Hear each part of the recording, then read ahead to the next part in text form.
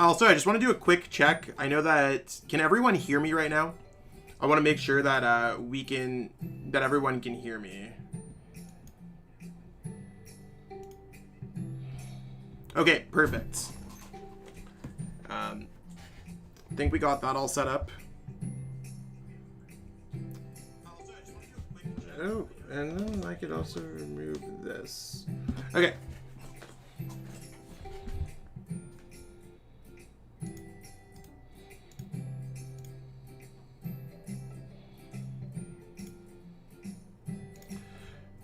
Okay.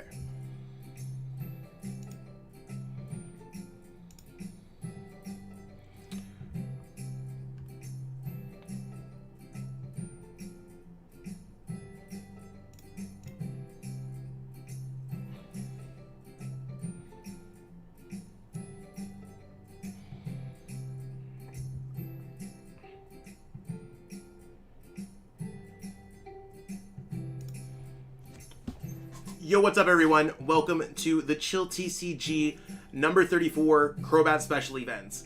Now, it's one of those events where I was a little bit close to not streaming this event, and that's not for anyone's fault or anything like that. Don't get me wrong, PTCGO Zone's awesome. I'm super stoked to be commentating this event, and Chill TCG is amazing. Our community experienced a great loss today in the form of Jimmy Pendarvis. I don't necessarily want to go too much in depth for that, and that's for a later time. This stream is more or less to embody his spirit of the game, his love of Pokemon, and I don't necessarily want to detract from anyone else's experience. So I just don't want to let everyone know that it's not one of these things where I'm selfishly running the stream. I really want to do this for the Pokemon community. It's a tough day for me because I was close to Jimmy. He was one of my former teammates and all that good stuff. But that being said, again, this stream is about Pokemon. This stream is about the Chill TCG. So I do want to let people know I will be okay. I'll have to think about everything a little bit later. And it was an incredibly tough decision. But I don't necessarily want to take away anything from anyone else. So just letting everyone know that before we go ahead, and we will be covering some amazing gameplay. Now I'm going to start off by jumping into one of these games. Let's see if... looks like the tournament has started, so I'm going to jump in here and see what's up. We're going to be starting off with Gabriel Smarts.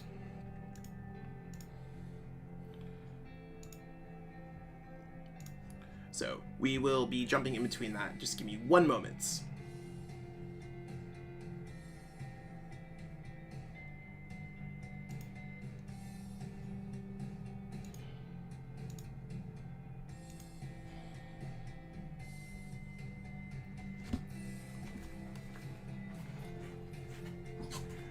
So jumping into this round, we see Gabriel Smart, one of the top players online right now, playing against Single Strike URSHIFU VMAX. Now, Single Strike URSHIFU VMAX, of course, has that weakness against psychic types.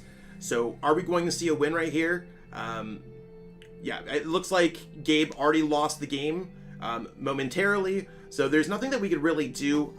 I was going to jump in to see if I could find another game. Give me one moment while I find another game here. Typically the goal for this stream right now is to find one game per round. I'm the only commentator for this event right now, so just to give everyone the heads up, I'm just going to be commentating the one round per event. It's going to be 10 rounds plus an additional 6, so we'll see exactly what's going on there. Give me 1 second.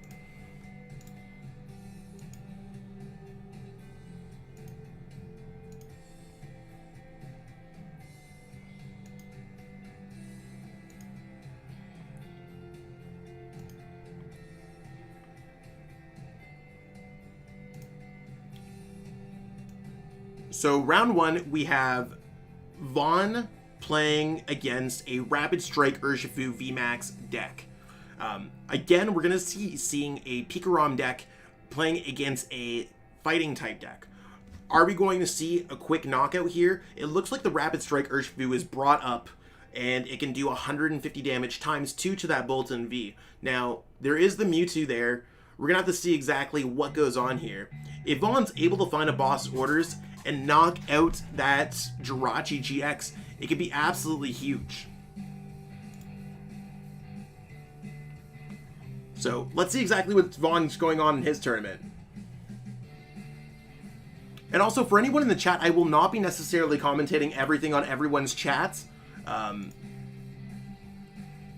It's one of those things where I'm going to more or less focus on the commentary. If anyone has any issues or anything like that, feel free to reach out to me. I have my Twitter DMs open. I will not be checking my Discord DMs tonight.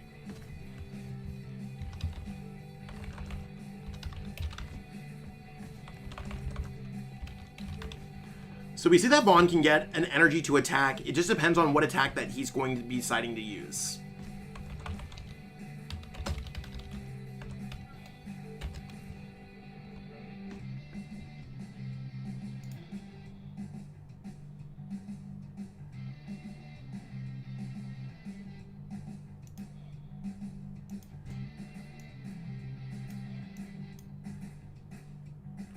So looks like he's just still deciding on what's the best play here. Does he want to put down a Raichu, Alolan Raichu? I'm not sure if he has the Pikachu and Zekrom in his discard pile, so we can't see. We're going to see a retreat there, losing a couple energies, sacrificing the Boltons, and getting a couple energies back.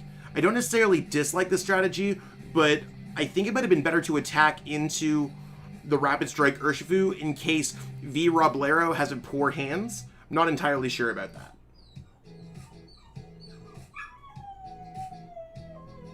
Yeah, I think you definitely would have used full blitz there.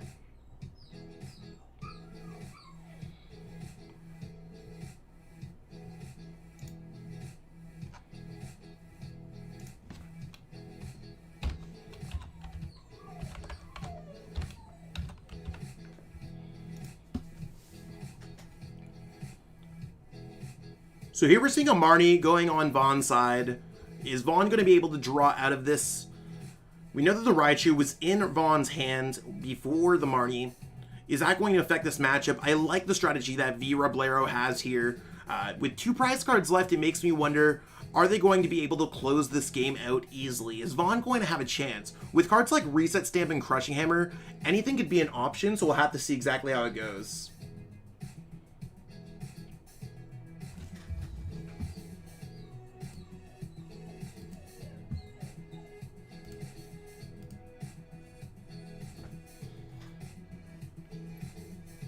So there's the Mewtwo with no energy. Maybe we're going to see a Paralysis play with the Tandem Shock.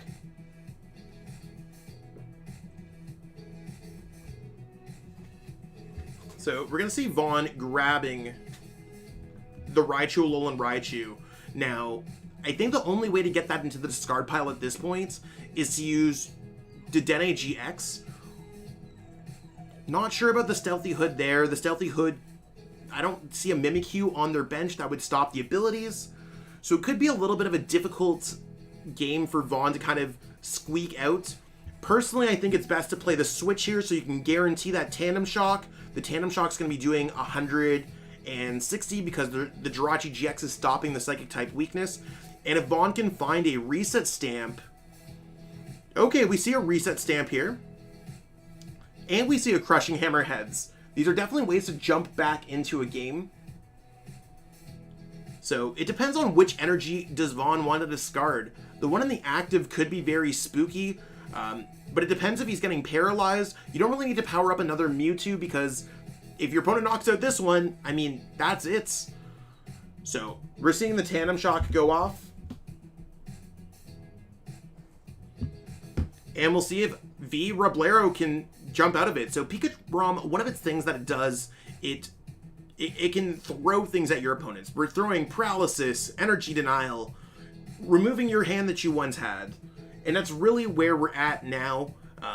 There's a professor's research. Are there ways to really counter the situation? Are there ways to make this potentially any better? You can only paralyze your opponent's Pokemon so much. Vaughn's already played a supporter for their turn. What's Crushing Hammer going to do? Crushing Hammer could potentially win the game. V. Roblero can win the game with a boss's orders, G-Max Rapid Flow on that Dedenne GX for 240 damage. Crushing Hammer here could be huge. So there's another Crushing Hammer Heads. That's something that Vaughn's got a lot in it. Yeah, we'll have to see what the metagame is after this round.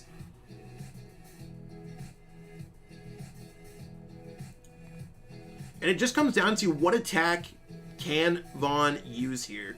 Is it going to be attack where we're going to be going with a knockout?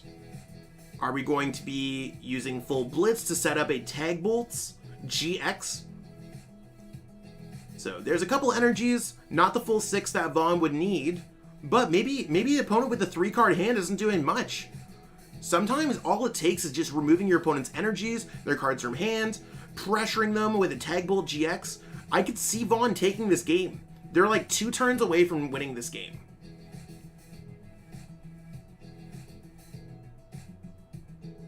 Yeah, crushing hammerheads is definitely a skill set that not every single player has. But we're going to see an air balloon coming down from V Roblero's side. How are they going to bring this back? And I think by them going into Stellar Wish, they probably don't have much. The Stellar Wish could be very decisive in this game. And we also see that there's the reset stamp in Vaughn's hand. So if Vaughn does not lose the game this turn, there is a chance for Vaughn to do reset stamp again and try to end this game.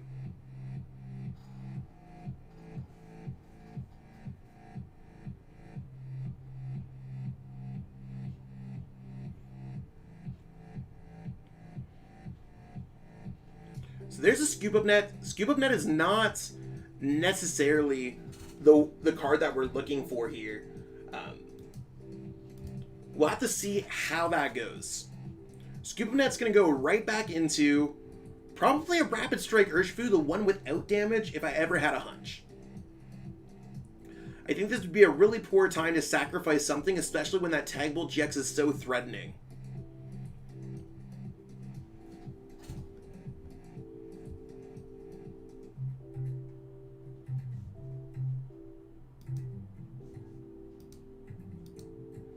So, we're really waiting on seeing what V Roblero here can be doing to kind of jump into this game. Possibly they disconnected, possibly they're just going to go pass, possibly they're going to hit for 150 damage here, or 160 damage I should say with that martial arts dojo. There's a lot of opportunities and things that could happen. It's just, what is Roblero holding in their hands? There's a boss. Is that going to be a pass? If there's no Dedenne GX or Crobat V left, it's interesting. It's very interesting. I personally would have brought up the Dedenne GX if I was playing down one of those cards. It seems like they don't have one of those cards. Putting a Marnie on top of the deck, they can't win the game that turn. There's no energies in play to really do much with, and putting the Mewtwo on the bench almost helps Vaughn here by grabbing extra energies from the discard pile. So I think Dance of the Ancients can be huge here, because it does allow for extra prize cards. Now, I don't think I would have played the Marnie there. I think I probably would have reset stamped, but we'll have to see exactly how it goes.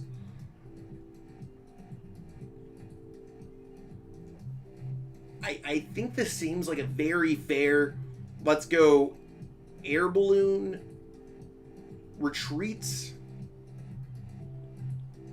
Not entirely sure what's going on here. I think Vaughn's just thinking things out carefully.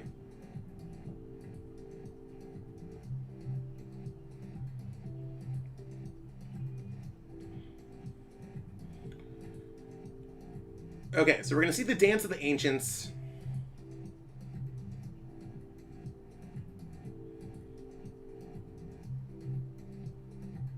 There's another play that Vaughn can be doing here too, which is sniping that Rapid Strike URSHIFU on V Roblero's bench for the 170 damage from Tag Bolt GX. That means Bolton V could finish it off in a pinch without needing much else.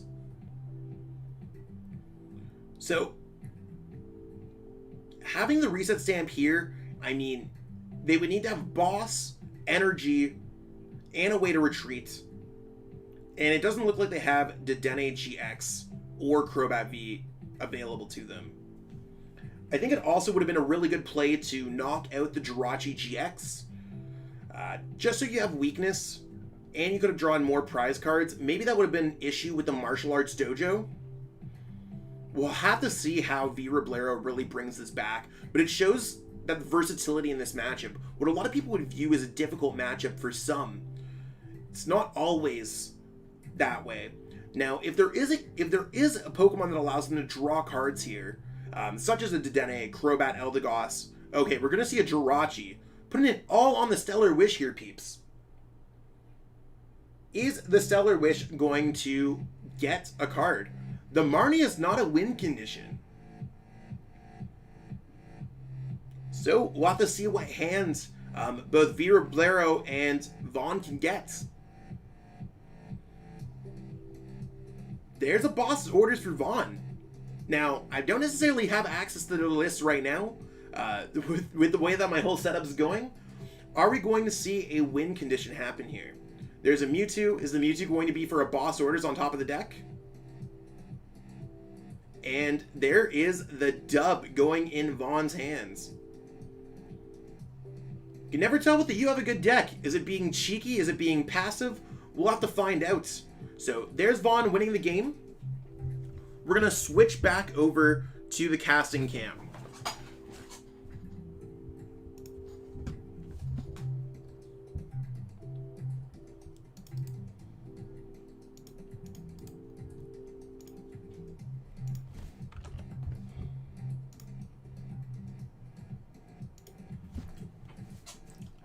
So there we have it. We have our first winner of round one. We have Vaughn moving on with PIKAROM. PIKAROM, one of the most neutral decks, one of the most successful decks in the formats. It's one of those things where I think PIKAROM might be a favorite to win this event. We saw how it was able to take down such a strong start from the URSHIFU VMAX and just kind of finesse its way in there. Tandem Shaw, Crushing Hammers, Reset Stamps, you name it, the deck had it. So lots of cool stuff going on there. We'll have to find out what's going on for a little bit more of this event. Let me jump in and see exactly what the metagame looks like.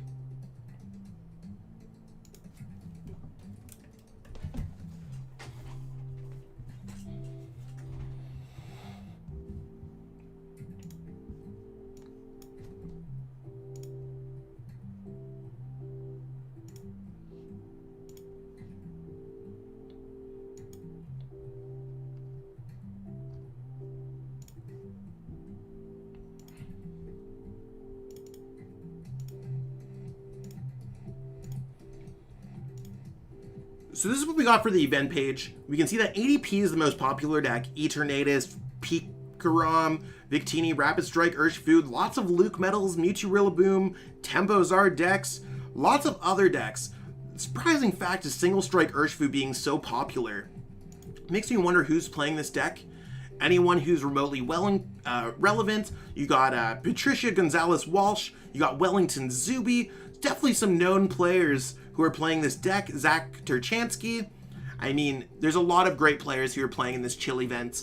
And I mean, again, it's very happy to see exactly what's going on here.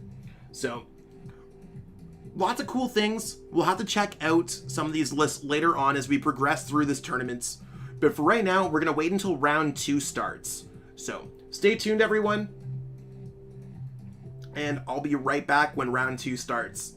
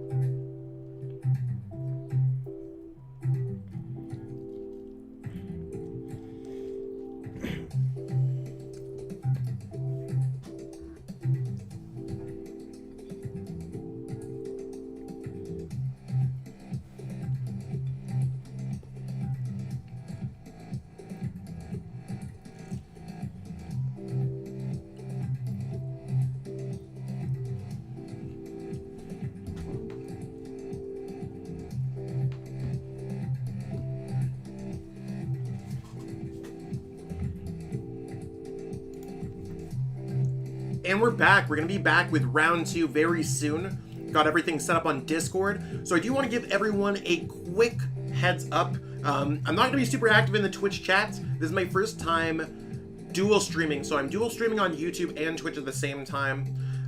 And I'm waiting for people to put their games in. So it's one of those things, if you can get your game streamed in the Chill TCG Discord server, if you haven't joined it, feel free to join it. It's in the event description page, would certainly make my job a lot easier. And if you want to be featured, let me know in the chat. I will be reading if there's anything going on. I see I have my 4 monitor setup. Yes, 4 monitor setup. So it should be awesome. Round 2 should be starting very shortly. So just waiting for people to get paired. I'm just going to double check here to make sure that pairings are. There's about 41 seconds. So I really appreciate everyone tuning in. Again, this stream is more of a celebration. So yeah, only 4.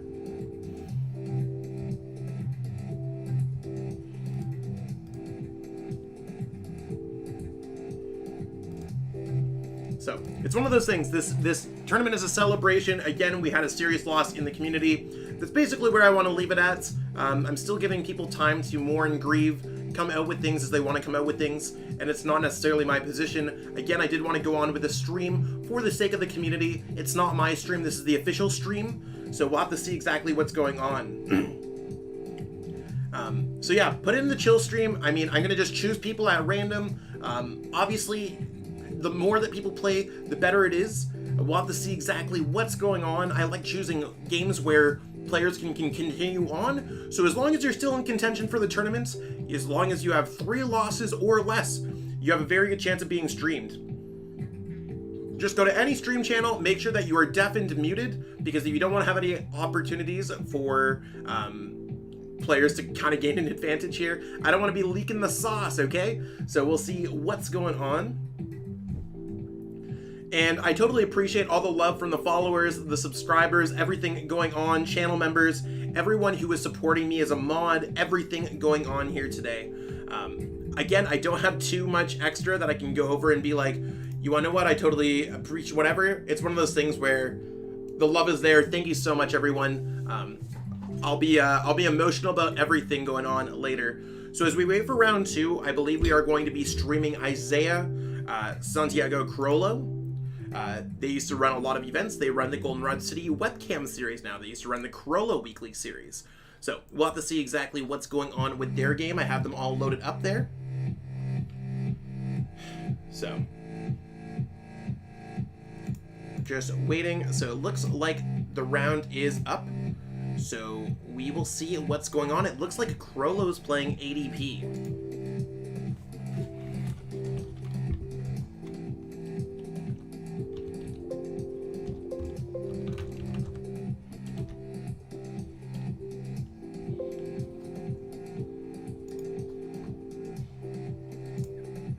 So I'm just waiting for games to start here. And we'll see. So I'm going to jump over to this page. And we'll be right back.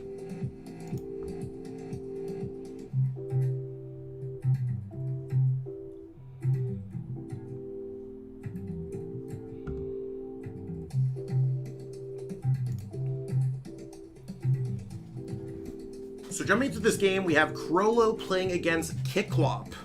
Not entirely sure who Kiklop is, but most of the community knows who Carollo is. So we'll see. And my apologies if Discord gets any buggy. We don't have a spectate mode only on PTCGO, so we'll have to see what's going on here.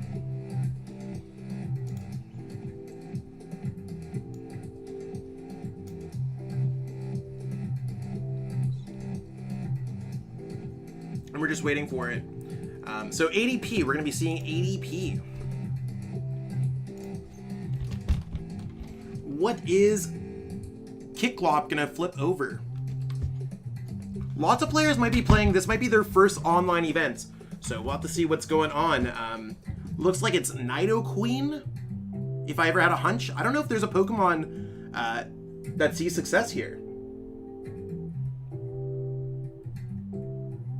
They're pretty Kiklopy. Amazing. So I have no clue what the whole Nidoqueen thing does. If this is even a Nidoqueen deck, maybe they're using Call for Family or something else unique.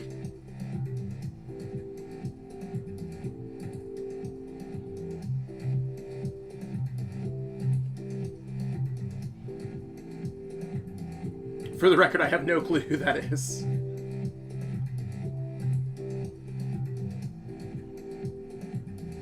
Looks like they're making a tough decision here.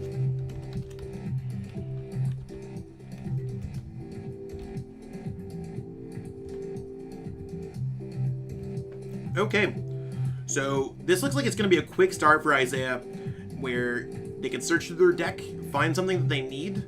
Maybe Mawile, maybe there's Pokemon. I'm not entirely sure. Maybe it's a theme deck. We're going to have to double check to see exactly what's going on here. Getting double energies is certainly nice. Getting that ADP Altered Creation set up. Now, whenever I'm in a situation where I don't know what I'm playing against with ADP, I think it's better to play the Metal Energy first. Just because you don't know what's going on particularly. Does your opponent play Crushing Hammers? Do they have other things going on? It becomes quite tough. Let's see what's going on here. Yeah, so we got Nidoqueen. We're gonna put a Charizard. Charizard's probably a little bit safer to put down, I think. But what do I know, right? So it's one of those things, we're seeing an Intrepid Sword, we have the Energy Switch in Crollo's hand. Nothing crazy going on in Kiklop's hands. It looks like they might just be trying to expand their collection with that Crobat. And you wanna know what? It's one of those things where it might just work out like that. We might see a quick Ultimate Ray here, getting pulled right off. And if Crollo finds the energy with Viridian Forest, Crollo's just gonna win this game. So there's the Water Energy. Looks like our opponent's going to lose on the second turn of the game. How unfortunate.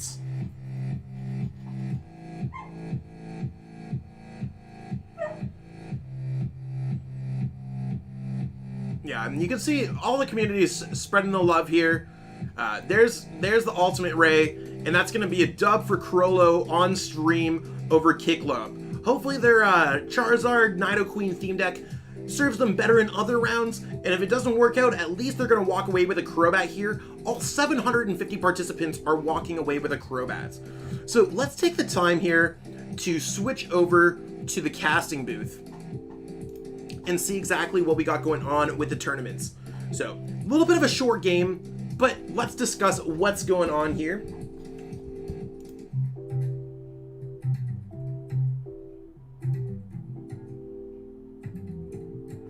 So, let's see what we got going on here, tournament-wise. Let's find out what we can learn about the chill tournaments.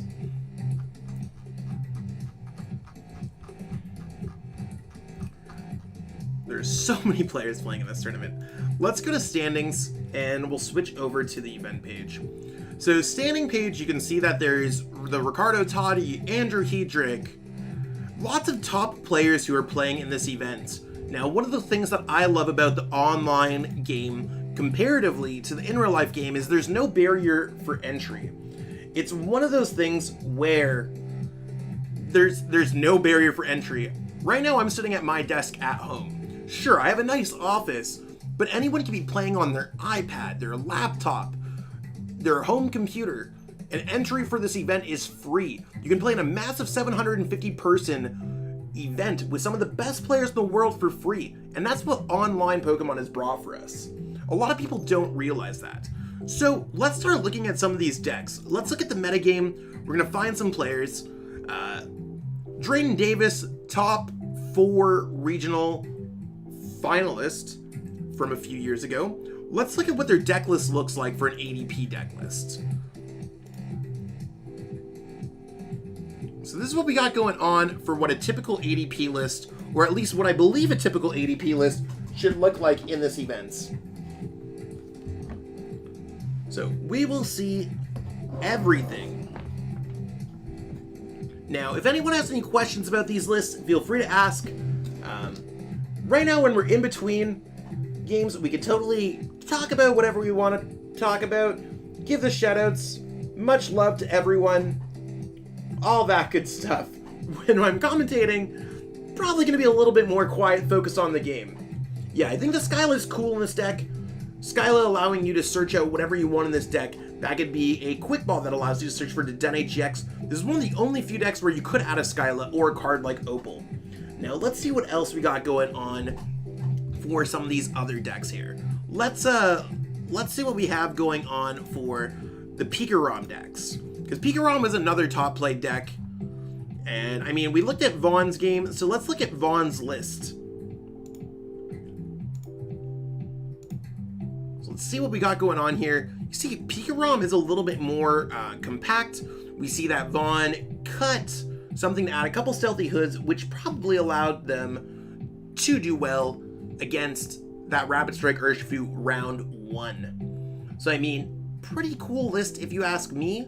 I'm trying to see what typically got cut from this list.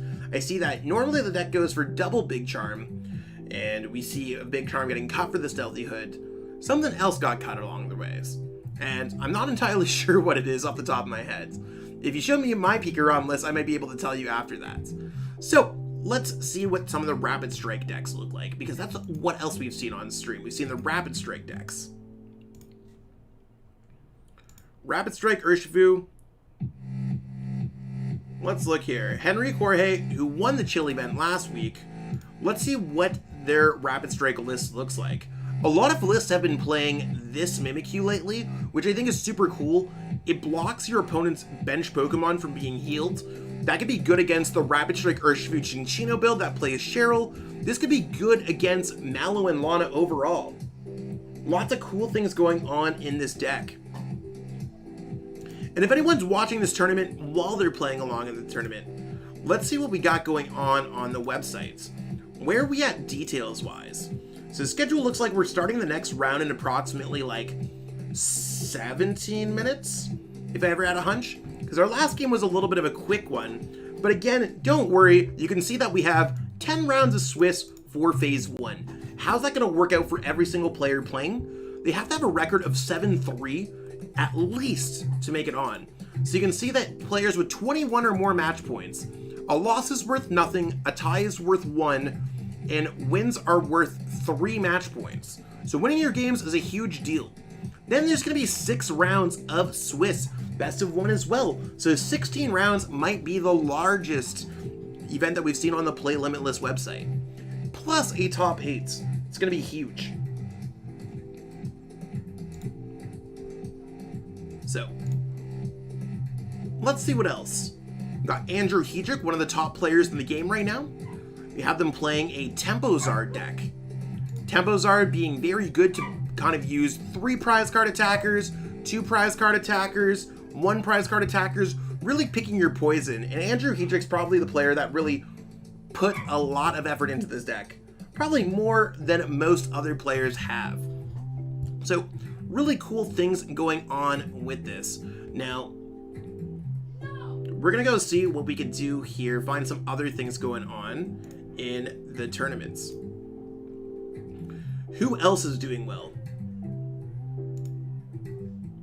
See, there's a variety of decks that can do well in the game. Our current metagame, while it's not necessarily the most forgiving metagame, as you saw players can win on their first or second turn, it's one of those things where there's a lot of variety of decks.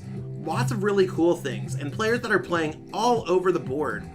The biggest thing that I like looking at when I'm looking at the metagame is the other decks. Sure, we expect the ZACIAN ADP. Let's see the ETERNATUS. We know the PIKAROM. What does the other category look like? There's 27 players playing decks that Limitless just couldn't necessarily put in one basket or another. So let's check these out in between rounds.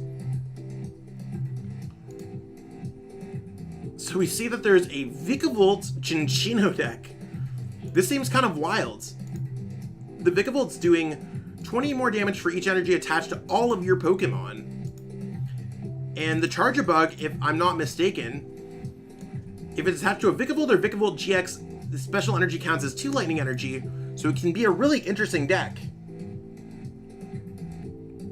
So, we'll see how far they make it. I'd love to feature some of these cool decks on stream. Let's see some of the other ones. What's Too Cool Bro playing? So let's look at what's going on here. We have ADP Inteleon, kind of like an ADP water box. Maybe this improves the fire type matchup. That could be certainly interesting if we run into that. What else do we got going on here? What is Rolo playing? So this looks like they're playing a budget single strike URSHIFU, which basically is Tyranitar, Stonjourner with the Houndoom lineup. I mean, I think the list looks pretty well built if you ask me. Definitely is certainly a cool idea going on there. So we'll see what's up. Dark Phoenix, we should check out your list. We'll have to see what's going on there. Yeah, there's a lot of players registered for this event. There's like literally was over 1,000 players registered. At one point, I was registered too. What do we got going on here? Venomoth, Weepinbell. Really interesting list here. I'm not sure what the Venomoth adds to this deck. Sniping your opponent's Pokemon with 90. That could be cool. Maybe making them dangerous mucus, hit them with the burn and the poison. That's beyond crazy.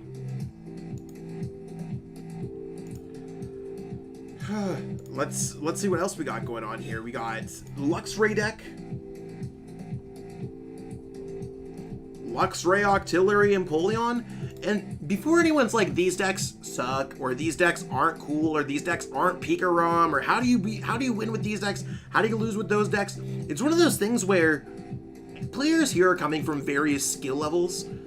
And the fun thing about playing a deck that people just don't necessarily know what they're doing against is people just don't know how to beat these decks. This looks like a pretty normal Rapid Strike list, except they're lacking on some Rapid Strike URSHIFU VMAX. Maybe they're playing a little bit more of a budget deck. Getting it out with the Rapid Style Strike Mustard. Say that 10 times fast. Lots of cool things going on here. What else do we got going on? So we just looked up that list, I believe. Totally gotta see what's going on with this one. Okay, we got access to a... This just looks like a normal Inteleon list. You probably need like a 3-2 line in order to call it anything, but this just looks like a normal Inteleon list. Sometimes lists do not get properly sorted on what we got going on here. Looks like we got a Charizard Dragonite theme deck going on. Players that are trying to get those Crobats to build up their collection. We're gonna just slowly go through everything, see what's going on. This is the League Battle deck. Got it. I mean, everyone's gotta start off with something. Sharpedo. Looks like they're playing a water type theme deck, or maybe it's the Blastoise League Battle deck. I mean, everyone's gotta get their feet wet. I remember I used to play theme decks back in like 2005, and that's when I started playing Pokemon. Sometimes you got players that are just building their own homebrewed decks. I mean, this looks like a cool version with the Talonflames and Tyranitars. I mean, definitely some creativity going on there. I'm sure they're going to be really happy to walk away with a Crobat V. Again, another Charizard theme deck.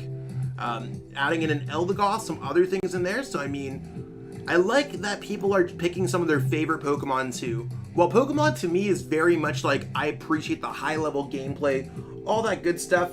It's one of those things where you gotta appreciate where everyone's at in the game, and realize that it's all brought together via Pokemon. And then you have cool decks like this where it's like Alcremie, Necrozma, Claydol. Looks like something straight out of a Little Dark Fury video.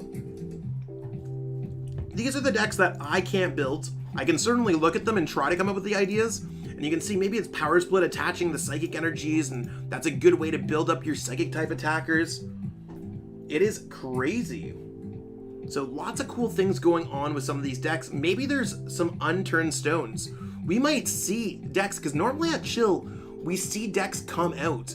We saw Simone Trottier playing a Mewtwo and Mew GX Rapid Strike URSHIFU deck, all the way to a first place finish. Then the next week, we saw Koichi Kimura win with a Victini Rapidash deck. In the past month, we've seen 2 new archetypes birthed at the Chill events. So what might look like a glorified theme deck or just some random deck right now might be a big deck by the end of the night. Maybe this player is going to get 10 wins. Maybe they're going to make it. We'll see exactly what's going on. See what other decks we got going on here. Looks like we got another Charizard deck. They add in a Scentiscorch and a Charizard VMAX line. I like that it's thematic. They have some really cool things. The Swordward and Shieldbird deck, I mean, it looks like it might be an Azul GG deck. He always has the one-of meme decks, or the one-of meme cards. Going in here, a lot of players going with the Charizard from Team Up. A lot of players going for the Charizard from Vivid Voltage.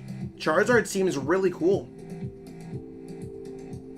So, I mean, these are the players who are sticking it out and they're playing for the love of Pokemon. Or maybe they're chasing that bag, trying to get that, they're trying to get that Crobat V. Got some kind of Persian Catterday deck. I mean, this certainly looks like it's interesting. I mean, I wouldn't know what to play against, or how to play against a deck like this. So we'll see if they're able to get 21 match points in order to advance. So we'll look at some more decks in between rounds. For right now, we're going to take a brief break, so feel free to grab yourself a drink.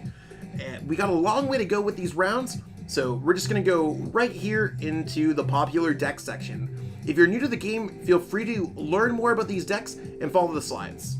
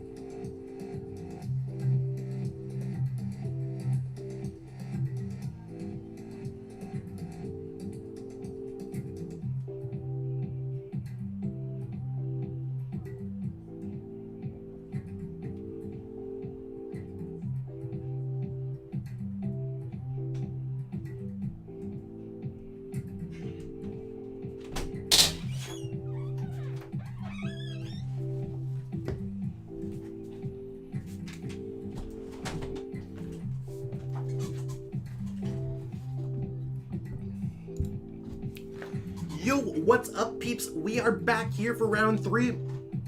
Yo, I'm Zach Lesage, and I'm live streaming this event, the official live stream. So, we've already seen a few of the top decks being played out. We've seen PIKAROM, Rapid Strike, URSHIFU. We've even seen a theme deck play versus ADP. What's going to happen next at this event? We will only find out.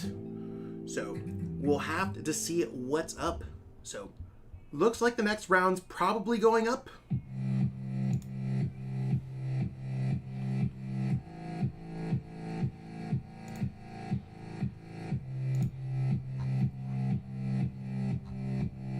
And I'm just going to get prepared for the next round as well. So, the first round we streamed Vaughn versus Roblero, and then the second round we streamed Isaiah versus Kick Club. And I'm probably butchering those names. It's hard to pronounce some of these online usernames. So let's see what we could find there.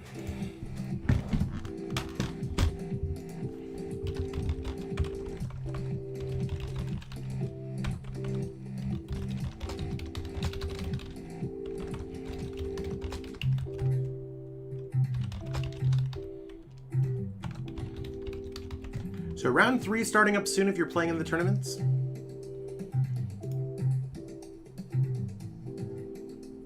We're going to jump in here.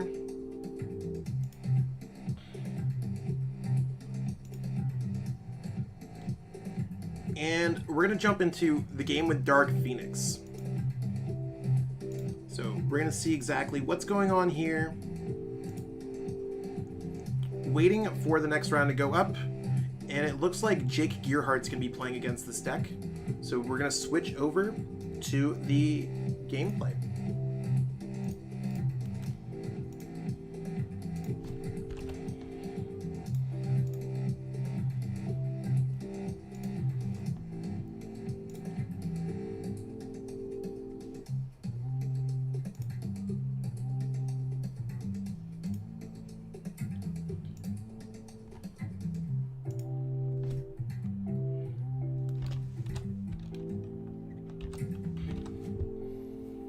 So yeah, Galarian Rapidash ORBEETLE versus LUCMETAL. Now typically LUCMETAL does a great job at doing well in this matchup.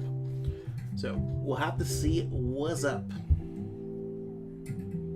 Yeah, it definitely looks like it's LUCMETAL. I mean, Jake Gearhart only plays LUCMETAL.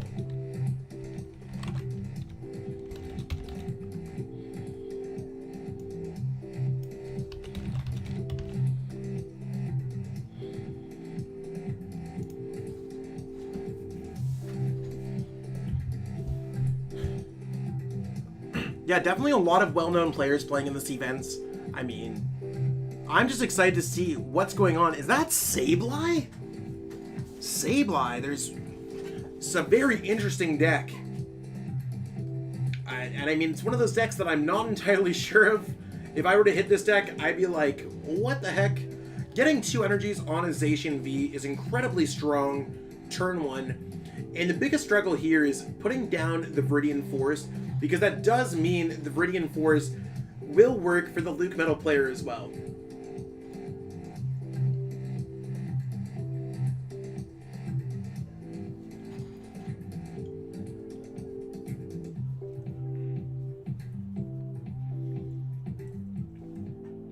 So, Strafe, I believe there's resistance on the Zacian V. It might be strafing into a Mew to sacrifice a 1 prize card attacker instead of a 2 prize card attacker. Now, Jake could definitely follow this up by going Boss's Orders, bringing up either the Galarian Rapidash V, which probably isn't going to see too much effect, because I am assuming Jake is playing a couple copies of Metal Goggles, which will stop the damage counters from going through. But like I said, I'm excited to see how this build of ORBEETLE works. Just chose a match at random, so we'll have to see what's going on.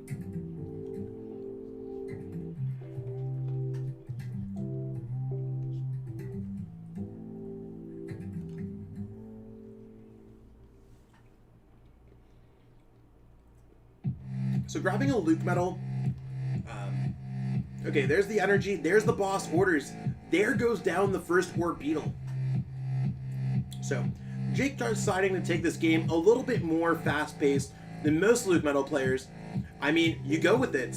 And this is one of the more interesting decks that we're seeing here. That was a really good turn for Jake. And it just leaves like, what's gonna happen? We see that there's other Orbeetles and Orbeetle VMAXs in Dark Phoenix's deck. There's a research. Yeah, it's a really wacky deck. I think it's about putting damage counters in play, energy switching off the Pokemon, and then building up with those damage counters on the Sableye. Although there's only so much you can do. Maybe Jake's going to follow it up with a switch and another boss. Getting Orbeetle in play seems like it's going to be huge. There are 3 energies on that Zacian. So, we'll have to see how they can follow it up. Probably sacrificing this Mew.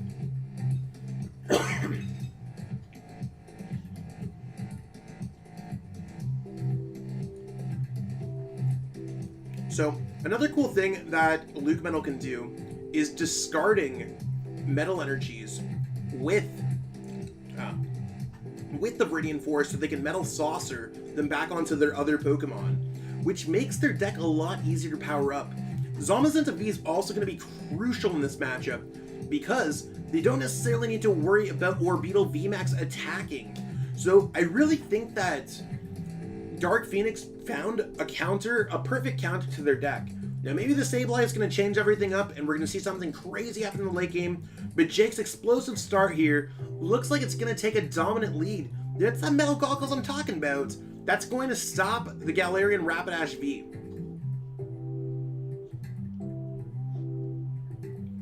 And yeah, I'm really happy that everyone has the opportunity to watch this event.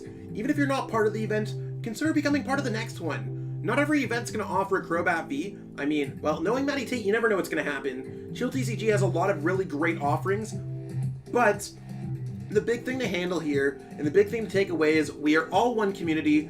Putting on an event like this takes a lot of people, and I think it's really cool.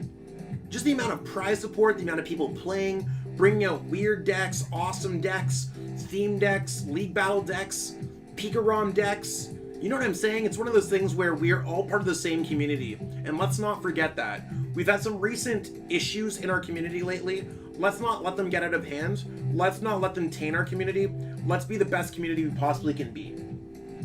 So, there's that Orbeetle. It can start spreading some damage counters around now that those Metal Goggles are gone. And benching both Metal Goggles, I think, is almost a little bit of a misplay.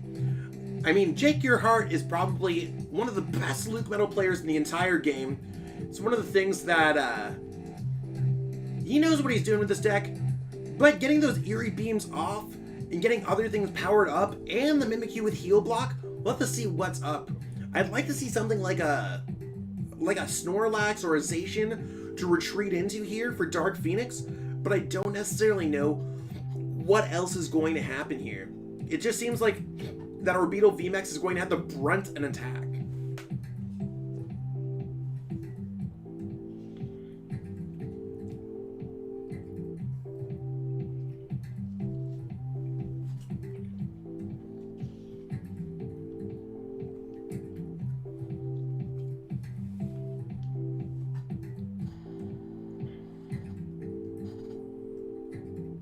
So, we're seeing down to 2 prize cards left. With that Crobat V on the bench, Jake could potentially be 1 turn away from winning the game. And it could only be, I can't even tell how many turns it would take with Orbeetle pings to win the game if we're Dark Phoenix.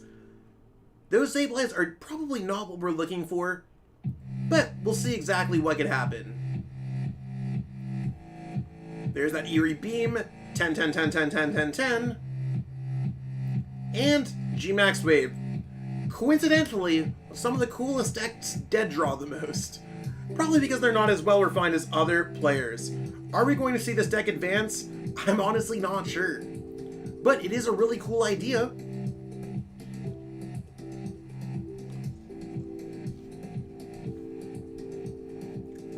I think Jake's just going to look to get another Zacian built up maybe.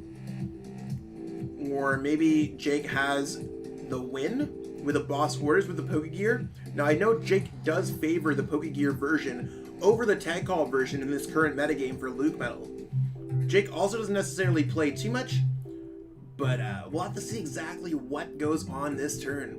There's a Malalana. Malalana's going to stop the healing, or the Mimikyu's going to stop the healing from the Malalana. We'll see if Jake discards cards here. So Jake making sure, double checking what's going on with that Mimikyu. And we're going to see an attack for 220. Maybe Jake's reading through what's going on with the dead hands. I mean, Dark Phoenix hasn't done too much, but that's a Marnie. That could be enough to try to jump back into this game.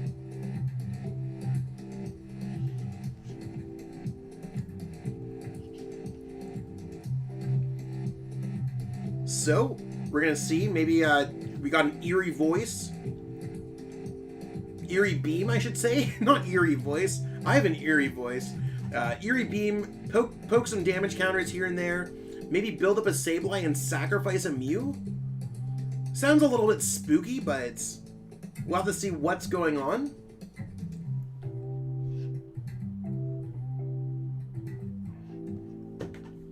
$10. There's an Orbeetle. Oh, we're going to see a knockout with the Mew. I would have liked to power up the Sableye V. That might have been enough to actually win this game. But there's 20, 10. Does Jake have the boss in order to knock out that Orbeetle VMAX? That's going to be the big question here. Jake could be one turn away if they have the boss. There's the boss. Yeah, it's poor matchup, but it is what it is. And I mean, even if the energy was attached to the Sableye and if it wasn't knocked out, we still would have seen the same result either way. So nothing bad going on there. Overall, some great gameplay from some awesome players. So here we are back at the casting booth. Got a lot of cool players playing out their games. Are we going to see more players playing their games out throughout the rest of the tournaments? I mean, that was round 3 out of 16. So you need to be able to do well at 16 rounds. Looking like a 13-3 to advance. Maybe a 12-1-2? Something like that? We'll have to see what's going on. So, lots of cool things going on here. Let's check out what the standings are looking like for the tournament very quickly.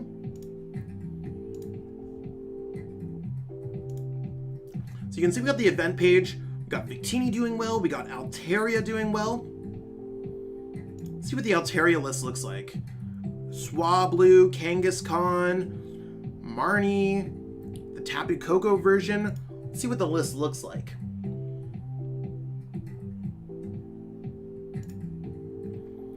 So this is looking pretty cool. Really cool list overall. So I mean, lots of really cool decks that are just being played in general. E-turns. Dragapult Urshifu. Dragapult Urshifu is a deck that's kind of been puzzling to me lately.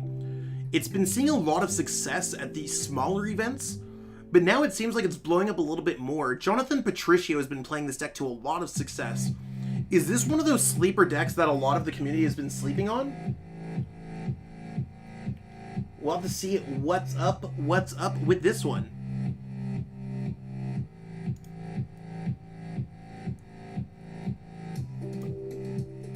You can see Urshifu Chinchino, just regular Urshifu. There's a lot of really cool decks going on. Now let's check out the schedule to make sure that we're on track. So the next round's going to be starting in approximately 14 minutes. So we can see what's going on there. So if you're playing your game out and you're watching the stream, obviously make sure that you're not watching your opponent's game on stream for what it is. But it is one of those things where I do want to let this be a way for you to keep track of what's going on in the tournament. So feel free to watch a stream. I'll keep you updated with time limits, when things are going to be going up, and all that good stuff. You can see this one's going to be a little bit of a late one. We're starting top cut around 1 a.m. Eastern. That means this tournament's probably going to be ending around 4 o'clock in the morning. Maybe a little bit sooner depending on how quick they are. So not only is this a tournament with massive prize supports, 250 plus packs donated from PTCG Ozone. PTCG Ozone, amazing. They sponsor Chill TCG. Amazing place. Check out their website and follow them on social media if you haven't already. If you're one of the players that missed out on the Crobats, they do a lot of really cool giveaways. So Follow them so you don't miss out on the next time. Let's see what else we got going on over here.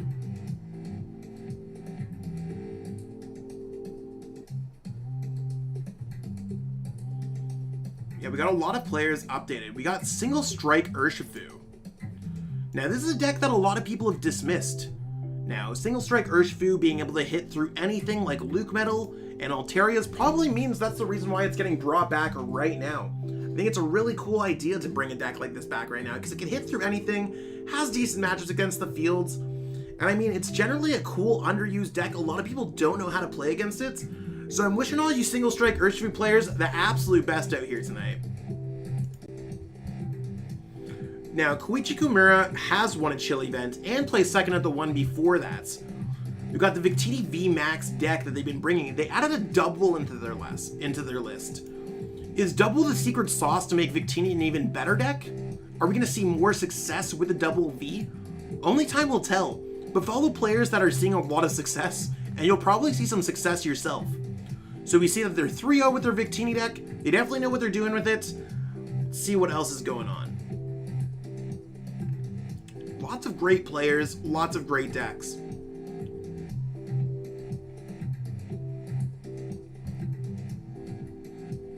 See Gustavo Wada, got an international champion, world champion in the house. They're playing their own version of Victini. I mean, I like this build. I'd like to see a Tool Jammer in this deck. I think Tool Jammer is very good in decks like this. So, I mean, Victini, it's probably going to be a lot of them in Phase 2. Does anyone want to take any guesses of how many players they think are going to be making Phase 2? I don't even know. Typically, there's about, like, what?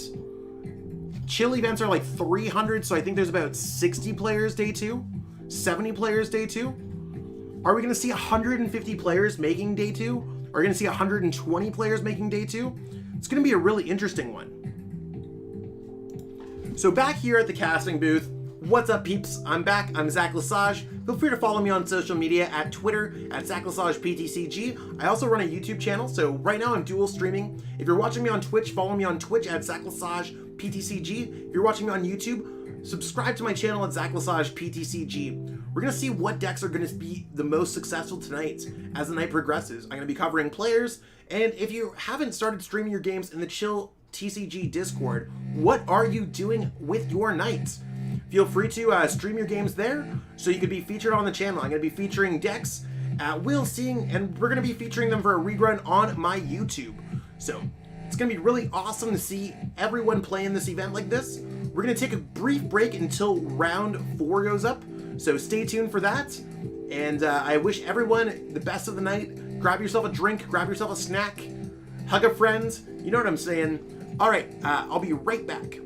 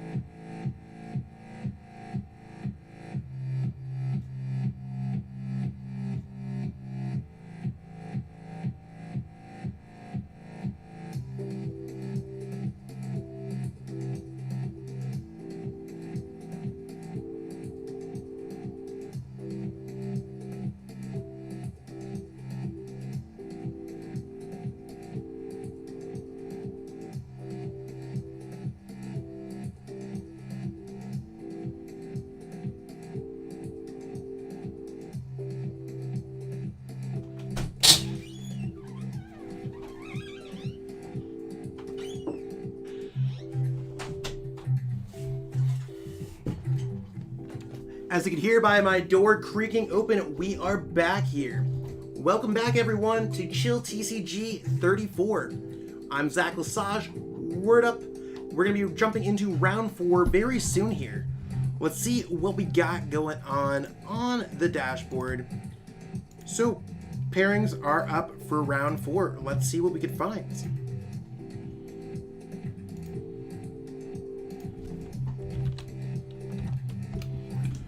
So, looks like we are going to be streaming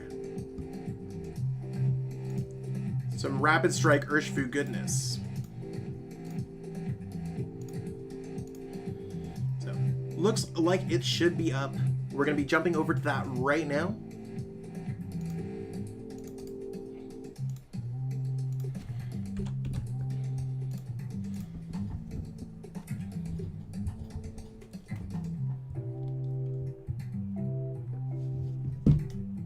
And we're just waiting for the opponent to kind of accept the game.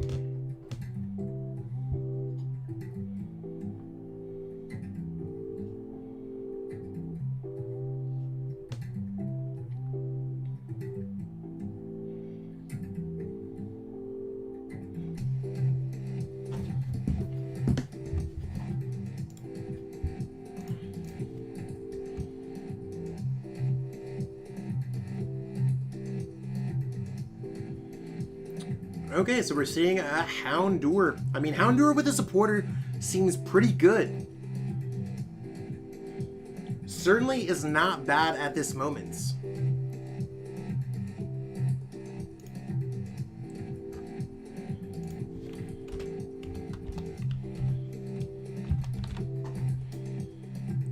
So let's see what we're facing against here. Looks like a PIKAROM. This could be a very favorable matchup. Got fighting type Pokemon. We're going to be able to put the Marnie to get all those Urn of Vitalities back to the bottom of the deck. We certainly wouldn't want to discard those with a Dedenne GX.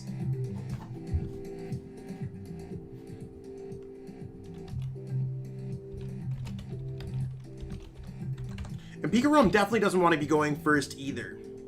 I wonder if PIKAROM's going to be is going to be one of the more successful decks today, or if it's going to be a day where Single Strike URSHIFU shines.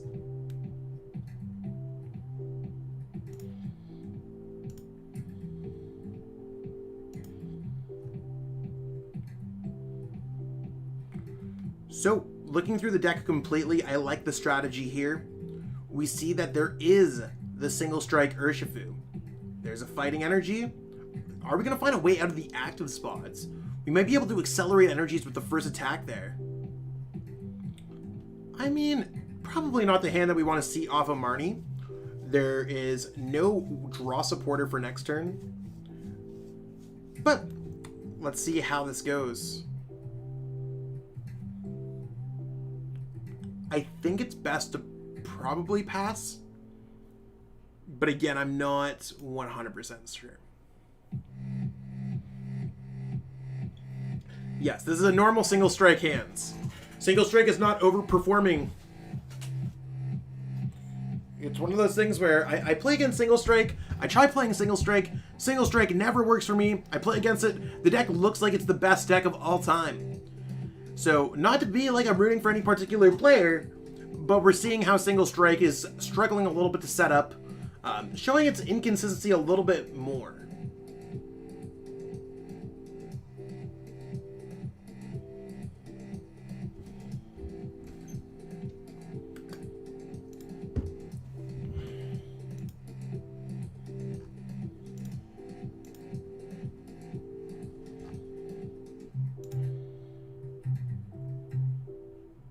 So, there's that Bolton powering up Pokemon in play, and at the top they get the Quick Ball. That's huge.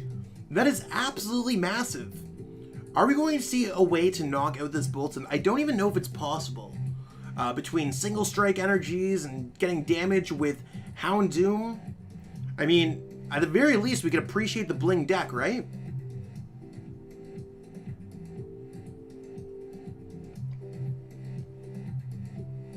There's a Mew. The Mew could be very helpful against a Tag Bolts. Seeing the Single Strike Roar. I mean, I like the style. Is there a Jirachi GX though? Because that Mewtwo Mew might be spicy. Oh, there is the Jirachi GX. This is going to be absolutely hot. There's Crobat. Are we going to find a way out of the active?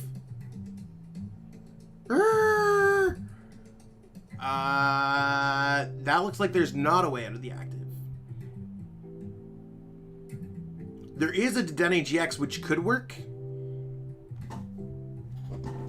The Dedenne GX might just be the play here. You don't want to give up too much because if you put down that, you cannot have Jirachi GX. Single Strike Urshifu struggles a lot with benching things.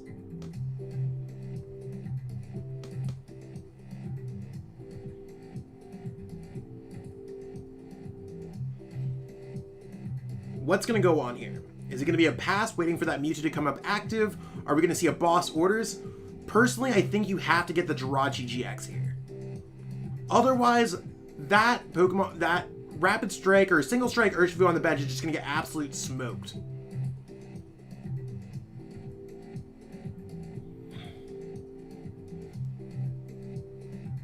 So, going all in.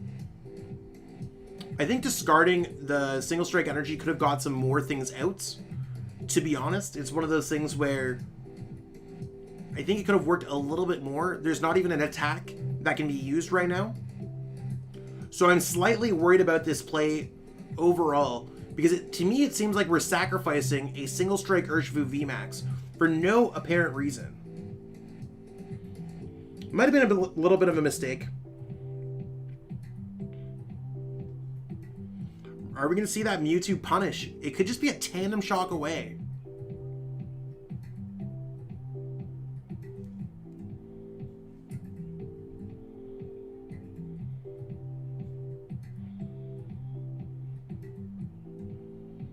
Tandem Shock, boom. 3 prize cards just like that. Pokemon's not a game where you can make a lot of mistakes and just be able to just jump back from it. And now with all these Single Strike Energies down, it's going to be a very difficult time. Yeah, definitely going to quick ball the way the energy got earned, put down Jirachi, sacrificed the Houndoom in the active spots, and then maybe made a play for the game. So now we're seeing the Jirachi GX. How are we going to kind of bring this back? Yeah, it seems like it's a little bit of a tough one to deal with.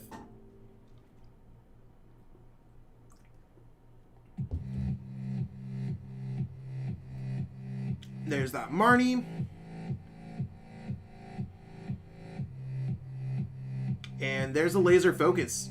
So this could just be a Tag Bolt GX. That's going to do 200 damage because the 20 damage on there, 20 plus 200 is going to be a knockout. So, I mean, if I'm the PIKAROM player, I'm like, 200, let's go. I don't know why they'd give Team Yellgrunt a play there. To me, I don't like that play. I think it's just giving your opponent energy back. You don't need your GX attack. You have enough prize cards on the field. As long as you got a boss order, you can finish this game. So we're watching the PIKAROM player make a little bit of a mistake. And we might see Single Strike jump back into this game. I would have definitely just gone for the knockout there. Now, a lot of things can change. We have opportunities here to get the GX attack off, or not the GX attack. It's not a GX Pokemon, it's a VMAX Pokemon. We can go for one blow, which would just get the Oko. We could go for, but that would also just get knocked out in general too. Because there's 3 prize cards remaining, that would just be the 200 there. So seeing it evolve, maybe it's gonna, I'm not even entirely sure.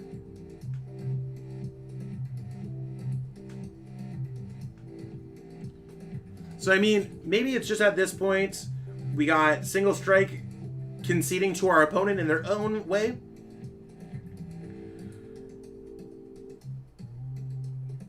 It's going to be 270 damage, plus, well, I mean, I guess it's minus 20. So, yeah, there's the sad face. I think they know what's happening. I mean, I would have just attacked that one last turn and not even give the opponent an opportunity for prize cards. It would have just been a pass. But I like the style. Going out swinging is hot. So let's see. Like that everyone's being all kind of stuff. There's the GGs. I don't think the reset stamp is necessary here.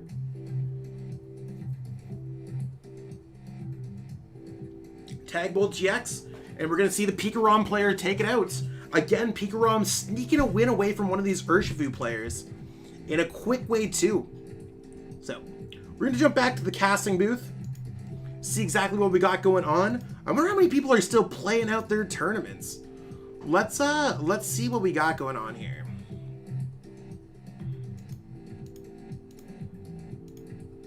We got round 5. Let's just actually change this back up. Let's just so we're ready for the next round, peeps.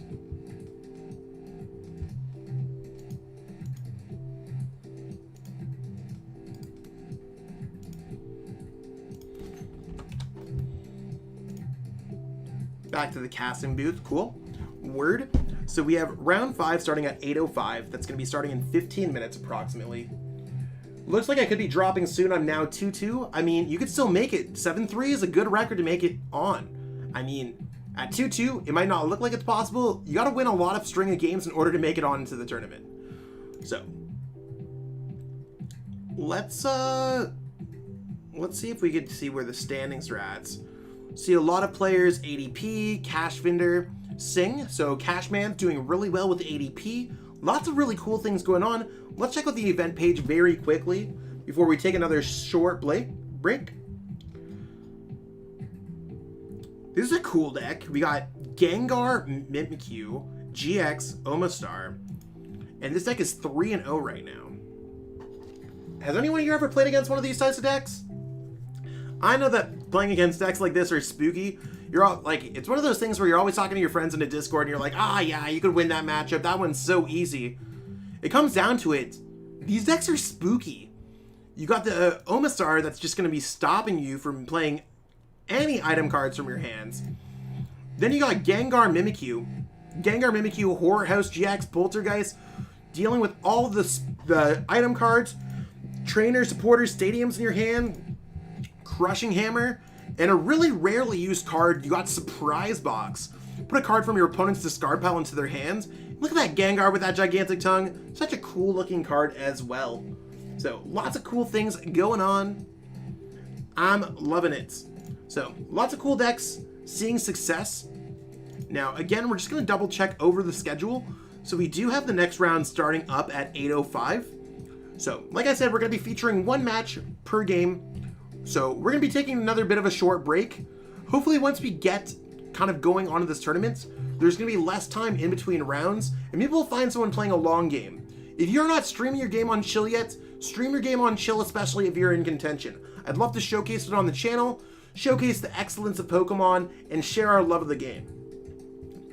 So that being said, just to make sure that I have a voice, I'm going to stay hydrated with my handy dandy water, refilling that up in between rounds. If you're just tuning in, I am Zach Lesage. I was able to win the Players Cup 2 championships, and I have a decent bit of other accomplishments under my belt. So my goal is to bring the knowledge to the table, make it fun, easy, digestible, and help celebrate the love of Pokemon tonight. Do you want to give a huge shout out to Chill TCG for running these events every single Wednesday? The passion is there. Natty Tate is an excellent ambassador of this game, just running the best events every single week for our community. And huge shout out to PTT Ozone for donating 750 Crobat Vs and the prize support of 250 Battle Styles packs for this tournament. The generosity there for our community is absolutely amazing. So really appreciate those, and anyone else who's helping out behind the scenes. I know that there's so many graphic designers, there's so many players, there's so many mods, admins, judges, all those cool things. It takes an army to make events like this happen, and I mean, events like this, they take weeks, months to make happen. So it's one of these things where maybe they fell off the back of a Crobat truck. That being said, we'll be back in approximately 10 minutes. I'm gonna give my voice a little bit of a rest because we still have another 11 rounds of Swiss, and then we have a full top 8. So we'll stay tuned for that. So I'll be back. Again, I'm Zach Lesage. Feel free to follow me on Twitter, YouTube, and Twitch at Zach Lesage PTCG. We'll be right back.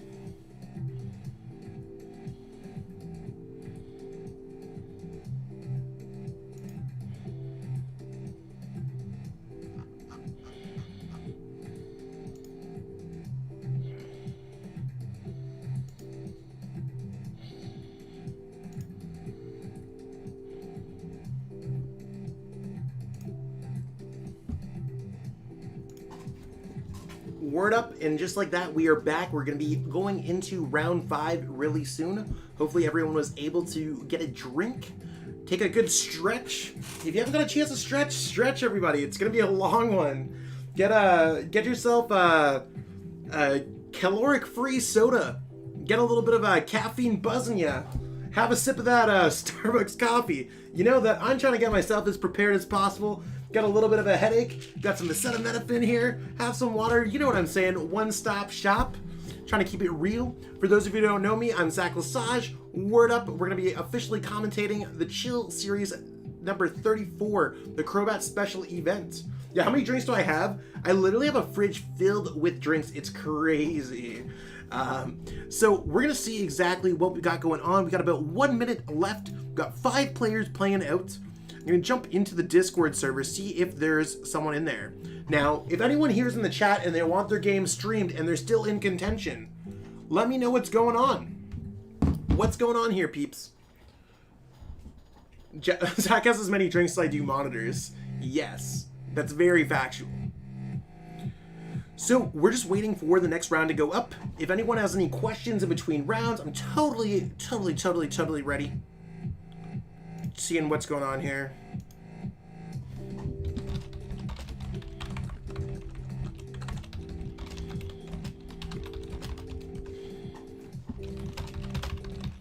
Answering all the peeps on Discord.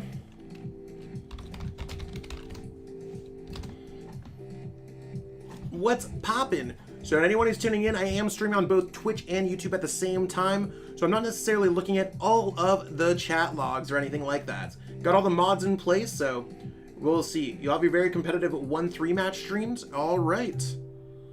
Where we at? Where we at? Where we at? Where you at?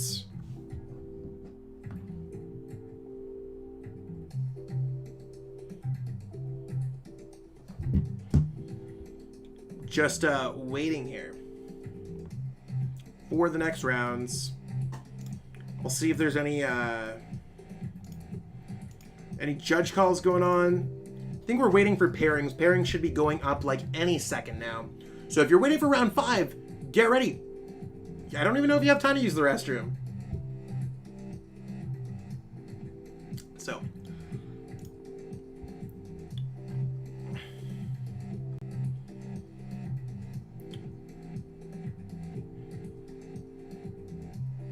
I'm just waiting for people to join in. Again, if you're not streaming your game on Discord, I can't stream your game. So I'm looking to get people for all 16 rounds. And if you know people who are playing in the tournament who can stream, certainly would help me out a lot.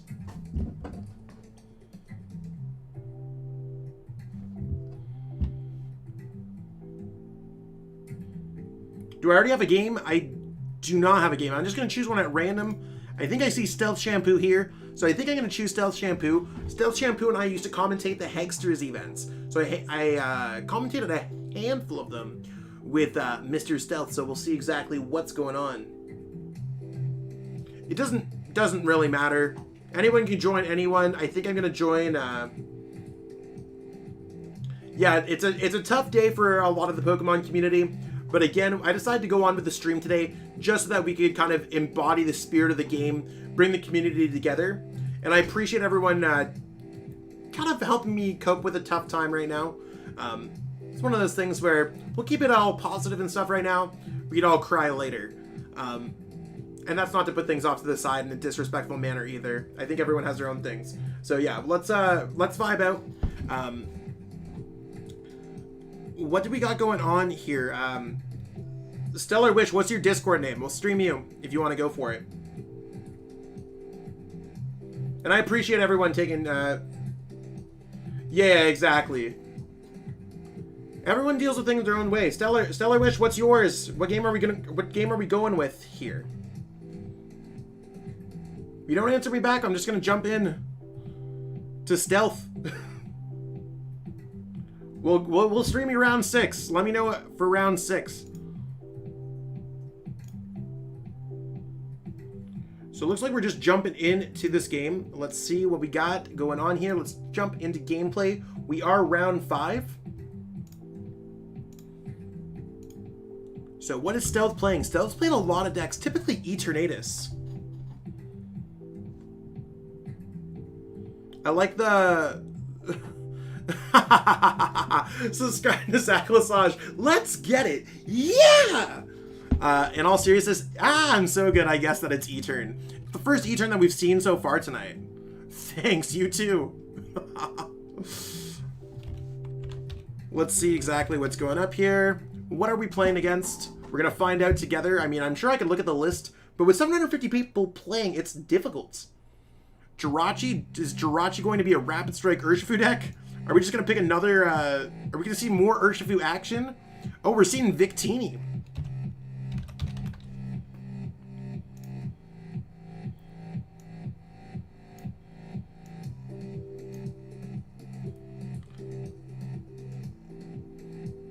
So, we'll see how the Victini matchup goes. The fact that Victini's going first, it looks like it's going to be a little bit of an advantage for the Victini player.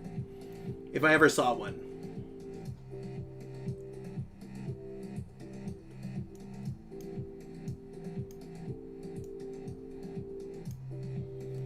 So, it's a long Stellar Wish. Let's see, as long as they find... They don't even need Welder, they just really need to find a Fire Energy.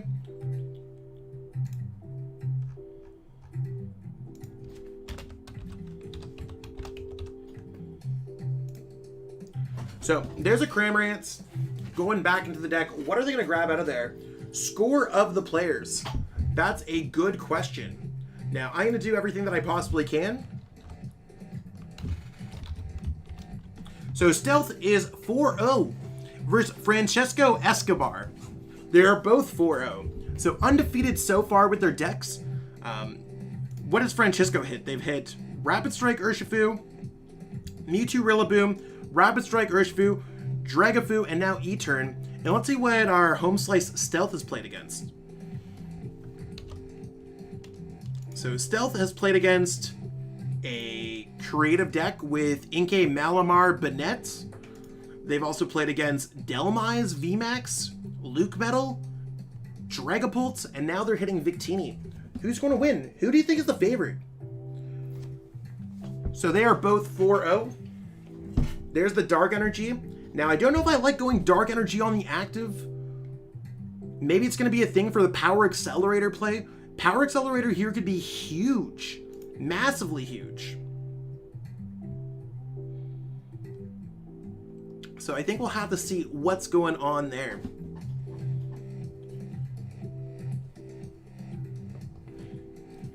That's fair. I mean, someone's got to win the game. Either that or they're tying their game. So, we will find out shortly. It is a risky move to go in on to that E-turn. I certainly don't disagree with that. So, it looks like we're just building up the board here on Stealth side. And there's that pesky Marnie. Are we going to see a Dark Energy? Could get a Crobat still. I like the Chaotic Swell on the Giant Hearth. Now, I'd actually be using Giant Hearth to pitch one of my cards away first. I think that might be a little bit better. Maybe not. Maybe we're going to bench something else down. Maybe like the Hoopa.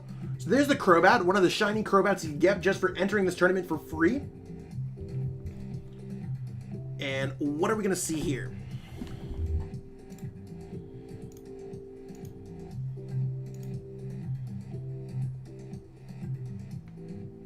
So no energy. There could be the Crushing Hammer.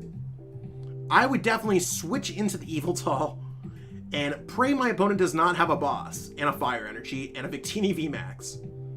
And here's the hoping for everyone. I mean, on the other hand, we got Victini that's hoping for all those cards. What's in that 5-card hand?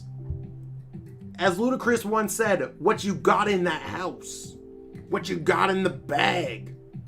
I'm probably blatantly misquoting.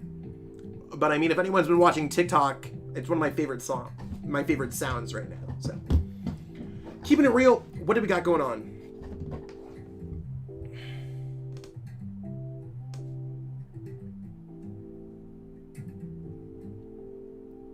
There's a Welder. That is not a boss. Is the E-turn going to survive?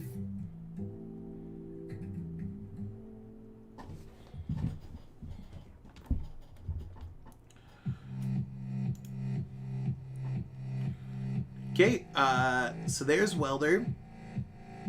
So we are not going to see a boss on that E-turn. which is going to be huge. Are we going to see a Victini VMAX? Victini VMAX is not very good at knocking out Yveltal. So the free code is for everyone who signed up at the event. Just to answer some of the questions. So make sure, if you're not already, follow PTCG Ozone on social media. They let everyone know about what's going on at these events before it happens. So you could have got a free Crobat just by showing up to chill. Go 0-1 drop as long as you submitted a deck list and checked in. Play in the chill event, there's free prize support. It plays every single Wednesday around 6 p.m. Eastern.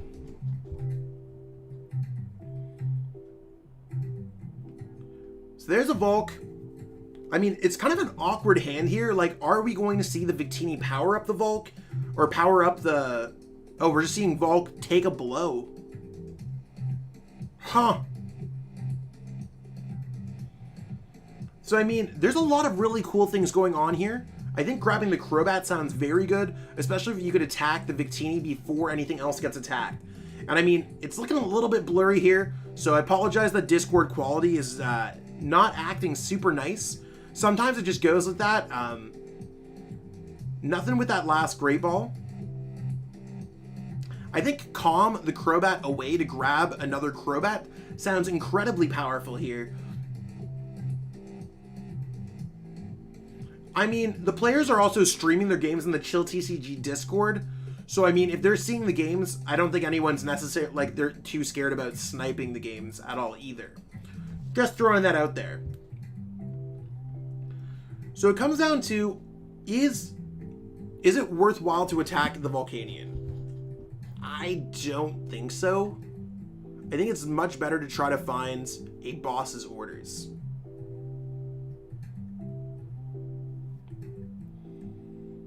So there's no boss's orders there for next turn. It's really interesting because, like, if you wait too long, your opponent could get something set up. If you leave the Volcanion there, they might pause another turn. There's a lot of really weird plays that can just happen, but it looks like Stealth is going for attacking with the E-turn, just drawing a prize card. Now, it might work out really well, just attacking into that Victini VMAX twice, and attacking against the Victini V. So, counting turns in order to win the game, it looks like Stealth, by attacking the Victini VMAX twice, and knocking out a V Pokemon or GX Pokemon, that's 3 turns. Whereas on the other side, if we look on Victini VMAXs, they have to attack E-turn VMAX twice and E-turn VMAX twice in order to win the game. And anyone who's wondering how Swiss pairings work or anything like that, it is sometimes feels like the luck of the draw. You're surrounded by great matchups, and sometimes you just hit the worst matchup. Happens to the best of us. Sometimes you're playing against a field of terrible matchups and you only hit the good matchups. It's going to happen overall.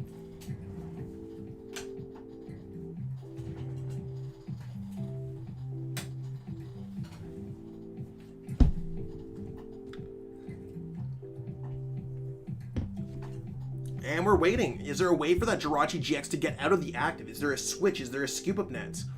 Are we going to see Victini VMAX hit for max victory, 220, being able to two-shot that E-turn VMAX?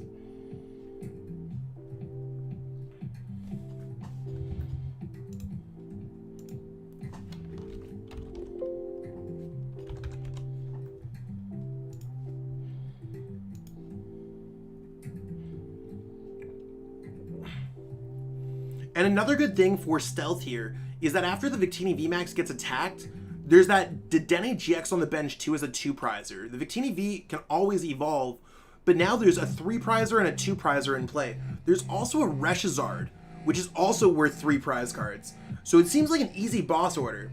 What's the record for the players that we're watching? They are both 4-0.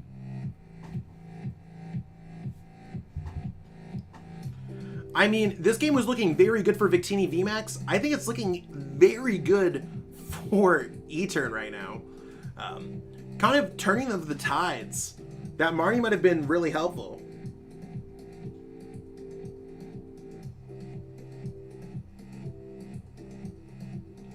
There's the switch. Are we going to see a max victory? So there's max victory for 220.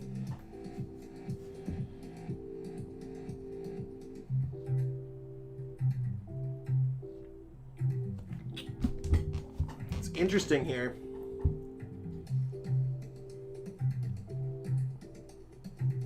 So we're going to see a Zigzagoon probably hitting onto that Victini in the active, depending on how many that Stealth has left.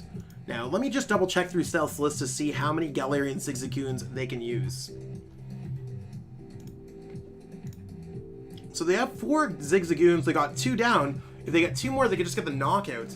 Ooh, there's the 2. They're going to go with the 2 prizer. Not playing down the Crobat or anything like that. I think it's a cool play, because they might just be able to win the game next turn. Although, I think I would have much rather seen the 3 prize cards getting drawn, just because it probably doesn't matter too much. Because their hand doesn't necessarily have anything else. I think they need the extra prize cards.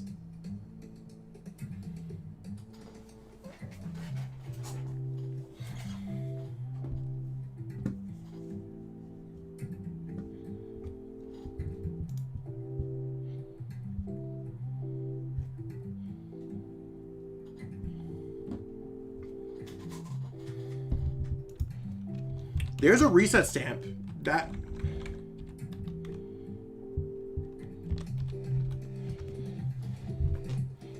So let's see what this reset stamp brings.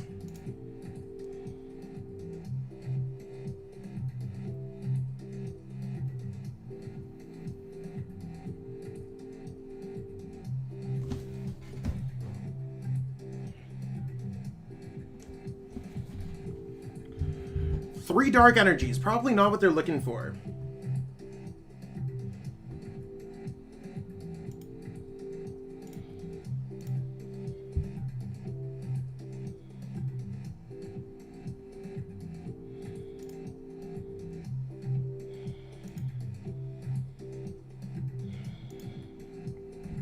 Okay, so there's the knockout. That was a huge turn.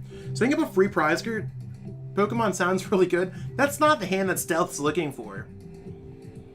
I mean, at this point, I think you either attack into the Victini VMAX or you do not. Maybe it's much better to attack with a Hoopa and hope your opponent does not have a boss.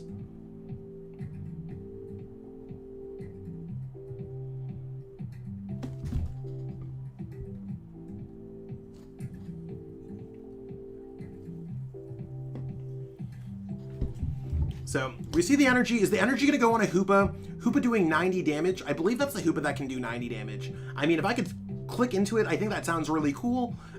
Bringing that Victini VMAX down to a 2-shot potential and not sacrificing the E-turn VMAX. It's just if this Pokemon gets stuck, could be a little bit awkward. And with the strength of Stealth's hands, anything is just kind of weird.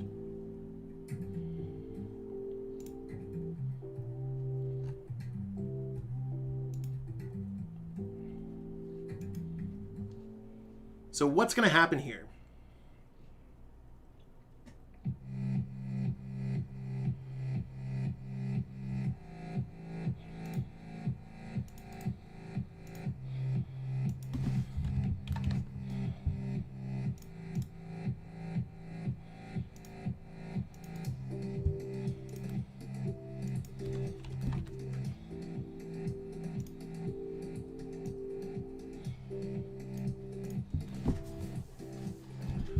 So we're seeing the Victini player just kind of pause with what's going on. Are they going to have any kind of answer to this? Are they just going, oh, there's a boss. That's spooky. Are they going to take a prize card off a... Oh, they're just bringing up the E-turn VMAX. So I like the play here where they bring up the E-turn VMAX, really forcing things. There's 220.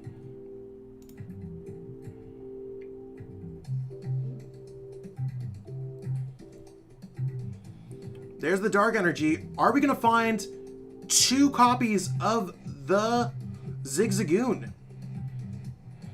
Doesn't look like it. It looks like we're going to be 10 damage short from winning this game. If there was the double Zigzagoon, I mean, we're going to be a little bit more short, but if we had another Zigzagoon, we're 1 card away from making it happen. Now, maybe they could switch. I think that's going to be the next big thing, is just surviving.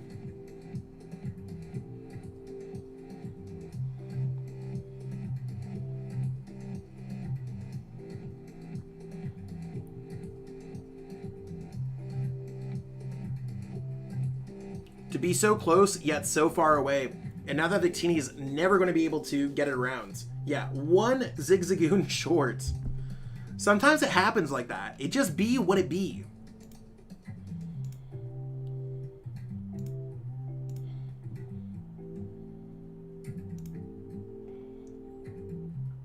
I think you got to go Giant Earth and pitch that hand away. I think you got to pitch something away. Just, you need, like, it's sink or swim right now. And we need to find a switch. That's what Stealth is praying for. Escape Rope's kind of like a switch. Maybe they'll just magically send up the wrong Pokemon. Are they going to give up a Pokemon by accident? That could be a huge deal. They have to send up the Jirachi. There's nothing to think about here. Okay, so they sent up the Jirachi. At this point, I think it's worthwhile to send up the Yveltal. And I would attack with the Hoopa. I think Hoopa sounds like a great attacker here. You draw an extra prize cards, fingers crossed, toes crossed, elbows crossed, tongue twist-tied. You are hoping your opponent does not have an Eldegoss. No boss, no Eldegoss, no nothing. With the Victini going up active, what do we got going on here? Are we going to see the natural boss to win the game on the E-Turn VMAX? There's a quick ball. Will they find Eldegoss? Uh-oh. I think that's going to be the game. You see the well played go down. Maybe the Pokemon's going to be going on. Eldegoss using its ability, grabbing the boss orders, ripping it out of the discard pile. And I think it's going to be dragging up that E-Turn VMAX and ripping it to shred with Max Victory. And Max Victory is definitely 100% there. Stop. I appreciate it. Stealth always there. And the unfortunate thing about E-Turn, you gotta wait and discard your bench anyways. So you're almost BMing yourself. So, jumping back into the casting booth. That game was crazy. You could see it started to get dark outside. Been streaming for a couple hours now. Boom. Just like that. Let there be light. Let it be light. Just gonna make sure that I can adjust my camera a little bit here. We'll see what we got going on here.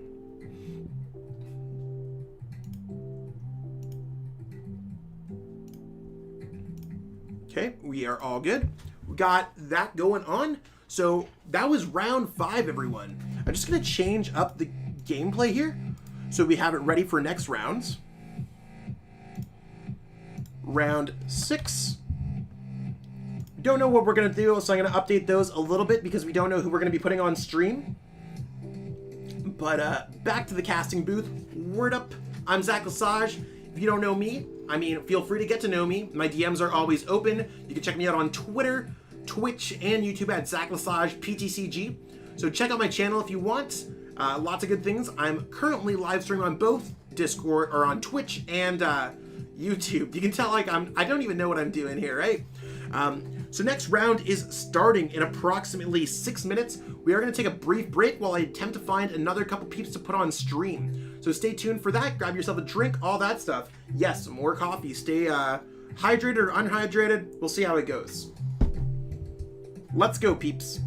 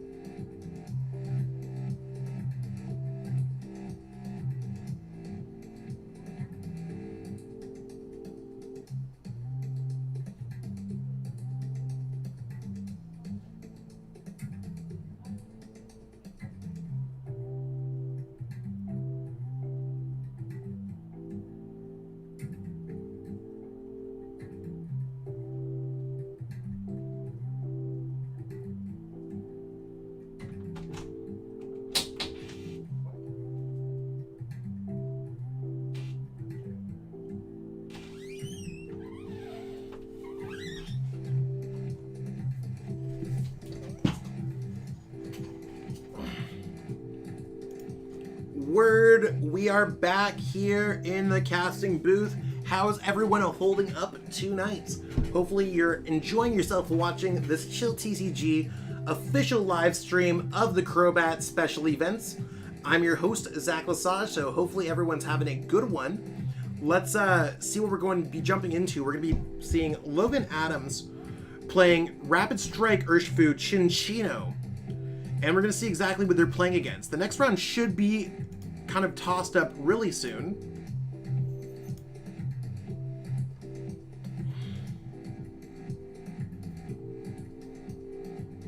So we're just waiting here.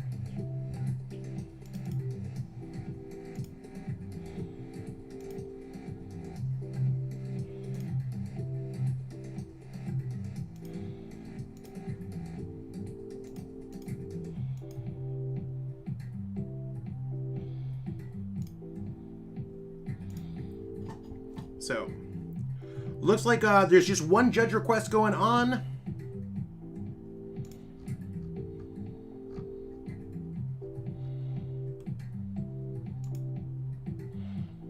Just waiting for that.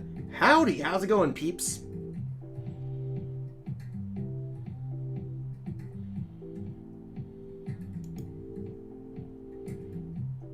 Okay, looks like we should be starting round 6 very soon. So, Fanfi78 playing ADP. So, let's see exactly what we got going on here. I'm going to be tuning in on the game. So, I'm just double checking to see what players' record. They're both 3-2. So, let's just jump over to the gameplay.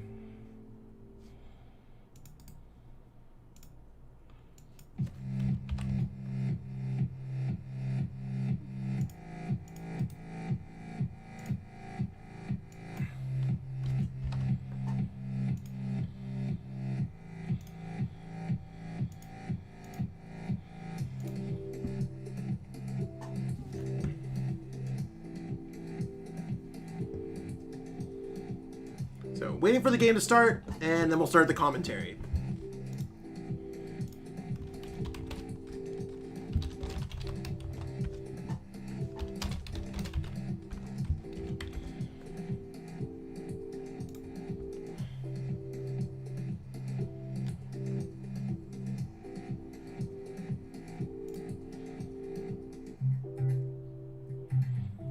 Okay, so we are seeing some nice things starting up. So I like that we see the Rapid Strike URSHIFU deck. I mean, not a great start here, but there is Capture Energy. Capture Energy could do a lot of cool things.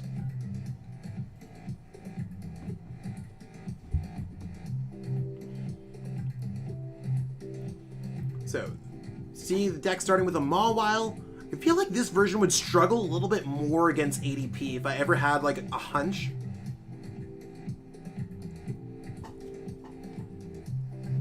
Always hard to tell.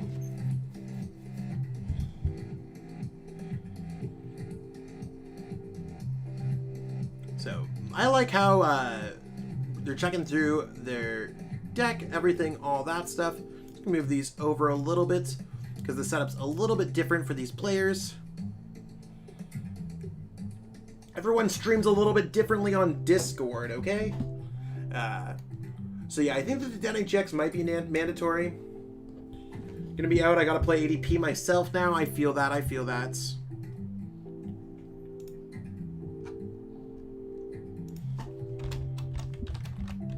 So I mean, searching through the deck, seeing what's going on. I think the Capture Energy should be used on a Pokemon to search out for an URSHIFU in general. Only the one URSHIFU there is gonna be a little bit scary.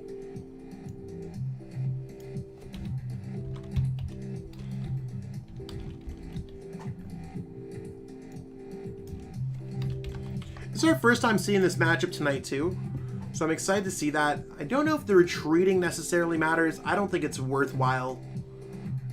Looks like we're just setting up another Mimikyu, trying to draw some cards. I don't see how that helps. I'm honestly just not sure there. Like, there's air balloons, and maybe it's just getting a Pokemon out of their hands. But it seems a little bit spooky, you gotta ask me.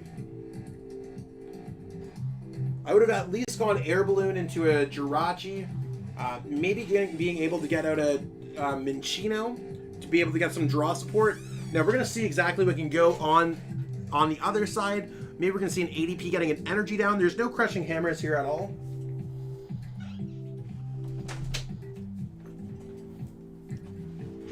So no Crushing Hammers in the Rapid Strike Urshifu list. Let's check out what's being played here. So are there Crushing Hammers in this list? None that I can see. So ways to beat Urshifu. There is a Mewtwo and Mew GX. And I don't know if this other list plays Jirachi GX. There's no Jirachi GX as far as I'm concerned. So it might be a little bit of a difficult one.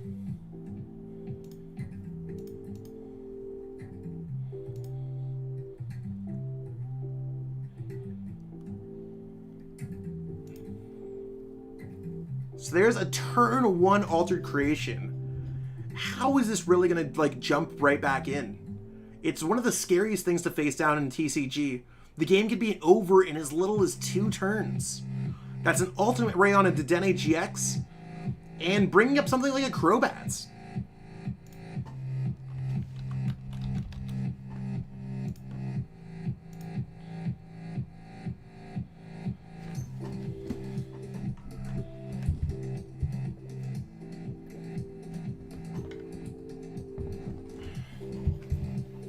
Okay, so we see the energy, we see the evolution. We are going to see the Bird Keeper right into a Gale Thrust. I mean, I think it seems like it's spelling out the game here. Now we're going to see what Phanpy is able to get going on. Are they going to be able to get off that Ultimate Ray onto the Dedenne GX to power up a powerful Pokemon? Cherish Ball could get the job done. Cherish Ball could grab a Dedenne GX, anything like that. Seeing the deck thin itself out a little bit.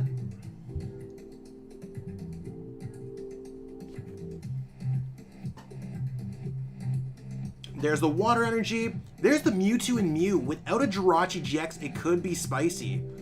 Oh, the Mimikyu. Ah.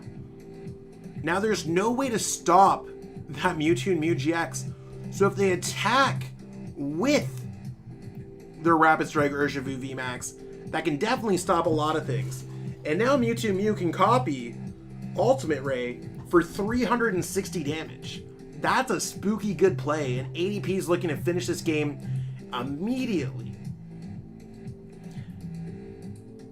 So we're going to see one of these players move on to 4-2. One of these players put themselves to 3-3, right in the danger zone. Anything worse than 3-3, if you're not having fun, you might as well drop. You got your Crobat V, but you're out of contention for making Phase 2 if you are anything less than 3-3. So that could be 3-3-1.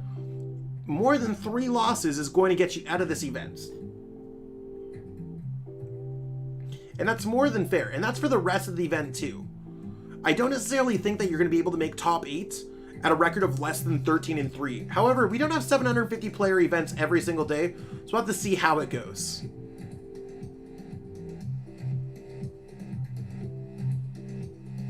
So I mean, we see that there's the possibility of attacking. There's the Jirachi. How's this going to work out? That Mimikyu is really the clutch here in this matchup, stopping the Mewtwo.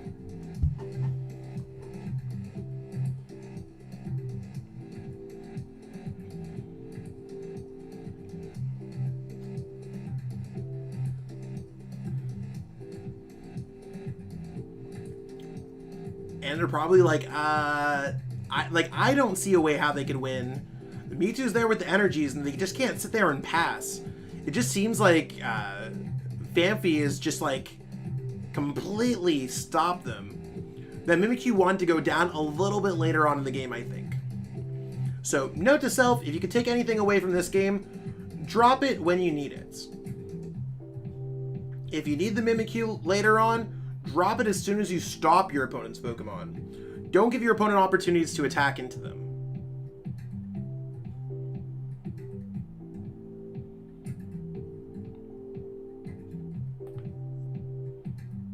And what are we going to see here? I mean, I don't currently see a way, again, to get around this. The boss orders could be a cute play. I don't hate it. It puts it into an awkward situation, though, where the game just gets continuously prolonged.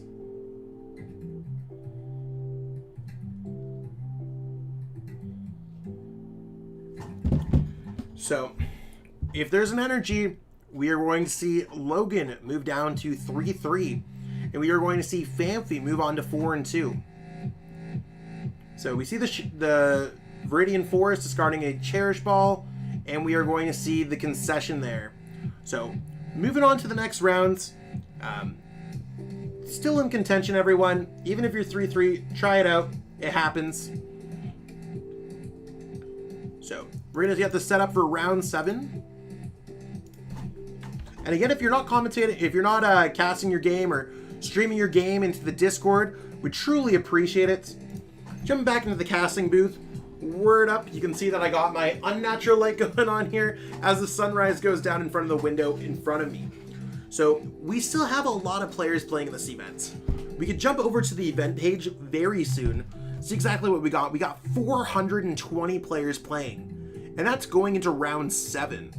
So it's one of those things, how are these players planning on playing for the full 16 rounds of Swiss and then jumping into a top 16, or a top 8 cut, I should say.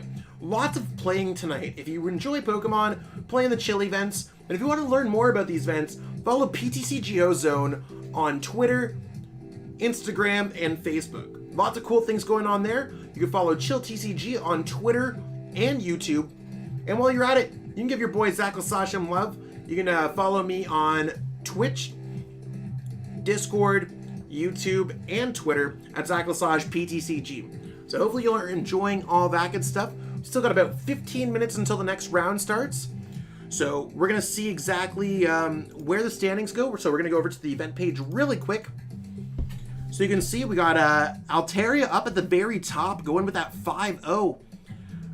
You can see we got a lot of other cool decks. We got a couple LUCMETALs up there. Josh Sutherland, who just won the Hyperlux Cash event on Monday. 5-0, chilling with the LUCMETAL. ADP decks. Lots of variety up here. There's lots of ZACIAN decks. Seems like a really good night to be playing LUCMETAL. Let's jump into the metagame to see why that is. Victini's at a 54.31. ZACIAN LUCMETAL seems to probably be avoiding it. So it's one of those things where LUCMETAL's probably just avoiding the Fire-type matchups, and it's doing pretty good against the ETERNs, the PIKAROMs, all that good stuff. ETERN seems like it's struggling in this metagame, as I predicted. I said to stay away in my recent Power Rankings video. Again, you can check those every single Monday on my YouTube channel. Single Strike URSHIFU is not doing too bad. Mewtwo Rillaboom's not really having a great night. PIKAROM's doing okay as always. I'm sure there's got to be some 5-0 players, a lot of the 4-1 players. Lots of players know how to play this deck very well. So, got a lot of cool stuff going on here. If you want to see your game streamed, stream it on the Chill TCG Discord, and I'll hop in. I'm only going to be trying to stream players who are 3-3 and above. So if you're 3-3 and above, still in contention to make it on to Phase 2, let's see what we got going on. That being said, I'm going to take a little bit of a break here. I'll catch everyone back in approximately 10 minutes for round 7.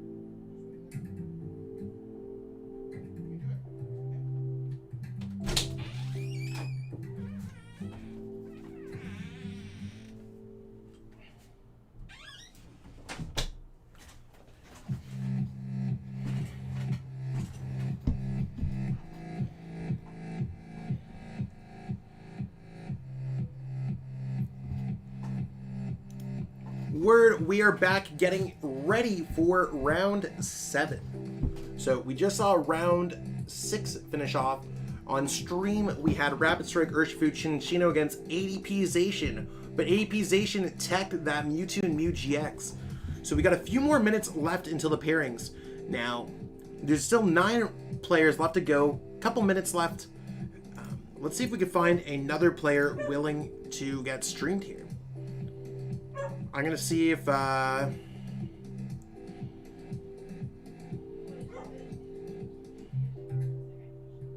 is anyone in the stream who wants to get streams? We're looking for players who are 3-3 or better, preferably. I'll stream any game at the end of the day because we're not gonna leave here without content. But it is one of those things where we totally love to get it. And yo, Stealth Shampoo, thank you for the raid of 6. Word, thank you so much.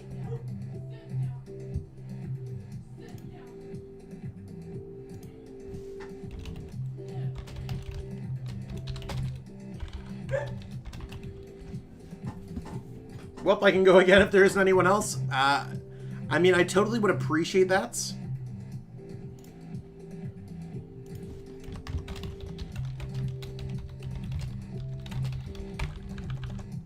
Just seeing if people can find their games.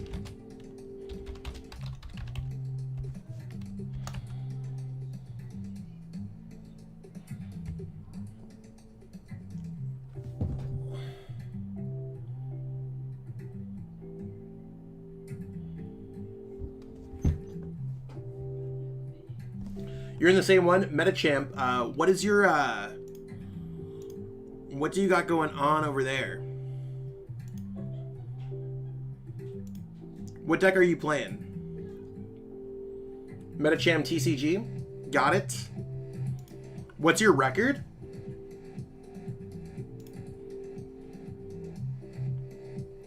Peak broken? So you're going to be 5-1. Awesome. Broken. Congrats on the solid record. 2 more wins to make it into phase 2. So it should be super cool. I mean, I hope everyone's having a good night. It looks like it's a pretty cool event so far. For me, I like breaking open the metagame, seeing what's available. Yeah, no, I totally appreciate Everett. I mean, it's one of those things, Stellar, where I appreciate it. Just trying to make sure that we kind of get a bit of a collection of decks that we see. Looks like PIKAROM's doing very well, so we're probably going to see a lot of PIKAROM, URSHIFU decks. Lots of cool things going on here. And I appreciate it.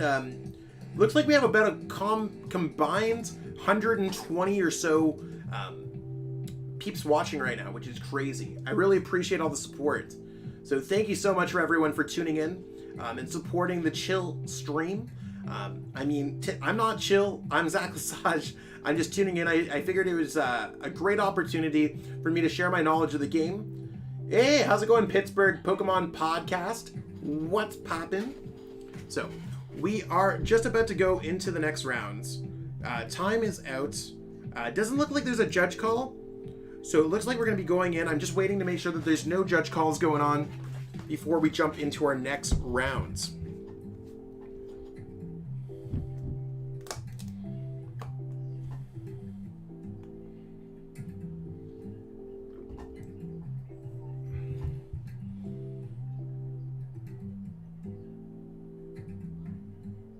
So, pairings are up.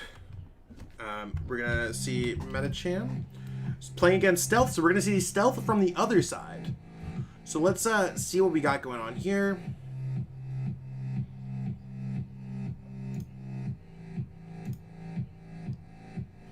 So we're going to have that set up there. Let's go to the event page. We do want more Curlo action, always.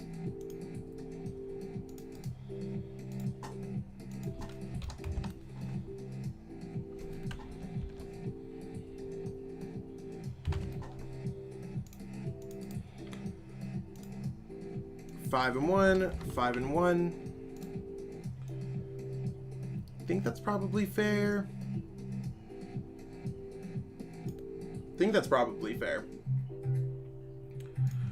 So, It's going to be Peak versus E-Turn. Should be a close game. It's going to rely a lot on crushing hammer flips.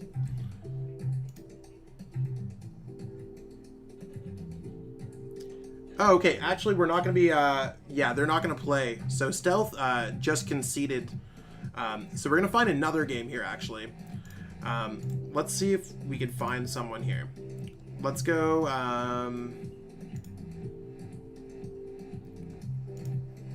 we're going to be jumping in here. We're watching Epo play LUCMETAL.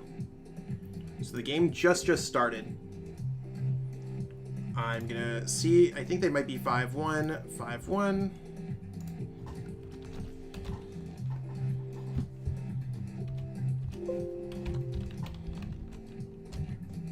Yeah, they're still 5-1, 5-1, so we got the same record.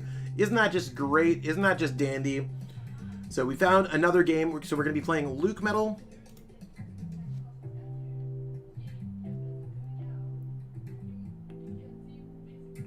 So right now, we see the ZACIAN start. Let's see what we got going on here.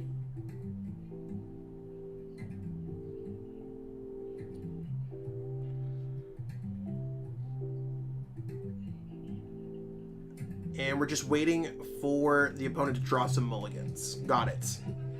So LUCMETAL starting first. What's the matchup that we're playing against here?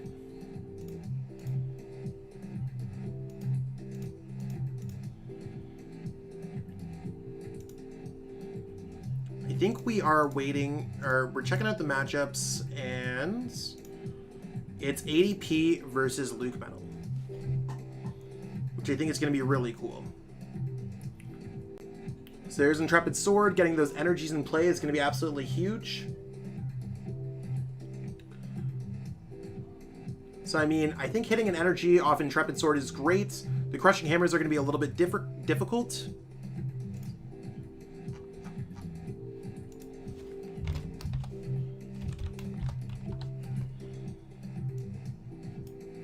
And there is that head that's going to be stopping the Full Metal Wall. But with energy going on the ZACIAN, if there's no energy hit off this Intrepid Sword, it can be quite awkward for the ADP player.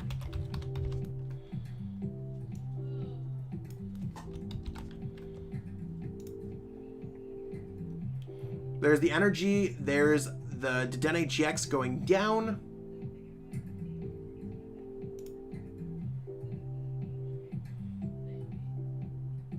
Apologize about the stream quality right now. It's Discord's being super fun. I'd like to see Control in action. Be super awesome.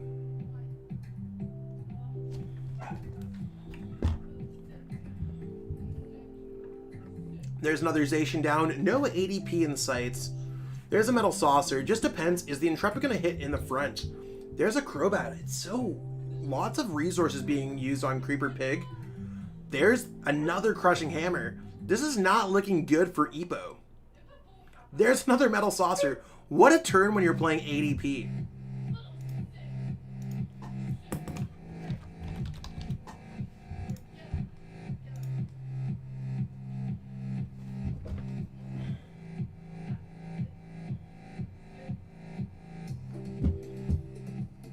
Yeah, Hammer's pretty annoying to deal with. There's a Rusted Sword. Rusted Sword's going to be very good. Are we going to see a switch here to take a huge knockout? Oh, jeez. This is brutal. That's going to stop almost everything going on here. ADP getting those quick starts.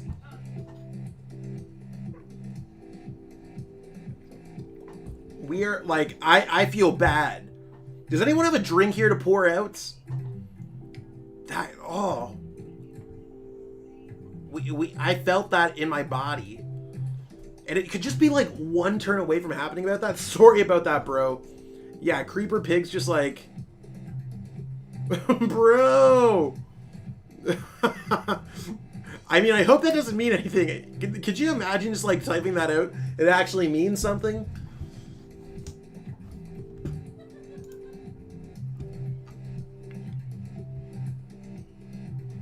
I mean, it's not bad. I don't care how it happens. Escape rope switch here would win the game.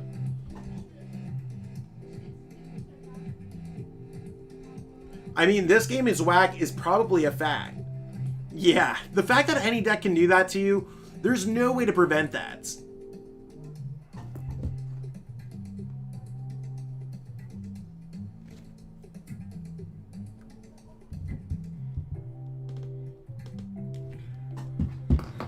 There's a Metal Saucer. What are we going to see happen going on here? Looks like it's going to be a spooky game. I mean, you never know what LUCMETAL is going to do here. A Marnie with a Full Metal Wall GX can jump in the, like, just can jump. I mean, Zacian's a tough one to deal with because Zacian can always just use Intrepid Sword and get things back, but...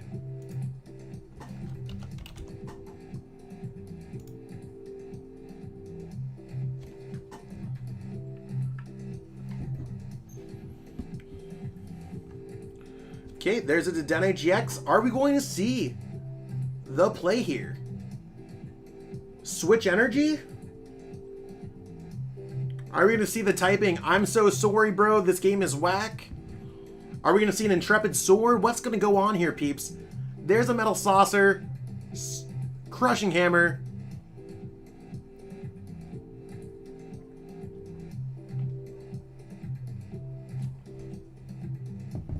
It's, are they sad because they have it? Are they sad because they don't have it?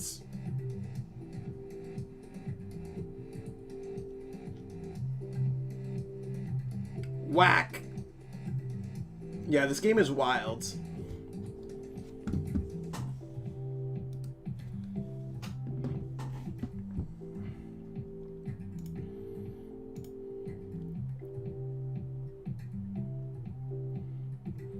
There's the retreats.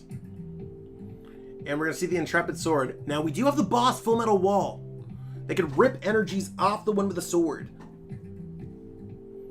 I mean, I don't know if you could go Heartbreak emote because you got such a good turn, Creeper Pig. I think you got to go with the boss's orders here.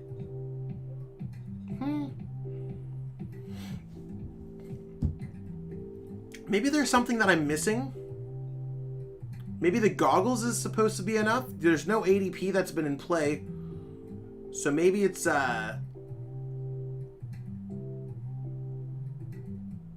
don't know if it's worthwhile to switch into a Zacian. I'm not sure. I would have really liked getting the Full Metal Wall off. Because now this Pokemon's just getting knocked out. Maybe it's going to be like one of those plays where they try to run them out of energies. They're already down to 16 cards on their deck. So maybe Epo's going to see something that we just don't necessarily see. I think it would have been better to get Full Metal Wall off. Yeah, no right to do sad face after PTG Gods gave the turn. Yeah, I feel that a little bit. It's one of those things where, like, it happens to everyone. There's just another Intrepid Sword. Ooh, there's the energy and the boss. This could rip all energies away from Creeper Pig.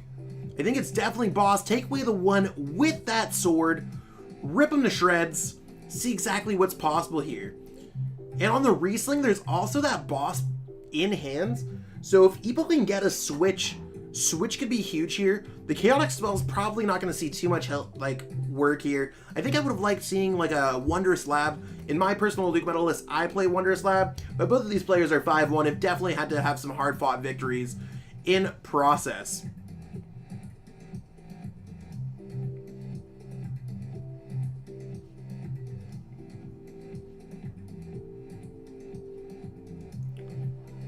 So we're going to see what's up. What is Creeper Pig going to do here? Because the game's actually, like, that was a really poor miss from Creeper Pig. Like, they didn't get the attack off on the Zacian. Again, I'm not entirely sure how I like Epo played that out the first turn, but the second turn really worked well. Maybe it was one of those things where you, like, shoot for the sky, you're aiming for the moon, and you think you're going to fall into the stars, but you land on the moon. And I mean, of course, anyone would just be a little bit flimsy after that knockout on the LUCMETAL so early on in the game. Are we going to see an Altered Creation GX here? Are we going to see the Zacian knocking out the other Zacian? Like, there's so many cool plays. 5 cards left in deck is spooky. And that's when LUCMETAL's, like, yo, do you have energies left? Do you have switch left? Can I just sit here and stall you out till you deck out? And these are the real questions on what makes LUCMETAL a very interesting deck. We're going to see an Altered Creation GX. There's so many energies in the discard pile. We could see a hard retreat into a full metal wall, leaving like no energies left. Ooh, and the top deck to the Malolana. If I ever saw a full metal wall turn, this is a full metal wall turn that I'd want to see. And it looks like Epo's recognizing my same brain pattern. I swear, I'm deafened. Everyone's deafened in the Discord server. So we're going to see the full metal wall ripping those energies to shreds. I'd love to check through Creeper Pig's discard pile if I had the opportunity to. Maybe that's Epo's next step. Whenever I discard energy, I want to know what's chilling in there. There's a lot of energies in there. I think there's one energy left for Creeper Pig. And Epo's just one energy away from having it down. Yeah, it's looking like a game that Creeper Pig might have thrown.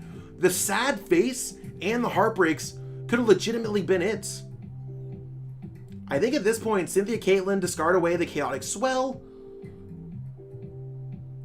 I mean, we're on the same wavelength here. Malolana sounds like a really good one. I'd hit for 50 onto this LUCMETAL, or into the ADP, grab an energy, so I'm able to retreat. You got the boss in hands. I mean, things are looking really good. I don't know why Marnie would be the card. I definitely think I'd grab Malolana just to be able to get out of the active spots. You definitely want to hit for 50. Yeah, that is very sad. I don't know how that's even possible because, like, I don't know. They seem like they really overcommitted at some points. So again, I would have grabbed the Malolana. I think Malolana would be really cool. Although it looks like as soon as the Zacian goes down, there is no hope for Creeper Pig. They might not even have a switch to get out of the active spots. Yeah, you definitely just got to knock out the Zacian. There's nothing else that they could do here. You hard retreat the LUCMETAL, and then you vibe out.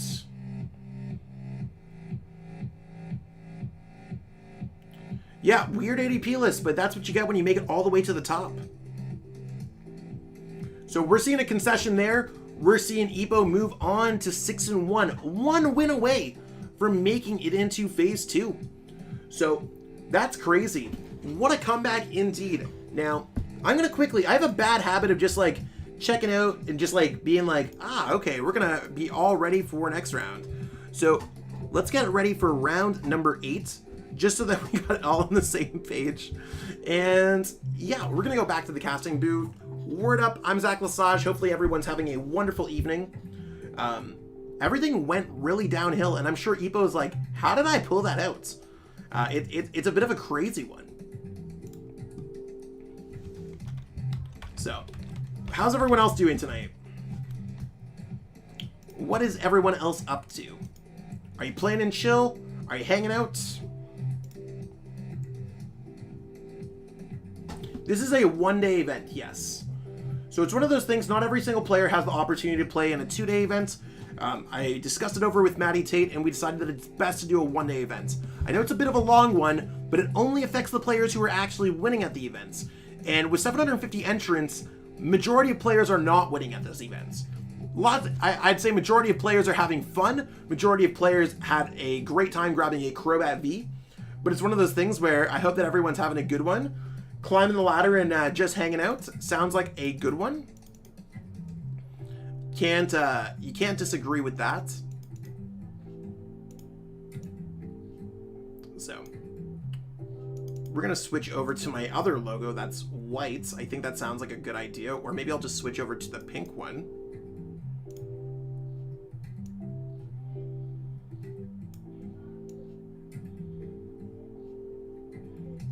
I think that seems pretty cool. Just in case anyone does not know who I am. Figured it will make it a little bit more official up in here.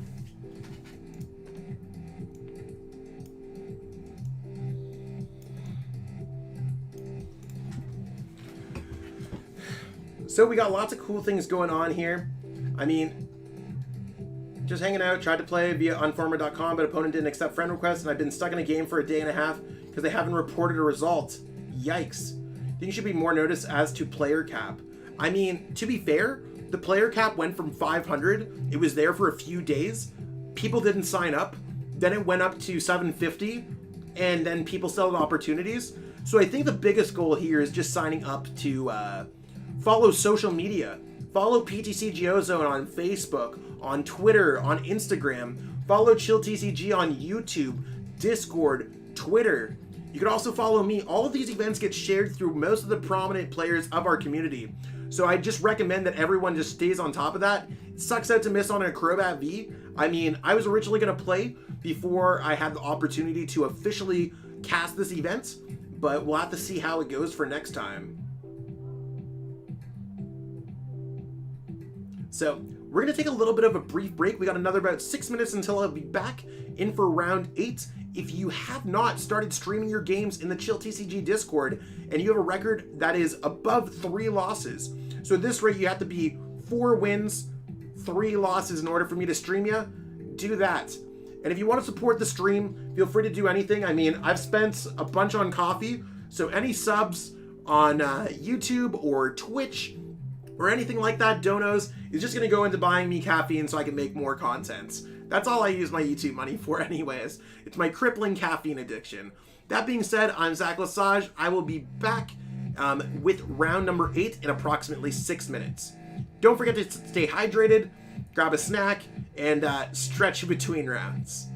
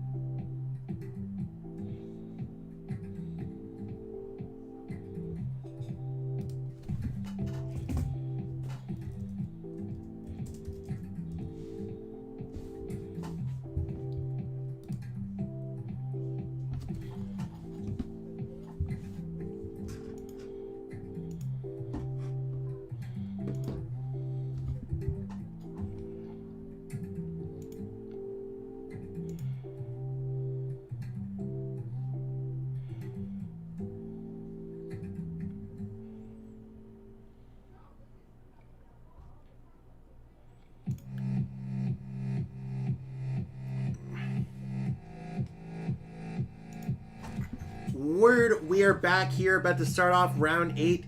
Thank you so much, Jonathan Sampson, for that $3 dono on YouTube. Thank you so much for all the support, peeps. I mean, it's not about the money tonight. It's more about Pokemon. It's more just kind of spreading the love of Pokemon with our community. If anyone is 6'1" or higher, I'd love to watch a player who is going to be undeniably making it into Phase 2 play it out. So if you are able to stream your games if you have at least, if you have anything less than 3 losses. So 3 losses or better, you're more than good to be playing and streaming your games. I mean, everyone feel free to stream your games. I'll go with anything at the end of the day, but we'll see what we got going on here. Looks like there's no judge requests, so pairings should be going up immediately. Just going to be seeing what we got over here. Is anyone... There's Gabe Shumway. I just want to double check. So he is 6-1. We're going to be streaming his game. Just waiting. So it looks like they are playing Control. So I'd love to see exactly their list. Looks like we're about to be jumping in, so let's jump over to the gameplay. We are round 8. Properties, 6-1.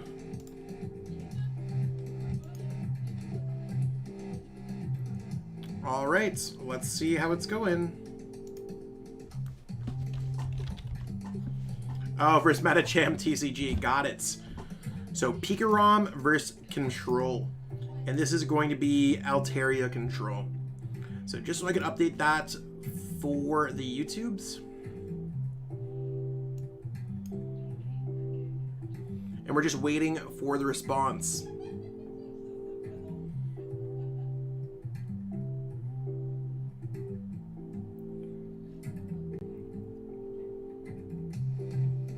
Okay, so we're going to see the coin flip here. And that's a Tails. I think Control's going to end up going first. I like the good luck. I like how everyone's been super nice, super chill tonight.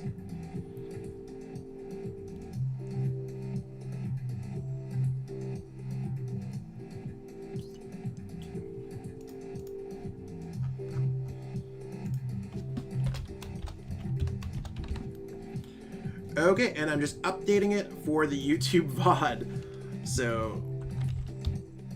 Altaria Control versus PIKAROM. So I mean, I played against this matchup the other day. It's close. It's a close game. Muck Goose. Shumway has the best names for his decks. And our opponent here is also 6'1". Amazing.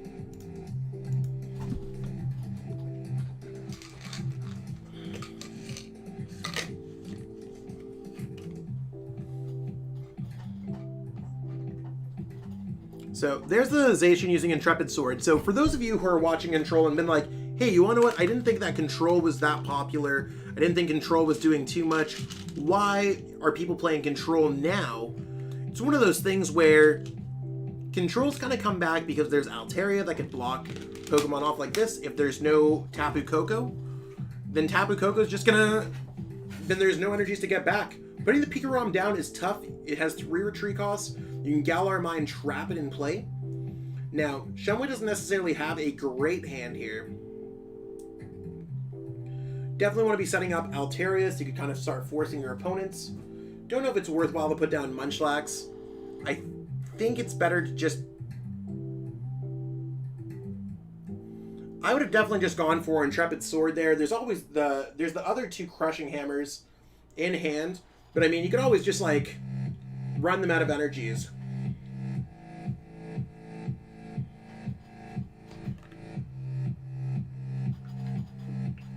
It all depends. There's no Swablu down, and if you could chase the Swablus down before they evolve, you don't need to necessarily do that. Now there's Swablu in Shumway's hands, so Metacham's going to have to like vibe out. Now there's also the need to just getting out that getting out the Mew. So you can see that the matchup's getting a little bit sketchier as the nights progress. Double Swablu seems cool. think the Tool Scrapper is also nice there. I'd like to see an Intrepid Sword after putting down both Swablues. Because a lot of energies are wasted here. It's hard to get those energies on the Tapu Koko Prism Star. So as long as the Altaria can survive this attack, it's looking pretty good. And there's a capture energy to get out the Mew. I think that could be incredibly strong. We're seeing a Bolt Storm. I don't know if I like that Bolt Storm. I think it would have been better just... I don't know. I mean, I guess it's better than doing nothing. At this point, it's better to go capture energy on one of the Swablues, grab out a Mew here, just to stop what's going on. I don't know if it matters to even get out that. See, I mean, I guess there's no reason. I would also get out another Altaria if there's another Altaria to grab out. It seems quite good in this matchup. You could just kind of wall. They've wasted a lot of energies on their non-Tapu Koko matchup. Because basically you just power a Bolton with Bolton and attack. Or you put down a Mew. Mewtwo Mew could be quite good.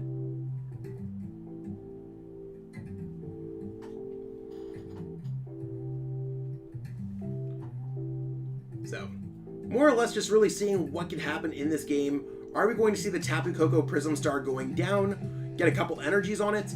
Right now we see 5 energies in play. PIKAROM decks typically play 10. So 5 basic lightnings. There's only a finite amount of energies left. And the Full Blitz can get the energies on the Tapu Koko Prism Star. So crushing hammer heads here could be absolutely amazing.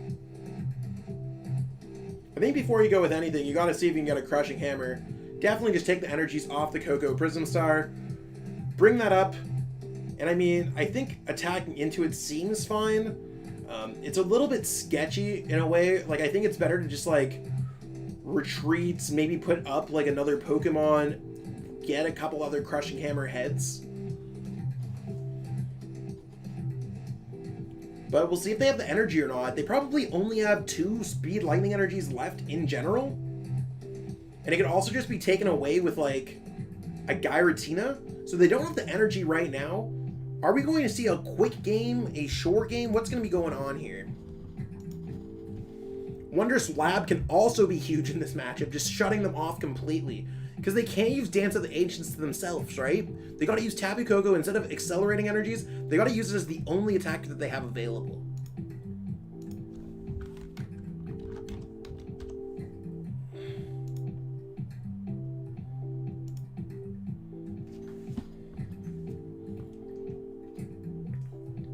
There's a switch. I mean, maybe it's just going to be to power it up, or maybe they know there's no energies left. I mean, I think Crushing Hammer sounds incredibly good.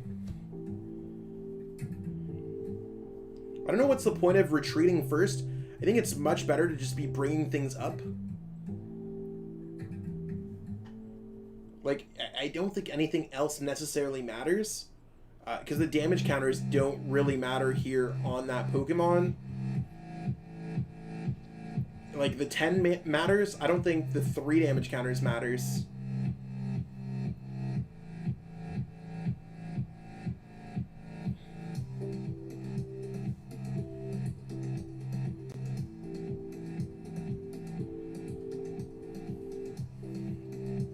So there's the energy. I mean, I appreciate Metachamp just like trying to get everything all out there. Again, I'm not sure why the whole Mew play really worked out like that. Setting up Munchlax because Munchlax has free retreat seems incredibly strong. Not really much else going on here in Shumway's hands.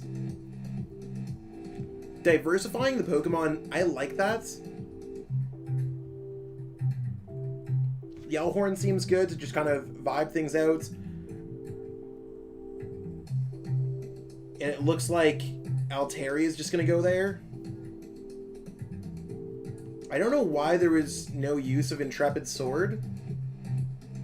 I would think that Intrepid Sword would be a very good attack. Or a very good ability. So there's 1 prize card, 2 prize card. I mean, if Shumway puts down 1 wrong Pokemon, they can also lose this game too. The Cynthia Caitlyn was definitely a nice top deck. Definitely think that Alolan Grimer's just going to be heading out.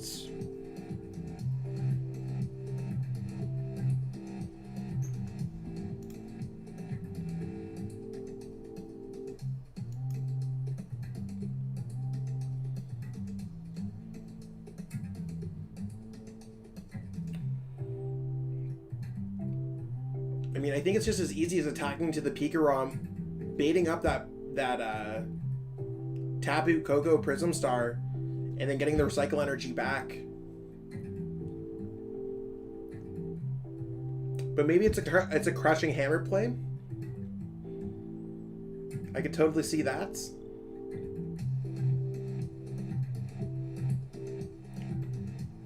The Giratina could be good too, but again, watching out for the Pokemon that you got to put down on your bench can certainly be something a little bit difficult to watch out for.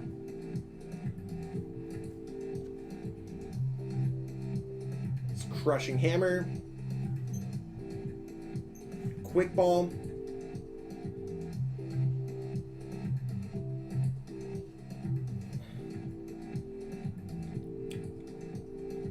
Let's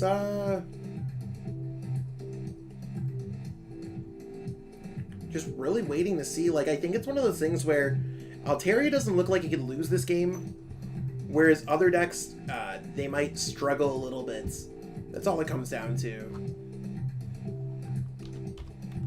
Like, I think PIKAROM is just out of this game.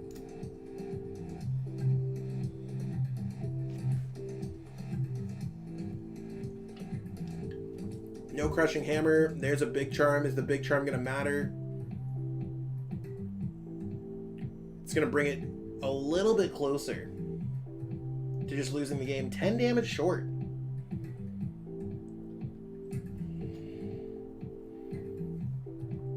So, I mean, setting up the Munchlax sounds like a really good play here.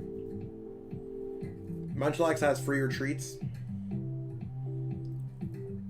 And let's see what they can get. I think Peak has a real good chance to win this one. Now, that Big Charm could just be huge. It depends on how many energies are left, though, right? Because if you put down the Giratina, you almost have to put down the Jirachi. I think the one turn where I didn't see an Intrepid Sword from Shumway, I think it could just kind of stop things in general. I think that might be the reason, if there's a reason how this Altaria deck lost. It's much better to go Giratina here.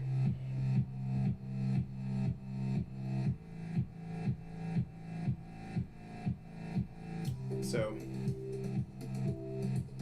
don't know what there's really to grab.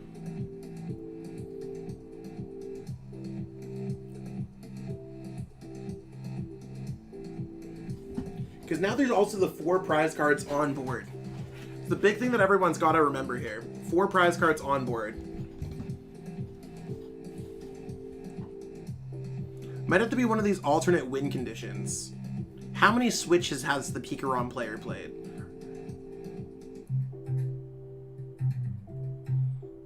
There's a Yellhorn. There's a Tina. And it just depends, can that Mewtwo do enough damage? Let's see the Intrepid Sword.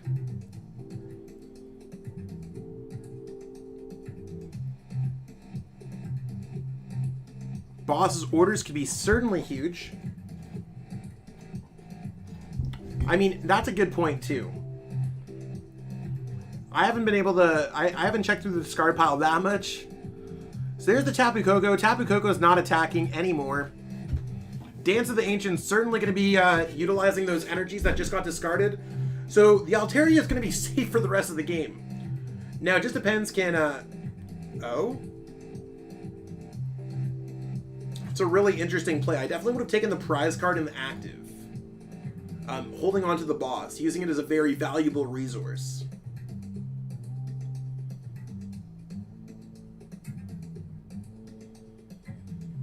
I think that's a good strategy, getting rid of the Wondrous Slab, so Wondrous Slab can eventually, like, there's spaces open there to play down a Galar Mine to trap something up in the active spot.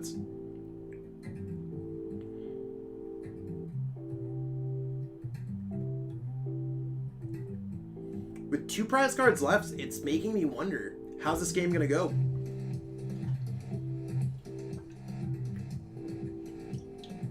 There's the Altaria.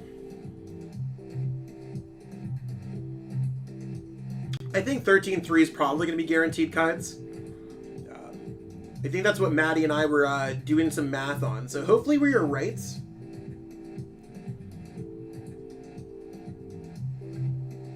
Yeah, I don't know if Snack Search is the play here. There's still a lot of resources that we never saw that with Intrepid Sword. So there's, is that 1 boss or 2 boss? And there's still an Eldegoss. It's going to come down probably to how many Switch are left. So I think a couple stumbles here from Shumway.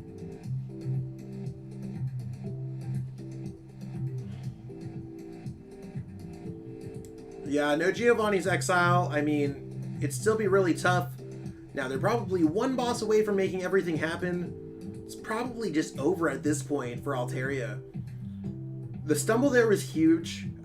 I think it's really that 1 turn not using Intrepid Sword, and then not using Intrepid Sword again and using Snack Search. I don't think there's really too much that we're looking for here from Snack Search, because everything else seemed pretty fine. And benching the Jirachi instead of benching the Giratina that 1 turn, really opening up the floodgates for everything.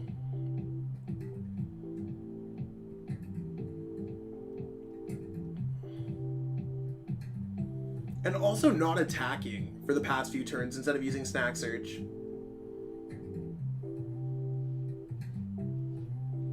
I don't know if that necessarily matters to bring that up. I mean, maybe for a potential extra turn. We're going to see the Intrepid Sword here. Reset Stamp could provide some extra turns. Is there the boss chilling there?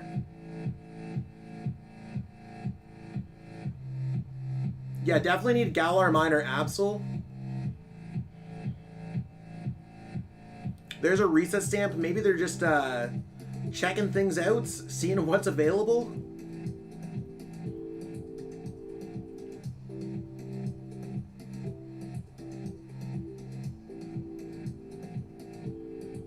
Maybe. It's one of those things where we're thinning for bats, thinning for Dedenne GX, just playing things out. I don't know if it's incoming BM. It would be really kind of garbage thing to just be like, yeah, I'm playing it out to see if I get the boss or not. Crushing Hammer. What else could they have? They don't have another Dedenne or Crobats, as far as I'm concerned.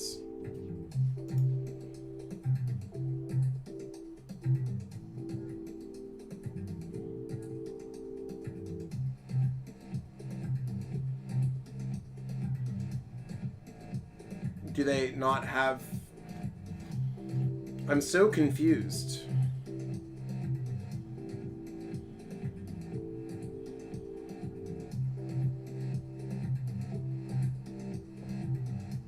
Is there, like, what is the win con? Okay, we're seeing a concession. That was the most wild concession I've ever seen, because I did not think the Altaria was going to win, but we are going to see Gabe Shumway moving on to Phase 2 at a 7-1 record. Will they be able to go 9-1 with this deck? I think just putting the Crobat down might have trapped them with the lack of energies that they had for the rest of the game. Just seemed like they could have done a little bit more. I think, like, for lack of better terms, I think both players could have maybe played a little bit different. So, it's interesting.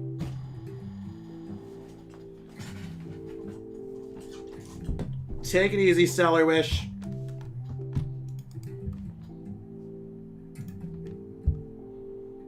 And thank you for the dono of the bits.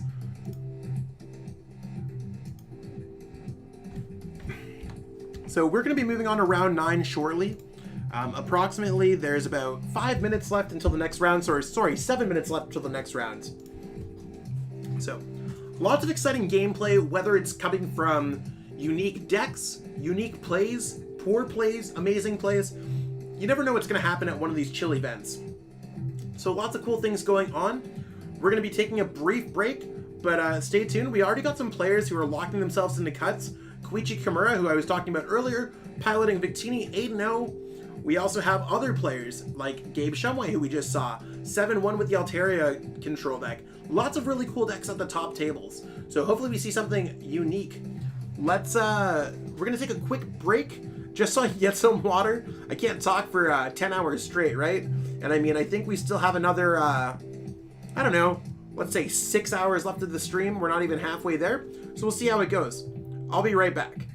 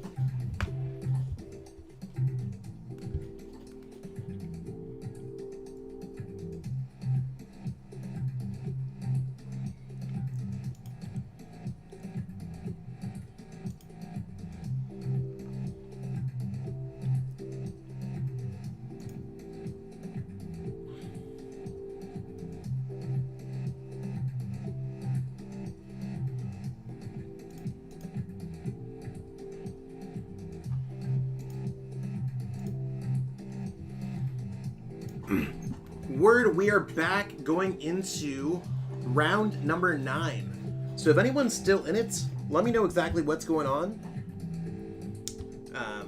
I would love to watch some of your games in the Discord server. Now, I'm just going to see if there's anyone else here who is streaming their games. Is anyone in the chat know records of anyone?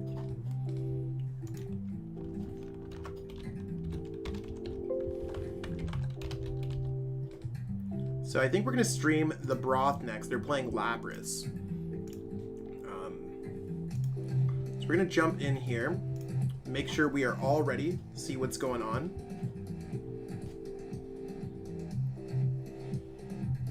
So we're gonna be going up next.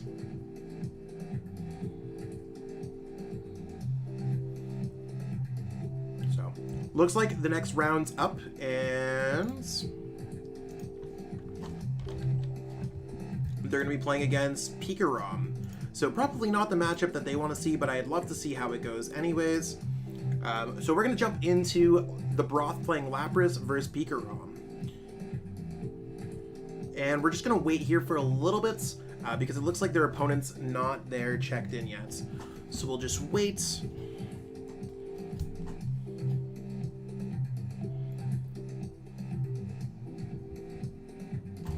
Hola, how's it going? Hey, how's it going? You can still make it. You have to go 7-3 or better, so you got to win the next 2. So we're just waiting for the Broth's opponent to check in. Looks like they're all checked in. So I'm just going to double check over here.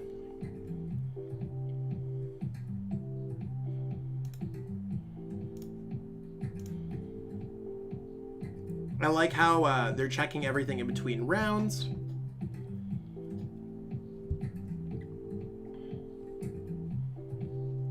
I think they're just waiting here, see what's going on. So waiting for the opponent to accept the friend request. So if everyone else here is playing, what's everyone playing here? I love to watch them winning in games. Those are my favorite games in Pokemon. There's a lot of pressure. One person makes it, the other person does not. I want to see Lapras in action. I think Lapras is going to be a really cool deck to check out. Still waiting on the opponents.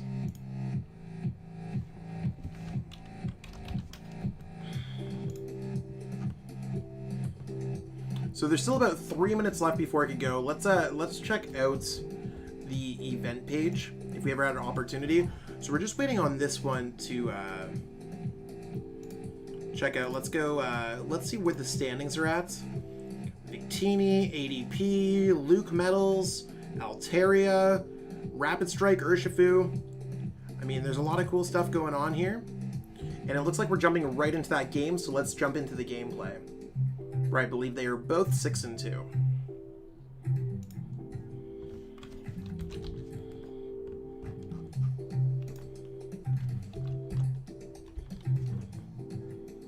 So yes, they are both 6-2. Let's see what we got going on here.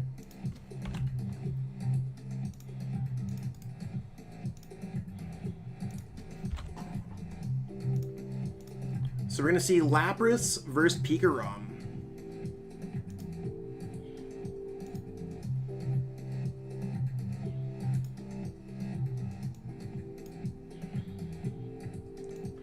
I wonder who's gonna win. I mean, starting with Keldeo might not be too bad. We'll have to see what's going on.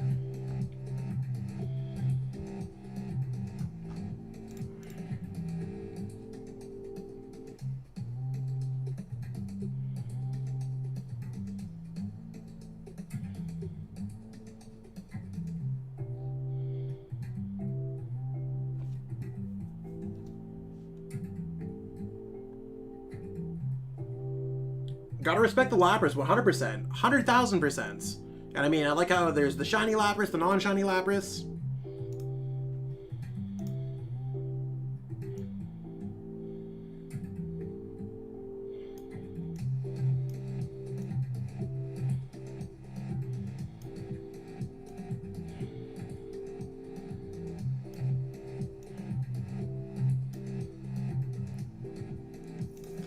Mewtwo.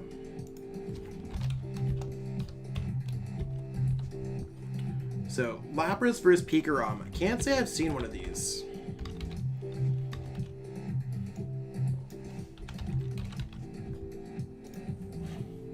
So I can only imagine that this matchup's going to come down to PIKAROM is lightning type. Brrr! Let's electrify this Lapras.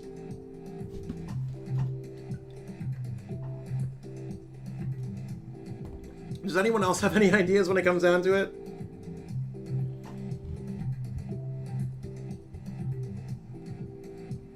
There's another Lapras. I mean, if Lapras can knock out the PIKAROM, if not Lapras can knock out the Mewtwo, it could be a good time.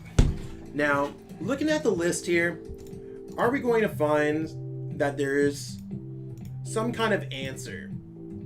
Is there an answer to the broth?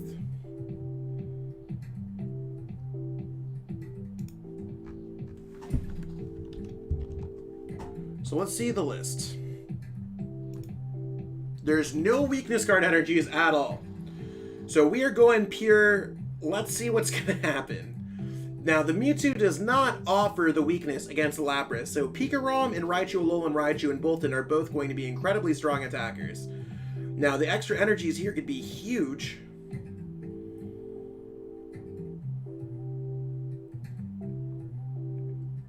Now, if you could just knock out the Bolton ASAP, this could just be the game.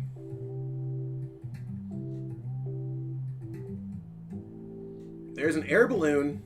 That might just be enough to, like, knock things out. Yeah, I'm honestly not sure how this matchup's gonna go.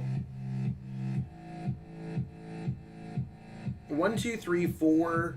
That's 120. That's 210. I mean, there's a G-Max pump. That might be enough to slow things down. I would have liked to see one more energy on the Lapras if I had an opportunity to. Maybe that's being conservative. Maybe the other Lapras VMAX sitting in the Broth's hands is going to be the Spice. Now, out of the matches that the Broth has played, this is the first time that they've played against a PIKAROM today. They beat a Kartana, they beat a Rapid Strike URSHIFU, they beat a Tempozard, they beat an ADP, they lost a Dragapult, they lost to Etern, they beat a Dragafu, they beat an ADP. Are they going to beat the PIKAROM is the question. Now, we see the PIKAROM with the energy on the bench now. How's that going to work out?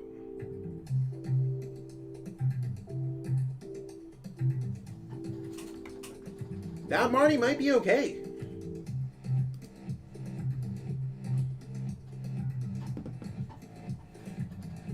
So water energy.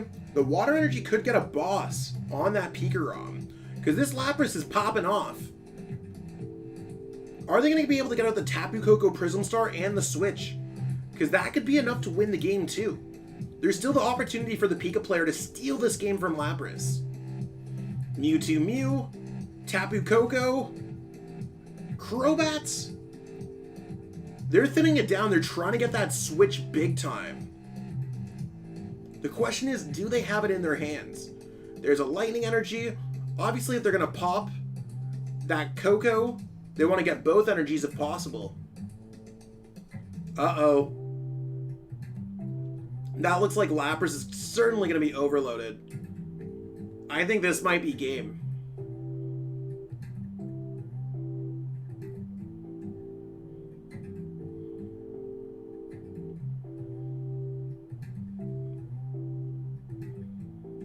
There's a Tag Bolt GX.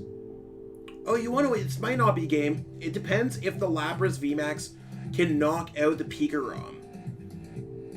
Forgive me for just jumping a little bit too much. They had to use Tag Bolts, not Full Blitz. So if there's a response here, there could be a Tag Switch play. We might see that happen. Probably going to see the Air Balloon go on there. And we're going to see the Ice Dance onto the Lapras VMAX. Now, right now it's doing 180. We need to find 2 more energies. Are we going to see a Crobat go down here? Yeah, we're going to see the Crobat to try to get more cards out. Squeeze this lemon as dry as possible. There's 3 energies. This Lapras deck's kind of going hard. It's technically not game, right? Can they attack with a PIKAROM? No, because they can only attach 1 energy and tag switch. And if there's 4 energies in play, they could do, what, 260 with the Boltons? It's, yeah, I think the Lapras players stole the game.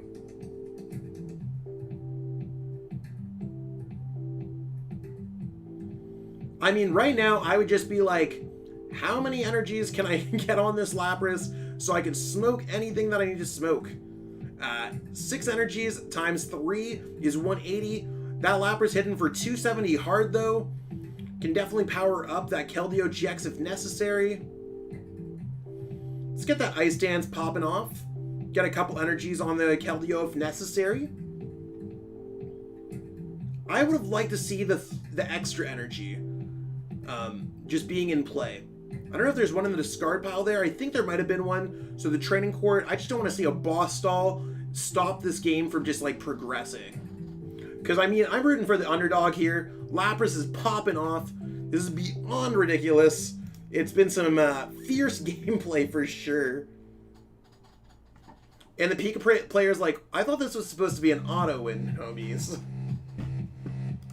But that's what you're going to get when you're watching a stream like this.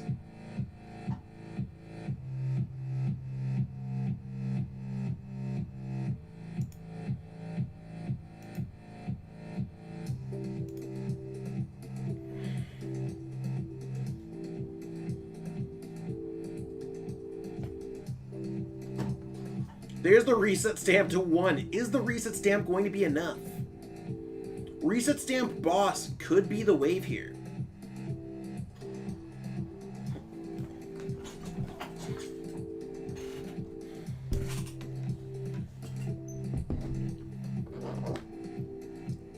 So quick ball is quick ball going to be for an Eldegoss? What's it going to be for?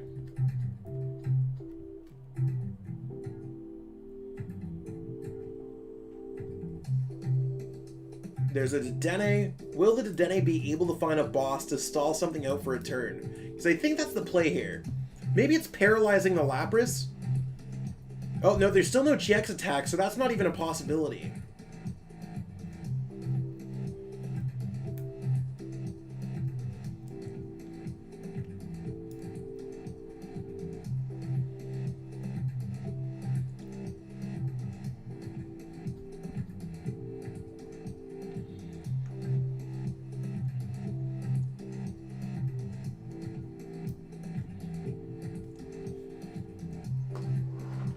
Okay, there's a Gray Catcher. Ooh. Is there the energy for the Capacious Bucket in the deck? Is the reset stamp going to stick? That's really where it gets spooky.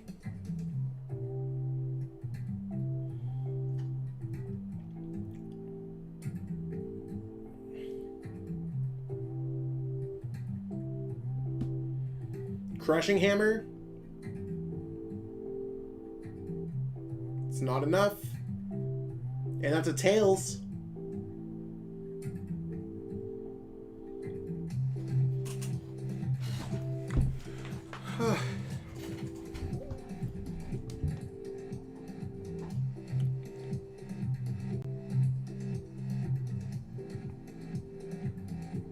Are we going to see the energy? Ooh, that's a really good top deck. There's the water energy, and there still was the professor's research. So we're going to see the Broth move on. 7-2 to phase 2 with the Lapras deck. This is crazy. We take those. So major congratulations to them for moving on. Some really, really, really good play there from the Lapras player.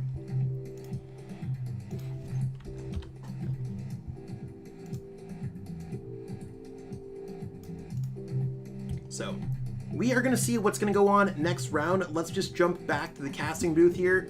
Word, I exist. I'm a human being. So we are pretty close to seeing what's going to happen. We are almost at a phase 1, peeps. How many peeps do we think are going to be making phase 2?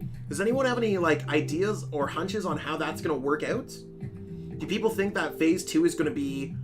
I think it's going to be about 120 players, but we've never seen the 7-3 at Chill. So, I mean, I guess right now we could look at it and say that there's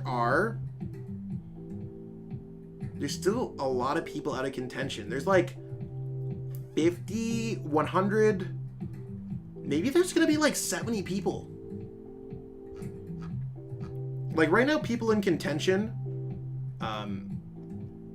where does it go down to at the very least?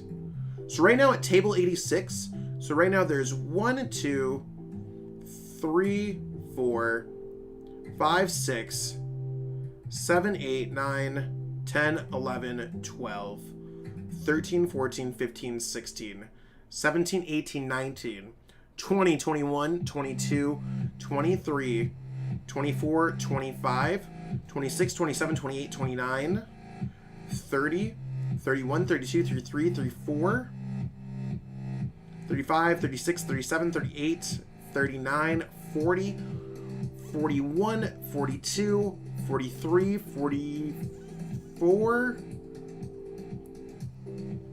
45, 46, 47. So there's going to be like 25, there's going to be around 105-ish players, maybe 104, depending on how ties work. I'm going to go positive my first tourney ever. That's sick. Let's go, your best friend 9K. Let's keep on going. That is awesome. If you want, you could stream your game and we will put you on. If you're 6'2", well, I mean, I guess you still probably have are you playing in your game right now? Totally love to stream you. Love that win and in situation. If anyone is 6-3 going into this last round, I want to see exactly what's going on.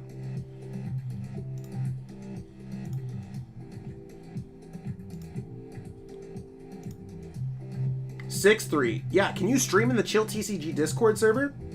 I'd totally love to stream your game if we have the opportunity.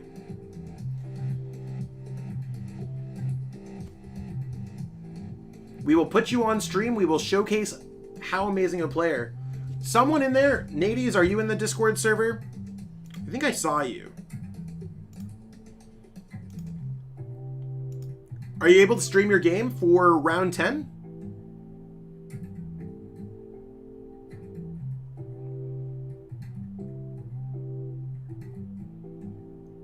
Let me know what's going on, because I'd totally love to stream the game if we could totally stream the game. Yes? Perfect. I will jump in there and I will wait for you to stream your game so we're ready for the next round. That being said, we got another 8 minutes until the next round. So everyone hang tight, grab yourself a snack, and I'll be back in approximately a few more minutes.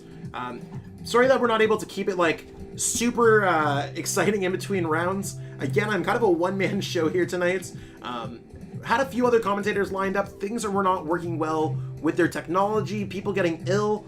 I mean, again, it's been a day for most of the Pokemon community, to say at the very least. So I'm happy to bring as much energy as I possibly can at this point. So we'll be right back. Stay tuned for round 10, the win and in round. We're gonna be featuring Nades on stream. Nades, what's your limitless user? Just so I can pull up the details so I know where we're seeing your deck and all that stuff. Hey, Gazer Beam, what's poppin'? Can someone give a shout out to Gazer Beam by doing exclamation mark shout out Gazer Beam? Actually, can I do that?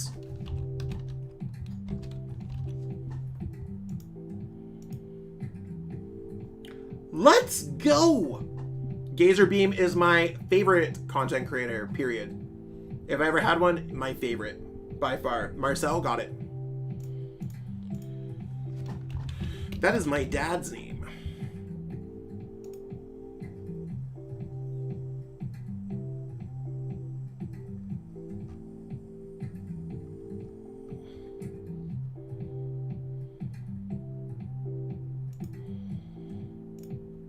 So we're going to see, what, Turbozation?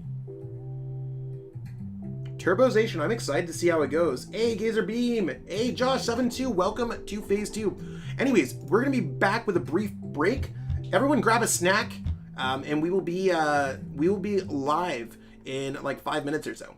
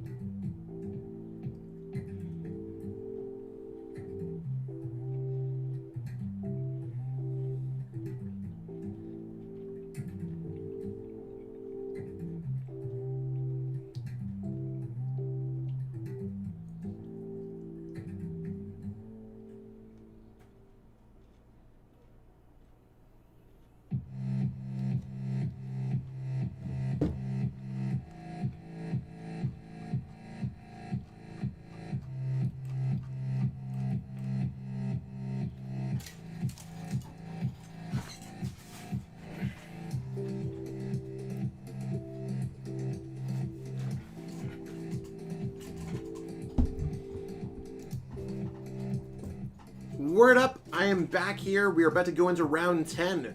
Round 10 out of 16 Swiss rounds before we see who's going to be moving on to our top 8. So we still have 7 rounds left. We're halfway through Swiss. And I mean, I've been streaming for the past 4 hours, keeping the vibes alive. I'm Zach Lesage. You can follow me on Twitter at Zach Lesage PTCG, my YouTube channel Zach Lesage, and right here on Twitch at Zach Lesage PTCG. So I hope everyone's having a wonderful night. We already have the next round decided on what we're going to be watching. We're going to be watching Turbo ZACIAN, a player, Marcel, who's going to be playing. Not sure what they're going to be playing against, but we'll see if it's going to be an exciting matchup. Last round, we saw LAPRAS smoke a PIKAROM. Right, you heard that right. LAPRAS smoking a PIKAROM. Lightning weakness apparently doesn't matter, so super exciting to see what's going on. I hope that everyone's having a good night. It's been a tough day for the community. Don't want to go too much into details there, but it's one of those things where trying to keep the spirit of Pokemon alive whenever possible. And I mean, I hope that everyone's picking up that vibe. So let's see what we have going on. We got a lot of players with some like crazy records. We got players who are 9-0, 8-0, 1-8-1. Lots of top records for players. Going in here like 8-2 or going in 9-1. We think it's going to be about a 13-3 to make top 8s. So if you're making it in at 7-3, you probably got to win 6 in a row. Maybe you have to go like 12-4 or like 12-3-1. We'll have to see exactly what's popping with these rounds. Of course, we're going to be covering everything throughout the entire event. And I mean, if you like this official commentary, let me know what's going on there. We got you with the Discord name. Perfect. I see you there.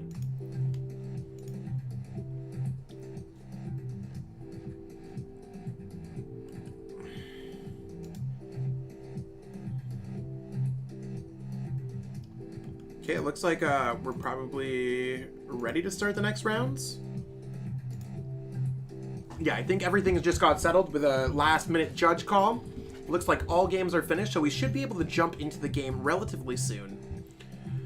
So, what do you think? What do you think Turbo ZACIAN's going to be hitting? What are Turbo ZACIAN's poor matchups? Also, Nadies, if you're on the thing, just make sure that you deafen the stream. I don't want to necessarily be giving you advice. While you're playing, that is. Feel free to hang out in any particular opportunity. What's the schedule for this round? It looks like we should be going up. Where's our timer? Waiting for pairings, everyone.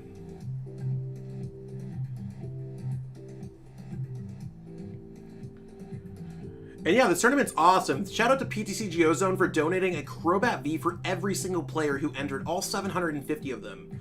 Hopefully, if you get a chance, follow PTCG Ozone on Instagram, on Facebook, and Twitter at PTCG Ozone. Lots of great things going on there. And shout out for Chill TCG for organizing an event like this for our Pokemon community. Lots of cool things going on. If you ever want to support the stream, feel free to follow me on Twitter. Check out my Discord server. All the links are available. YouTube, Twitch, all that good stuff. I won't ever say no if you want to dono a coffee.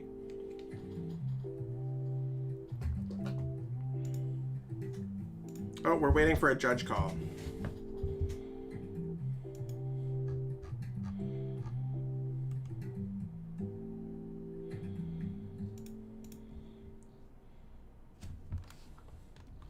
So it looks like a couple players are having a little bit of a dispute. If you're having issues with one of your opponents, make sure that you're always kind of vibing. Silver PIKAROM. What is Silver PIKAROM? Okay, looks like we are going to be moving on to the next rounds. We're going to see what Turbo ZACIAN's going to hit.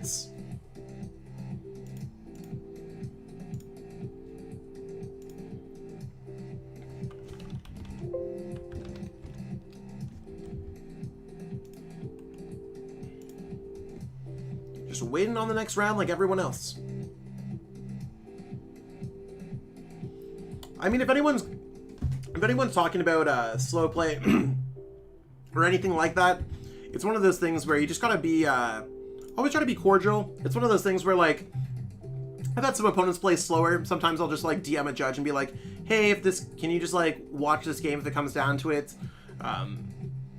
not ever a really big deal.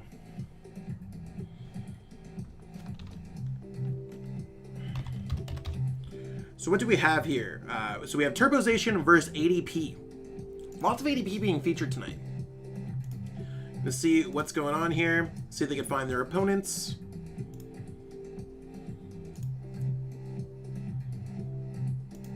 Making sure everyone's both checked in.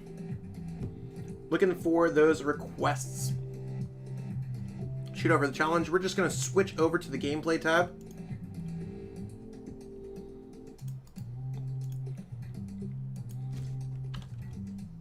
I believe both of these players are 6 and 3.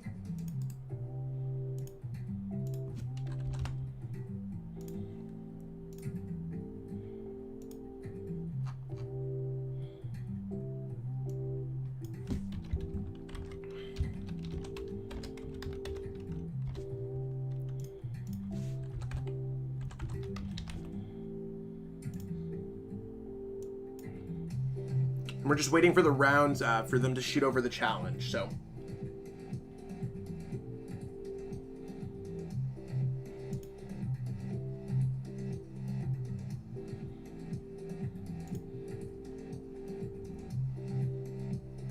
Where's this game gonna be at?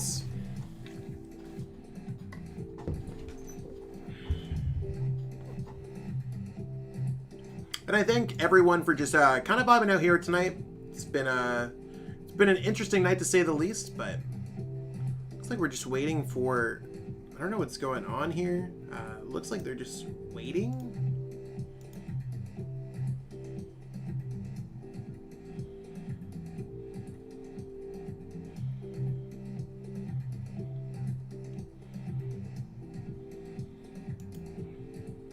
So we're just waiting for them to accept the friend request. Sometimes there's like issues with this.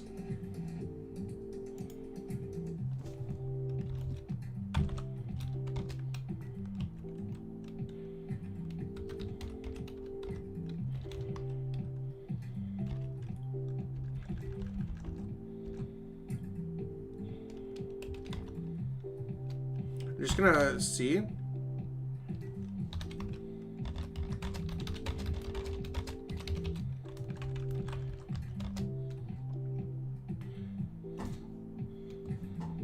I'm not entirely sure what's going on here.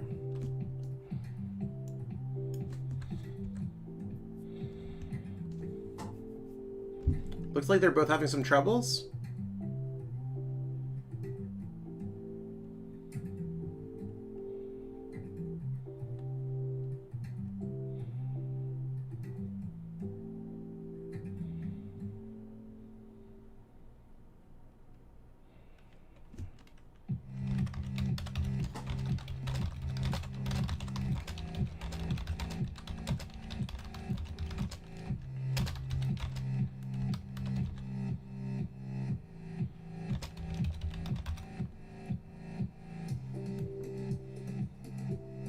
So it looks like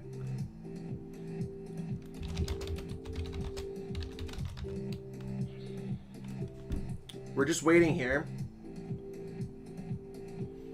Just got some food ready for the long night. Fun times. Cheers. I realized that my camera's not on.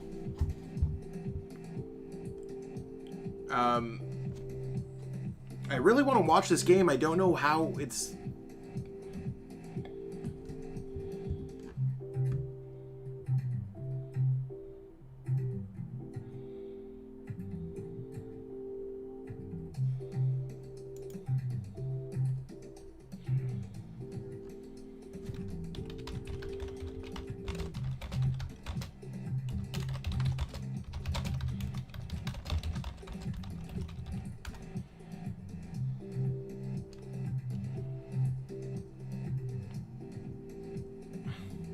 Just waiting for them to... I'm just... As a judge, I'm just trying to make sure that everyone can just start their game.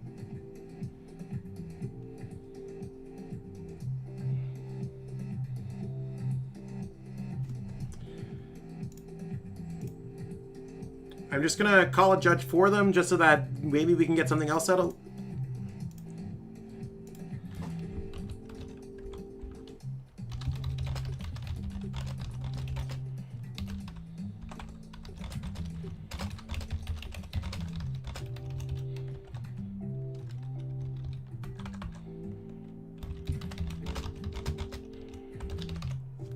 We'll be right back.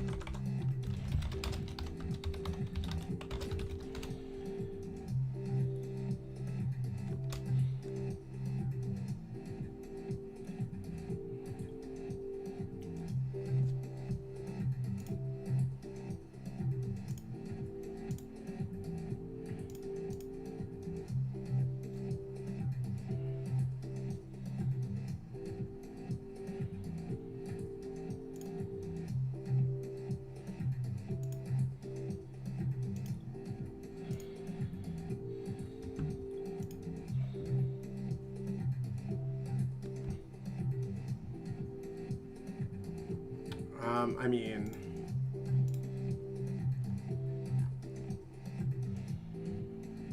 so hopefully we find the game.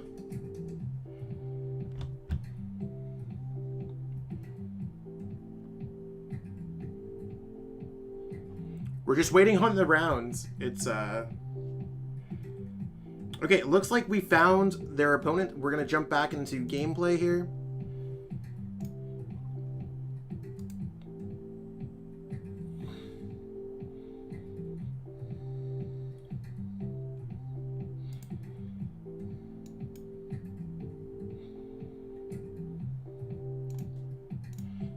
Okay, should be okay here.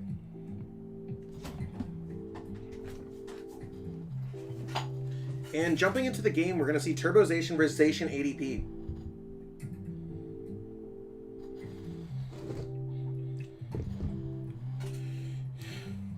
So I'm just going to make sure that I have the right time for everything.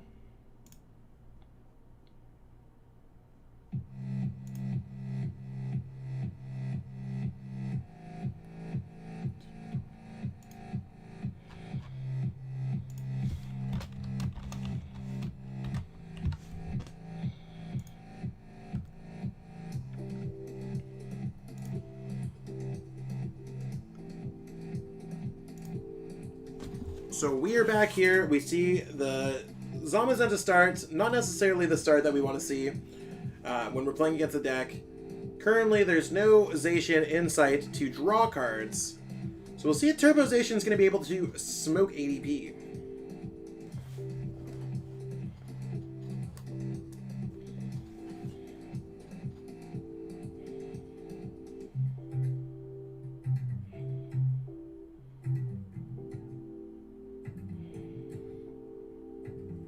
So we're going to see an early discard of some energies for Evolution Roar. Being able to search the deck, I think, is going to be a really important aspect here. So we're seeing natives opt to not search through the deck, keeping it a little brisk, powering up that Zamazenta, and leaving that Fate all into the Bird Keeper. Are we going to see something cool happen on our opponent's side here? So we have John Taiwan.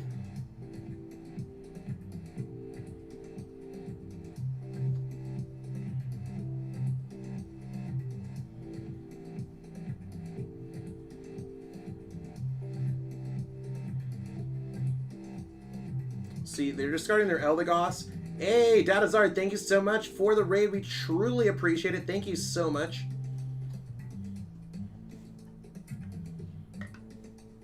So we're going to see a Professor's Research. I think this goal in this matchup is really just doing ADP things. We do see Crushing Hammer. That's going to slow down that Zamazenta a lot. There's an energy there. Not putting ADP down might be a little bit difficult.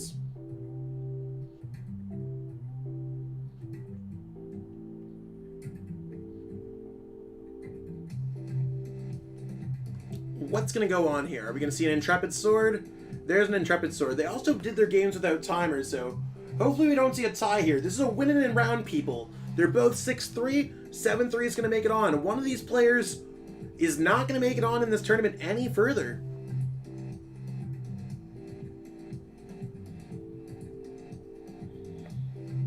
So, I don't think that Bird Keeper really brought the sauce. Might be a good idea to retreat, keep yourself out of that Brave Blade range, and leaving Berserker there up in the active spots. Taking the blow of that Brave Blade.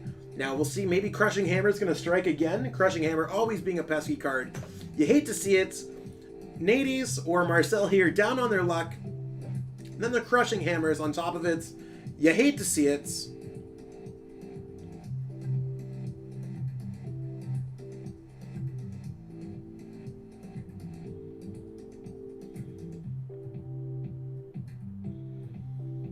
There's the energy. I don't know if it's a good idea there to use Mawile. I think it's like low-key greedy or just plain out incorrect. I'm not going to be one of those commentators that's going to be on the game and be like, hey, you want to know what? This is the correct play. This is the incorrect play. Or dance around it. I'm just going to be straight up with what's going on here. I mean, I don't think it's worthwhile to Mawile your opponent when they're doing nothing. If there was a Dedenne GX in that hand, they'd be using it. So right now, Boss's orders would reset the Intrepid Sword. They are now 1 energy away from just winning the game and advancing on. So I think the Boss orders, if anything, was way too kind. If they have an energy, they just win the game. There's the energy. We're going to see the retreat. And now we're going to see the Brave Blade to move on, 7-3. Some games are a little bit more electrifying. It is what it is. Obviously, that opponent was not stream sniping. So this is our last game of Phase 1, and we are going to be moving on to Phase 2 Swiss. You hate to see it. It sucks, but it is what it is. So, does anyone have any decks that they think that are going to see any success? Like, what's going on here, peeps? I'm Zach Lesage. And that game was a bit of a yikes. It took a while to get set up there. But there's another 12 minutes before the next round. Looks like we're starting round 11. Probably... I'm not even sure when we're going to start. I think in about 15 minutes or so.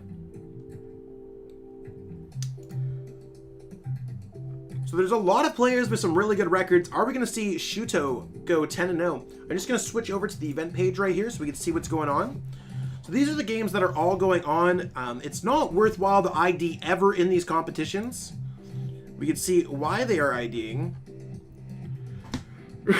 They both would have made it either way. Francesco and Berezzo. You want to get those match points when you can get them because it's never guaranteed to get them in Phase 2. Because it looks like you need to go 13-3 in order to advance. It might be like 12-2-1, but it's still going to be a tough one. So if you're one of the players who are advancing at 7-3, you got to win you got to go 6-0.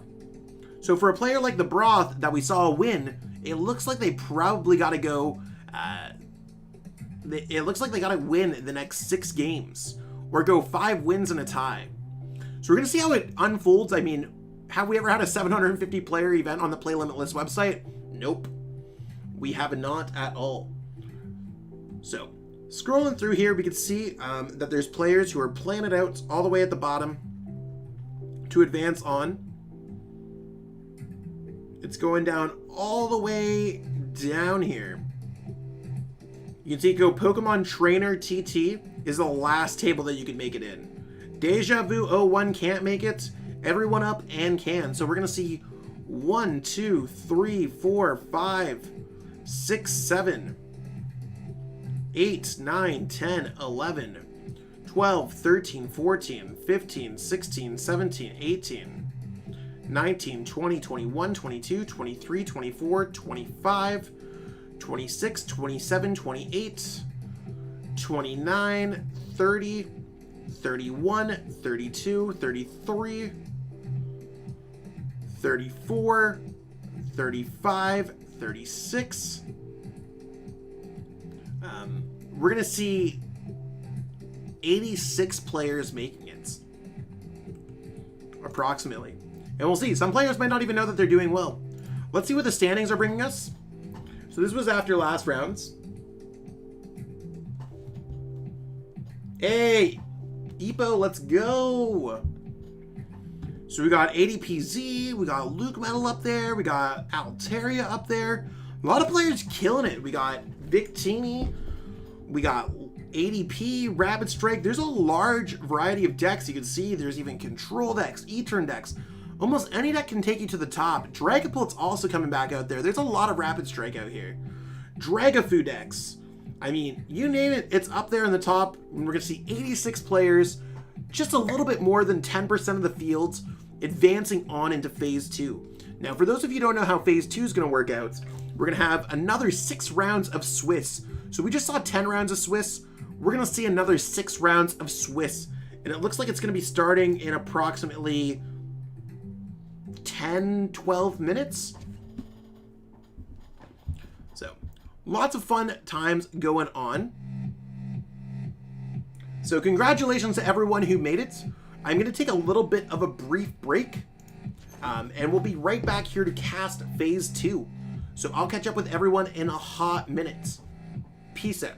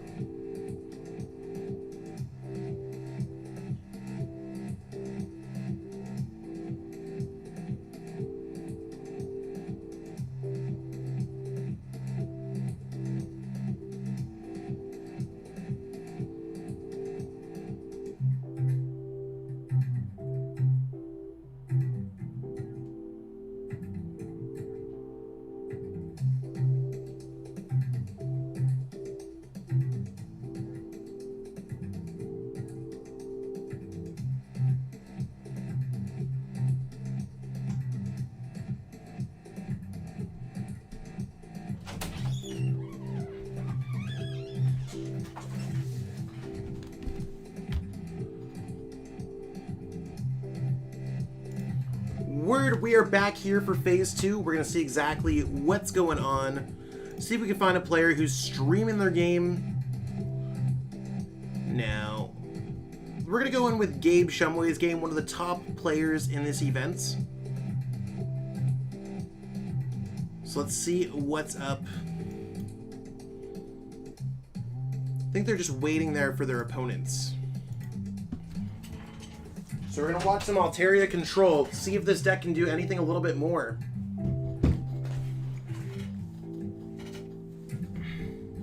Hey, thank you so much for the dono, Jonathan. I really appreciate all the support. Thank you so much, bro. All right, we are jumping into the game. Let's see what's up. I'm just going to be changing things up here a little bit. 9-1, playing against Alex Hamilton. So we're seeing a player who can make a deep run. And if you're in Phase 2 and you want to stream your games, let me know.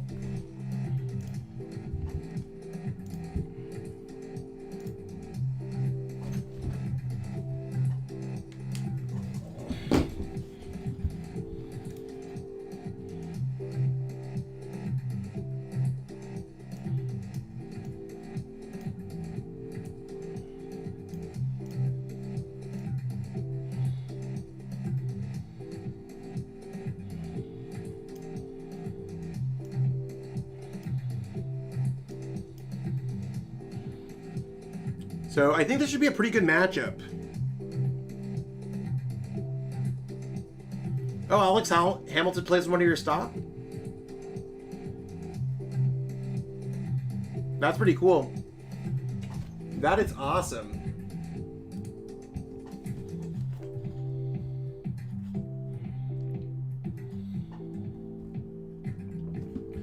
So, I mean, I think this should be a game that's as simple as setting up Altaria. I don't see that there's an Aegislash or anything in Alex Hamilton's list. Gabe Shumway should be able to Altaria control, lock that up. But we'll see.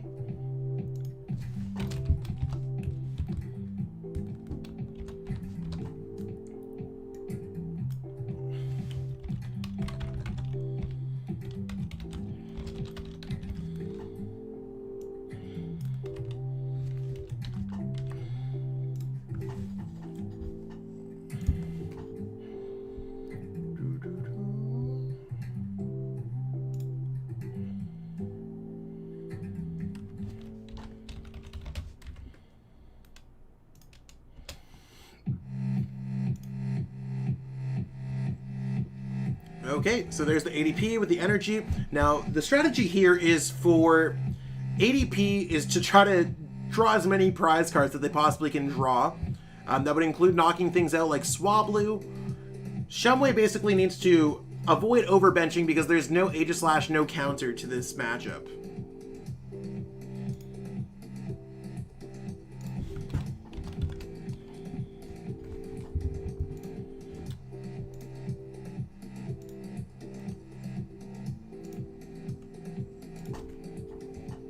So, getting double Swablu out just means Altaria getting set up. Seems like it's going to be really good. Yeah, I think I see Alex Hamilton online a few times playing decks like this, and we're seeing the energy switch. Are we going to see an attack go off this turn? Are we going to see an ultimate ray on one of those? Oh, we're seeing the Altered Creation GX. Now, this should be a really quick game. I think it's just getting Pokemon that you can't get down with a Mawile, evolving into Altaria, and really just getting set up from there. I don't know if there's really much else. I don't know why it's a pass. I mean, I guess the pass makes sense there. I would have definitely attached an energy, I think. I don't see a reason why there wasn't an energy attached. Maybe it was the Snore. Nope, I think there was the energy that you could attach. But that's okay. You want to know what? There's lots of things going on there.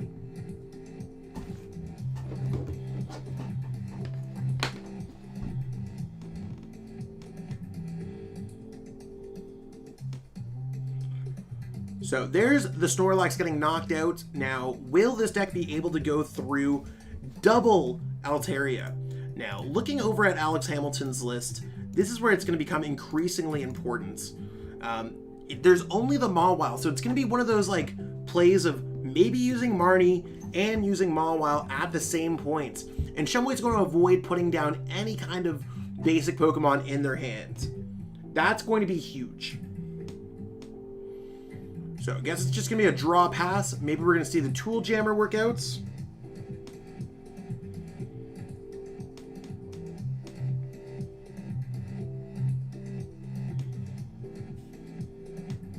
I guess this is round 11. I guess I could update that too, huh?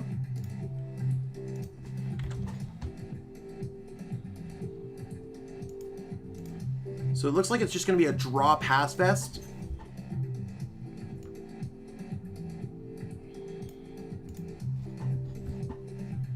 And we're going to see those energies start coming down, attacking the Pokemon. I mean, it's going to take a minute, but we can get there.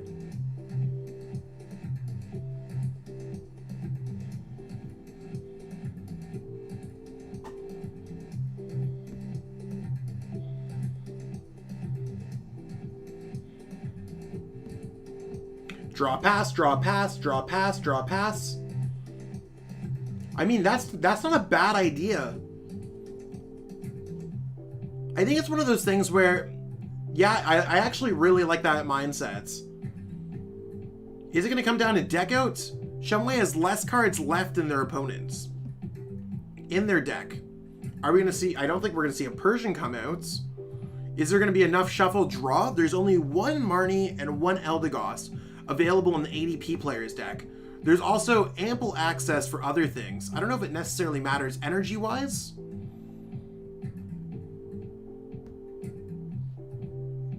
I guess we're going to go with the attacking routes. Maybe it's just faster. Maybe they've checked through and there's no Pokemon that they have.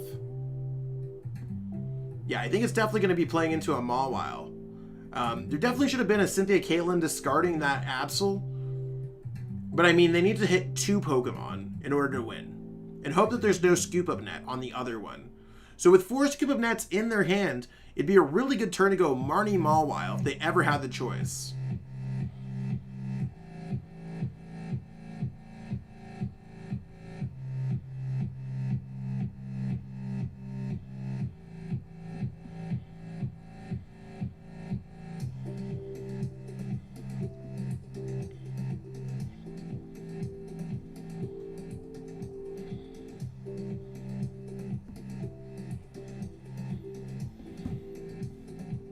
So it's just going to be a back and forth. There's a boss's orders. I don't know why it's a good idea to play boss's orders there, because it's just as simple to retreat. Maybe it's to get them to go Bird Keeper. It's not a good idea to use Scoop. Maybe there's 2 Pokemon in their hands. They could go Mawile goes down and play Marnie. To me, I think it's a bit of a spooky play. I don't know if I like that at all. Yeah, I definitely disagree with that. But I mean, got some opportunities here. Drew into another Pokemon. Hex is a fair card when it can't be chains. Hex Maniac could be cool. Yeah, it wouldn't be bad.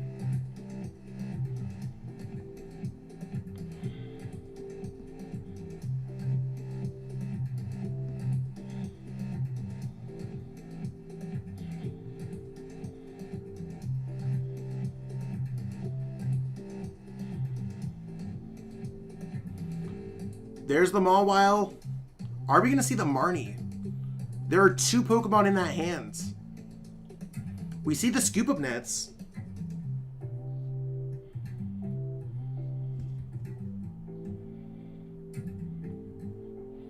There's the Cherish Baller. We're going to see a Dedenne GX trying to get the Marnie. Because we see the Scoop Up Nets. I think Alex Hamilton's going to realize that it's not going to work out. Yeah, Apom would have been really cool.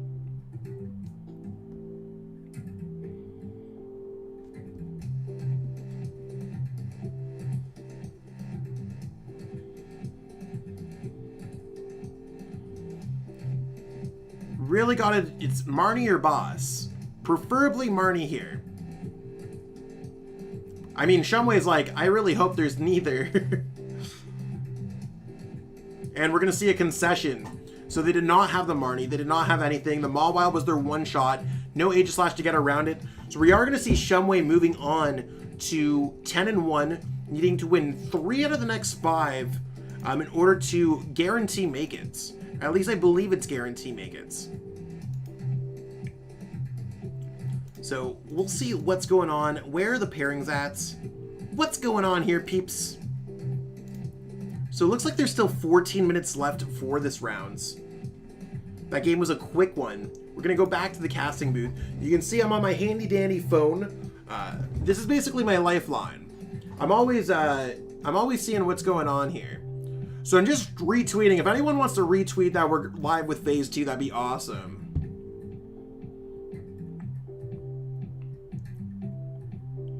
So let's see. Tweet. Boom.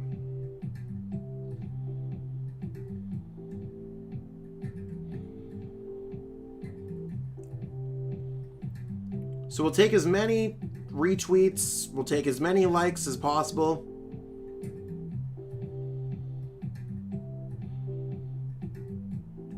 I've got my other the Yellhorn account at least.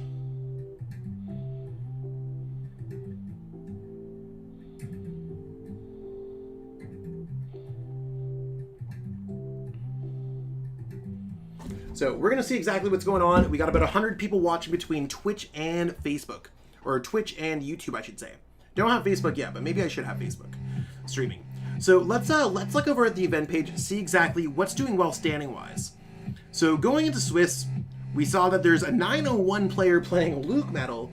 So kind of what I said in the slide, if you've been following along with what's going on, if LUCMETAL's avoiding Phoebe, and if they're avoiding Fire, they're probably doing well. Let's see the matches that they played. Mad Party, URSHIFU. All of these good matchups. They probably beat the one Victini. Yeah, I mean, not a bad day for LUCMETAL. You can see that there's a lot of really strong players up at the top of this tournament. And a lot of players who we know. We have Koichi Kimura, who's been playing at a lot of chill events. Now, they've had a lot of success at these chill events. Got Cash Vinder, Cashman, if anyone who knows them on Twitter. They dropped one game to Shuto, who's also 9-1, playing ADP Mirror. They've had a lot of ADPs here. So it's one of those things where Cash is running hot with ADP, nothing's going to stop him. We see that there's Gabe Shumway playing Control, only losing to Cash. A lot of these top players have only lost to other top players for what it's worth. Josh Sutherland up there. They did hit Victini, but maybe Josh is going to be able to get over that. Who else is in here? We have Logan McKay playing PIKAROM. Just took a loss, but Logan can win the next 5 in order to advance on. Stefan Ivanov, one of the world's best players. Gabe Smart, 9-2. I mean, there's a lot of players up here that are just absolutely crushing it out. Like, when you make top cut and you have to have at least a 70% win rate, you are crushing it out. So if you want to join chill events in the future, let me see if I could grab my handy dandy YouTube video. I made a video to showcase for people if they ever struggle with that at all. So I'm going to go over to my channel, see what's up.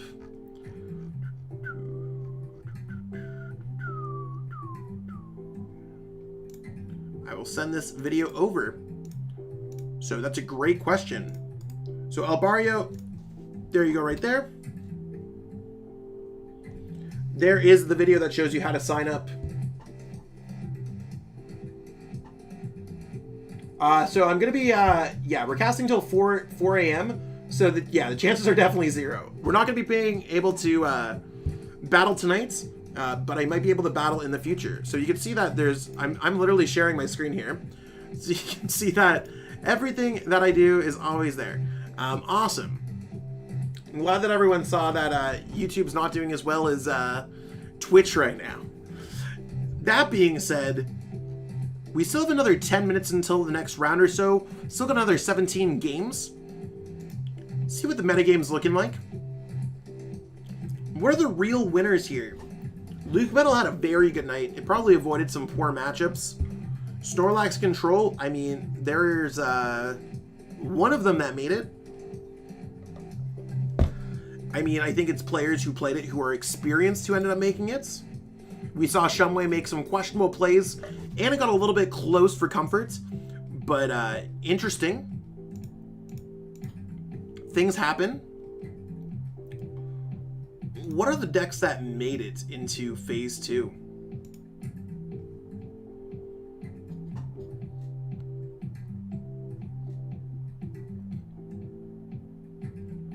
Lots of Victinis. Lots of PIKAROMs, lots of ADPs. So there's a Cinderace deck. Cinderace VMAX. I mean, that doesn't sound too bad. Got a Cramorant deck. Got a Single Strike, although they did drop. I mean, I think this is the point where a lot of players are going to drop from the tournament. We've got a Centiskorch here. So lots of cool decks going on. So we still have another 9 games left to go, about 9 minutes. So we are going to take a bit of a brief break. So I'll catch up with everyone soon for round 12. If you are still in the tournament and you can cast your games, it'd be absolutely amazing. I'd really love to watch some of these top level games to see who's still in this event. So I'll be right back. I'm gonna grab some water. Make sure that you grab some water, take a stretch, grab a snack, and we will be right back for round 12.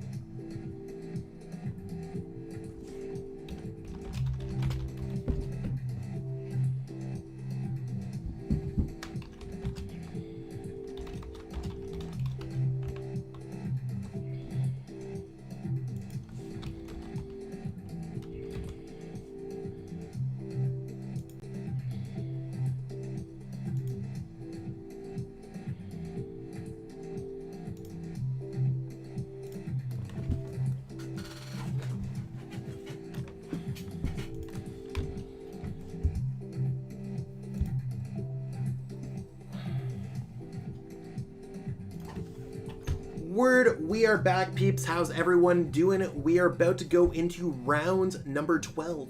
So I think I've sourced a player who's in phase 2. We featured them before. We're going to be watching Epo playing LUCMETAL. Now, hopefully we got a chance to not watch them hit fire. That'd be really unfortunate. That's the player, if anyone's been watching the stream for a while, that's the player that got smoked by the ZACIAN with a rusted sword, turn to escape rope play. We got the person asking for the dab. We're gonna dab on him, and it looks like we're waiting on one last game here, so about a minute left of round 11. If you're the last game is gonna be over very soon. It's E-turn right now, playing out against TempoZard. I don't know how that game took so long, but it is what it is. And I appreciate everyone tuning into the stream, sharing their love of Pokemon. It's been a day, so I mean we are almost there. Got a couple games left. So we're looking at it. Looks like 12-3-1 is going to make it, is what people are telling me. So we will have to see exactly what's going on here. Top 8 right now is 9-2.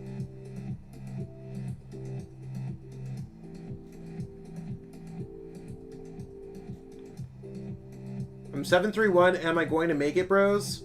I mean, call me stamped a 1 because I'm useless.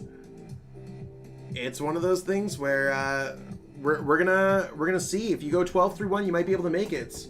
Take those dubs when you can get them.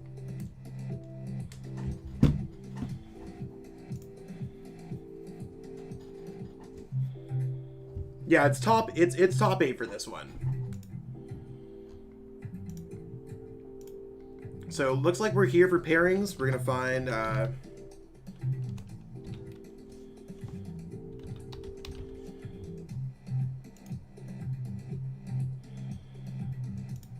so what are they playing against? They hit Victini. So we're gonna jump in, see what they're gonna do against Victini. And let's jump into their gameplay.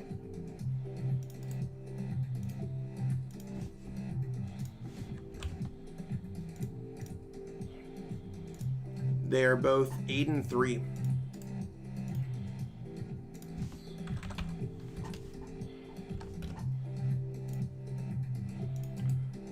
The Victini matchup's tough, so it comes down a lot to the deck list when you're playing it.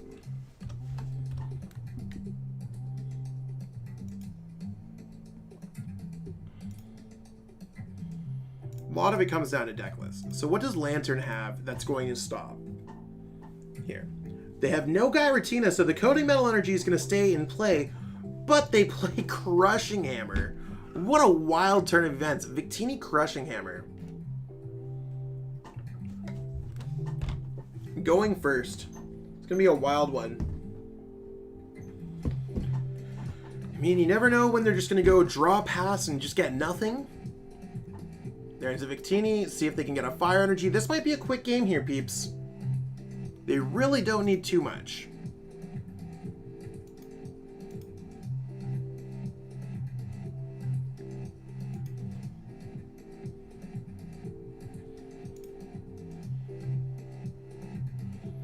There's Victini. What are they going to grab here? Dedenne? I don't know if they need to use Dedenne right now. I don't know what they really gather. They're discarding a Crushing Hammer and a Marnie. Especially when a deck like LUCMETAL can just like kind of put that away.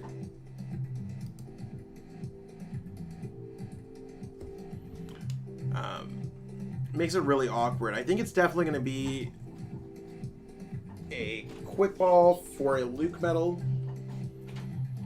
LUCMETAL grabbing capture energying for maybe another ZACIAN. And then using Intrepid Sword on the bench, I think, is probably the best opportunity.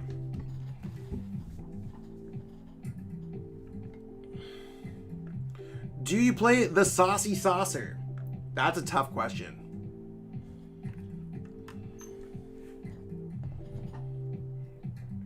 Nothing off the rip.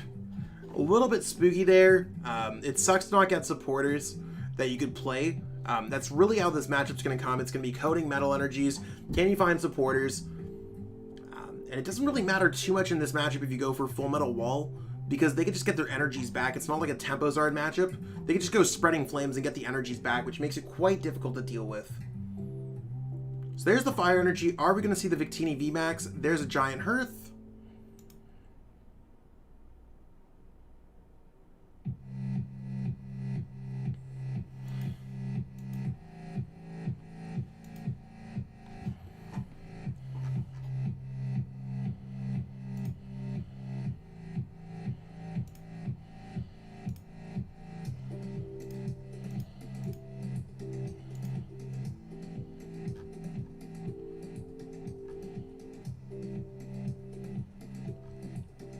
What's going to happen here? They can put extra energies on that Pokemon. They can get the guaranteed knockout.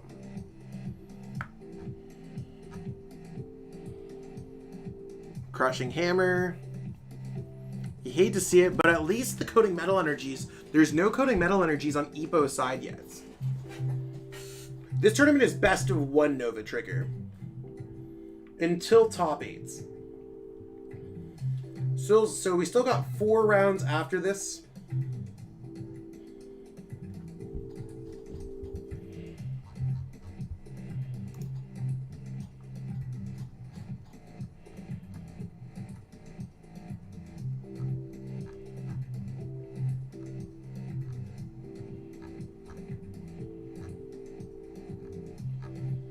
And we're going to see, are they going to...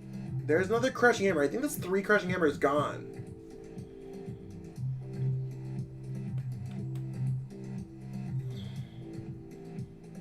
Oh, we're just going to see an energy burst.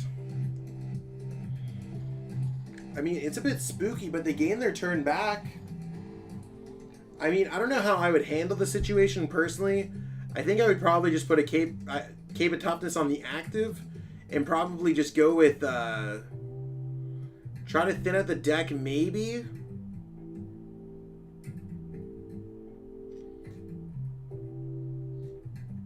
Just go Intrepid Sword on the bench, I guess? I don't think it's worthwhile to Malolana. I think that 1-up active is just gone. And I mean, these are not the hands that Epo is looking for. Looks like LUCMETAL's just kind of tossing it away here, if you know what I'm saying.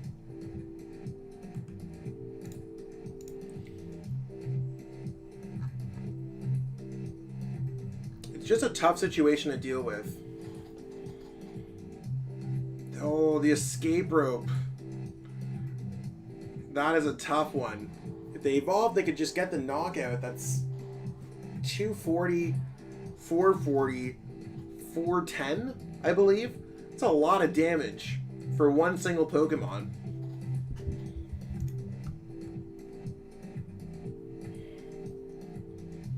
Another Crushing Hammer. Might be watching from the turn before.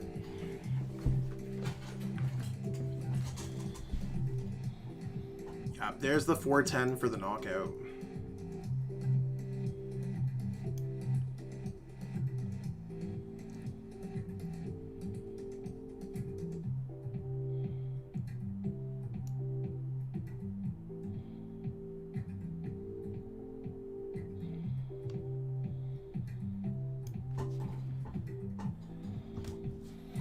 So, I mean, it seems like they just need to, like... I don't even know how the situation is going to go at this point. Really need that coding metal energy.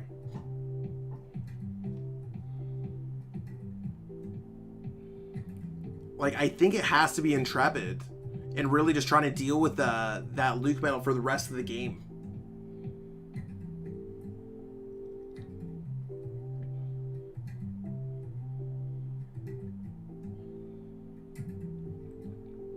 And I mean, at any given point, it could be like Boss attacking with Victini.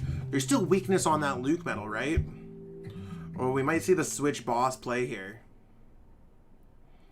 Oh no. Poor LUCMETAL.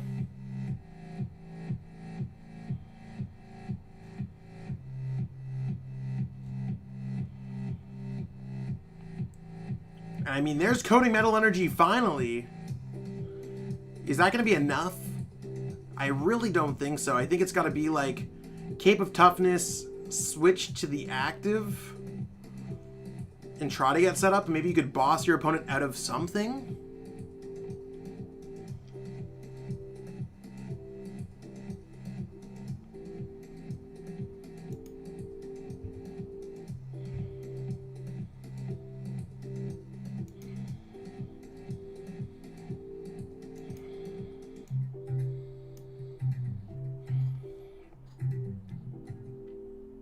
Okay, there's the Malolana, and let's see what this Intrepid Sword brings. Boss and an energy, I think, wins the game. That's going to be 120, 240. Oh, well played. Do they have the boss's orders? There's that Eldegoss. It's really unfortunate. But this matchup's really bad for the LUCMETAL. It's going to happen when you're playing in these tournaments. That's why every single round counts so much. If you misplay in an earlier round, that's probably the reason why you're not making top cut in the first place. So we've got to see exactly what's going on here.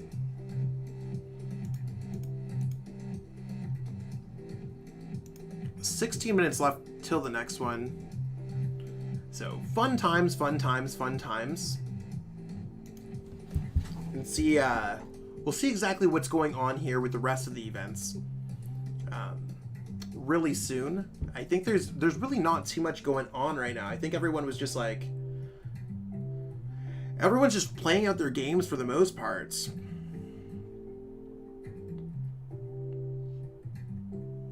So, what's everyone else up to right now? The Lantern 2002, I lost him to a Philip. That's okay. It happens.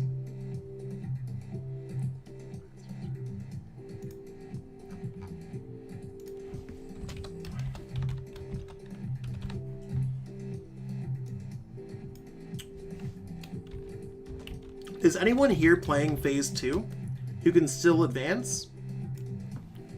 I think that's really the biggest thing that we want to find out here, is if anyone's still playing Phase 2, can they advance? LUCMETAL versus, that was Victini. Haven't had too much Victini featured on the stream. Just the one game so far. Let's see if I could find another game here, if anyone's still playing.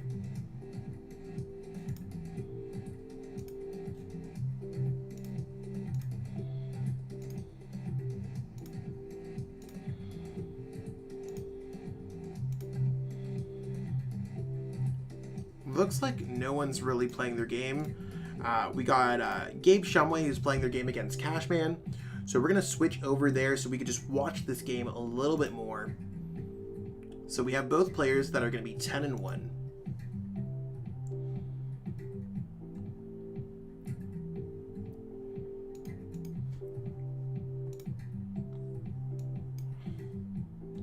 So we're going to be featuring another game here just to kind of buy some time. So both of these players are 10-1 as far as I'm concerned. Two of the top players in the tournament so far.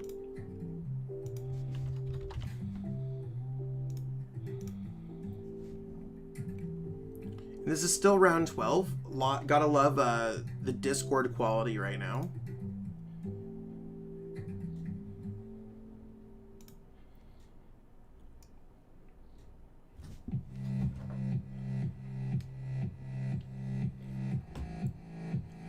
So we're seeing the Crushing Hammer heads. Now let's double check to see what lists are there. This is table 1, by the way. So these players might be securing just ties into top cuts at this point.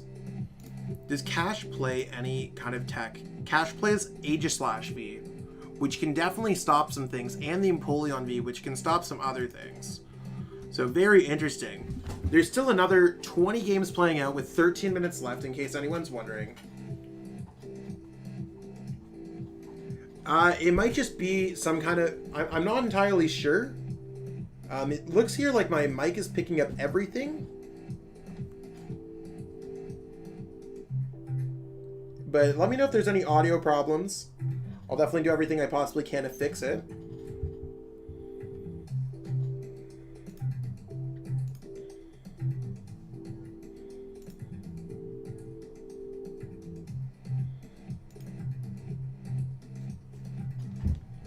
Okay, I'm glad.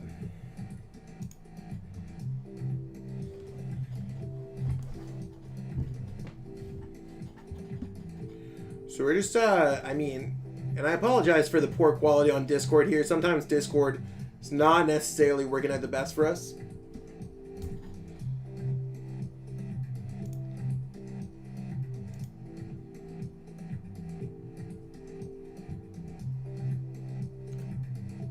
It's really weird. Maybe, do you have both streams open?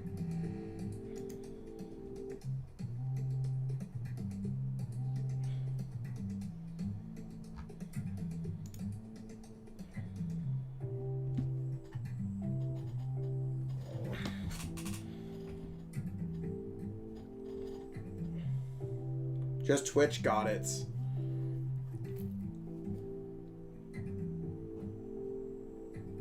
So, I mean, Cynthia Caitlin, grabbing Lieutenant Surge could set up for a huge turn here. One of these players is going to advance on to 11-1. They probably only have to win one game out of the next 4. So 10-1 is a huge record to be having. Advancing on a top 8 is just massive. I mean, these are players who've been playing for the past 5 hours and 15 minutes. I mean, our stream has literally been on for 5 hours and 15 minutes at this point. It's just a bit of a long one, but we're still vibing out here.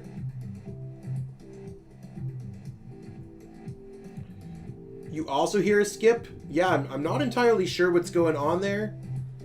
Everything's going well here with my audio. As far as I can tell, I'm just looking at my monitor, and it seems like everything that I'm saying is coming out fine. Do I recommend doing a live streams for Twitch when you're going to be a junior in high school? So I mean, as long as you're able to stream on Twitch, YouTube set up for those agreements, I think that's fine. Just make sure that you're not breaking any terms of service. Hey, how's it going, everyone?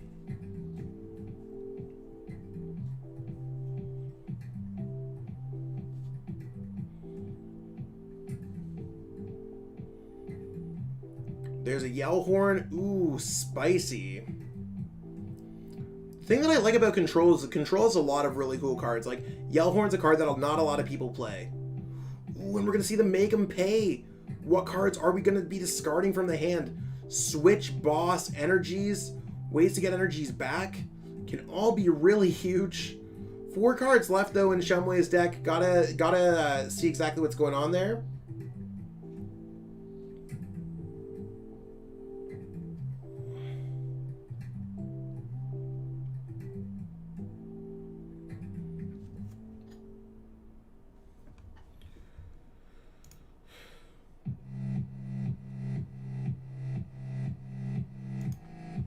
So, still waiting to see exactly what's going on. There's 7 players left playing their games.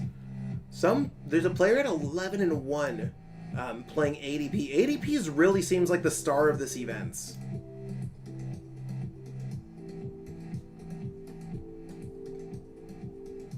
And it's a massive accomplishment to make top 8 here.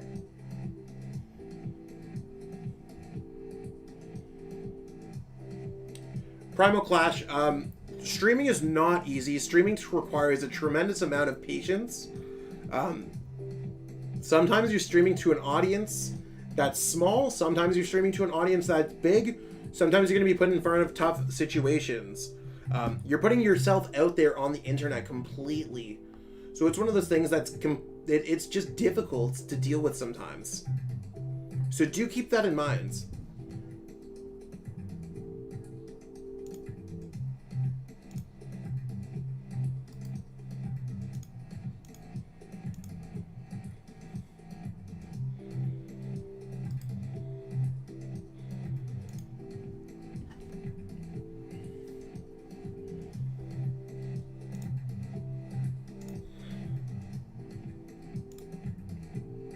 And it also requires a lot to get it set up.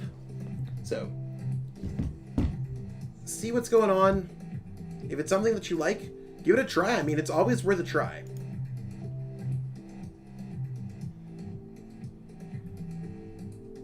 I agree with that. It's really easy to watch, but it can also be very difficult to stream to like a bunch of people. Because right now I'm streaming on 2 different platforms, checking 2 chat rooms, and we have approximately 100 or so people watching between both of it. And I mean, it's fluctuated tonight as high as like around 150. And so there's a lot of things going on, and you also got to keep it entertaining as well. If you have plenty of time to do things, it's probably worthwhile. One of the biggest things that I wish is that I had opportunities to play Pokemon and stream when I was younger. I truly wish that. So I don't give out codes to anyone who's just like watching the stream, unfortunately. Sometimes I do giveaways and other cool things like that. So I just want to let people know that I'm not necessarily here to just give away freebies. I think a lot of the things that I do are just trying to give back to the community. Call me stamped to 1 because I'm useless. I think I'm going to drop. I'm 741. Have I got a chance? So you might not have a chance for top 8, but there are codes if you make top 16. And you do get featured in the video. So you can get top 16 prizes. There's a lot of clout that comes with top 16 as well. We're seeing an escape rope here.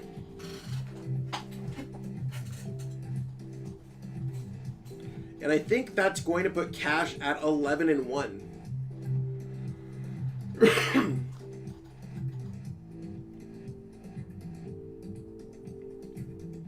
So I mean, I think this is a super huge, super huge deal for Cash.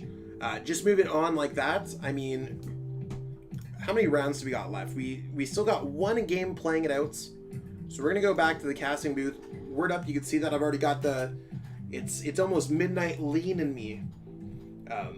So if anyone's still figuring it out, there is prizes down to the top 16. And everyone who plays gets their Crobat as well.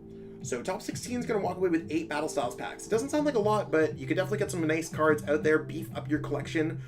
Probably the bigger prize is being featured in Maddie's video where you make top 16 on the Chill TCG channel, being featured on the graphics from both Pokestats and Chill TCG and PTCG Ozone. So a lot of cool things. I would just play it out at this point. I mean, what would be an hour and a half of play? Primal Clash, I will dab on him. It's a bit of a lazy dab, but get in there. So, what else do we got going on here?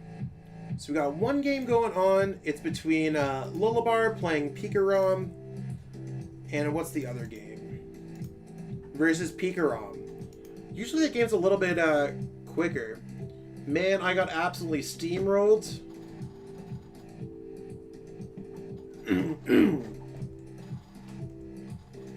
Scream Blounds. Blounds!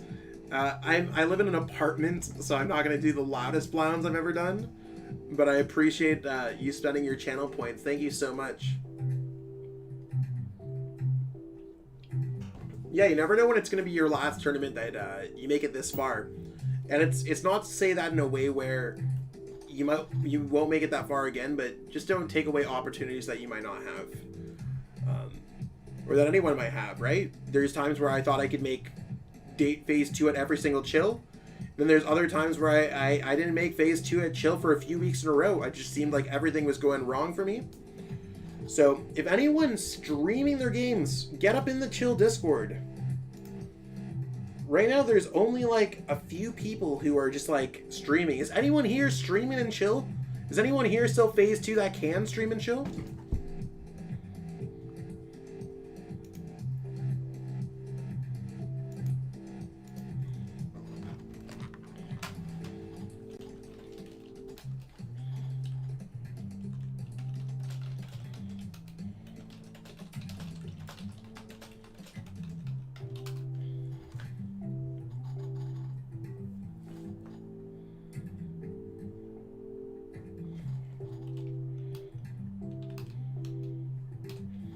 Only got a few more rounds left, and then I want to see how the top 8's going to play out.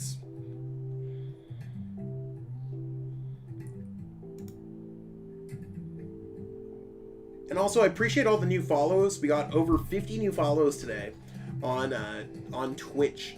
That's amazing. Coffee Boots. Let's go.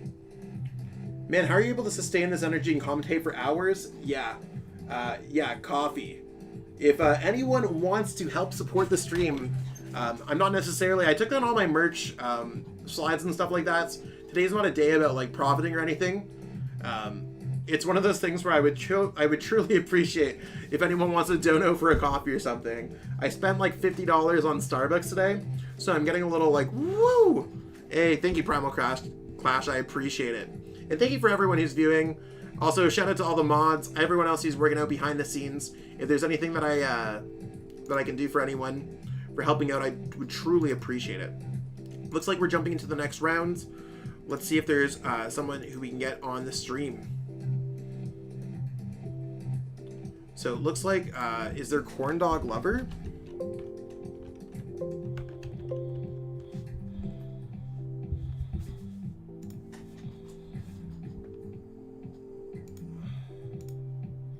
Just trying to see if there's anything here.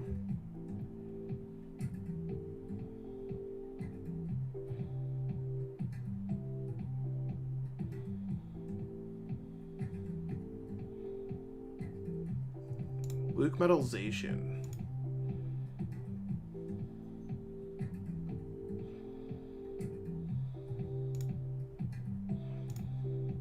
I wish there was an easy way for me to tell exactly what's going on.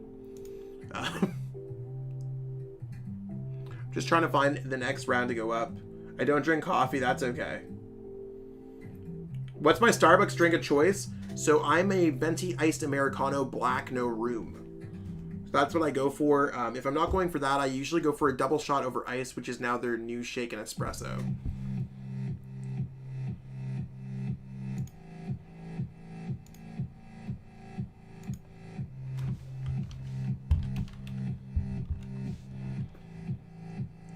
Cornell Zeta.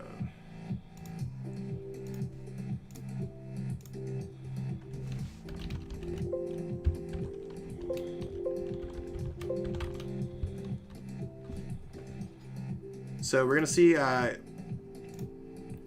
Mewtwo Rillaboom versus Grass Mewtwo versus LUCMETAL. So we're gonna be jumping in here.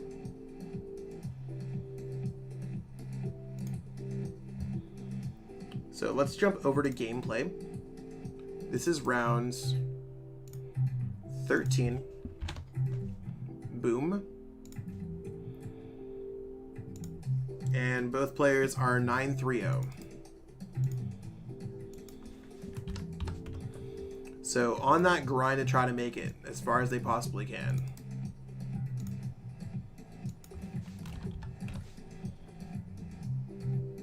Mad respect for the choice of coffee. I appreciate it. It's the more caffeine, the better.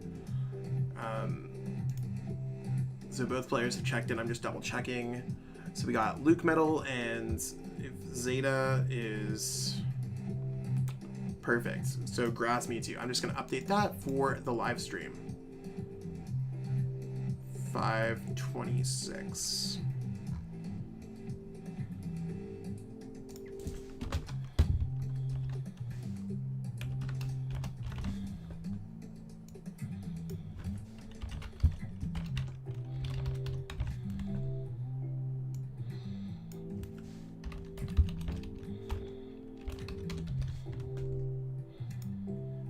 It's going well. It's going well. You're late to the you're at a baseball game. We're still here for the next few hours.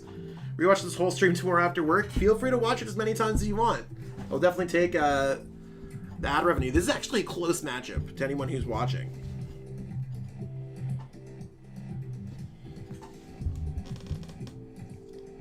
Very close matchup. So I like that Grass Mewtwo. They're going first, not necessarily, or they're going second, so they're going to be able to go for super growth and build up their Grookey into a Rillaboom. It's that kind of like green blob to the upper right.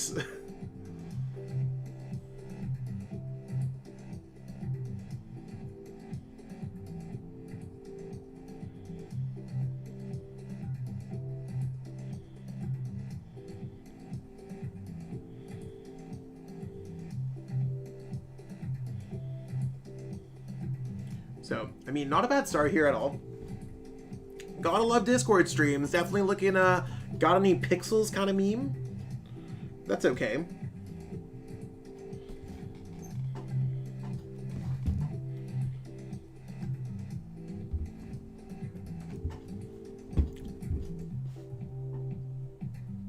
So there's an energy. I mean, we're probably going to see an attack go off into that Pokemon. Calming Hurricane if I ever saw one.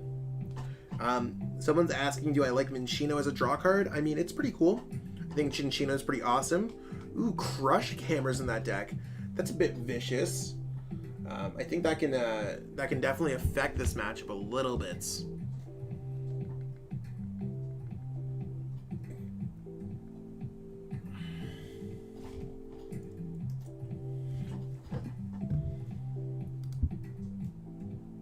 So the biggest thing that's going to happen here is going to be,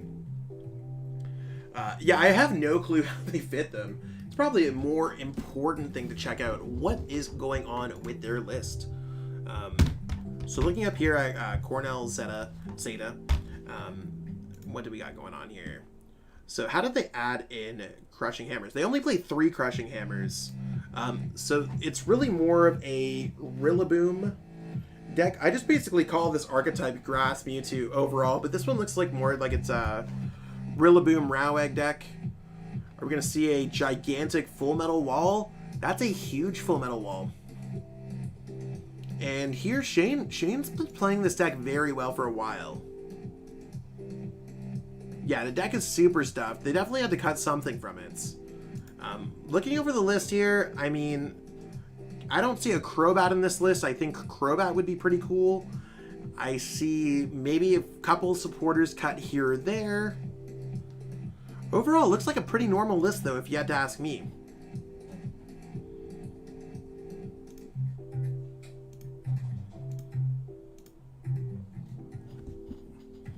There's a 120.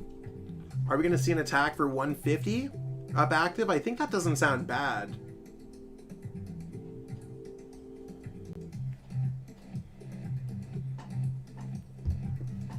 Maybe it's going to be a healing kind of turn.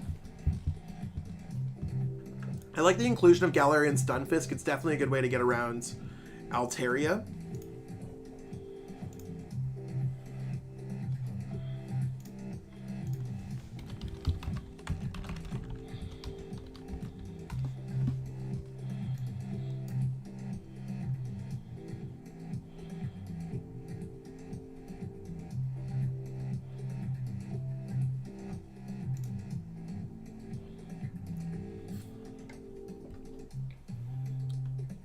I mean, I love the pixelated stream. Kind of fun. Yeah, weird that there's no bats. Yeah, they cut some stuff. I mean, that's what you get for playing Crushing Hammers. So we're seeing the 120 heal. That's not a good sign if you're playing LUCMETAL. You want to be getting those Okos whenever possible. And now we got to watch out for Tropical Hour GX because that could be hidden. It can be bussin'. Doesn't attack like a shuffle back all those energies, but it seems like they might be focusing on the double. Maybe it's just because that's a colorless energy, and they're trying to get, because Tropical Hour GX I think takes all of the extra energies. Drawing some cards. Really weird split between the energies. Maybe it's just going to be a Calming Hurricane kind of attack. I mean, definitely could. We'll have to look into it. I might know some peeps. I don't even know how that stuff works, to be honest. I would love to have some 1080p quality streams. My internet can handle it for the most part. At least I hope so.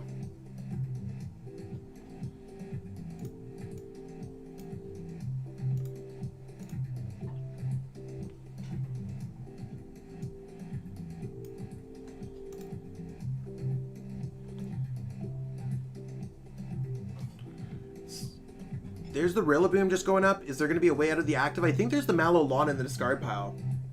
You can ask Maddie about it tomorrow. That'd be awesome. Yeah, maybe the folks at PTC Geozone could do something. Going down to the 0 cards in hand. That's the nutty parts. Now, Tropical Hour GX doing 200 minus 30, minus another 30, I think, because LUCMETAL has that resistance, right? Right! That's going to be enough to knock it out.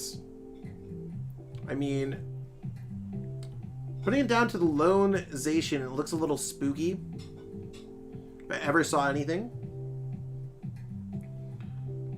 I mean, it's an Intrepid Sword turn because it's only Intrepid Sword, and those are not the cards. It's cool to get the energies off of it, but it's not necessarily going to be the way that you want to be finishing off this game.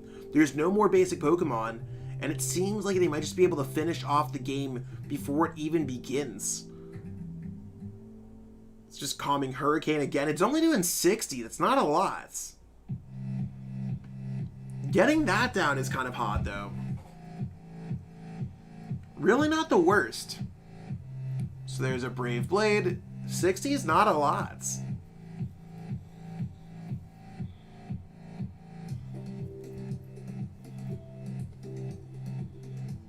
We're going to see an Intrepid Sword. I think it's better to start attacking hoping. Yeah, I mean, the game's not over. I mean, I'm all about watching extra content if we have the opportunity to. There's another 60.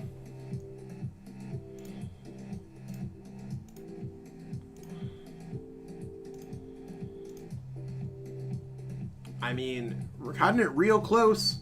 Is there a way to attack some of these other Pokemon? I don't know if the Rillaboom's really going to matter too much. Is it going to go for a deck out? There's 9 cards left, actually. That might be the spooky, like, the play here. I don't hate it.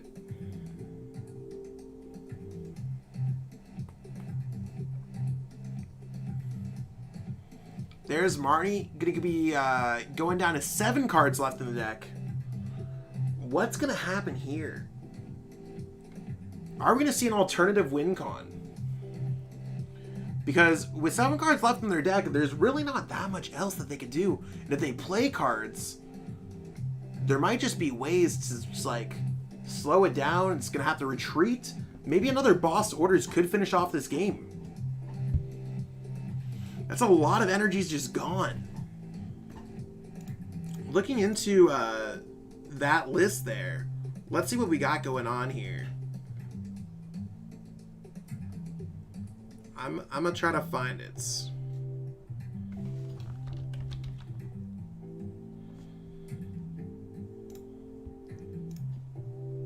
There's a Marnie. I think it's gonna be playing a game of who can survive the longest.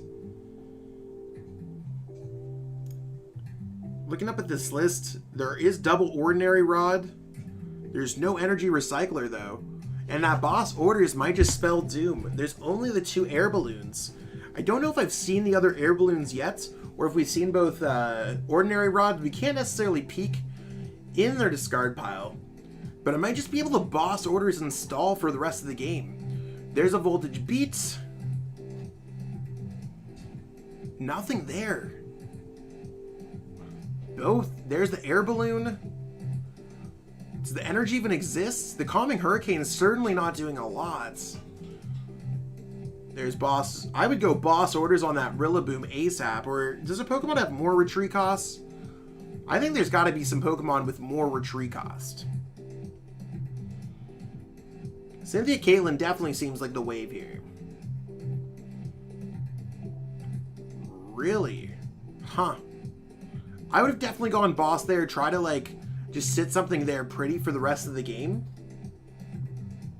I think that would have been a little bit huge. At least there's the switch. And again, the Dub Wool can't attack for much either. It's doing 120 minus 60. So it's still just doing 60 as well. So, I mean, there's a lot of turns left here.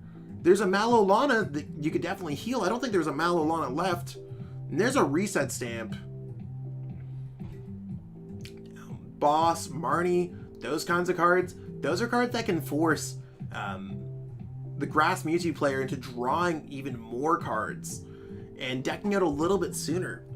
I really think Boss Orders is going to be the key to success here, if I ever had a hunch. Now, maybe, just maybe, this LUCMETAL player does play Tool Jammer. That could certainly be an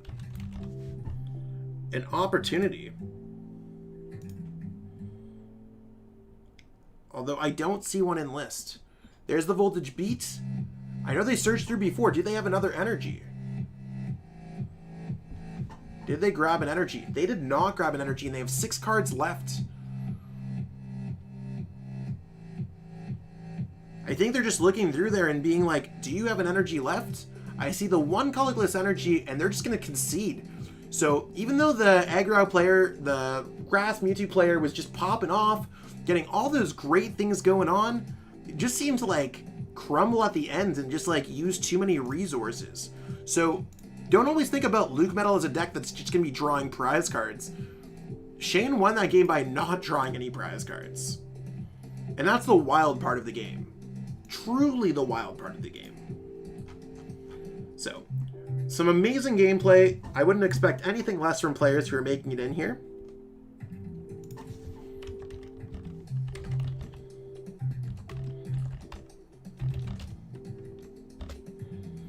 So, crazy. What's the best way to get cards? I've just started. Well, I need to buy pack codes and get tradable packed cards. I mean, you could always go to somewhere like a PTCGO store. And I have a code for that website that might be able to help you out on your Pokemon journey. Saves you a little bit. So we're just going to get prepared for round 14 now. So we are going to go to the casting booth. Word, I'm still here. We've been vibing for a little bit now. So we're almost midnight now here on the East Coast. Hopefully everyone's doing well here. Remember to stay hydrated, everyone. Grab yourself a snack if you've been tuning in for the stream. And if you've been tuning into the stream, thank you so much for supporting our Pokemon community and all that good stuff. I'm really glad that we have so many people just watching and hanging out and watching some high-level gameplay. When I saw that there was the opportunity to stream officially the chill events, when Maddie brought this event over to me, I was like, I don't want to play. I kind of want to share this event experience with the community as much as possible. So, looks like there's about 6 games left. One good thing about top players is they usually complete their games. So we're just going to switch over to the event page so we can see other games that are going on in progress.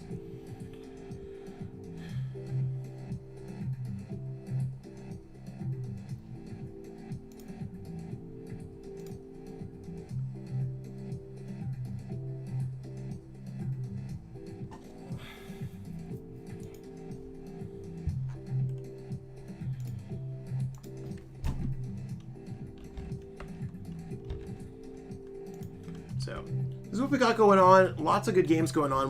We'll go in a little bit more depth.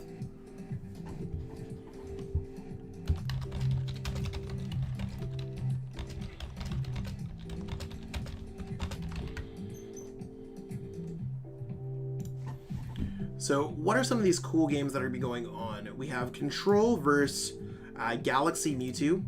I mean, that's certainly interesting. We have LUCMETAL versus Stefan playing Grass Mewtwo. Certainly interesting. LUCMETAL versus LUCMETAL. Hate to see it. We got Ross Cawthon, one of the best players of all time, playing against Andrew Hetrick, one of the best modern players, playing Tempozard Mirror. Should be super fun. Really not too many other matches. I think it's getting to the point where like people are just like giving up in this kind of range. Maybe they're playing out to make top 16. Certainly worthwhile. Wouldn't be surprised if we saw a few players drop. Top 8 players have 10-3 records.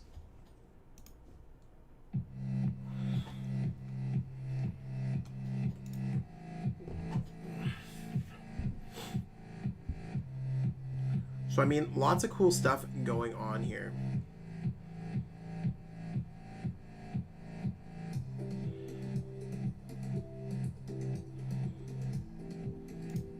Anything change with the metagame win percentage? Looks like LUCMETAL 54% is having the best win percentage across the board. Altaria at 55. Blacephalon decks. There's one Blacephalon that went 10-3. So really not like super crazy. Rowegg, Rillaboom up there at a 65 win percentage. A lot of players are seeing a lot of success. The Gengar Omastar deck dropping earlier on in the tournaments. Thank you so much, Nova Trigger. I really appreciate it. I hope that I don't get boring as the night progresses. So we still have another 6 minutes or so. There's 5 games left. I'm going to see if I can find another player who can stream.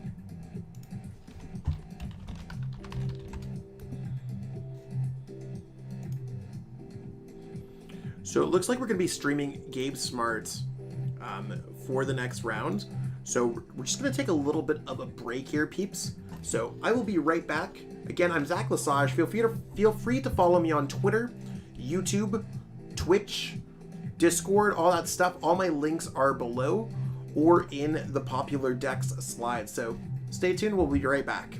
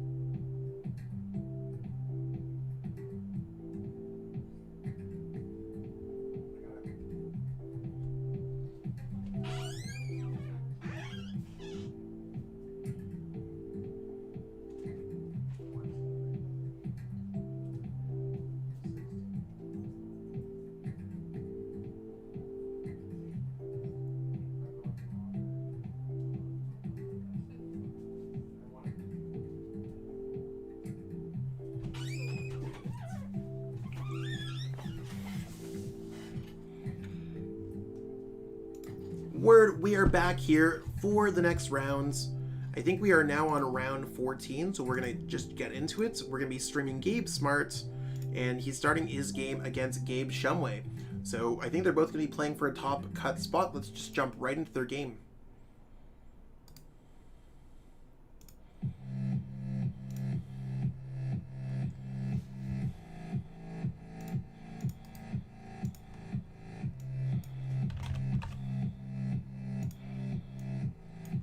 So it's going to be a really interesting matchup.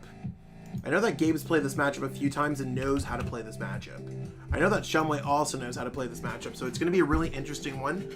One of these players is going to be moving on to what it looks like to be making top cut. And the only player who's 12-1 is Yahweh1234.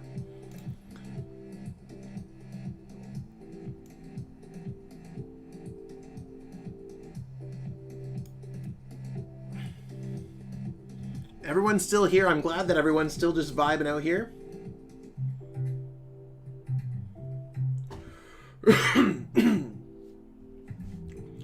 So not a bad start getting a lightning energy for the Bolton V. I don't think Gabe necessarily wants to put down the air balloon yet. I think that's going to be one of those things where he's probably going to think about that a little bit more. Just going to pass it out.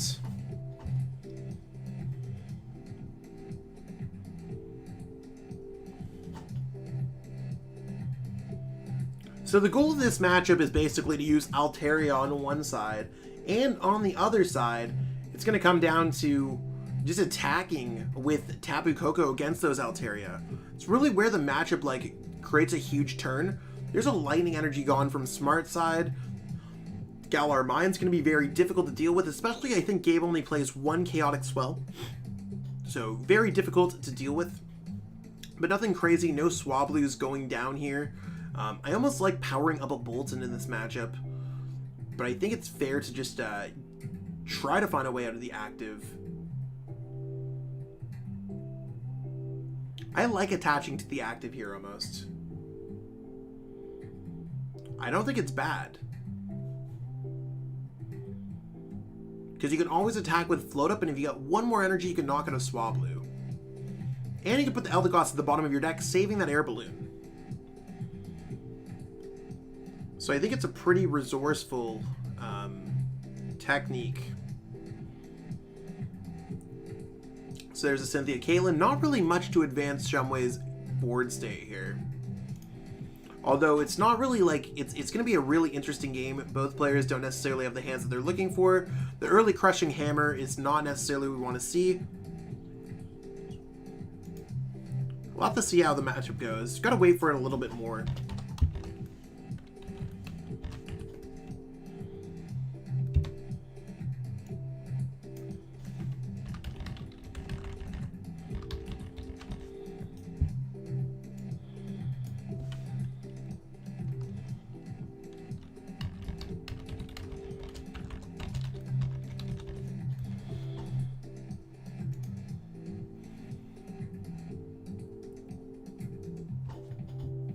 So I like the Marnie play.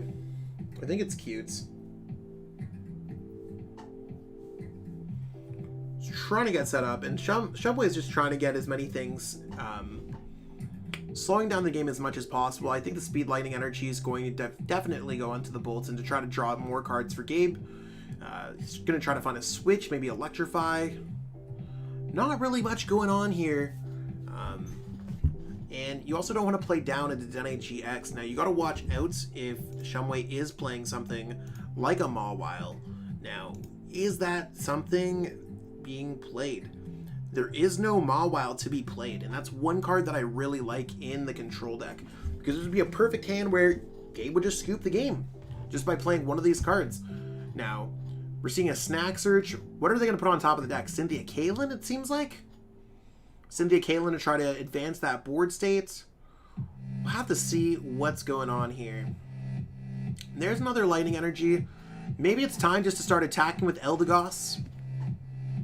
I certainly would start attacking with Eldegoss. I think that seems like the cool play.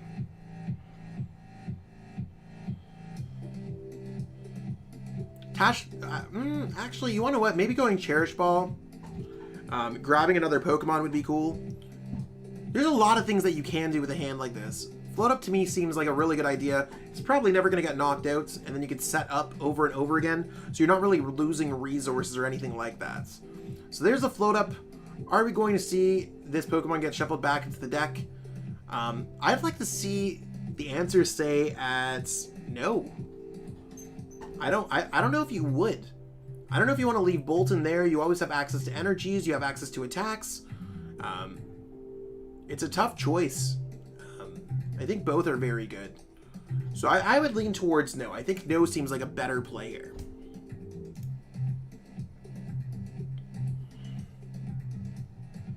So there's a Cynthia Caitlyn. We got to see. There's a Lieutenant Surge grabbing back a Bruno.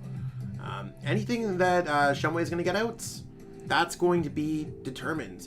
I like a lot of the Pokemon in PIKAROM because you can lift them back up, and there's quite a few prize cards here on Shumway's board.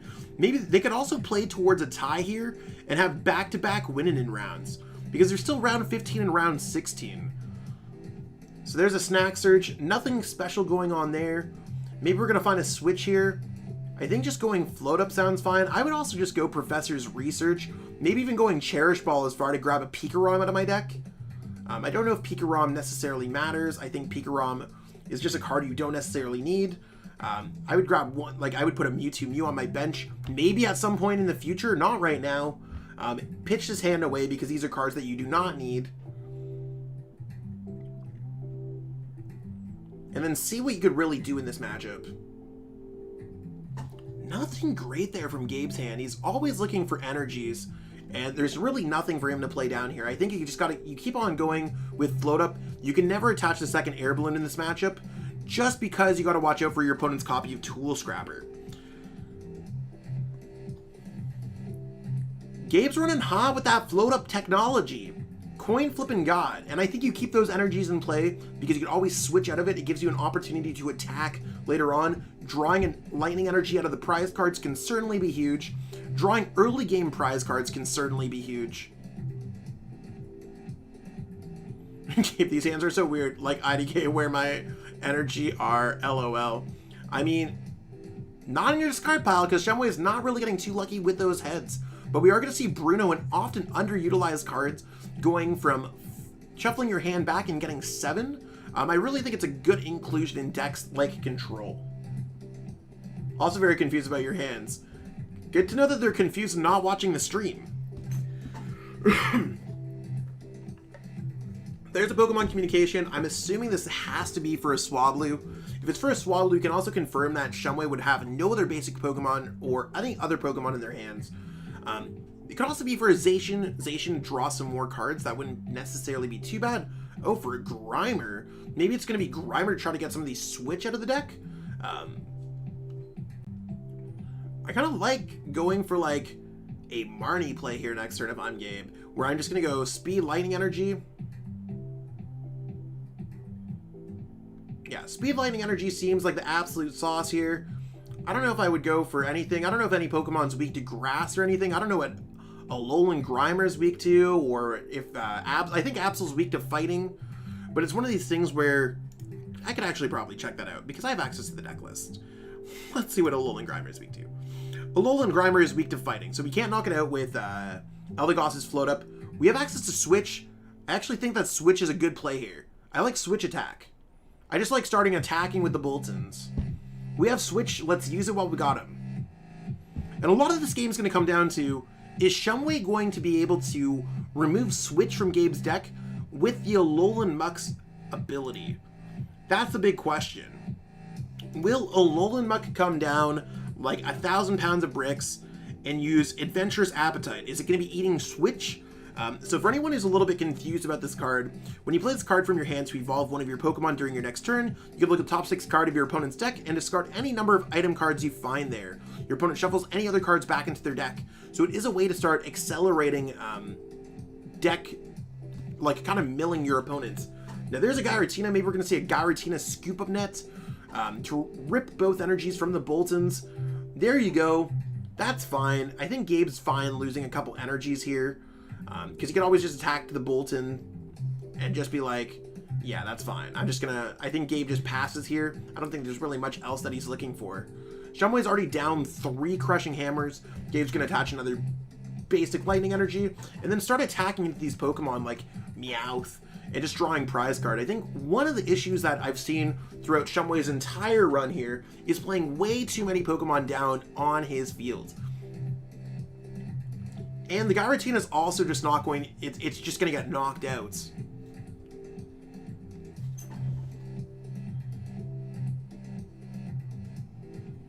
I would just keep on flipping until I get heads. Is Gabe going to go 3 for 3 on attacks? I don't think it's worthwhile to play Switch right now. I think you just go Bolt Storm. So we're going to see the 30 damage. There's nothing on Shumway's side that's going to necessarily equal out an attack. I think these players need to watch out for potential time issues.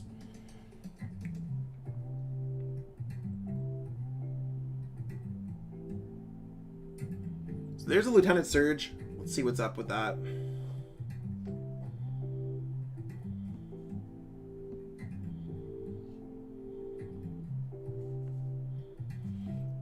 I mean, it all depends. Maybe Gabe's going to be able to find something else. It's one of those things where I don't even know what to snack search for. Maybe Crushing Hammer.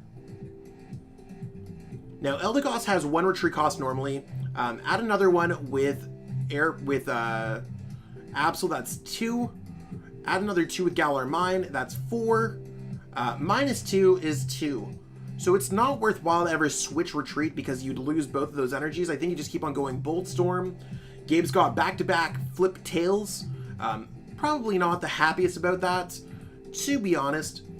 But it is one of those things where we got to see what's going on here. There's a Cynthia Caitlin. Losing a Scoop of Nets. To grab back a Lieutenant Surge. What's the other card that's going to see play here?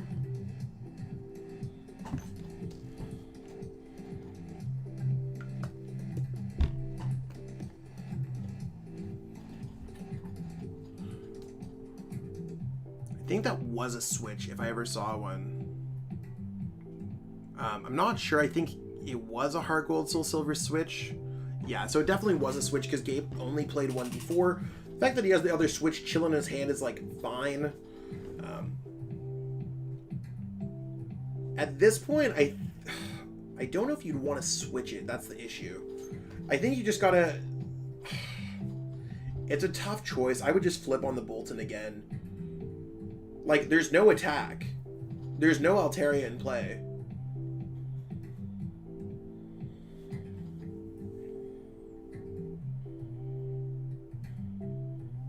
That is the third straight Tails flip from Gabe to set him at 90 damage. I mean, again, it's not going to really matter. But it's one of those things where you're probably just like, what's going on? Is Gabe trying to get an ID from Shumway?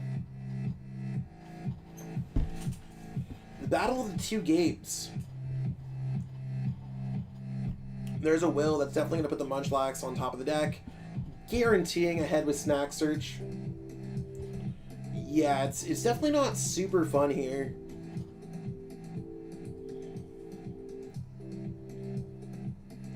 I mean, at this point, I would just go for the switch play.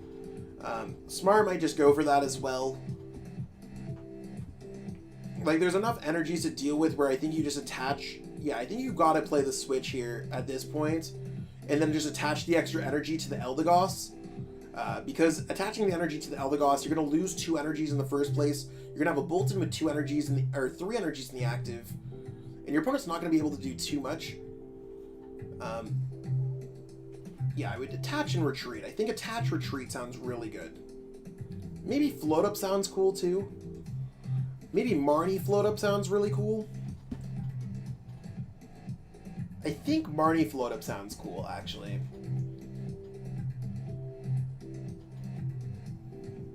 You can tell it's like one of those things where like you just it's so difficult. Use a weighted coin. Yeah, PTCGO doesn't have that as an option. There could be the Chaotic Spell that could log something else in play. At this point, I think it's you just go Chaotic Spell and then you just go attack with Bolton, attack with Bolton, attack with Boltons. That's what I would 100% do. You're not really getting locked into play. There's enough energies on all the Pokemon, and we don't need to worry too much about the Tapu Koko Prism Star because there's a lot of Pokemon in play. There's currently 5 prize cards in play. Gabe only needs to draw 5 prize cards in order to win the game. I would not put Tapu Koko Prism down at all. I think you just go Bolt Storm, Bolt Storm, Bolt Storm, Bolt Storm. You see a Swablu, Bolt Storm, Bolt Storm, Bolt Storm, Bolt Storm. There's no Mob Ball, so you don't really have to worry too much about anything else going on.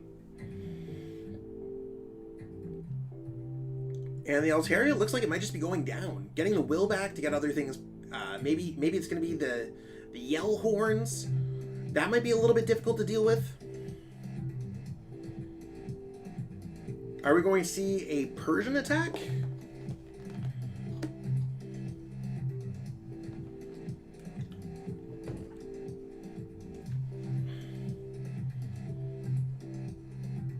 Why not put Tapu down? You don't want it to get a trap for the rest of the game. So yeah, it's going to be a coin flip fest. I don't think you ever play boss at all. I think you need to still wait for the Swablu. At this point, I think you just go attack, attack, attack, attack. I don't think it's ever worthwhile. I think Gabe's seeing what's making sense here. So there's a lightning energy. If worst comes to worst, you could always hard retreat that Bolton, shuffle everything back in with Eldegoss, and be vibing. What left could be in the deck?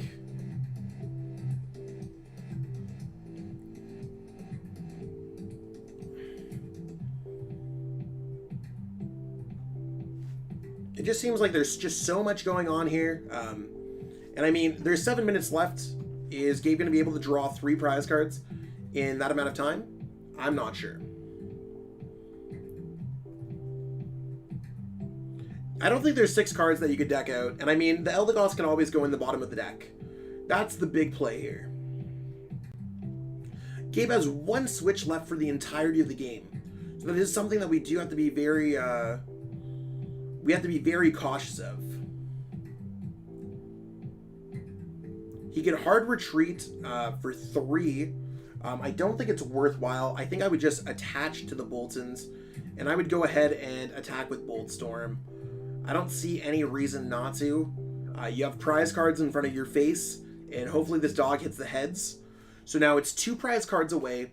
If a Swablu goes down, it's in range. Getting the switch out of the prize is just absolutely huge. I think that just means that Gabe's going to advance on here at 12 and 2.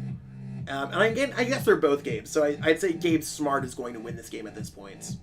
There's that Swablu. I think the big brain play here is going switch boss, Eldegoss, hitting the Swablu for 50. I like that play so much. What's that going to be? Is that going to be a Yell Horn on top of the deck?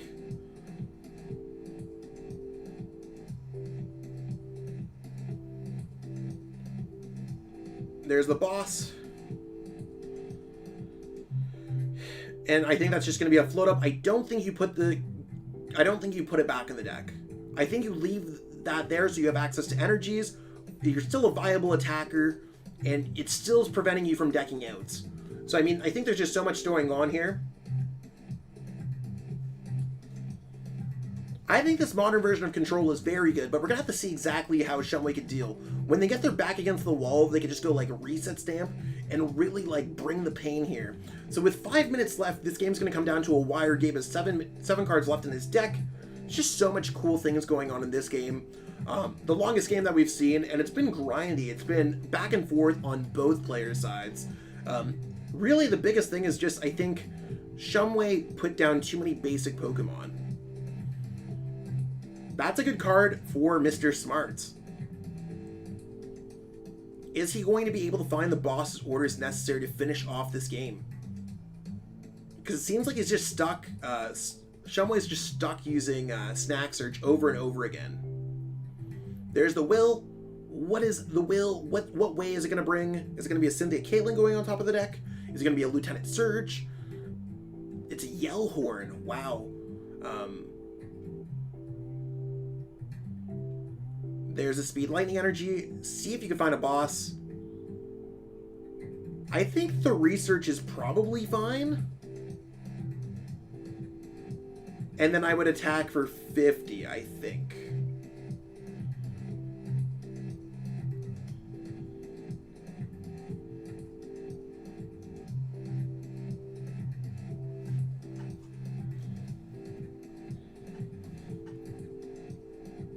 So at this point, I think we're going to need to see another... Oh, there's a boss orders. Is the boss orders plus the Yell Horn going to be enough to finish this game off? The retreat cost is going to be 3 for that Boltons. So there's the Swablu. Are we going to see Snorlax using Gormandize? We have the hard retreat for 3 and using Eldegoss for game. So using different attackers such as Eldegoss, you could totally win the game doing damage over and over again. The Altaria really never came out, but Gabe did get quite unlucky on Boltstorm a few times. That's how he took the 90 damage. The only damage done from Shumway's side was from the Yell Horn. So we're going to see Gabe Smart moving on to Phase 3 top 8, I believe. I think he could just ID. I'm not entirely sure on the math there, and I don't want to be... too ahead of myself. But crazy games. So we are almost here in round 15. So I'm gonna get myself set up for that, see if I can find someone. So I will be right back. So stay tuned, grab yourself a drink, all that good stuff. And we'll see you back for round 15 really soon. Congratulations to Gabe Smart on moving on to top 8, or at least we believe so.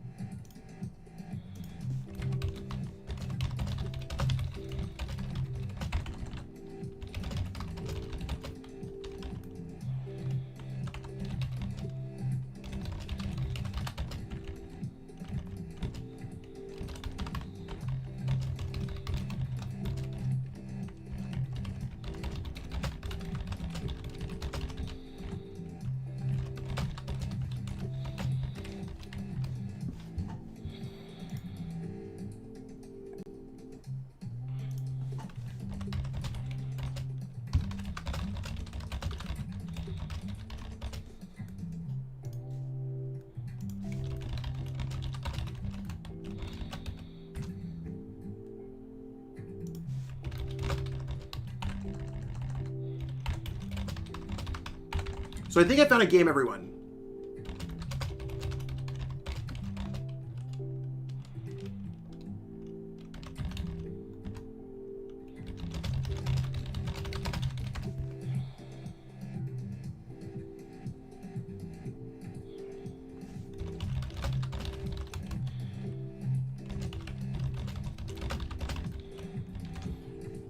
So we're going to be back with a spicy game. Next round up.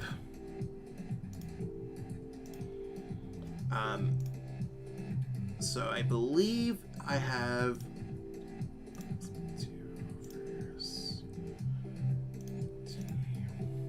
perfect. So we have Stefan Ivanov playing It's Crazy. So we got the casting booth. Word, what's up, poppin' people? You never expect that it's 12:30 at night. I think it's like 6:30 at night, maybe 7:30 in the morning, sorry, for Stefan Ivanov. And he's still playing these chill events like a crazy Pokemon player. I mean, you gotta love the game if you're gonna make it that far. But we are gonna be featuring Mr. International Champion himself on the official Chill TCG stream. So I think it's gonna be huge. So let's see exactly what's going on. We're gonna jump right into the gameplay.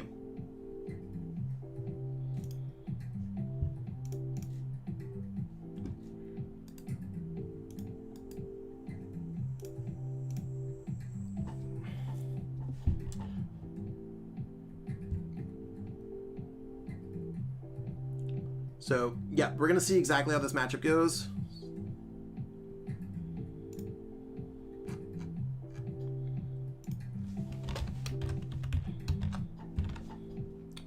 And I'm just getting everything set up, and I'll update the things. So we got Grass Mewtwo here, going to be playing against Victini. So Stefan is going to be the Grass Mewtwo player. I believe both players are 11-3, so they're both playing very much. And we are round 15, people. We are not playing round 14 again. Please, no more rounds.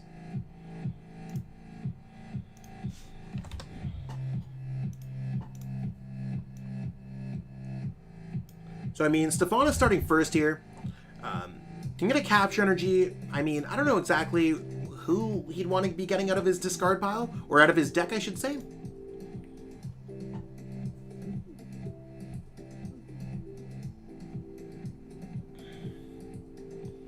So I think he's just trying to grab things out of the deck. Grabbing a Vileplume GX, checking his deck for free with the Cherish Ball. Certainly a great play. And I think you could search out, discard that, grab something else out with the Quick Ball. I mean, this is a great hand from Stefan.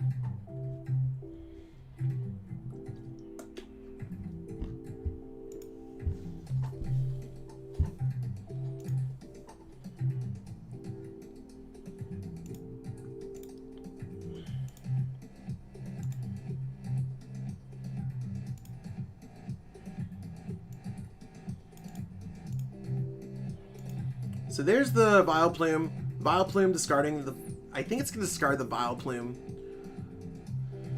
And what's he going to grab from his deck? Dedenne GX. I think Dedenne GX is fine to grab. You don't ever want to grab a Crobat or anything like in this matchup. You want to avoid benching things that you could, like, knock out with Max Victory.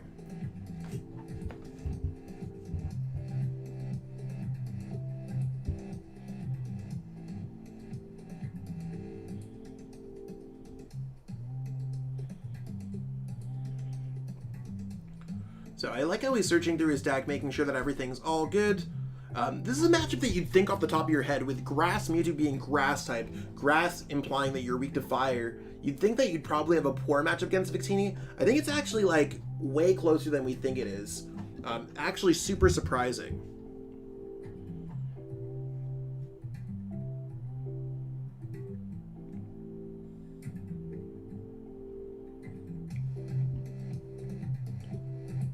So there's another Mewtwo. I like the setup here. Mewtwo's going to be certainly really good in this matchup. And I mean, I don't even know what you really want to be doing here. I think you just kind of vibe out. Now, one thing that we should probably look out for here when it comes to their list, I think we want to see exactly what's going on here. They have double Galarian, Rapidash V. So you want to hold that Big Charm. They do not play any Tool Jam or anything else like that. So if they just go Welder, they're going to hit 170 on their first turn on one of these Mewtwo and Mew GXs. That means that Max Victory is going to be able to knock out Mewtwo Mew GX. It's going to be a really interesting game. So starting first here, looks like it's not the play for Stefan. I actually don't remember who won the coin flip. If anyone here is like watching and is like big brain is able to find things, let me know who won the coin flip. Typically, Grass Mewtwo would go second, I'd assume.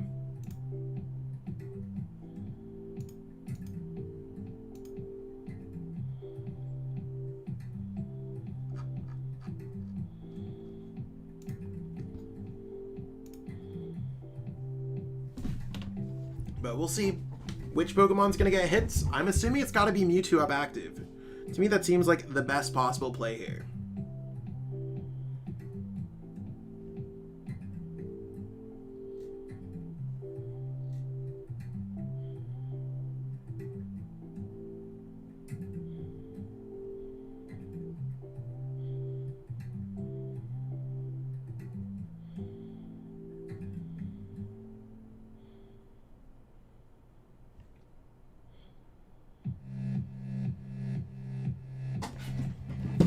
So there's the 170.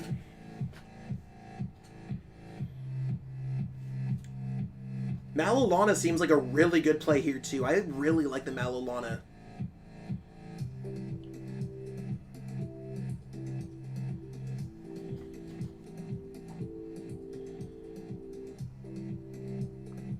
Will, you're at 9-6. I feel that. Hopefully you could win the last one and go 10-6. That wouldn't be too bad.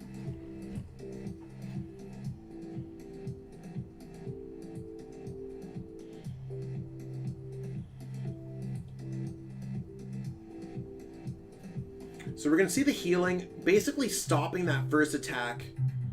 I don't know which other card you want to grab, but maybe just like... Big Charm seems so important. Capture Energy definitely seems the least important. Maybe Guzmahala. I think Guzmahala seems cool.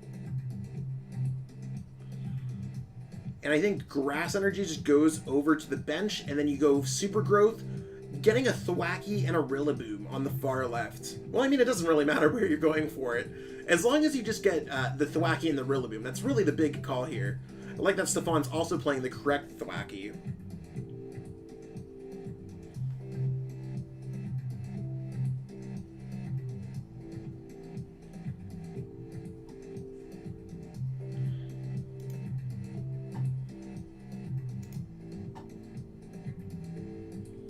There's the Welder.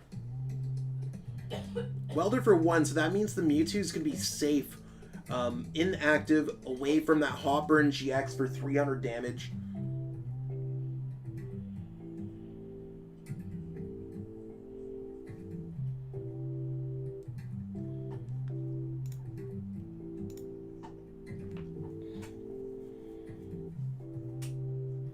And hit the active for the 170.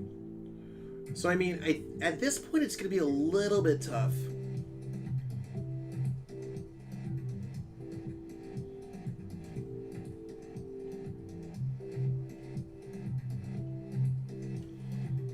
How's he really going to react to the situation? I mean, you could attach and go for a Calming Hurricane, and then, like, what's going to happen?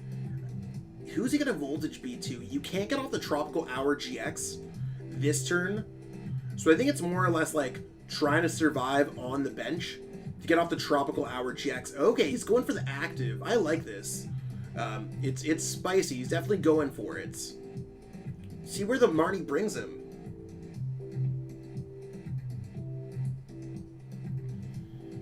I like that there's another Big Charm too. Although when you put Big Charm down, they can hit you for Libra Horn for more damage. So Massive Bloom's not going to be the play. It's definitely got to be Calming Hurricane. Are we going to see this Pokemon get sacrificed by the Hot Burn GX?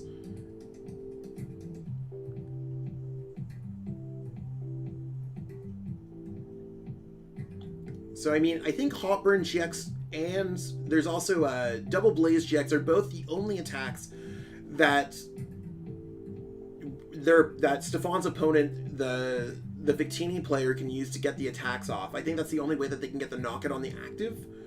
It's really going to be an interesting turn. Will they find Switch? Switch here would be huge. Switch would get the knockouts, but then they could just go Tropical Hour and ruin all those energies. It's going to be tight. Now, if there's no knockout here from the Victini player, who does not have Victini down at all, we should just say the Fire player to make it a lot easier. If the Fire player here does not get a knockout this turn on the Mewtwo Mew GX, I think it's going to be an extremely difficult game for them to win, because Stefan's just going to be able to go Tropical Hour GX, shovel all those energies back, and really take the lead of the game. Because right now, I'd say it's slightly in Fire's favor. There's that Air Balloon. Are we going to see that gigantic Hopper and GX? They need to have, how many energies? They need to have 4 energies total. And you got to remember, people can make mistakes when there's pressure on the line. You're playing against Stefan Ivanov, one of the best players in the entire game. Stefan's also, like, I think it's like 6-something, 7-something in the morning in France. So it's one of those things where it's a very difficult situation for both players as they both try to advance on. I think a loss here knocks them out.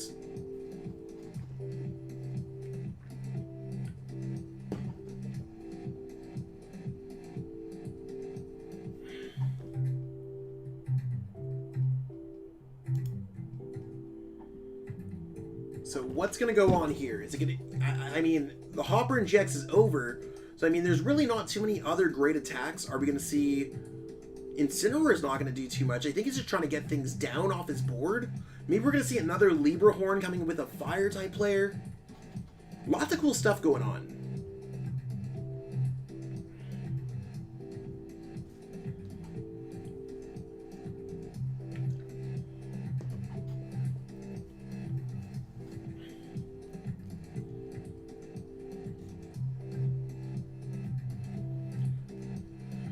Okay, there's the Cynthia Caitlyn, there's the Guzmahala, cool stuff.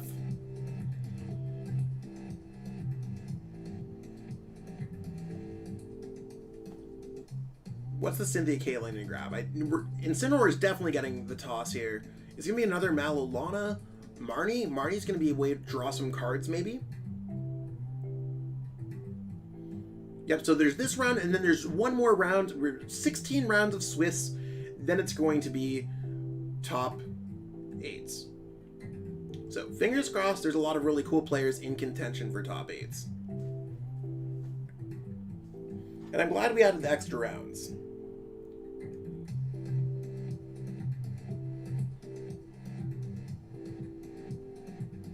Because someone would have bubbled here at 12-3 for what it's worth. So it was the correct amount of rounds for 750 players. You don't always get things right when it's 750 players. 16 rounds is definitely correct if you're playing in this system. So I like the Chaotic Spell. The Chaotic Spell can certainly be good.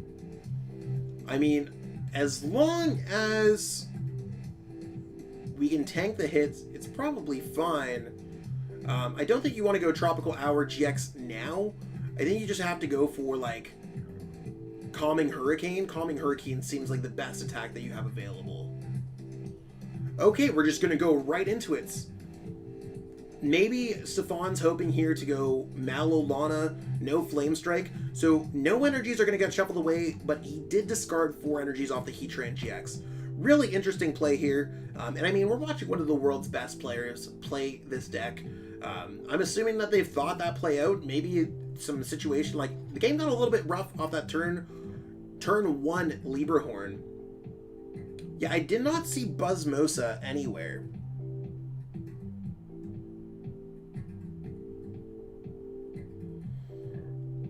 Let's see if does Stefan even play the Buzzmosa? Does play the Buzzmosa.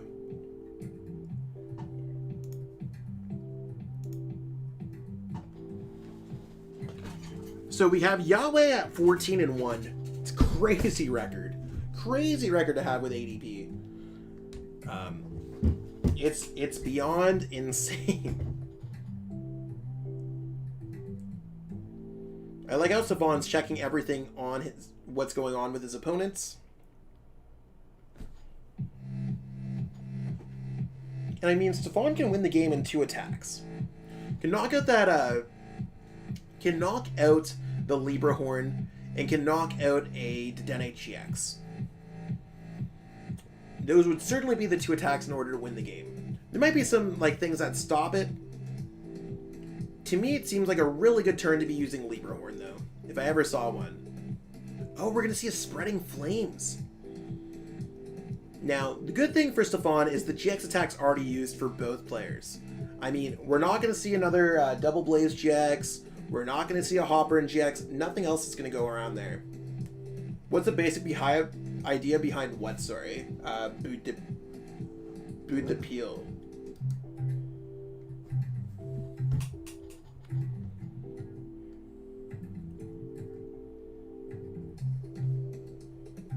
There's a Scoop Up Net.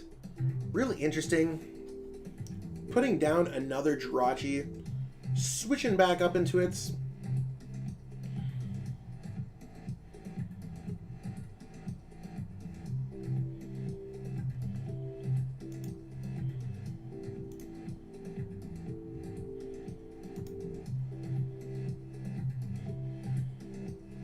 There's a Boss Orders. Ooh. Now we do see that there's the Malolana available here. Probably not too many things that can really go right. If I ever had a hunch, like it's really hard to get out of the active spots. And with the amount of timer things going down, I like that Stefan can just put energy back into his deck so we could voltage beat it for a later turn. Is the play using Malolana here? Or is it better to heal that Mewtwo later on? Is it going to be an Air Balloon play? I think I like Air Balloon a little bit more. Oh, I like that there's access to the Dragonite GX. The Dragonite GX could knock out that, whatchamacallit. Dragonite GX could knock out the Reshizard.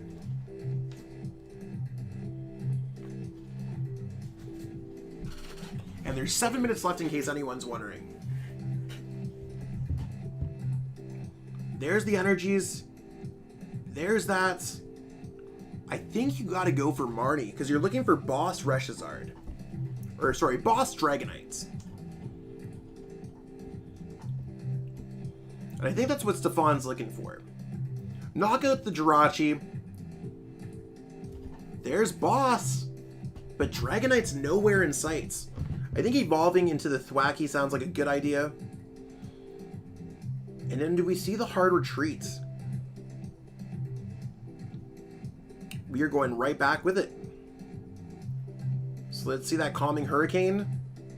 Putting the Mewtwo down to, what does it have? It has 280 HP remaining. There's a Quick Ball. The Quick Ball can grab out a Dedenne GX.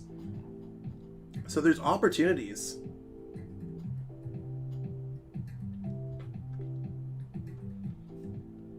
There's the Giant Hearth. Are we going to see the Galarian Rapidash just like a Libra Horn? Maybe Tag Call could also stop that too.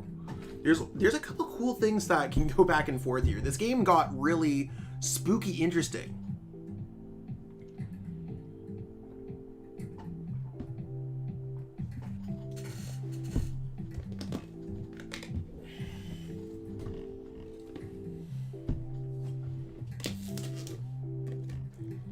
There's the energy. I think we're going to see the Libra Horn.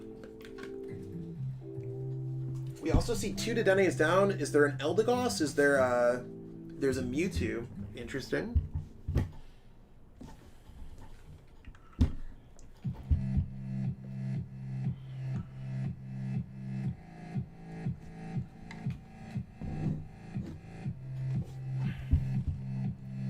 There's that Libra Horn. Boom, right on the active. This might be the play. I think you got to go for the Dedenne GX here. There's no other way that I'd be playing this. Now, one thing that I got to double check here, going into the deck list, that is, if we look at the Thwackey's ability is if you have a Stadium in play. There's no Stadium in play right now, so it's got to be a tough choice. I think you got to go in here, Boss GG.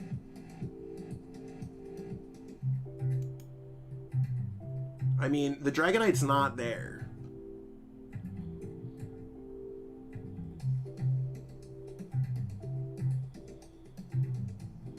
There's also no boss.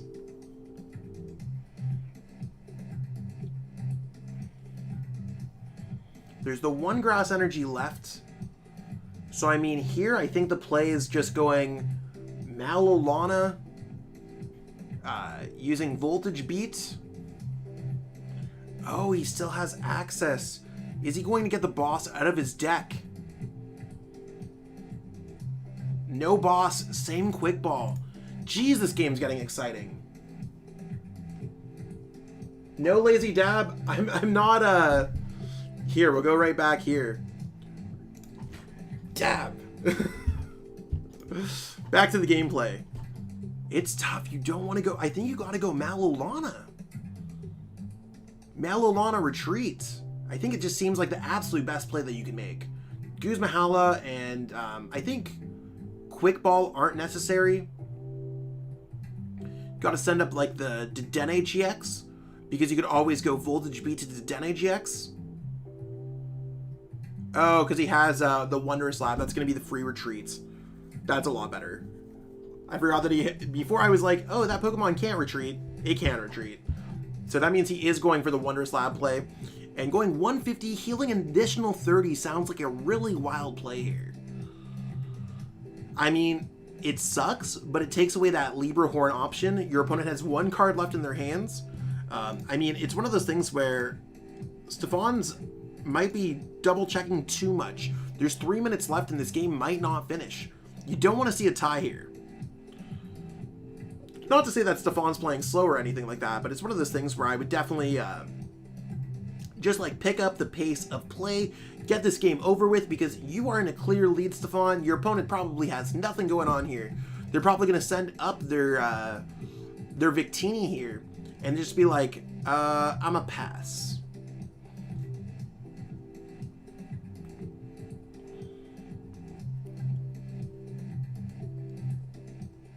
There's a welder. What are we going to see? Another fire energy. 1, 2, 3, 4, 5, 6, 7, 210.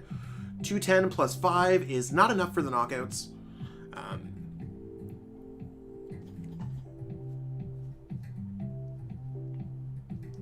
Good luck, man. You can see the well played.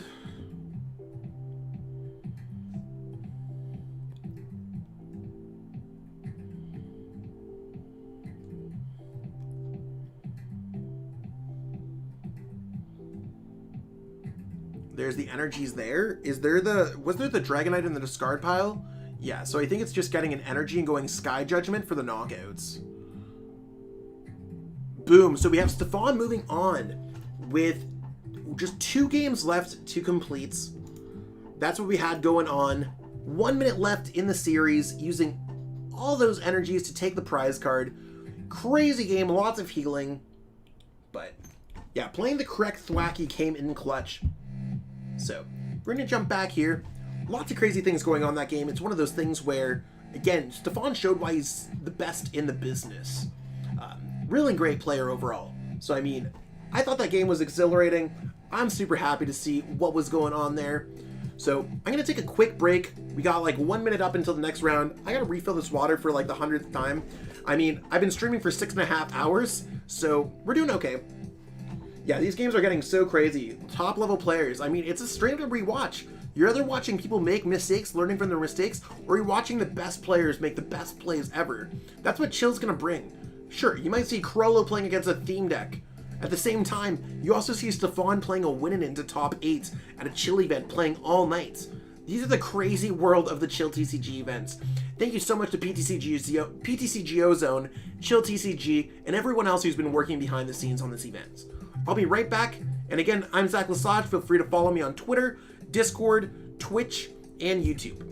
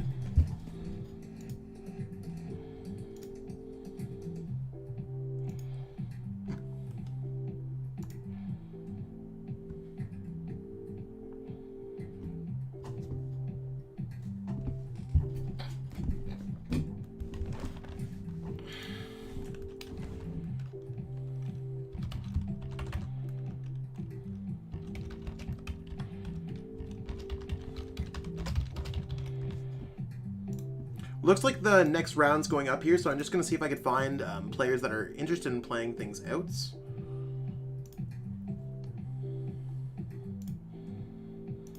Lots of players who are 12-3, so I need to see exactly what standings are looking like. Let's just go to the event page quickly.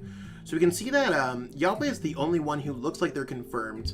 And I mean, I think that Yahweh and Pokaho are probably going to look to ID or not ID. I don't know if they necessarily even care.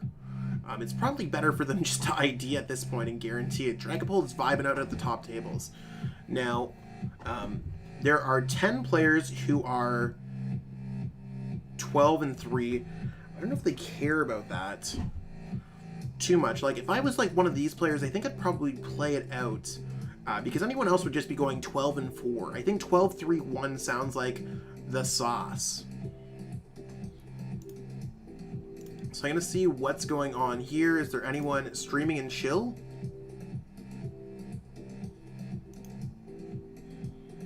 Just going to see what's going on here.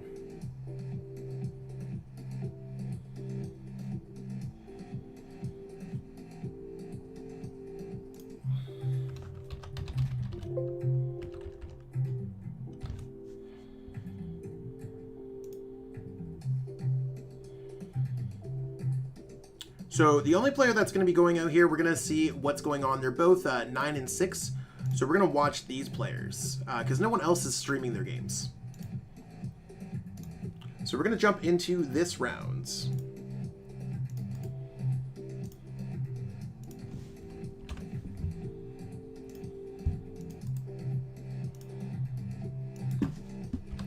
While most other players are IDing, we're just going to take this round to get everything all set up.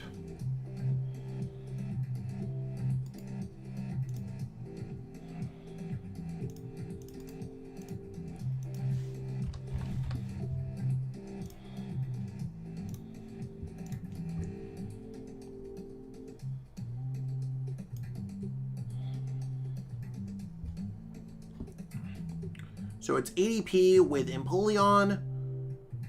Mawile, maybe it's going to bring down that Victini. Maybe it's not going to bring down the Victini. We'll have to see. It is bringing down that Victini. So random question, how do I get one of those Play Pokemon t-shirts? So you usually get them by playing at an international championships on stream. Sometimes they ask back for their t-shirts, sometimes they don't. So they're very hard to acquire. I think I have like 6 of them. Some of them are various colors depending on the country that you play in. I have like a green one from Brazil. It fits a little tight. It makes me look like a sausage. So I mean, they're pretty cool. And thank you so much everyone who's been supporting the stream. I appreciate all of the love, peeps. So we're going to see exactly how the top cut goes. Both of these players are out of contention, but it seems like most of the other players are just like IDing their games away and stuff like that. So we'll have to see what's going on here. Interesting hand from the Victini player's side here. It's a little difficult to deal with.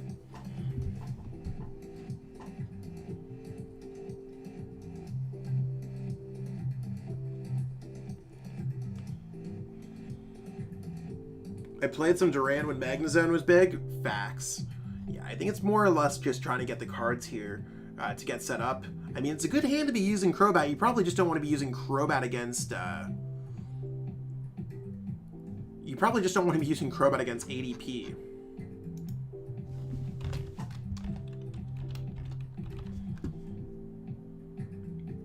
That's the big thing. So this is the first time that we've watched a game from the Victini side all night. I think we featured Victini a few other times.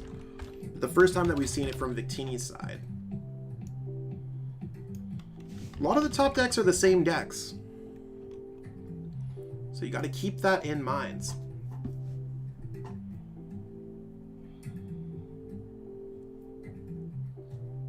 Yeah, no worries. No worries at all.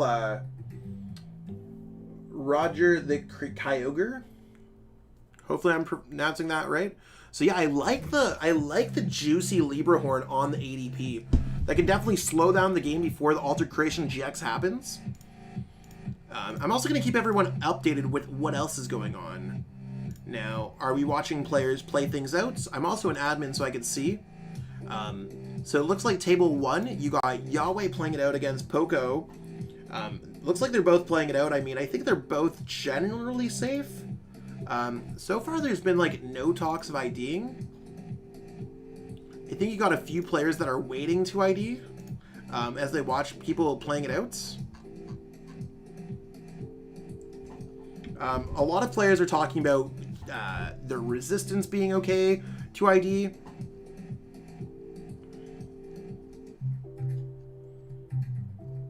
So I mean, if a couple players play out their rounds, round 16 at the top tables, everyone can basically ID, so they don't have to play.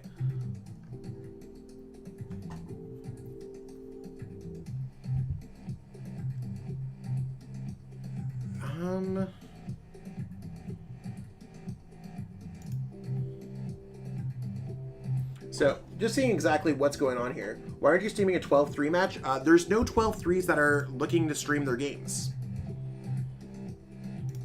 No one's here for chill, unfortunately. So I'm just trying to find everything that I possibly can. The only players that are streaming their games is Chris G. So I mean, I think everyone else is just IDing or waiting to ID. So even though they haven't ID'd yet, I think they're all just waiting here.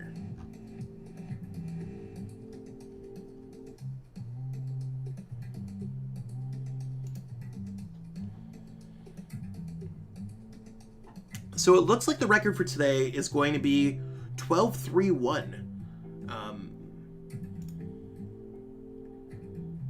Maybe a 12-4 could sneak in, depending on how things work out with people playing.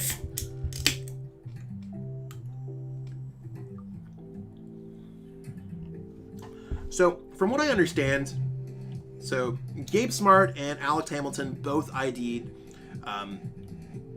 to go to 12-3-1 at this point.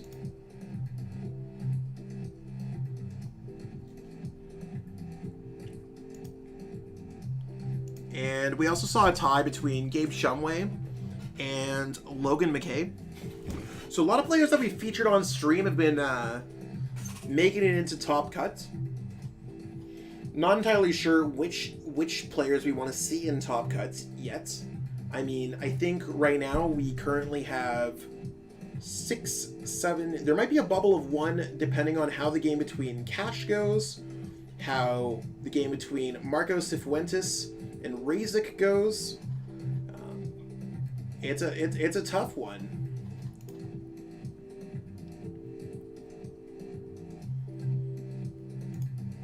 But at least all these players are guaranteed for top 16. So if this Crobat's able to get out of the active spot, it could just, yeah, if one more table IDs, I don't think the other tables are looking to ID. There's no conversation about it. It looks like the Lantern's playing it out, and Stefan has said he's worried about his resistance. So it looks like both of those players are playing it out. Now, Poco09 might be the player that's going to struggle a little bit. Their resistance is pretty bad. So if Yahweh is able to win and go 15-1, they could Grinch Poco of their top cut spot almost automatically. So we are seeing these players finish off their game. Now, let's go over to the event page right now. This is what we got going on here. So I could go in here and view exactly what's going on. I can't see exactly what's going on for the games. Now, we can look over here into the standings. The biggest things are going to come from the 12-3-1s, because right now we can see from the judge call, these players are not looking like they want ID. These players were just like, they would ID to go to sleep. Stefan's playing out to try to win this event. And these players as well have not talked about anything else beyond just playing their game. So at this point, it's only 12-3-1 or higher that can make top cuts.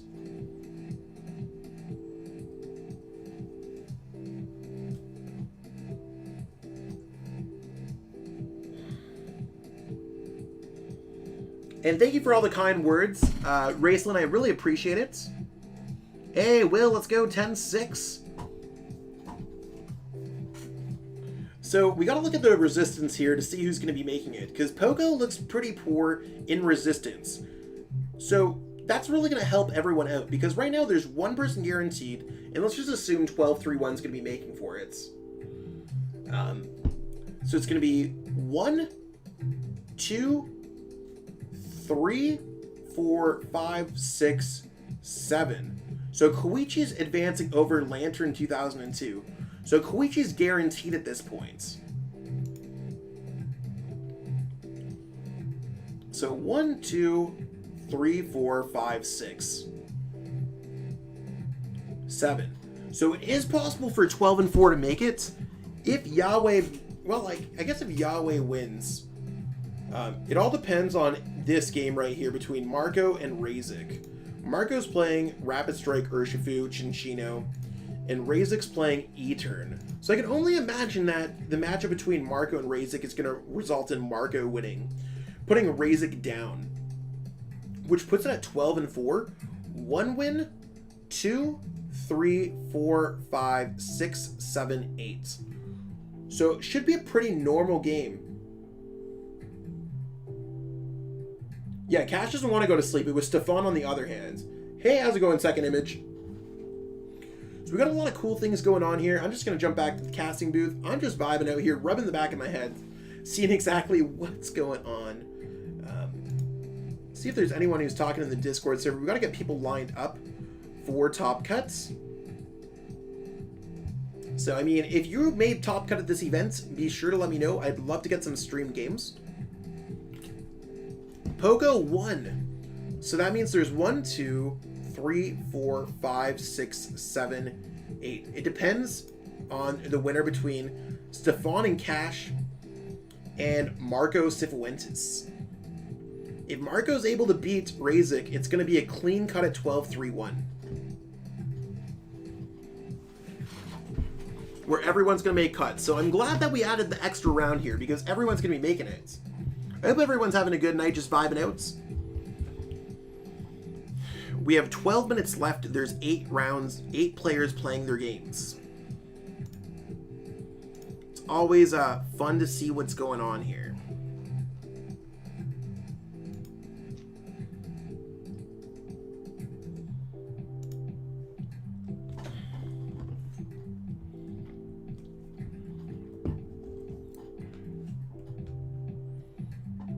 Said my name right too. Hey, we appreciate it. No worries.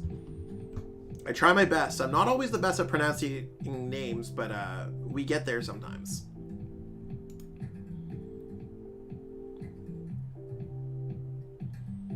Razik wins. Ante is out of cut, I'm pretty sure.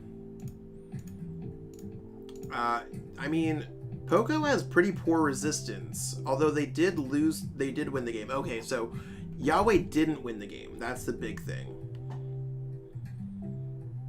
So it depends on how the game is. I wish I could watch the game. Oh, so it shows that Marco just won the game. So it looks like everyone's... Cash and Stefan cannot tie. It looks like that we're just kind of stuck here waiting for the last game for top 8.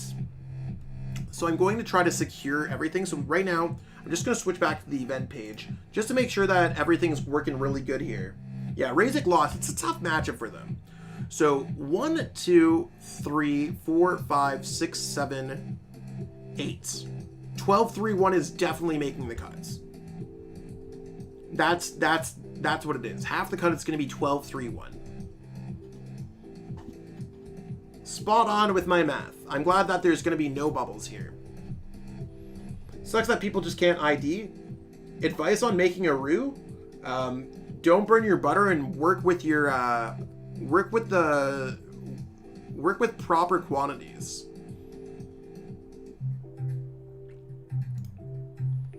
Really seeing a lot of players shape up here. I wonder if 12 and 4 is going to be the cutoff. So right now, 1, 2, 3, 4, 5, 6, 7, 8. 12-4 is going to bubble top 16, which is a tough call. But anyone who's making it this far is just absolutely like having a great day anyways. I guess I could stream it.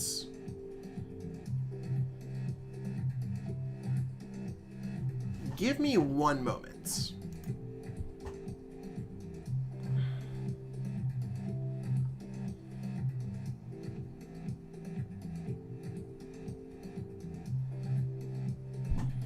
Is Cash live on Twitch?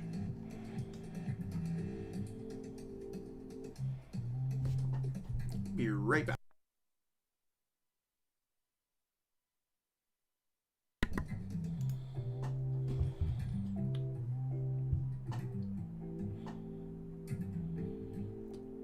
So this is what we got going on here.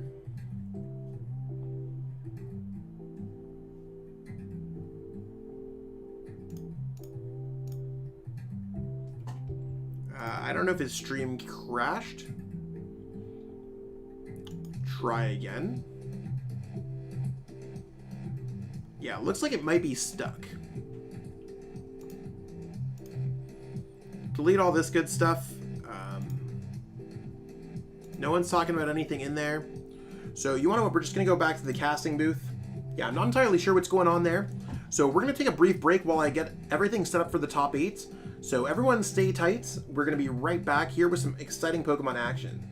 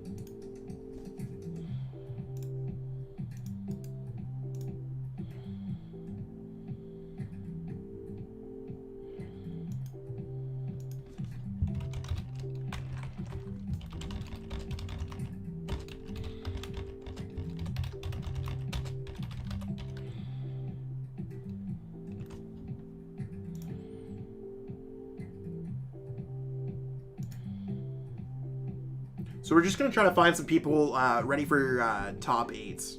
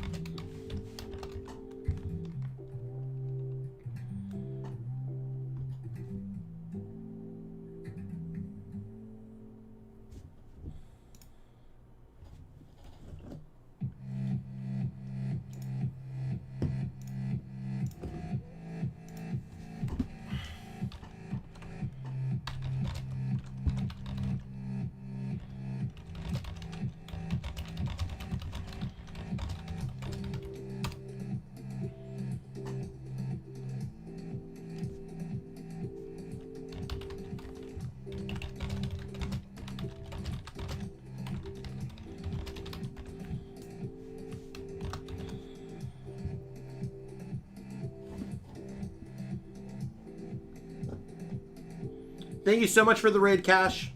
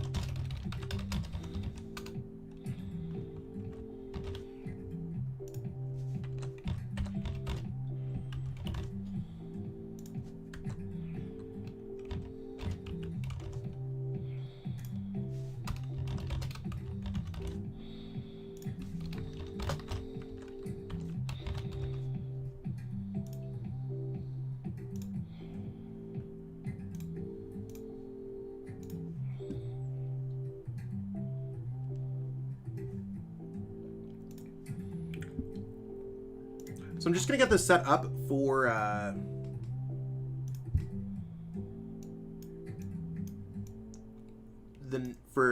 top 8s.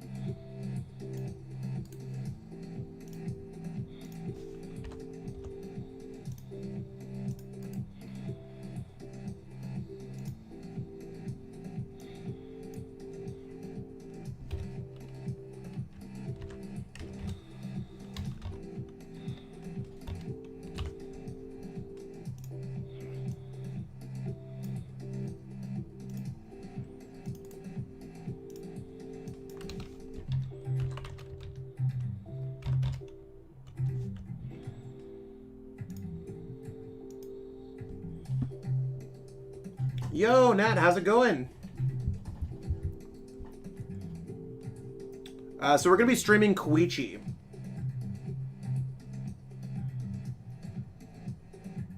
Top 8 is 13, 2, and 1. 12, 3, and 1. 12, 3, and 1.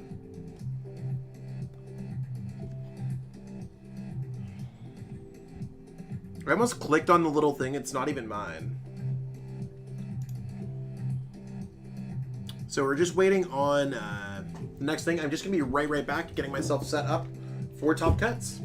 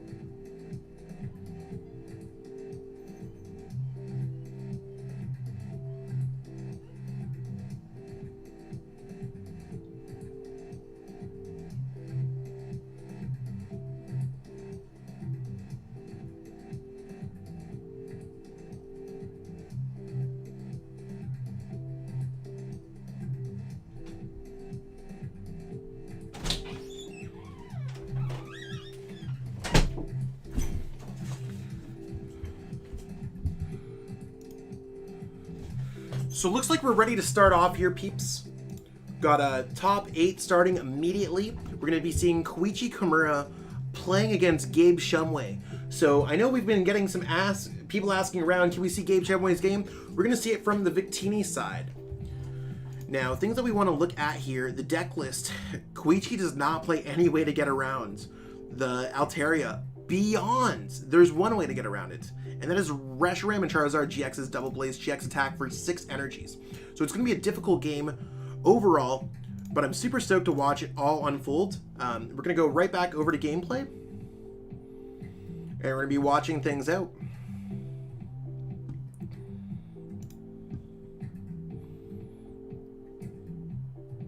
And I think most of these players have been streamed throughout the tournament, so I'm excited to watch it all play out.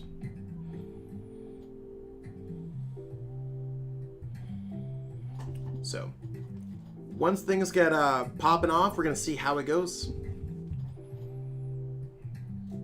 So we have Koichi going first. Typically, I think Control wants to go first here, whereas I'd like to go seconds with the Control deck. Try to steal a quick dub.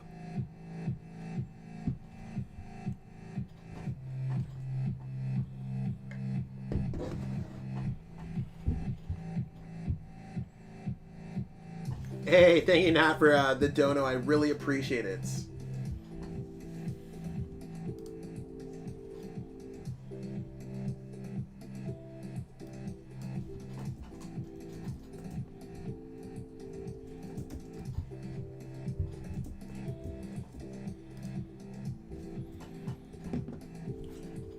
Okay, so we're just seeing a quick start here with the Victini getting an energy setup.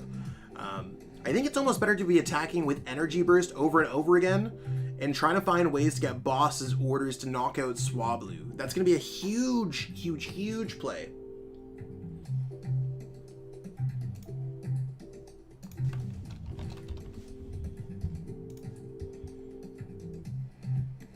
We're seeing a Cynthia Caitlyn, nothing crazy going on here.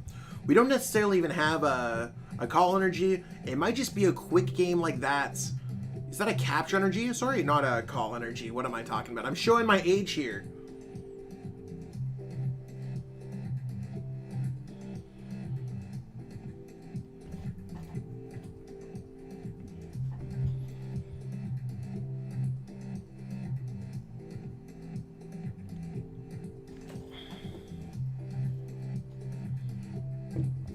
And that is a Grimer.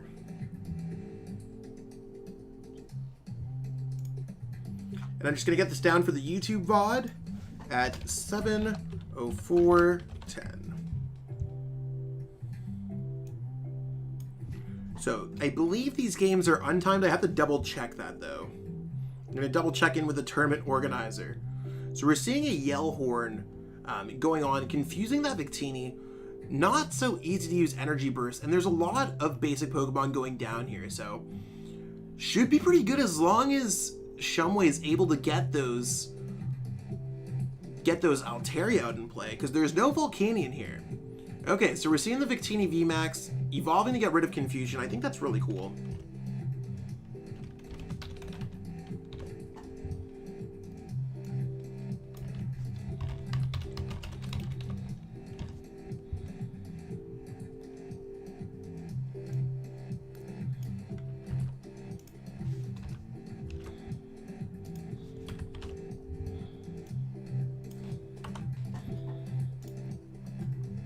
So there's a Crushing Hammer. I mean, Crushing Hammer is probably not going to matter too much because of Spreading Flames.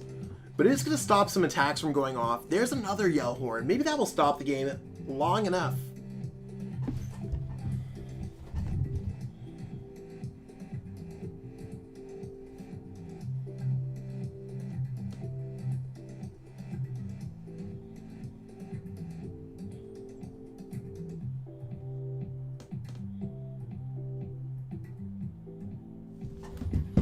Okay, there's a Bruno. I mean, as long as there's no boss, which there's currently no boss in Koichi's hands, I don't see much going on here. Really need that boss to knock out the Swablu. That'd be the huge play here. So if we see a Welder, that Swablu is just going to get set up, and that's one of the two Altarias that can go into this matchup.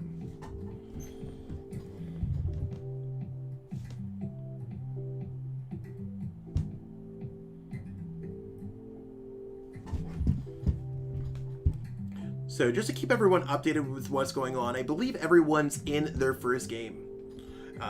No one's really playing it out. I really want to know exactly what's playing on. So at table number 1, we have Yahweh1234 playing against Gabe Smart TCG. So we have ADPZ playing against Gabe Smart playing PIKAROM. Good matchup there. We have Stefan Ivanov.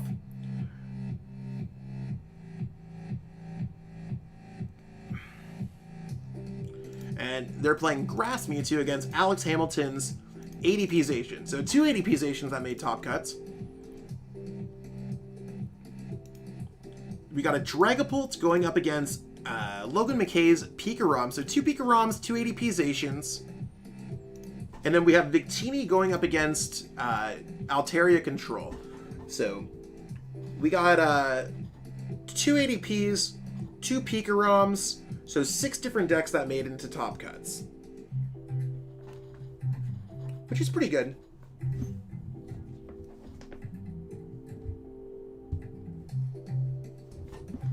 So I don't believe Limitless times their top cuts. But it is going to be 50 minutes best of 3. So I mean, the Altaria is getting set up. It's going to come down to where's that Reshizard at? Reshizards really need to come out and go Double Blaze GX Burr on on that Altaria. That's the only way that Koichi has to get around Altaria here. I will say, with no Rapid Strike Urshifu making top cut, I think it's a really good tournament for PIKAROM to win. It seems like PIKAROM can take out any of these matchups. Of course, it's going to have to make it all the way through some tough matchups. A lot of them are 50-50s, but I'm just saying.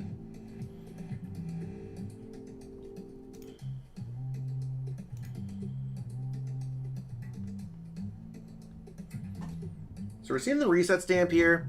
There's the boss's orders.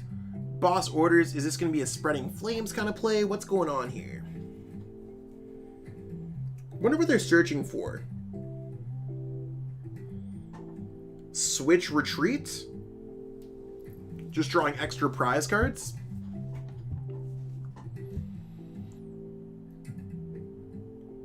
Because there's not too many bosses. You got to watch out for the resource that you have available in this matchup when you're giving things up.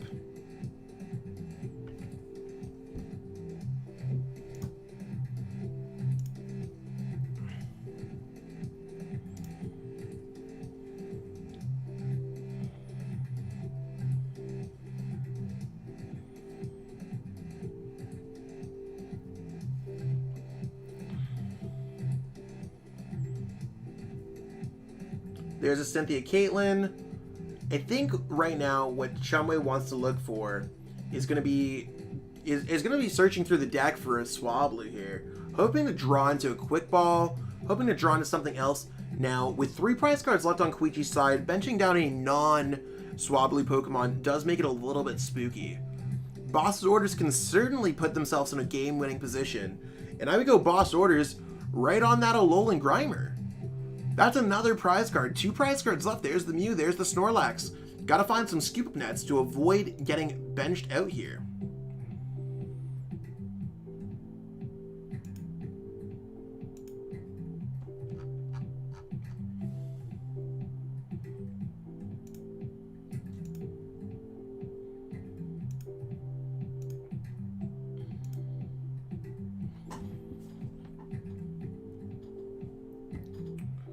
So there's a Swablu. Is there going to be a boss's orders? Because again, there is the Reshizard. The Reshizard could go through the Altaria as well. With 2 prize cards left, really got to find those scoop up nets. And a single boss's orders could win the game. Although Bruno here could provide a really fruitful response to get a bunch of scoop up nets or Altaria in Shumway's hand. Very interesting here.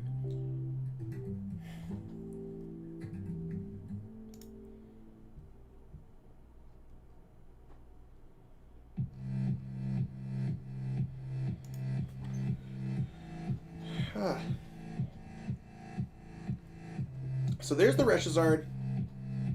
This looks like it's going to just get Spreading Flames too. To me, that seems like the best play. 3 energies, that's 4 energies on a Reshizard in a single turn. How many boss orders does Koichi have left? And will Gabe be able to get out the second Altaria? These are the real questions.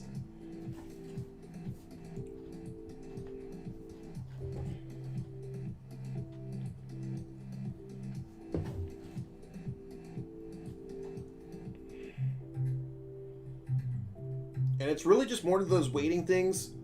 Does Shumway have it? Yeah, Altaria's doing really well. There's a boss orders. I mean, the boss orders isn't going to do too much here. Koichi has the double switch. Speed dive. You'll love to see it. And there's also the giant hearth. There's a lot of things here that Koichi could just play. I don't think you need the double in this matchup, so it's just as easy to dump that away. Grab a couple fire energies, put one on the Zard. I would probably just attach the Zard here and pass. And we're seeing top players play at top games, so it's going to be extremely predictable. I feel like I get a lot of these plays just like that, where it's just like, how does Zach know? So when you play the game, you play the game. There's a Bill's analysis. It took a second to load up. We're going to see that double Blaze Jex. There's the scoop up nets, putting those cards back. Are we going to see the other Altaria? That's going to be the big brain play. the all-seeing eye. I mean, at the same time, a lot of these players just might be making mistakes because it is 1:30 in the morning for myself on the East Coast. So unless they're in Pacific or anything else like that, it's going to be difficult for them. Yeah, I'm super happy to see control in the metagame. Right now, we got the switch and we got the fire energy. Go for that double blaze.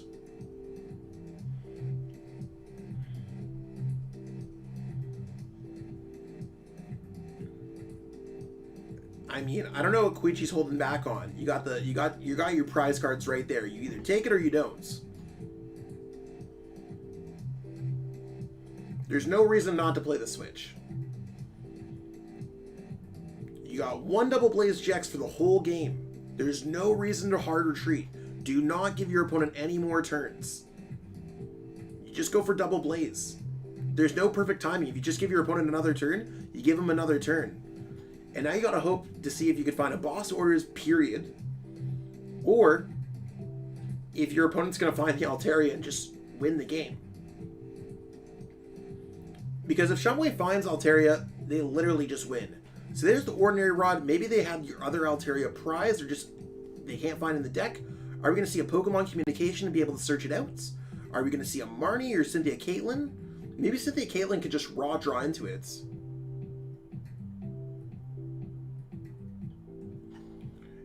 Two control decks typically will not end to a mirror. Someone's usually going to make a big mistake.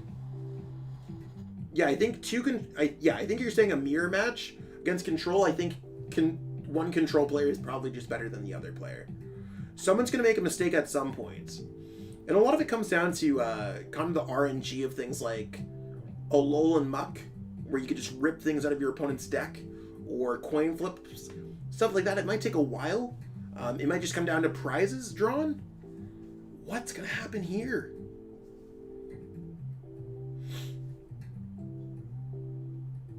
Is there going to be an Altaria? Yeah, you could definitely pressure your opponent. Ooh, does Shumway have the Scoop of Net?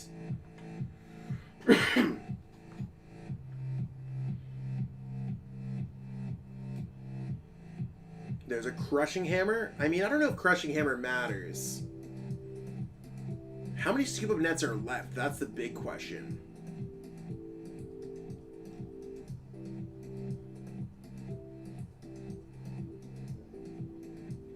I mean, I think it's down to next turn.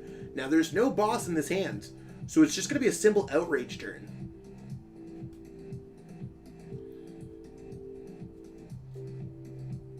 I mean, if they really want to discard something and get a couple Fire Energies in their hands, I don't think it's worthwhile to grab those in case it comes down to a deck out measure. But it's just going to be a simple Outrage and just seeing, can your opponent find Altaria next turn? It sucks to not have it in your hand, the boss, when you need it. But we'll see what goes on here.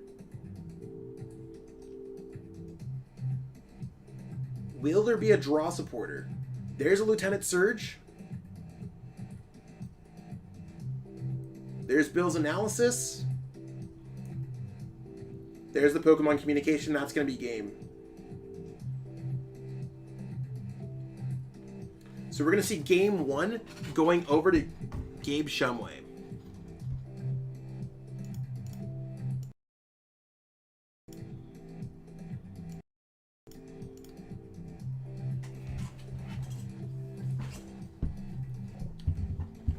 Control's going to win again. So we're so close to the next game. Let's see what we got going on here.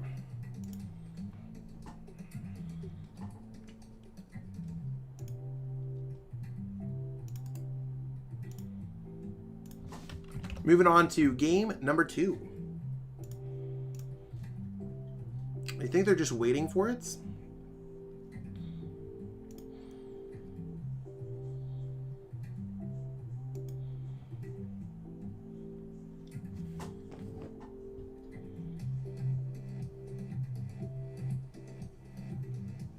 It should be a really good game for Control. So we're about to see the game go off here.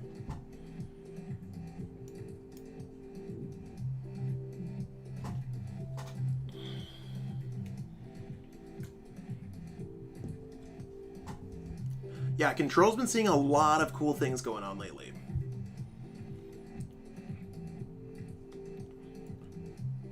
So we're going to see who's going first.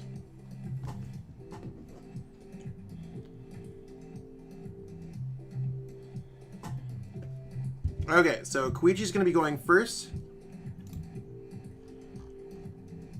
And that game only took about 16 minutes.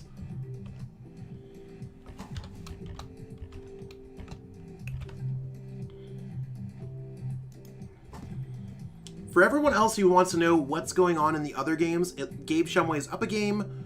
Poco is up 1 game over Logan McKay. Stefan and Alex have not finished a game, and Yahweh is 1 game up over Gabriel Smarts. Starting with Snorlax is not as bad as starting with Mew last game.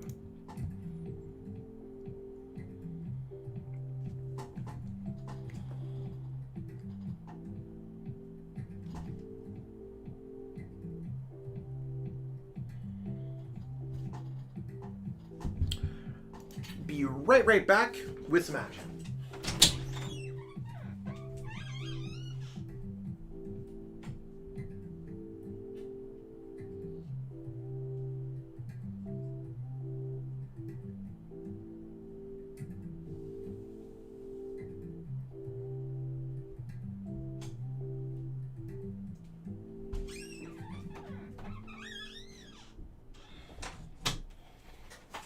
Okay, so seeing a quick prize card there. Just want to watch that for a second. So there's the knockout on the Swablu. Currently something that you don't really want to see happen. Poke-O? Yeah, okay. It could be Poke-O.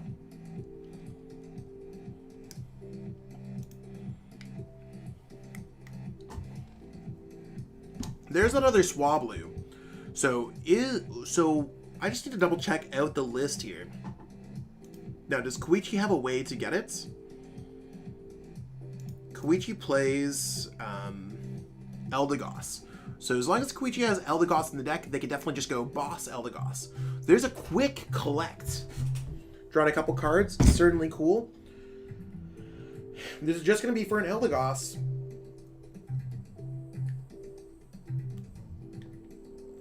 This is certainly the way to win this matchup.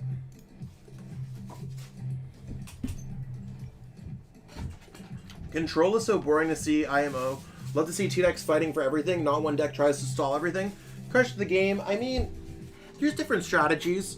I think it takes a lot of skill to get your opponent in that kind of realm. It also takes a lot of skill to play around, so it makes for an interesting game.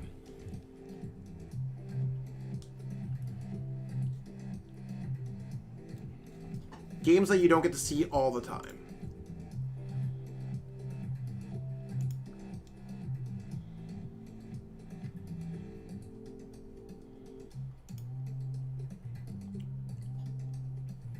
So there's a Bird Keeper. Are we going to see an Ordinary Rod? Ordinary Rod would certainly be nice.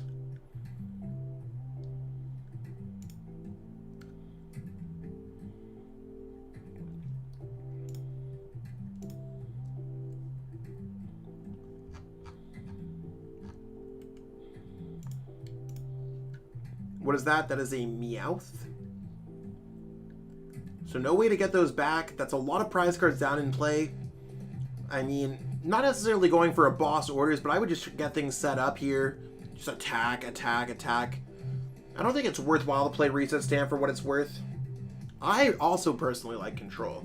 I get where people don't like it, but I think it's embraced different strategies. Hate to watch Control, but love to watch the mindset of players who face it for sure. Yeah, I mean, I think that's a fair point. Control's good for the game because it adds a different kind of win con. Otherwise, Pokemon becomes very linear. It makes it so a lot of other players and exciting decks looking at a Control deck is kind of like a puzzle piece.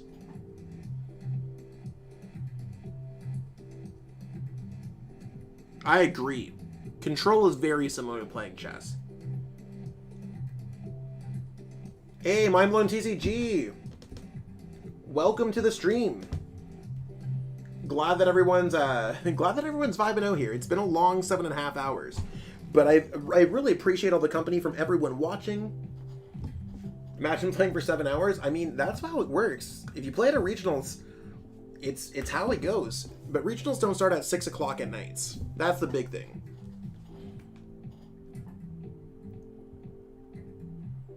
Yeah, I think it's just a simple energy burst until you have answers. I agree, 100%. Control takes a lot of planning. Yeah, regionals do start at like 8 a.m. I totally agree with you. Regionals also have lunch breaks. Yeah, facts. That's what I was about to say. I could totally use a lunch break. I think there's a 24-hour fast food place open, so by the time that I'm done here around... I mean, I think we probably got 2 more hours after this. Yeah. So by the time I'm done at 4 o'clock in the morning, I might grab myself some chicken nuggets. If anyone wants to help contribute to my chicken nugget cause, feel free to do so. All donos are going to be used towards me eating a copious amount of chicken nuggets. Solo stream for 7.5 hours for the official stream. But I appreciate everyone who's just watching either way. I also cannot wait for in-real-life tournaments. I can't wait to hug every single homie. So that's another prize card. I think Shumway has way too many Pokemon down on the field right now. And it's one of those things where, like... I think that you just can't lose here if you're playing the Victini VMAX. You gotta drop it like it's hot with that Dedenne GX. Now, I didn't see... I just want to double check here to see what's going on with Koichi's list. I didn't see the Fire Crystal. Okay, so they do have the Fire Crystal in their deck. So there's the Fire Energy. There's the 120. How many nuggets can I put away? Call me Stamp to 1 because I'm useless? Yeah, we're homies. I'm homies with everyone. I played at 5 a.m., so I need breakfast for me. Facts. How many nuggets can I put away? I mean, if I'm having a meal of just nuggets, I think I could eat 50 nuggets. No cap. Facts. Yes, I'm everyone's guy. Yeah, 100% can sit down and eat like 50 nuggets, no problem. No, there's definitely a lot of dedication for these players. It's huge. Yeah, 100%. I'll hug anyone. Zach, Canadian Wave, let's go. That's very true. A lot of these players have the time. They're either blessed because they're professional players, they're blessed because they're out of school, they're blessed because they have the financials to do so. When are we meeting in real life? When in real life begins. Also, I'm really bad with meeting people in real life. Like, on a whole separate note, while we're watching Koichi bash Shumway over the head with gigantic mallets. I mean, we're watching a bloodbath in person, so we just know it's going to be energy burst, energy burst, energy burst, energy burst. You can even retreat, go spreading flames. This matchup's, like, impossible to lose now. So let's just talk about me. Let's talk about what's going on for a second. If anyone wants to talk to me in real life at regionals, I might look a little bit intimidating. I always look pissed off in real life. That's one of my, like, biggest issues.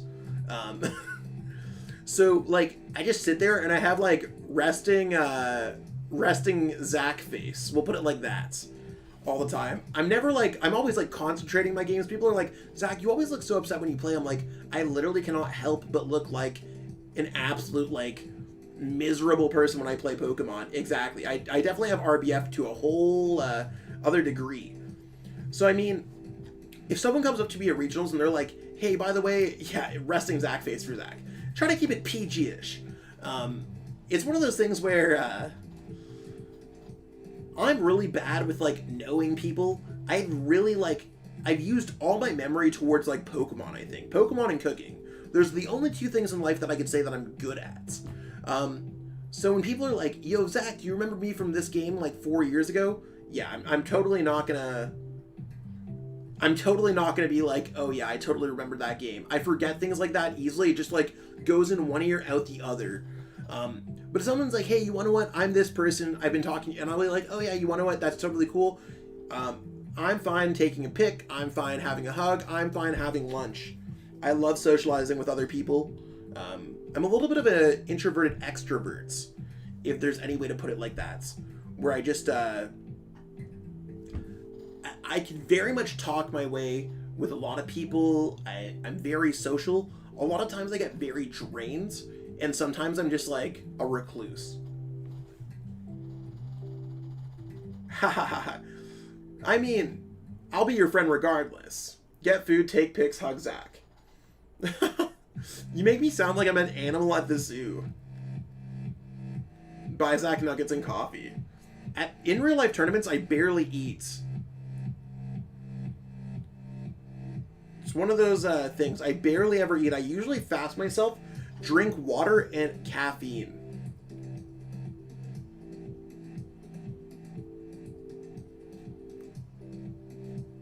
So, I mean, this seems just like a extra definition on the nuggies. There's the boss orders. Is the boss orders going to lock things in play? How many switches Koichi used?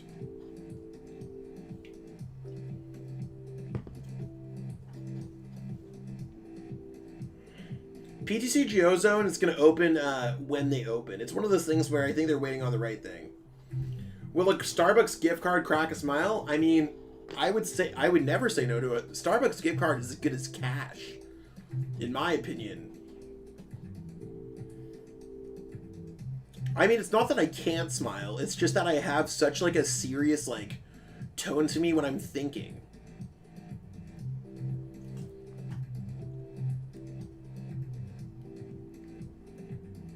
So how much retreat cost does the Crobat have? 1 naturally, 1 with the Absol, 2, 4. So it's still got 2 more. But that Lily's Pokédoll is just going to sit there. So it depends on how many bosses are there. Cash over Starbucks gift cards? I mean, cash is probably better over a Starbucks gift card, 100%. But I mean, it's almost as good. Pain, I opened 7 packs of Yu-Gi-Oh! Lightning Overdrive today. Still no Prismatic Black Rare. Republic Zach. Someone's limitless name was I Love Cash or something. Facts. Remember my first regional without any food? After day 1, killed 2 meals from Buffalo, no nap. Hey Zach, one question. What's the largest Pokemon tournament you have attended in real life? Today's Chill Series was, I guess, huge. I think North America Internationals gets around 1,600 players off the top of my head. So it's one of those things where that's huge. Oh, it was Jorge? Broken Jorge. Yeah, I'm the type of guy that could like... I'm looking for an all-you-can-eat buffet after round 9. Also, I've just been drinking so much coffee. I'm going to quickly grab some Tums and I'll be back to see what's going on in this game.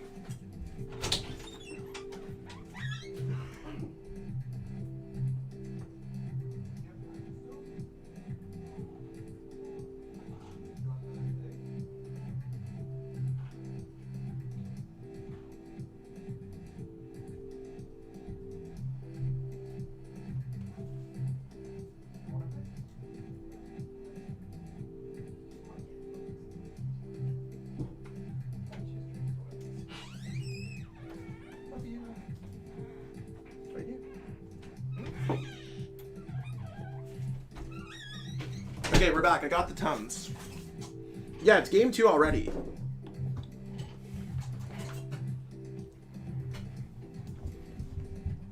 So we have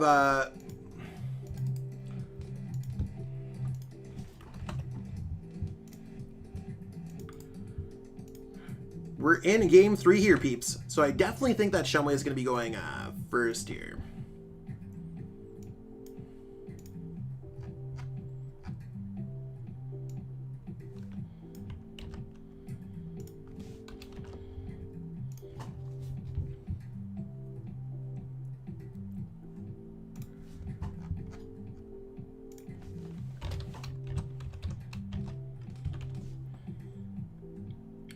So I just need to double check to see how much time is left.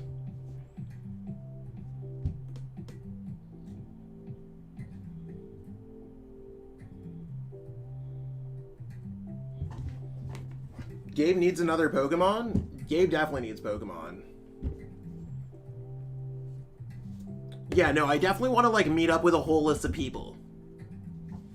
1.6k WoW local tournaments now on online 5 to 8 people. Yeah, I totally feel that. I mean, the biggest tournament that I won was Collinsville, and that was definitely over 1,000 masters. Nationals don't exist anymore. Internationals average around 500, I'd say, masters. But there's 3... there's three different age divisions, where Chill does not have 3 different age divisions. So seeing what's going on here, Logan lost in the top 8, so we have Poke-O moving on to the winner. They're going to be playing against this match. Stefan and Alex Hamilton are both tied up in the game, and Gabe Smart versus Yahweh 1, 2, 3, 4 are also tied in the games. Jorge Recabal, facts. Also, we got a bunch of viewers going on right now. It's crazy. Between the YouTube stream, Twitch stream, we got it popping. Hey, Toto, thank you for the love. Gabe Smart just in is moving on to top 4. Gonna be playing against the winner between Stefan Ivanov and Alex Hamilton.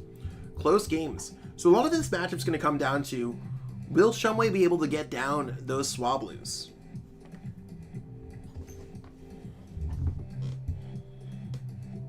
So there's 20 minutes left in this round. I don't necessarily think it's going to change too much for what it's worth.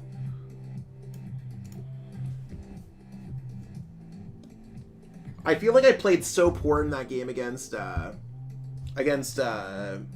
Nico Alibis. Really, the jet lag got to me big time.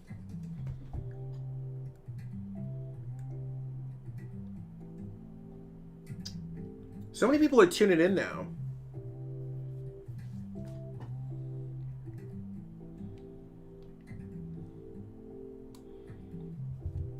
So that Swablu going down is going to be really tough.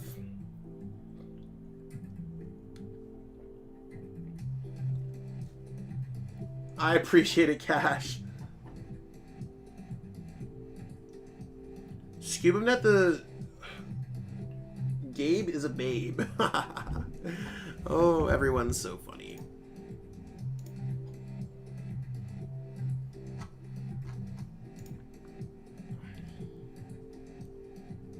What are the main reasons Pokemon TCG plays Cup rather than double elimination?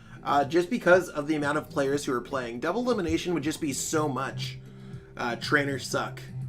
So it's one of those things where, like, what's 750 players playing double elimination? Like, how many rounds is that in the loser's bracket versus the winner's bracket? It would have to be, like, triple elimination just for the sheer amount of players. And it's just, like, I don't think other games are doing 750 players on a Wednesday night for an unofficial community event. Triple elimination sounds terrible. It just sounds like it would never stop. There's an Altaria.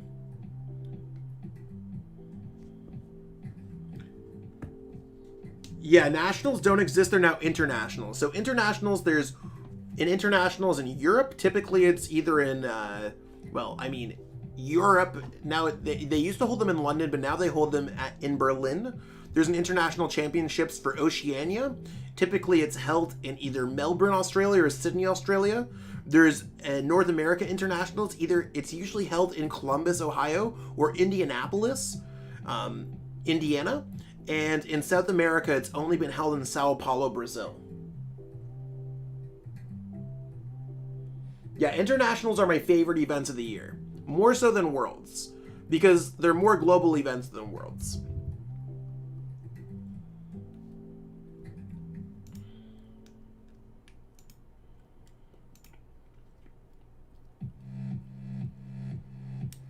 Nationals might be there in Asia. That's pretty cool, though. I wonder if I could actually attend a Nationals in Asia. I probably would if I had the opportunity to play in one. 6 energy on Reshi is definitely a win con here. And we do see the Reshi. Spreading Flames is an option. Attaching energies normally is an option.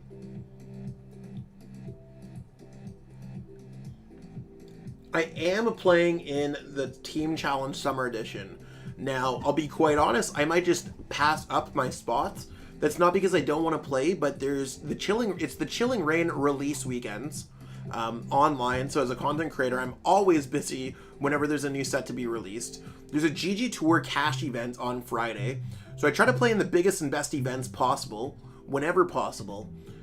Also, the Crushing Hammerhead's not really going to matter here too much. I think Spreading Flames is just really going to get the energies in play for what it's worth. It's the Players' Cup 4 on Saturday. Team Challenge that weekend. I mean, my team might get a bye. And it's Father's Day weekends. Can't make it to the event, overslept just now. Good morning. There's no way feeling drive 3 hours to the city for nationals, checking into the hotel, even don't get to sleep because you're so hyped for the event, and all the friends that you see from across the country, 100%. How... It depends on the season. Like last season, I think I made day 2 at 40%. Well, maybe it's like 50% of the like majors that I played in. The season before that, I think, was 70 or 80% that I made day 2 at. It all depends on my, it all depends on, like, the decks that I played. I change my ideas up season to season, so sometimes I get lost in deck lists. So I think it really depends on, like, how well I understand a format, and if I do well early on in a format.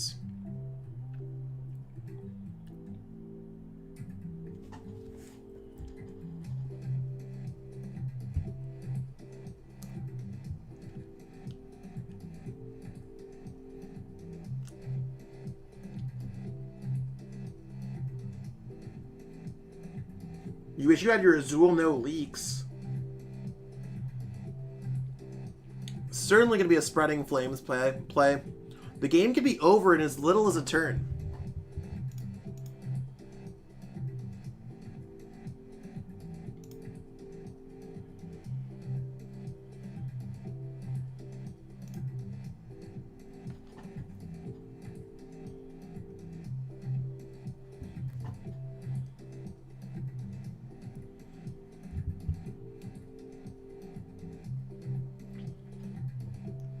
I didn't even see what there was there.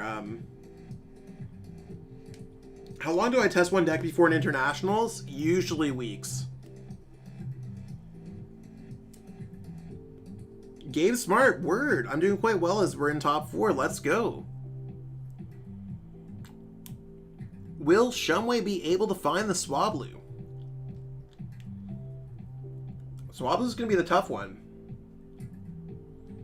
Gabe Smart, one of the best players in the game. Best in the biz. Oh, jeez. There's the boss's orders.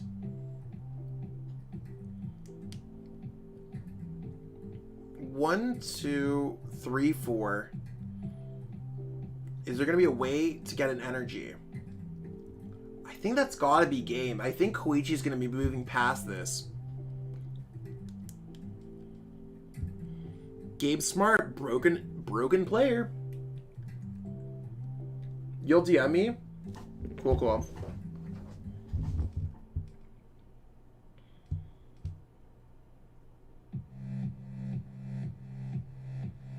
Oh, yeah, that's fine. Totally got it.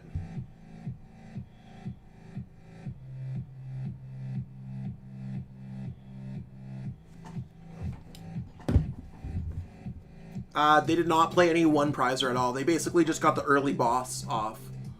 Now, maybe the boss Galar Mine could be the play, but there's also the giant Hearth.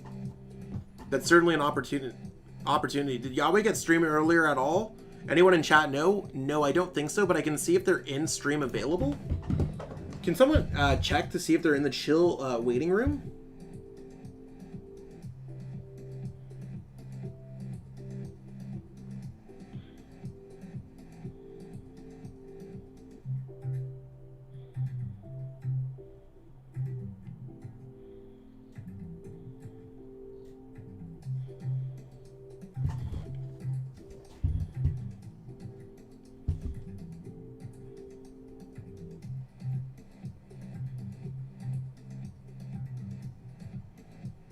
Yeah, I don't think Yahweh is streaming their game. I don't think they've been streamed at all. Hey, Gabe, thank you so much for the subscription. I appreciate it, homie. Yeah, he lost. Because I was about to say, Gabe won. So that means they lost. And we see the disappointing giant Hearth in order for them to win the game. They have the dub here. There's the Double Blaze GX. Good game, Sakuichi moving on to top 4. I mean, I think there's only one more game going on. So I'm going to quickly move over here. And we are going to see what we can get going on.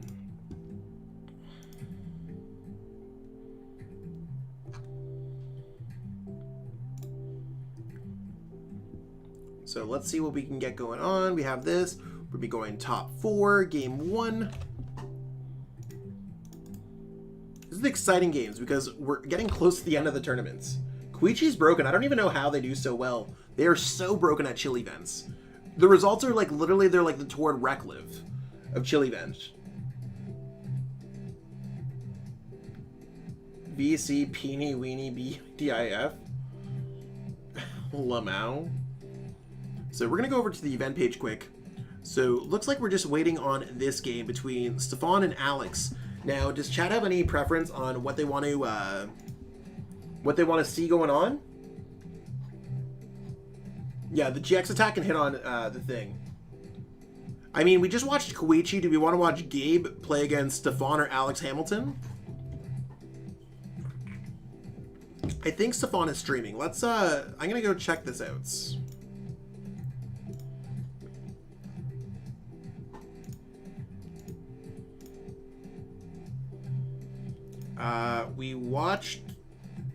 We got here at the wrong time.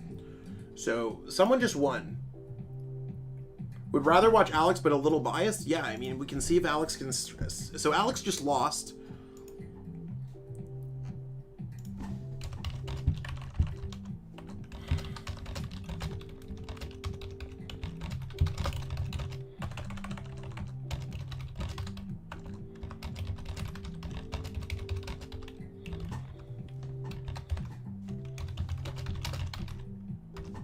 So I want to definitely watch between Gabe Smart and Stefan Ivanov. I mean, those are very good players. Very, very good. Which part of fun was supposed to be cringe? So we're going to see exactly what's going on here.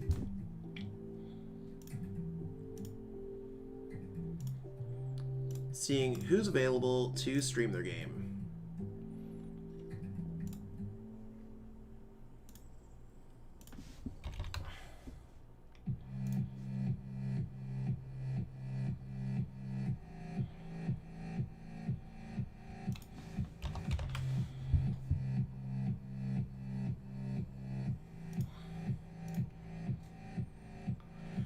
So I'm just trying to find the next game ready to go. Give me a second and I'll just be right back.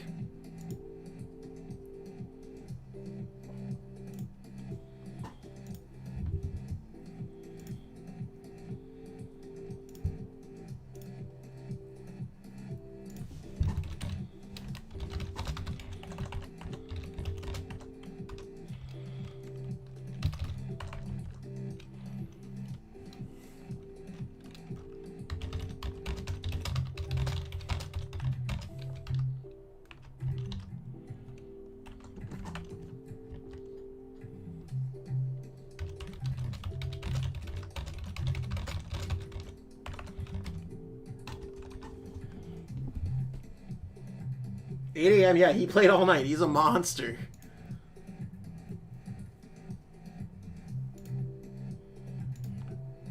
One thing's for sure, he does know Pokemon. There's no way to search VMAX in the list. That's wildin'. Also, if anyone's watching the stream and they haven't subscribed to the channel, on Twitch, we are 23 followers away from getting to 1,000 followers. Can we get 1,000 followers tonight? That'd be huge. And on YouTube, we are 18 away from getting to 4,100. So I really appreciate everything.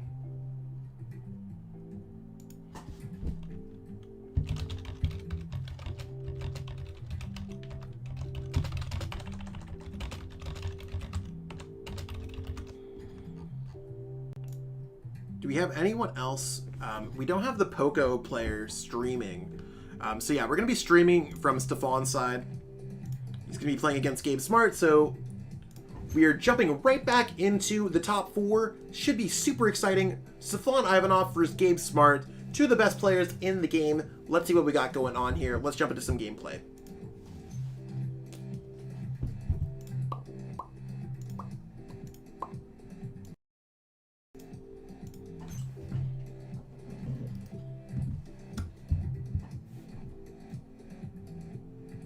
Is there a way of Welder getting a reprint? I mean, there's a chance.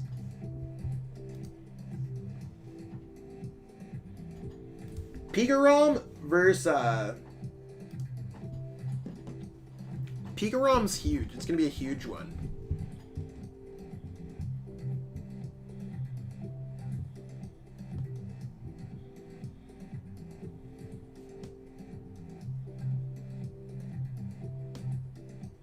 So we'll just wait for these players to get set up. I'm just gonna set up a retweet.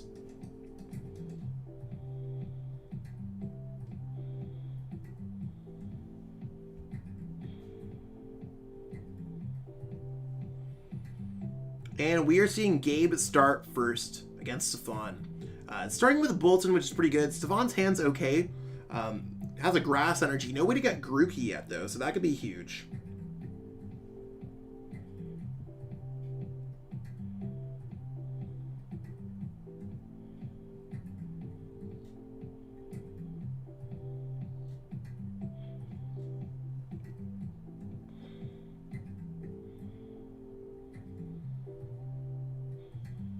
So everyone check out be sure to follow, subscribe, all that good stuff. So I think Gabe here is just, not sure what's going on. I don't know if his computer's crashing. Just debating on what he wants to do. Took a full, like, 40 seconds just to figure out what's going on. Maybe deciding if Stealthy Hood matters in his hand or not. So there's a PIKAROM. You gotta be careful not to put Mewtwo down. No energy. Kind of a bit of a weird hand here.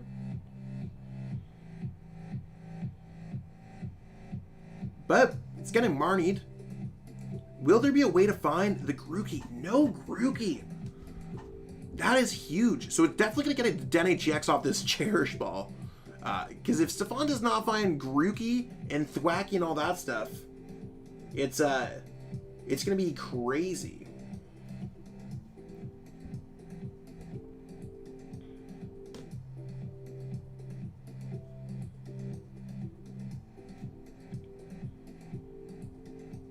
So there's the Dene GX. Let's find these Grookeys here.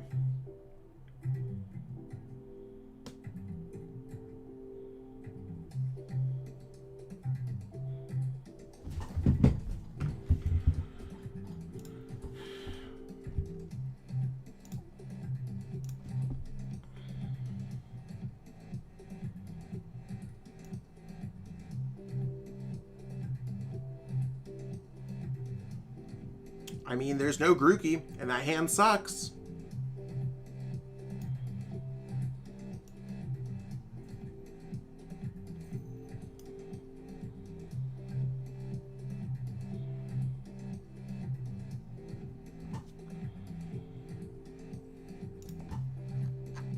So I'm just writing it down for the description. We got top 4, game 1. We got Grass Mewtwo versus PIKAROM.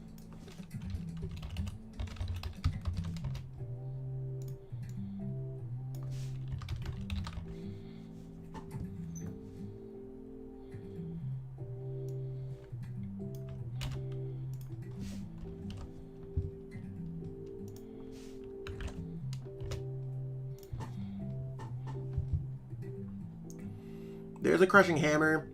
I mean, at this point, I think Gabe's like, yeah, I can just get set up, and I kind of got my turn back. You didn't really get your turn. I can start attacking with full blitz. You got to go for, you got to start getting set up here with that, Grookey.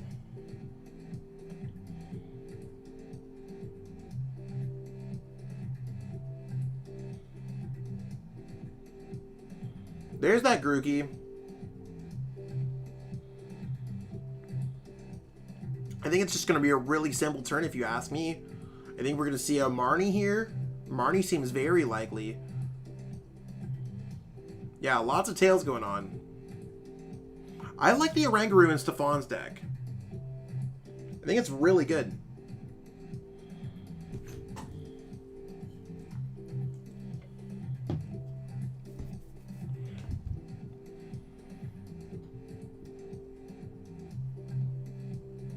And I mean, I think it seems like a pretty easy super growth if I ever saw one.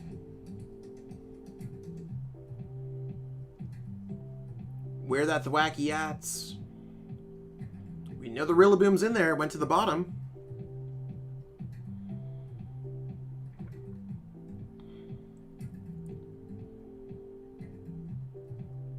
So Gabe's looking to do full blitz here. That's going to be a huge play for Gabe.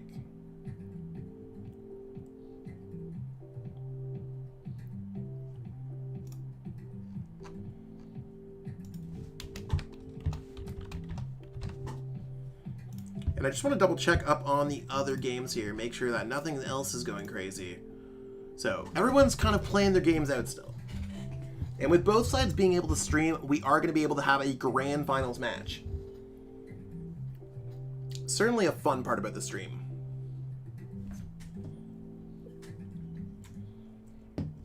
There's the Dance of the Ancients. Are we going to start seeing Gabe attack with Boltons? That might just be the play. 1, 2, 3, 4, 5, 6 energies in play. That's 190. 190 seems pretty good. And the Marnie? This is looking like a good game for Gabe if I've ever seen one.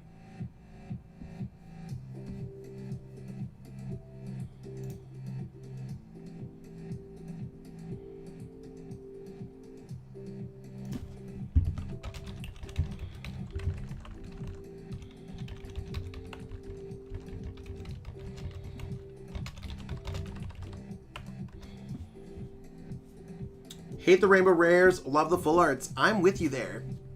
There's the 150. I mean, healing? Maybe Gabe, if Gabe has Switch?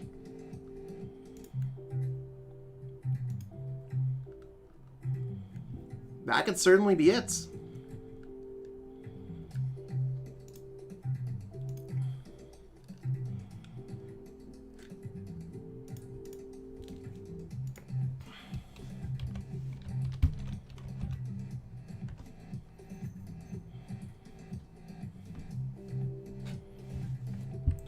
So there's a Cynthia Caitlin. I mean, I think that seems fine. It just seems like the active one is not going to be able to go for the Tropical Hour GX. It's going to heal, putting it at 180 remaining HP. If Gabe attacks it with a Bolton, that could be certainly huge for Gabe. I mean, I think it's a pretty simple. You go Tag Bolt GX, knockouts, and then try to follow that up with Bolton maybe. Or maybe you switch and go Boltons?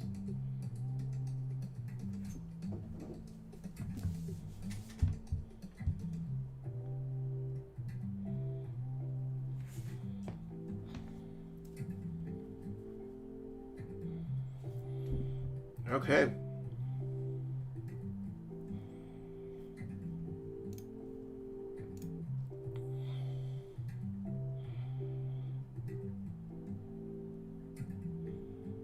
Definitely going to be Calming Hurricane. There's no other attack to be using. Stefan wants to heal. 150. It's efficient. Does not want to waste his GX attack.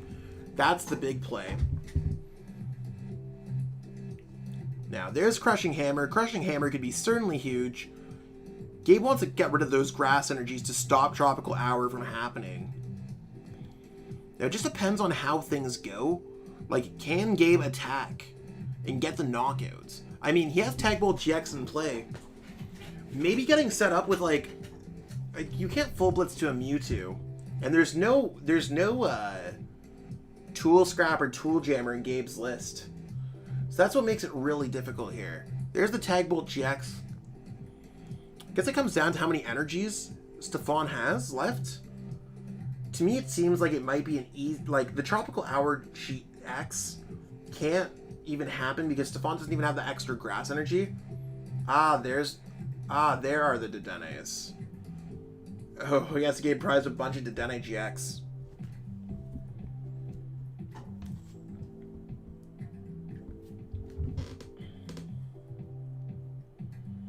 I appreciate all the mod love. It's been one of those things where you've certainly helped me out all night. I am forever grateful. Thank you so much.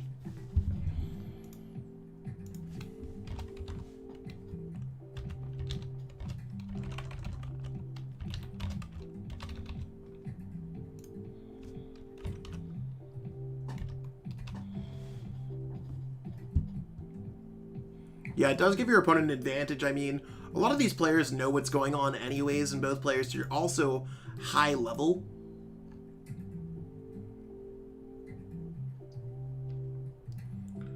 So there's that. It's just gonna be a Calming Hurricane knockouts.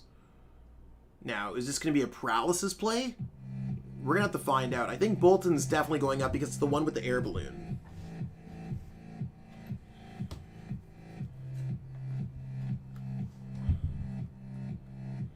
Stefan has the Malolana too in his hands. Maybe it's going to be a reset stamp tandem shock play. That could certainly be huge.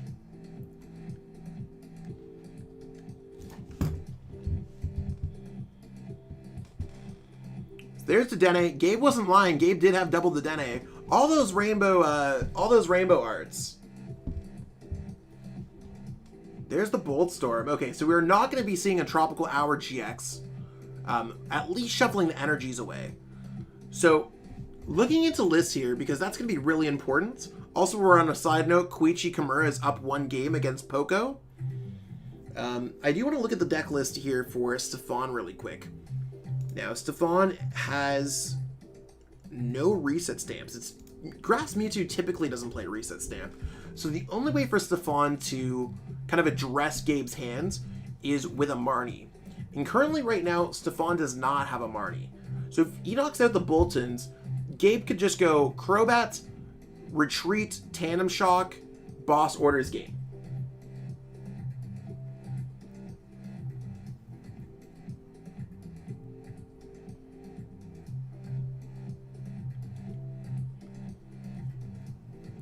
Yeah, for me, Rainbow Rares, I don't know how Gabe plays. That's a whole other skill sets. I mean, I don't want to be bashing Rainbow Rares. It's one of those things where I think everyone can enjoy their own things. It's one of those things where I'm just like... It's one of those things where, like, how do you determine what you're playing? I would just make so many mistakes. Why do we need me to cast with Zach? I mean, I have everything set up for a solo stream today, and every single person that I had lined up was talking to Ethan Hagee, Chill TCG. It didn't work out for anyone else, but I'm happy to be here. I mean, I see a light at the end of the tunnel here, peeps. We have, like, less than an hour left of gameplay. That means I can go get my my fast food nuggies, and we're all good. 100%. I cannot play with Blink cards. I would rather not play. I'm super OCD about my card arts. We gotta see here. Stefan's just, like, hoping that Gabe doesn't have Boss. There's the Boss. Maybe bossing up... Maybe bossing up the Raichu, Alolan Raichu is the play? That might be the play.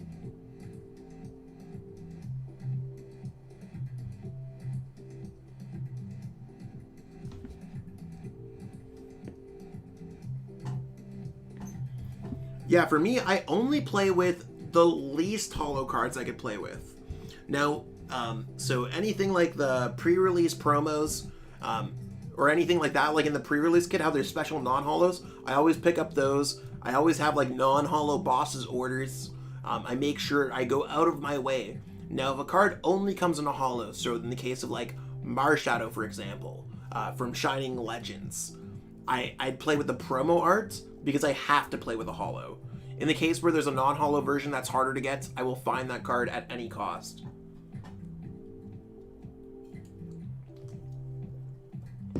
So what are we seeing here? That attack was 190. So that's Buzzmosa. Are we going to be able to find a switch here?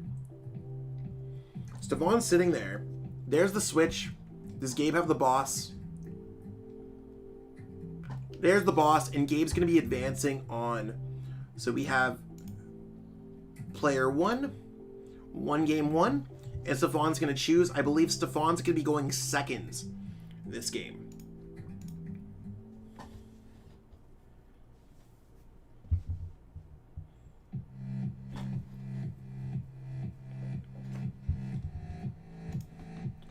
So we're going to switch this over to game 2.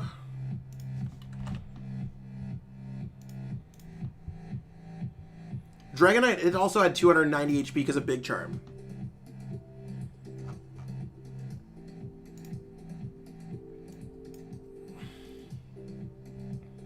So we're moving on quick here, peeps.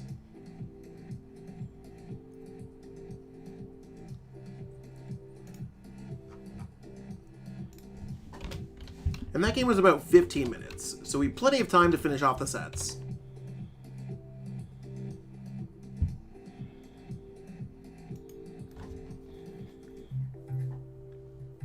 There's a lightning energy, probably not the start that Gabe wants to find.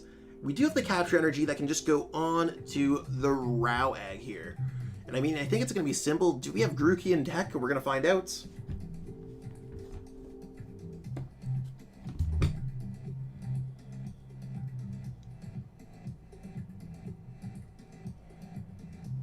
Facts. Coffee can definitely be a co-host. There's the Grookeys there. There's the Rillabooms there. We're all good. Hey, how's it going, Jake?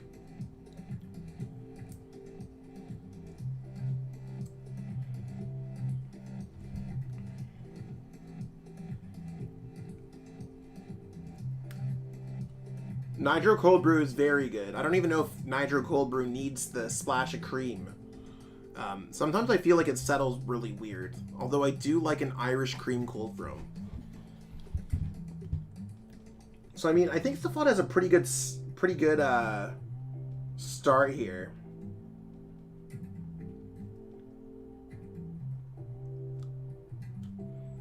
Seems like a simple capture energy for a Grookey. Although I don't know if he necessarily wants to use capture energy.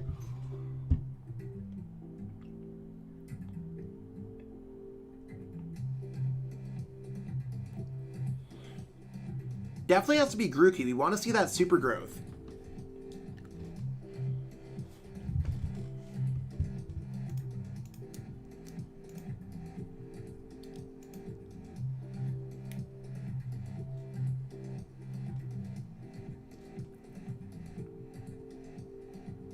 And I wonder what the whole Guzma Howl is going to be for. Is it going to be for, like, Air Balloon? What is Stefan searching out?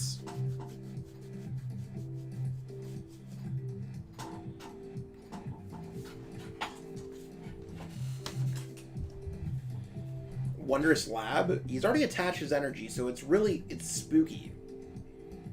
If he benches the Wondrous Lab, he's not going to be able to get it going. Will not be able to use super growth for 0. Okay, so he's playing it out smart, not trapping himself. The one Thwacky there, and we're gonna see the Rillaboom come out as well. It's gonna be able to use Voltage Beat to power things up into play. So we're gonna see if Gabe's hand is as good as the Eldegoss pass. Definitely looking for a Boltund and a PIKAROM to power up here. Will Gabe find the PIKAROM to power up? He could go Mewtwo as well. Mewtwo could allow for Gabe to kind of take a cheeky knockout on that Mewtwo on Stefan's bench. I mean, Gabe seems a little bit behind this game, so I'd almost go for it. There's another Boltund. When you power up to Boltund, it just feels so bad.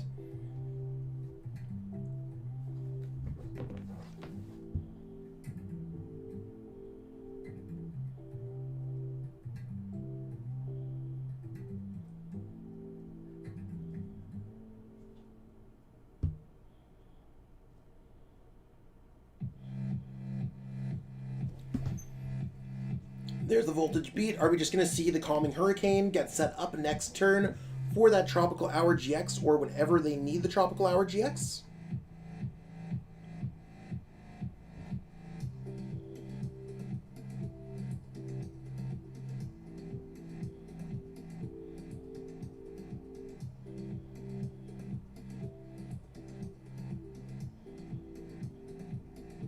I think it's just going to be a Calming Hurricane if I ever had to say anything.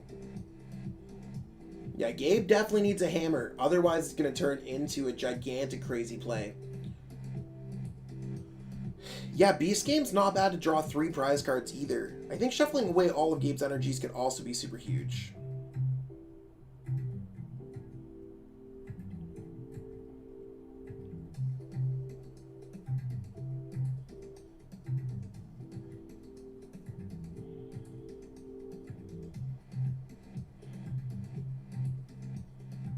Are we going to just see the Tropical Hour GX knockout? No, we're just going to see the 150. That's fair. That's fair.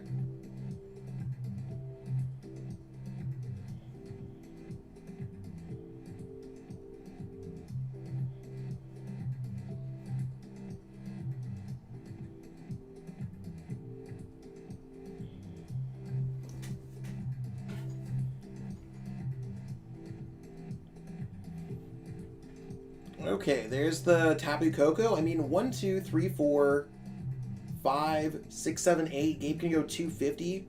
Oh, we're just going to take care of that Rillaboom. Interesting. I think that's a hot play. Gabe's just like, I'm a Boltson deck now. Boltstorm swinging for 220. That's a lot of damage.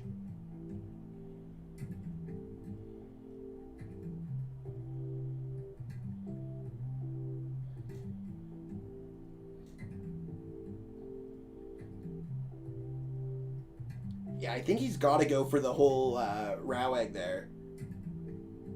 What do you mean, no?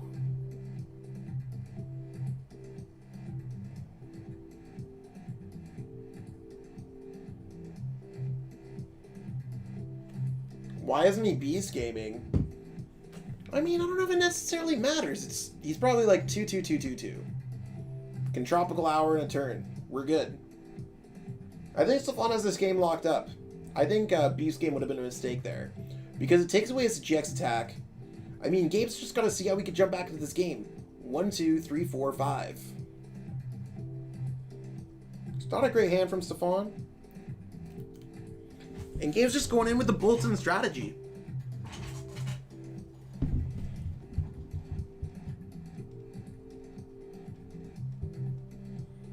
I think it's more about holding on to that 200 damage because he can knock out the Eldegoss with Buzzmosa for 190 and can hit a Bolton for 200 with Tropical Hour GX. I think that sounds like the big brain play.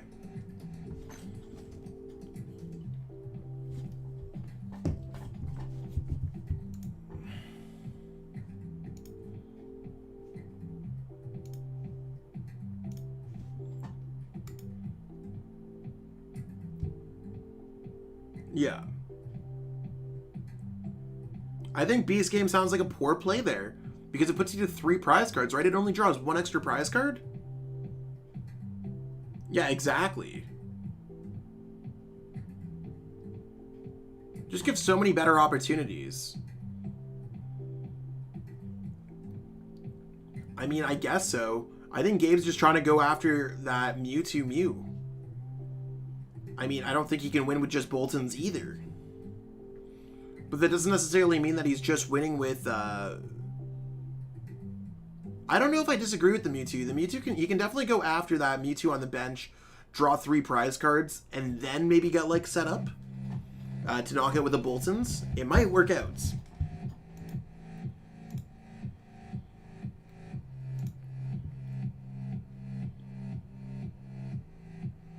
I mean, the Beast Games definitely was not the play there. Gabe had opportunities to play around it.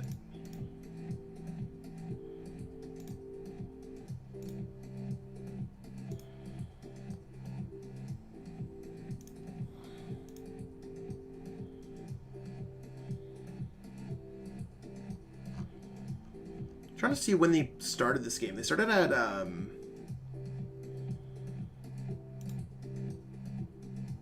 they've been playing for 25 minutes approximately. So 25 minutes left. Yeah, I think the set's probably appropriate. What's up? Yo, it's Chill TCG. Hello, how's it going, Chill TCG? Thank you for tuning in. This is definitely 1, 2, 3, 4, 5, 6. Yeah, to me this seems like it's absolutely game. Maddie has spoken.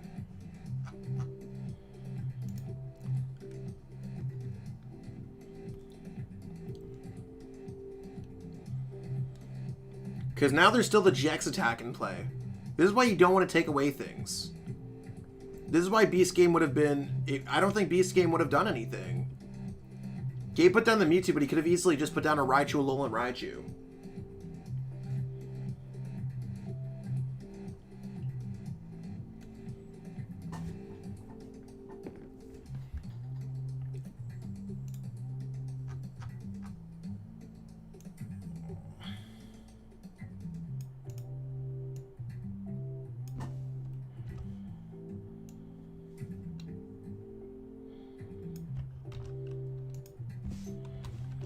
So I think we're about to go into game 3, if I ever had a hunch.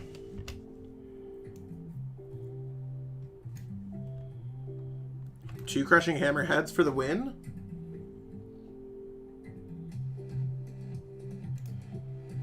We'd have to see. 1, 2, 3, 4, 5, 6. 190 is not enough. I mean, he doesn't have the grass energy for Tropical Hour. What's Gabe gonna get off this? Yo, Juan Andre, what's poppin'? So Lightning Energy, drawing more cards with Speed Lightning. That doesn't necessarily win with Tropical Hour either. And I think Stefan just has the game. Pretty sure it's just a boss and a dub.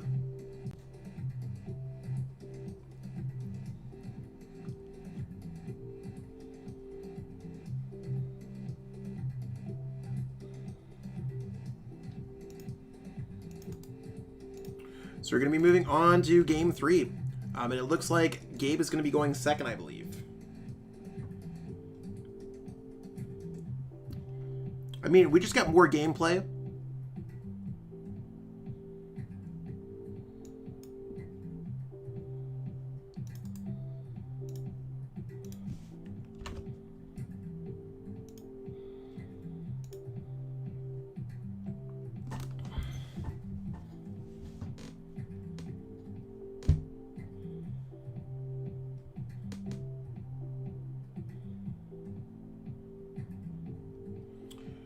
Okay.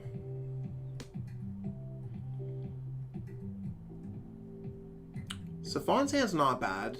Kind of. Just gonna go Mewtwo.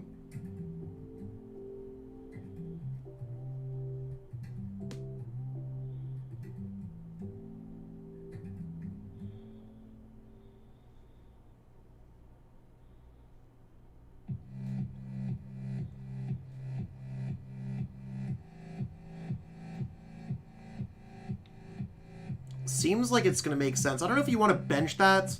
Maybe he's worried that Gabe's going to Marnie.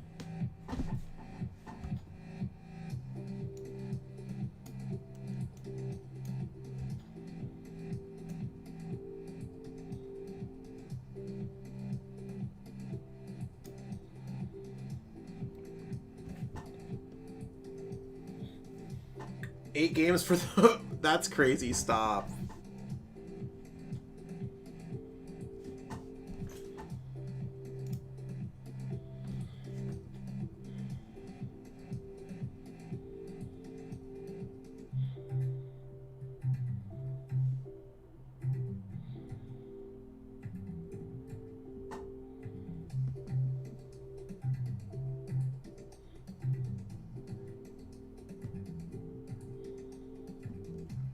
What's going to go on? Who's he going to power up? I mean, we'll see exactly what I plan for future things for Chilling Reigns. It's been a really busy week.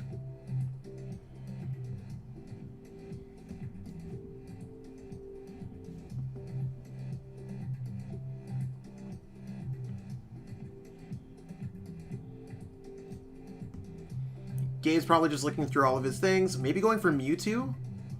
Mewtwo's a bit of a spice play. Maybe he's like, you want to know what? I could take a quick knockout on that Mewtwo because it's just going to be using Super Growth. Now, does Stefan play the copy of Weakness Guard? He does play 2 copies of Weakness Guard.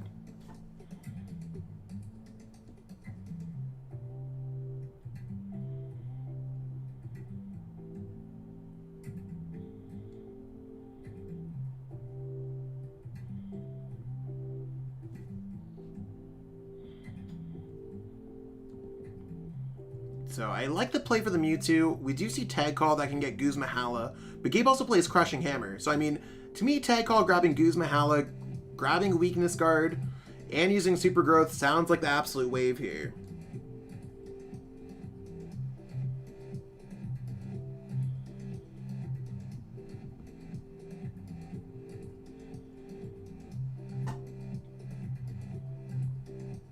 Let's see those Weakness Guards. Let's see what's going on.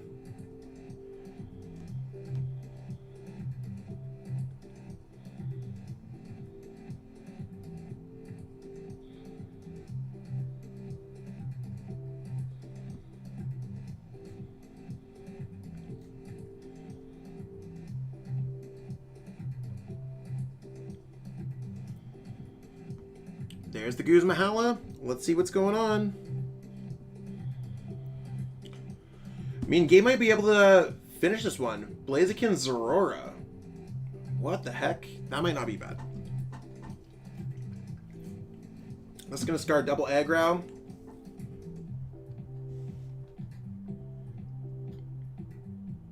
Wondrous Lab. Big Charm. Definitely grabbing the weakness guard.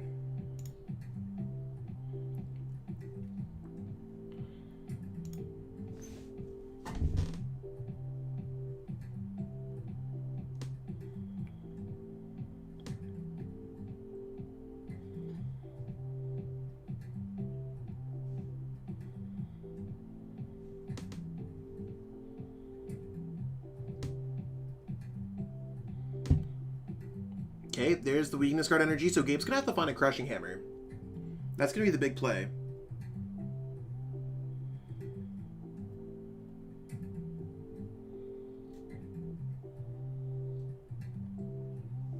It's just gonna be a super growth. There's no reason to put down the Wondrous Lab. There's 3 energies on the Mewtwo already.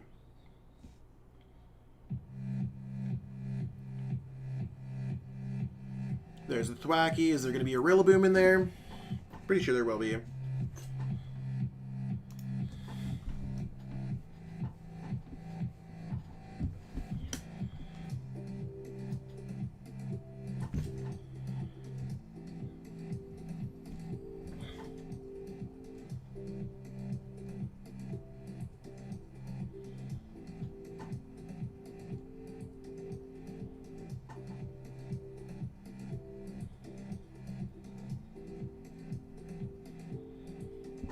Will Gabe find Crushing Hammer?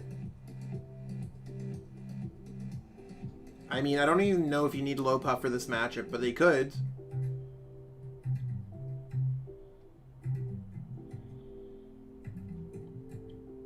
Not playing Rod really hurts Stefan. I mean, yeah, I mean, it can. He also plays extra grass energies. 1, 2, 3, 4, 5, 6. It's 190 with Bolton, just in case we're wondering that. Stefan also has the boss in his hands. Not just smokes to Mewtwo.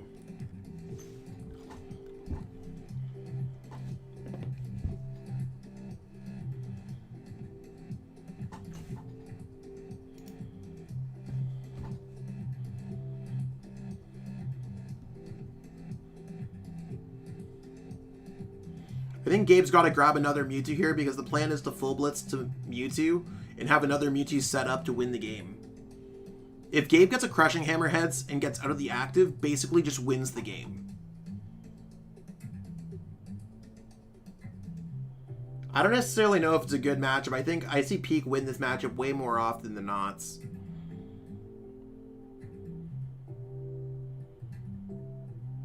Who's playing? We have Gabriel Smart TCG versus Stefan Ivanov. So 2 very good players. Some of the best players in the game. There's the boss. Oh, I don't hate that. So Gabe does not have the Crushing Hammer. Gotta get out of the active game. There's a switch. I think this is really good. He would have got the tails anyways.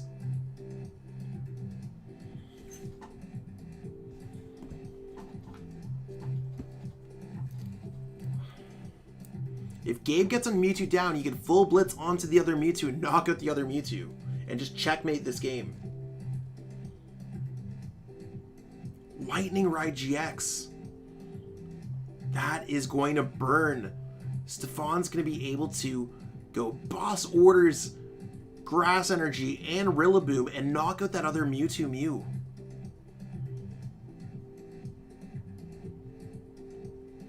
This is a huge play. We might see Stefan making the finals.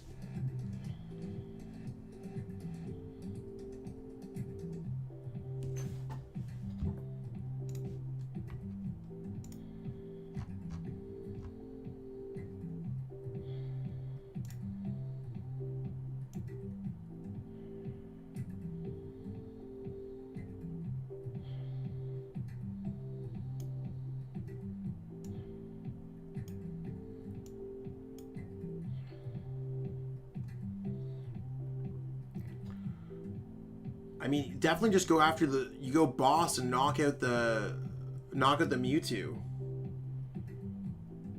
Because you wanted it out of the active spot.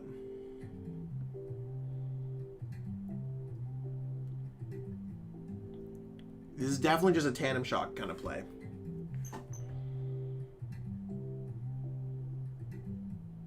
Or not tandem shock, calming hurricane. What am I talking about? That is tough.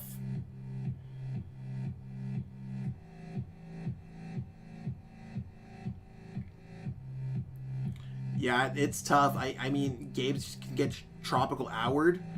Now, if Gabe can maybe take some of those energies away, electrify onto a Mewtwo here, that might be the play. Gabe's got to electrify onto a Mewtwo, get a Mewtwo set up.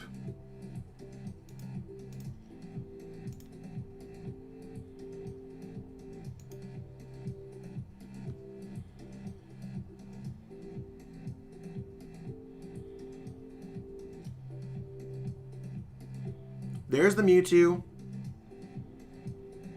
Stefan does not have the boss.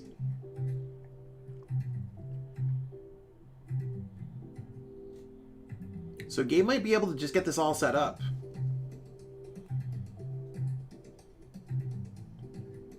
I mean, he could just go electrify. I think that's totally the play. You electrify, build up the Mewtwo. I can't tell exactly who Gabe just attached to.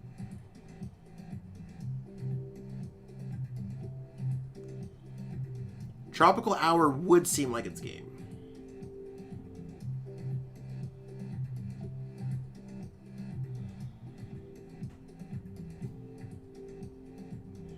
Well, Tropical Hour would just shuffle it all away.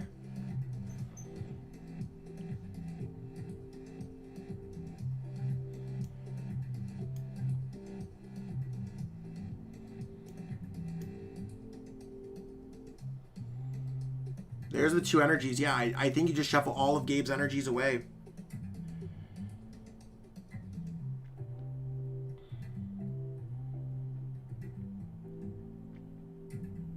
I mean, technically it does not. Because Stefan still doesn't have a boss. Gabe could still go energy, power up Mewtwo, and win this game.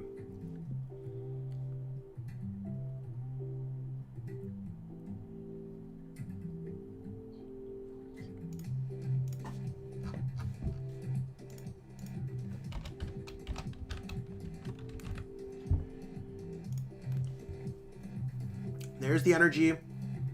If Stefan doesn't have boss, I don't know if Stefan can win the game. Because he already used his GX attack. He could go electrify. Gabe still has a chance. Like, it's literally one of those things. Gabe could have boss energy.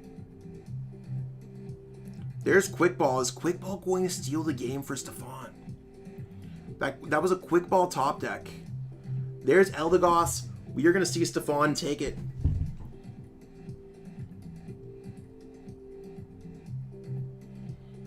So, it's the fall of a giant here. I mean, well played on Gabe's behalf. I think Gabe played it out really well. I think Stefan played it out really well. That was a top deck dub too.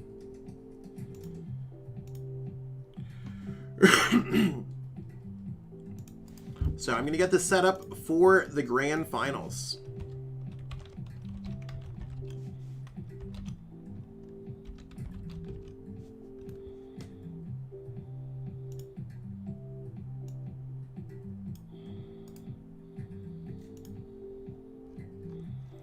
Wonder if I could do any kind of spacing.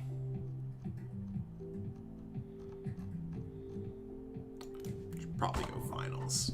Finals probably reads a little bit better.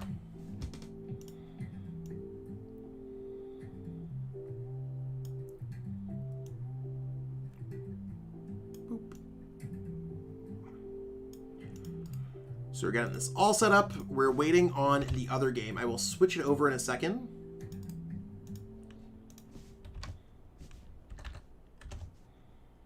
So we're going to see Grass Mewtwo in the finals.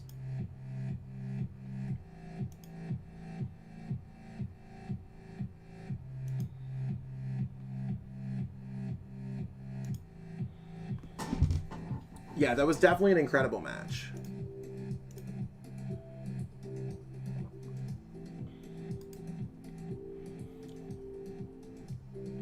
So we are back here, peeps. We are just slowly waiting out. I'm going to see if the other games are being streamed right now. Let's see what's going on here. Looks like their game just ended. So it looks like we have Koichi versus Stefan.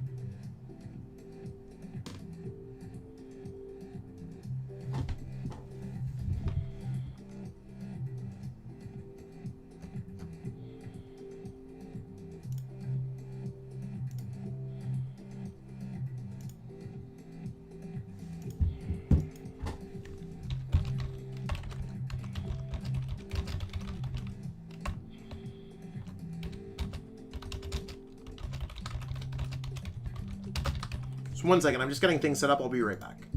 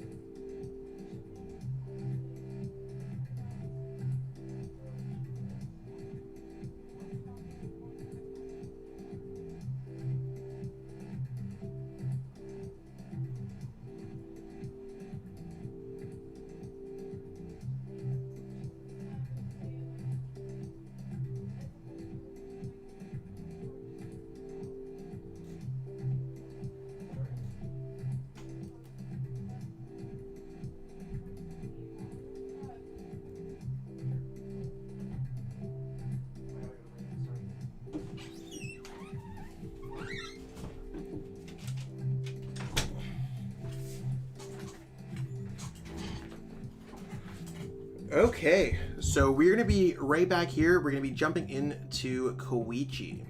So Koichi is going to be playing against Stefan, just getting everything set up. I'm going to be tweeting that out as well. Let me just update our stream here while we're at the thing.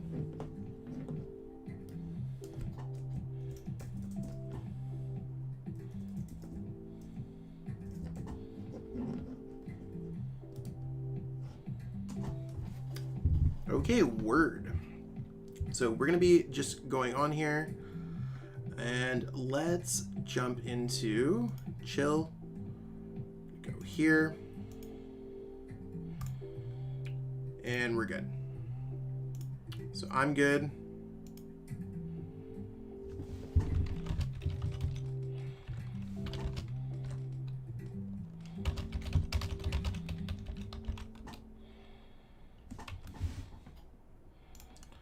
So we are going to be starting off here. Let's just jump over to the gameplay.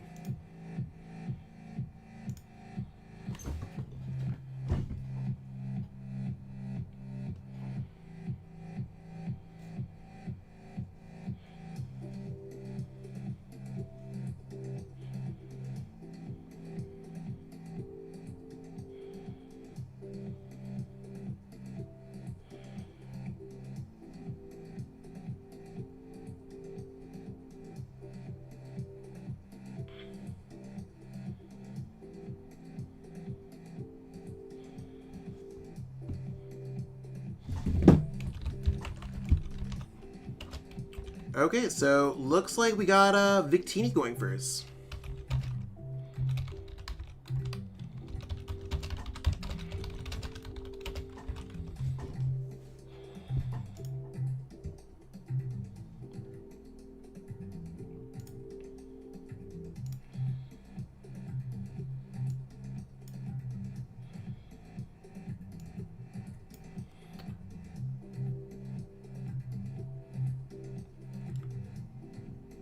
So, I mean, grabbing Switch here is nothing spectacular. Looking into what we're going to grab here with the Pokemon communication, maybe it's going to be a Heatran.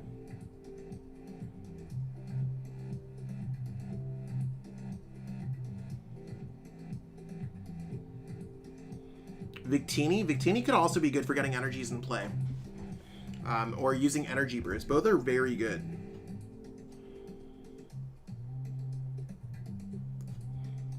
So there's a Victini, there's an Energy. Just kind of vibing out. Yeah, Stefan playing all through the nights.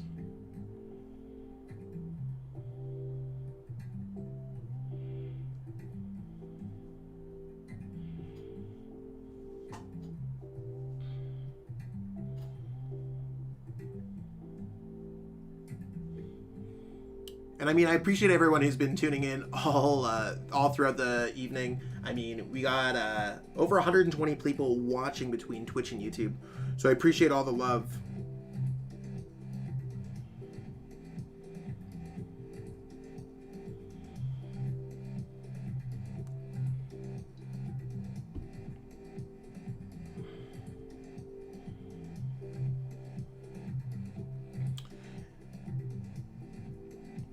And I think Stefan's just going to be searching for either a Mewtwo or a Rillaboom. Probably a Mewtwo, I think, in this matchup.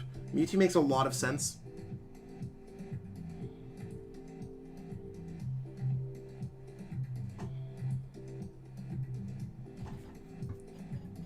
And I think they're both making a really good choice just to search through their decks as fully as possible. I think that's why these players are the best in the business.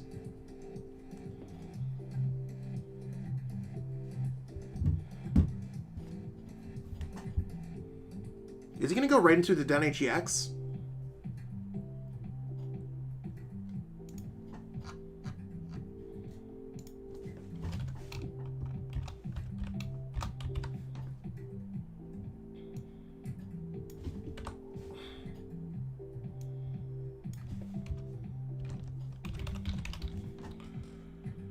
Okay, so we see the tag call. Tag call is going to be able. I think he's got to go for Mewtwo Mewtwo because the grass weakness on the Aggro is going to be too much. But maybe he won't be able a way to get it down. Oh, there's already the grass or the Row Egg in the discard pile, so should be cool.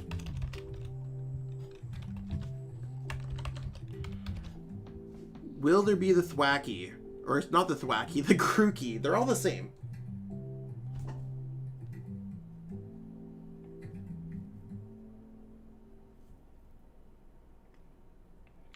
So, Air Balloon, Capture Energy. I think it's going to be pretty simple like that. So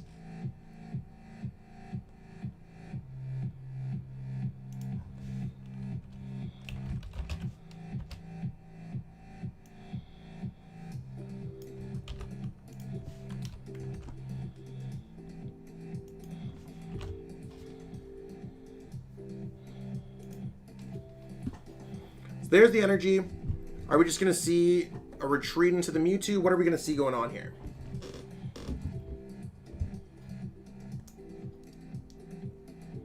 Well, what is a Grookey? I mean, we see one on the bench.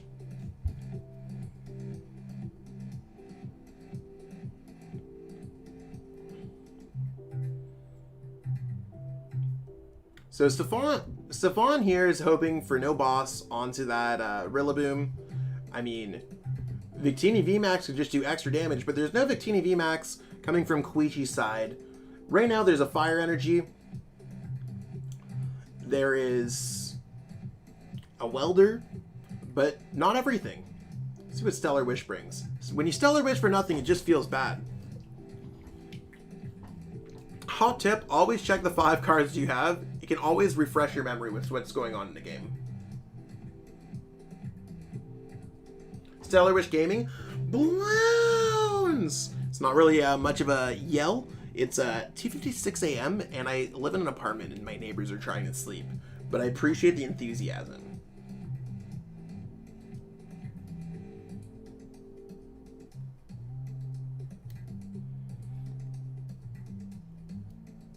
Okay, there's the energy. Now, you could go Scoop of Net into the Victini V Max. Gotta be very careful though, if you only have the Victini V, Tropical Hour GX, or just hitting with Buzzmosa for 190, can get the knockout here. And that would be with the Elegant Soul attack doing 190 or Tropical Hour. I think both of those can hit.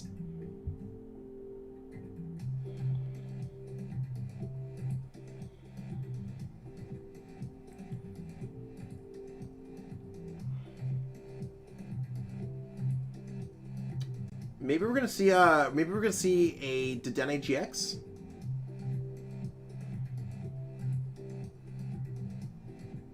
I don't know if you want to go Crobat V here.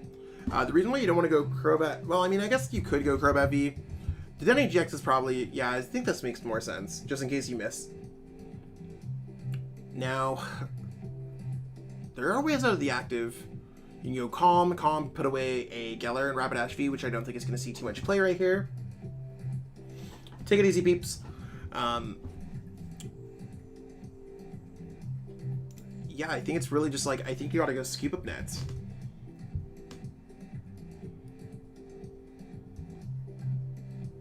And you gotta get the Victini V Max out. Or, yeah, you gotta go Victini V Max and unfortunately attack for 120. Or 100, sorry, I should say. Dedenne GX? 9-hour stream? Yeah, let's go. Fun times.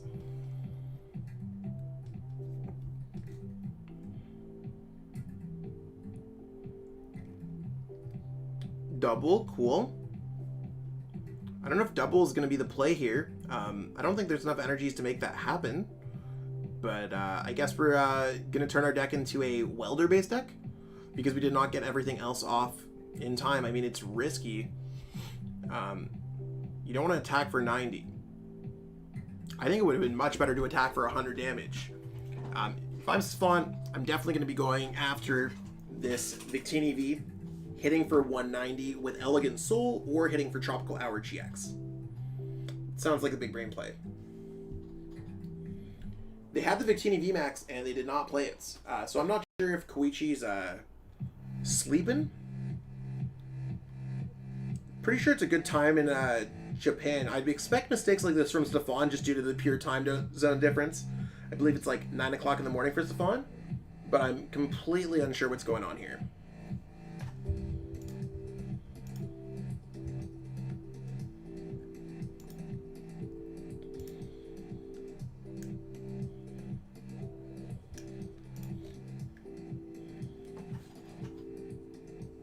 Yeah, 9 a.m. Stefan has had a big no sleep. Big lack of sleep GX.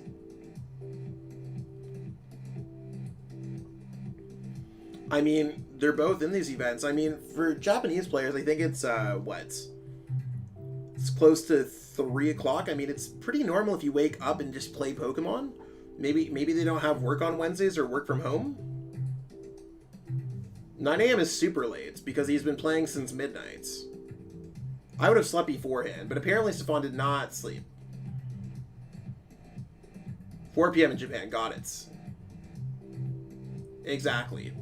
So maybe Koichi is a student, is out of work, things like that. I'm not entirely sure about everyone's backstory here. He didn't understand. Yeah. Poor Stefan. So, I mean, Elegant Soul does take the knockouts, right? I just want to make sure I know the energy requirement of that attack. Grass, colorless. That certainly works out.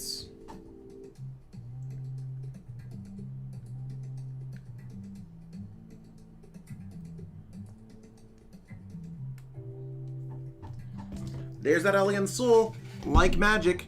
Now, the thing is, with Koichi's hands, there's now the opportunity to attack back with Welder. 230 plus 90 is certainly enough to get a knockout. So, I mean, I like the numbers here. Really interesting plays. Hey, how's it going, Trainer Chip? Welcome to the stream. It's been a fun, long solo stream of 9 hours, commentating the whole chill events, but I mean, you're a commentator. I mean, gotta look up to some of the best commentators in the game. I don't know how you guys do it at all. So thank you so much for being here and checking in. That was a huge comeback though from Koichi. I think it's huge.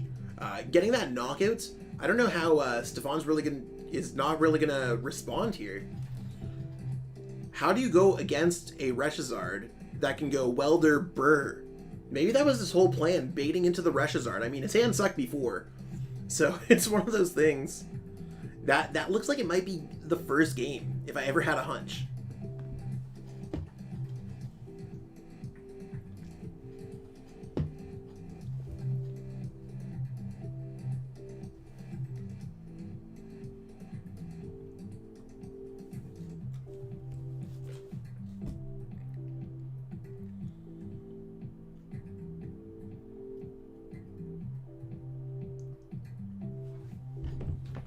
So I mean, I guess we'll see how he gets out of the situation. If I can know if he has the air balloon, anything else going like that. Prediction for the best of 3. Not right now. First game. I mean, based off this, I don't know how the matchup goes in general. I do not have enough experience playing Victini versus Grass Mewtwo. It could be spicy. Ooh, it's gonna be for the whole tropical hour. Is there the Eldegoss for boss? Is there boss even in there? I wish you could just click on your opponent's discard pile. See what's going on.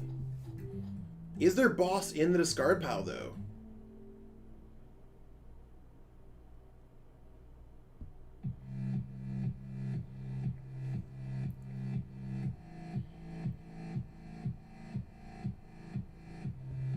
I don't think there's boss.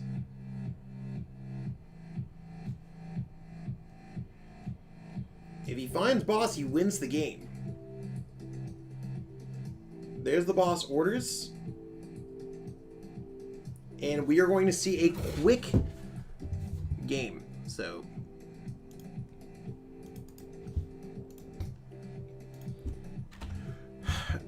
looks like Koichi's going to be going first based off the matchup. And Stefan's going to be going second to get off that super growth ASAP. Finals is best of 3. Best of 3, best of 3.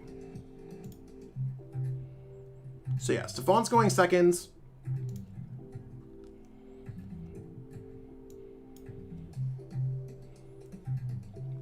And we're going to see exactly what's going in. They're jumping right in there. Back-to-back action.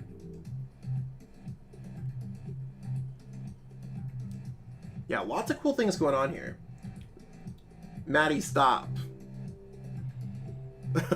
we are not doing that, okay? Heatran's not a bad start either. I like Heatran.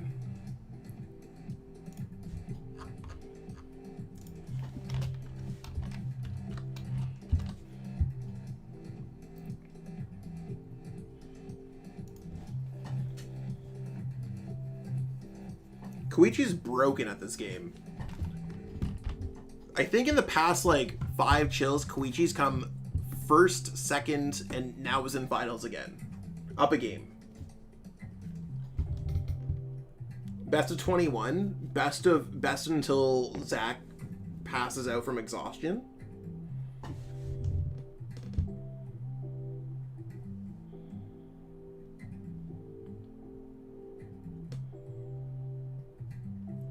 Now, the thing is Stefan going to be able to go for super growth? That's really what the deck's relying off. That's the reason why he went seconds.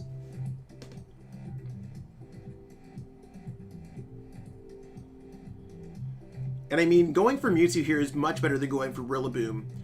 Or sorry, not Rillaboom. Rowag, as you can see. Rowag is weak to fire, and Koichi's deck is fire type. So that's how Koichi won the last game.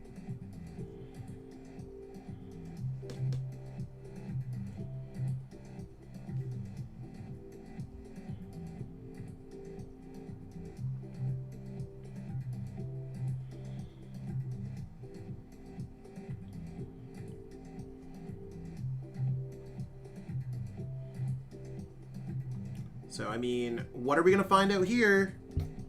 There's the tag call.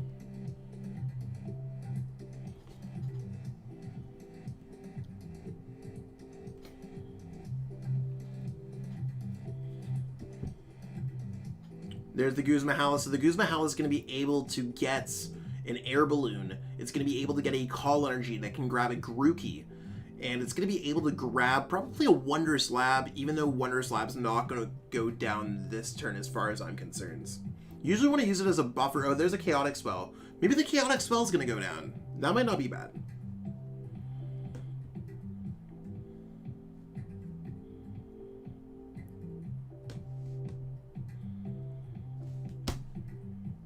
Okay, so we're going to see the Chaotic Spell go down to stop the potential Giant Hearth. Yeah, I think bossing up the Rillaboom sounds like a really good play, just wasting the entire first turn. Now, using the GX attack is a little spooky, though, because you don't have a GX attack for the rest of the game.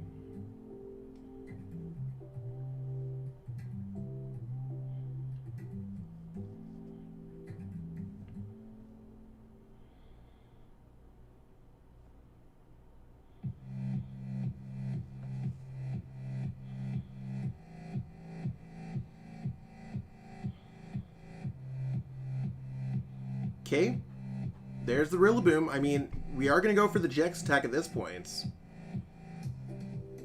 Did waste the entire attack, and I mean, I guess you can follow that up with a Steaming Stomp on a Mewtwo. I don't like how the rest of the numbers play out without the GX attack, though. I think it has to come down to attacking with Victini and hoping for a lack of Elegant Soul.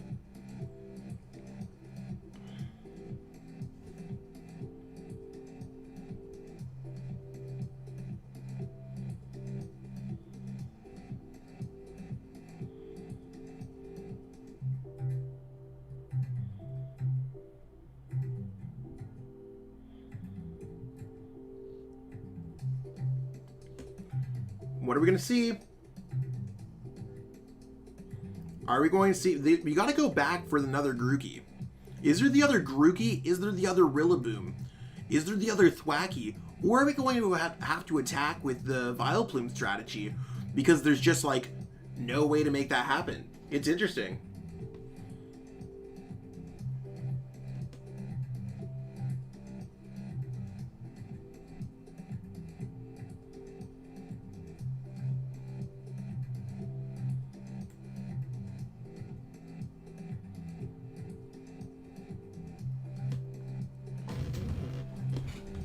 Okay, there's the 180. We're going to see how it gets followed up here. I mean, attacking for Steaming Stomp seems so spooky.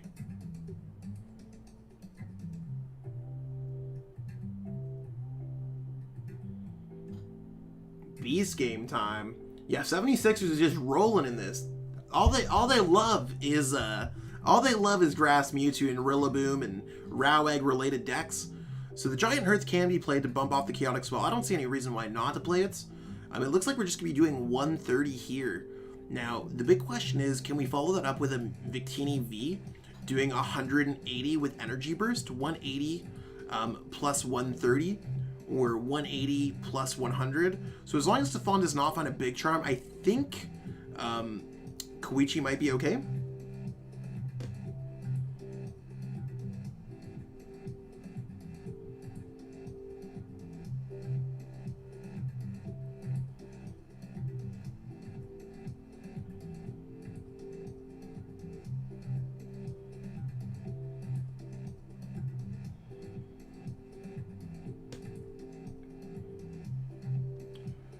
Okay, so there's the 130. I think you gotta follow it up with the 180.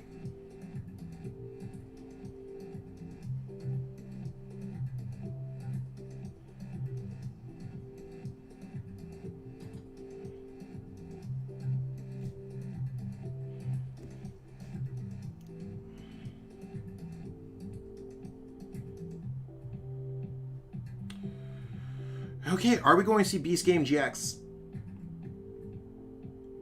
Yeah. I mean, if he doesn't attach, it's fairly safe. Now, 1, 2, 3, 4, 5. I mean, it's kind of safe, right? Because 1, 2, 3, 4, 5. That's 150. That's 280 still if there's 3 energies from Energy Burst.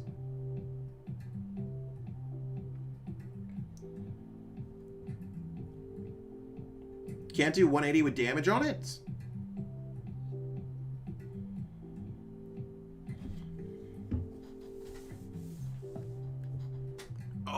we're seeing the Malolana play. Yeah, this is definitely going to a game 3.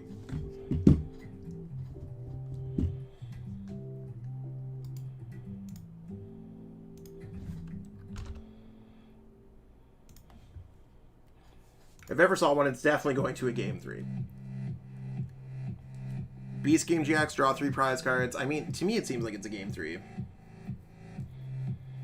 Yeah, any of the 15 decks have a chance at winning.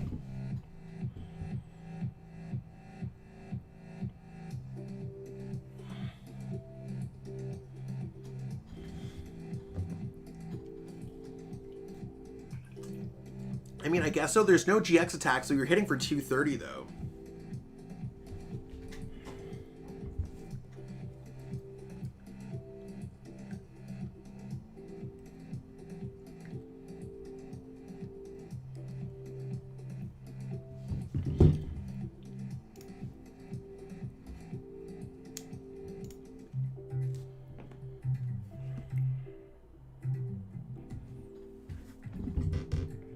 I mean, Spreading Flames might be the only option.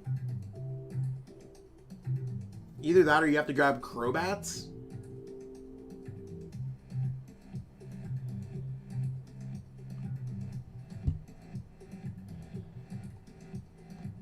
Because drawing 5 prize cards here seems next to impossible for the Fire-type deck.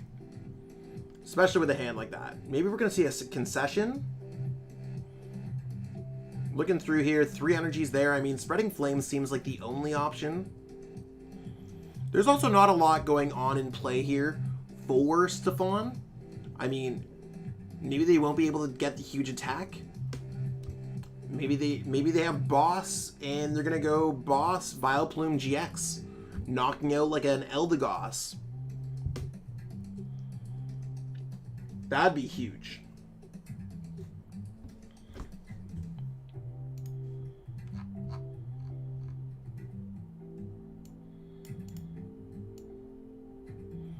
Like, I'm trying to think about a win con here for Koichi, and it's just like, what does 230 do to a Mewtwo?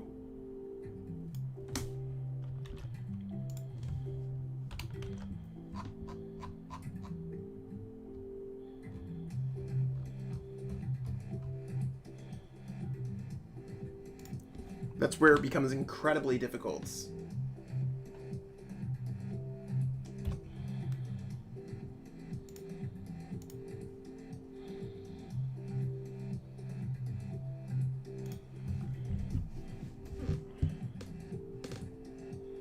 Okay, and we are going to be moving on to game 3. Yes. So apparently Koichi saw some kind of win condition. We are going to pop that on. And we're going to see game 3. Bringing it down to true finals. At least these games are popping off really quick.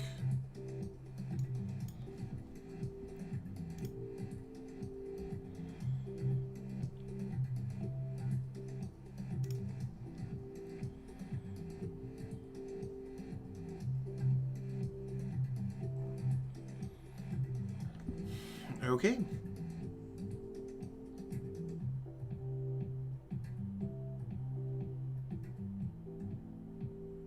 Calling the coin flip. And Savant's gonna be going first. Don't start with a Row Egg.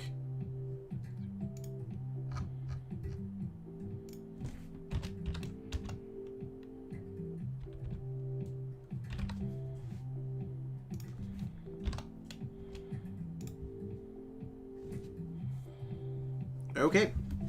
So, I mean, Koichi doesn't really have much of a start. I think it's nice to start here with either the Galarian Rapidash V or the Giratina, because you can always use Giratina to use Scoop Up Net. Oranguru is not that bad of a start.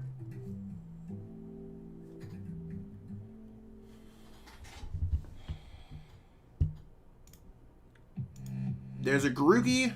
I mean, Stefan's definitely looking for the Grookies to get set up.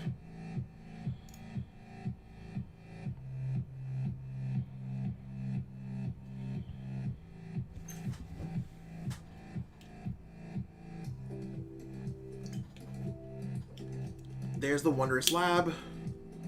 I think it's just because he's pitching the hand away.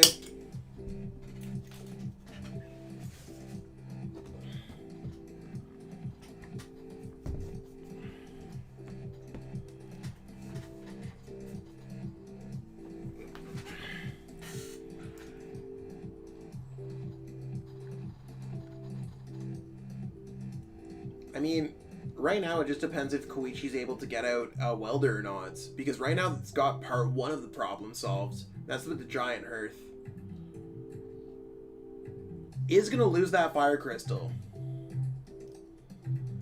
I don't know if you want to put down Giratina. Maybe Giratina's good. I don't think it's worthwhile to bench for what it's worth.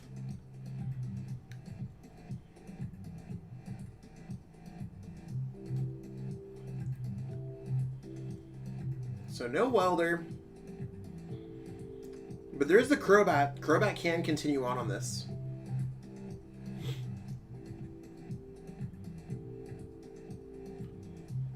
Yeah, putting the Giratina back into the deck seems kind of cool. Probably just going to turn this deck into a welder box deck instead of a Victini deck.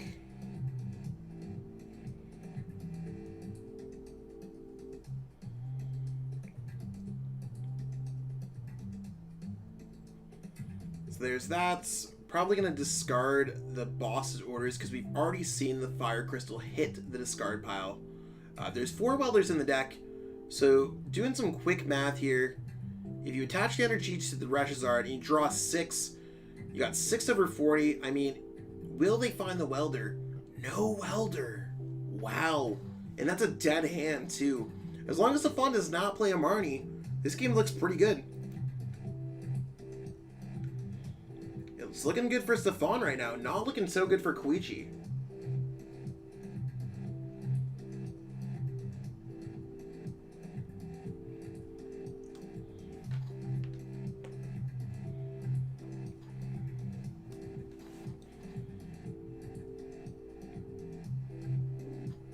And I'm sure Stefan's really happy that there's no Lieberhorn. I mean, I don't even know what the Lieberhorn would have done there. I mean, there was no tag team down, so I mean, Stefan's playing around it either way. But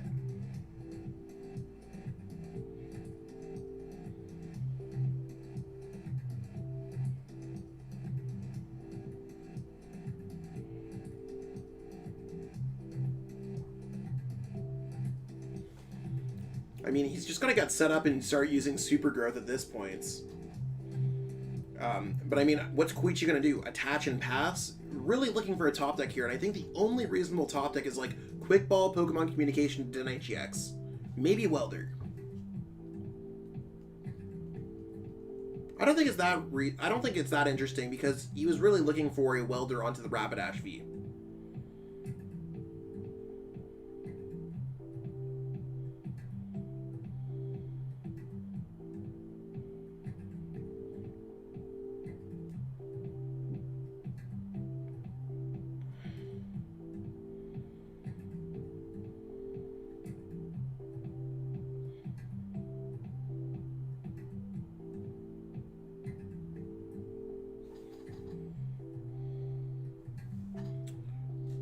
It's got to be a super growth turn, right?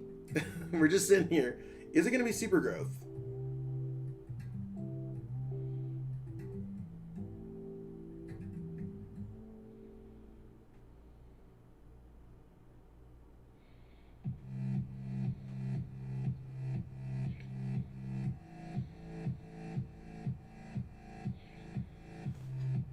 I mean, we see the Mewtwo hit the floor.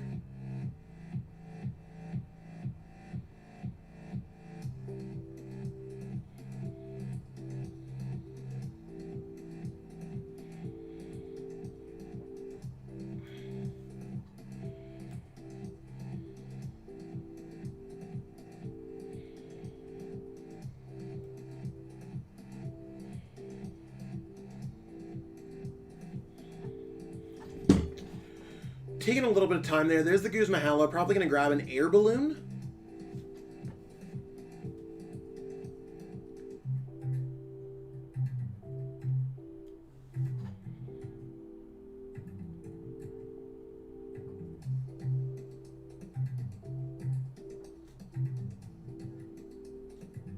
Yeah, I wish we could switch sides between turns. I'm not that set up there.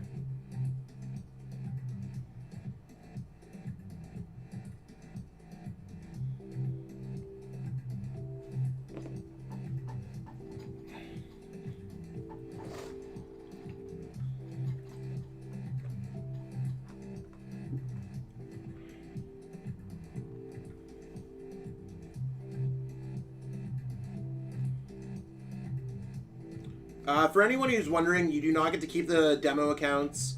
It's only for the global finals.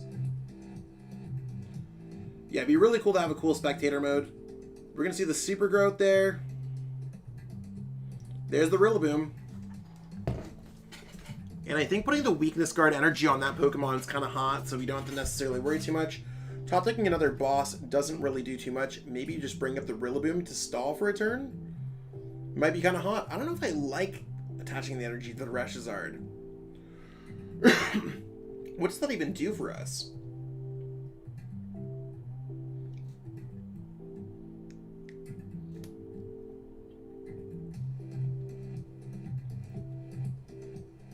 It's just going to be attached past Devon's like 100%. We take that. Swell is really rough to jump back from. Yeah, I think attaching to Galarian Rapidash V is the best possible way, because at least you have an opportunity to use Libra Horn next turn.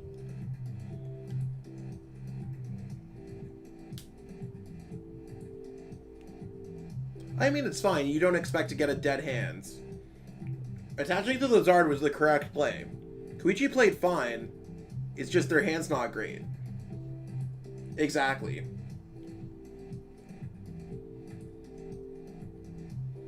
I feel that. Can we see another Beast game? 76ers, stop! Sheesh! Voltage beats. Down a lot of Earth, down the Fire Crystal, down a lot of energies.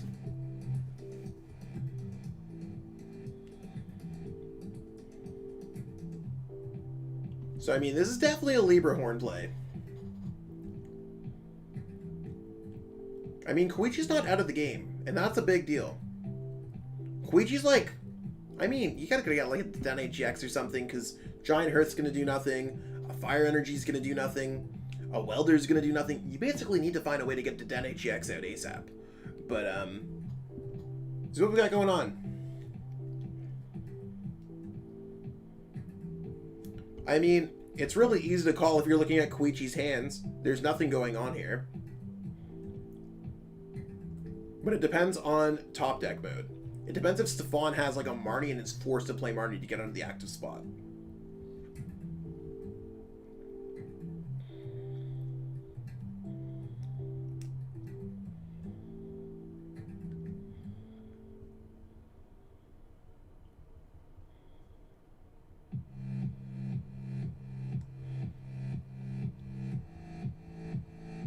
I mean, there's certainly a lot of good top decks.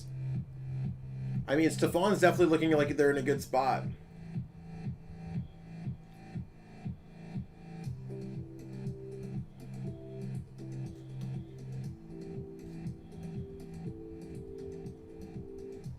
$190? There's nothing in Stefan. I mean, getting the other Libra Horn off is not bad. Like, it sucks, but it's not bad. I'd almost argue that boss could have been hot there, too.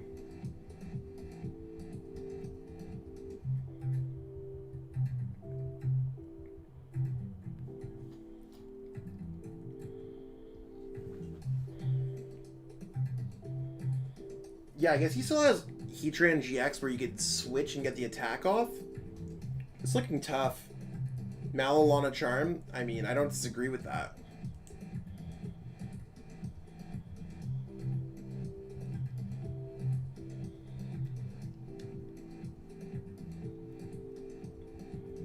We gotta see what Stefan can do here. It's really one of those things where Stefan's gonna take a knockout, probably heal.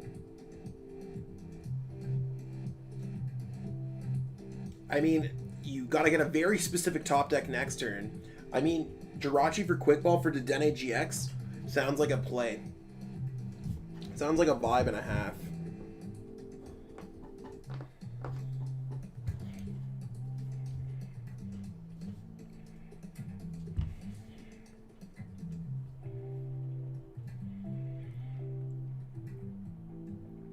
Okay, let's see what Stellar Wish brings. There's no other way to see.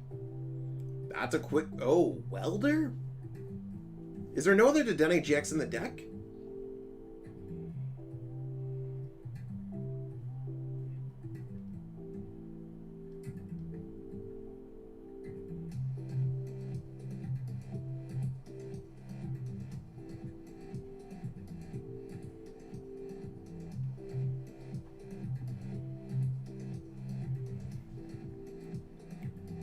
There's that.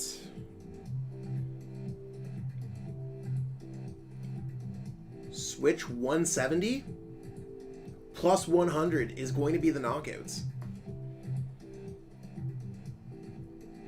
There's an Elegant Soul after that though, so I don't know if I necessarily like that play a lot. There's a switch, because you can't get Giant Earth. There's no fire energy here. It's just over.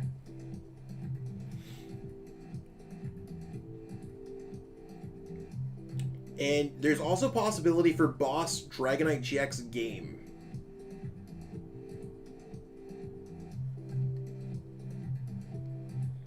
I believe so.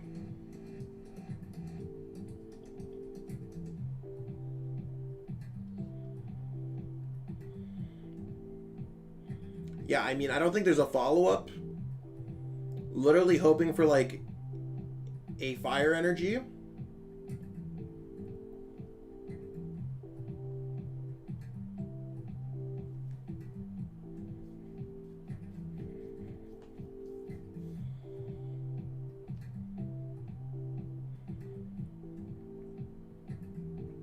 There's no fire crystal left. The Marnie could be the sauce though. I think the Marnie might actually save Koichi in a way. There's still Victini that can attack. And with there being a Marnie, there's no Dragonite boss. He doesn't play Ordinary Rod either. Top deck Welder would be huge.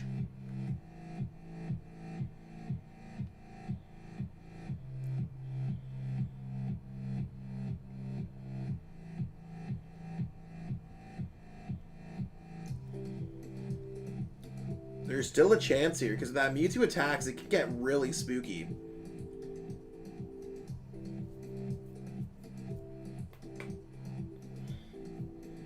I mean, we gotta see if there's a Welder. We did put a Welder at the bottom of the deck.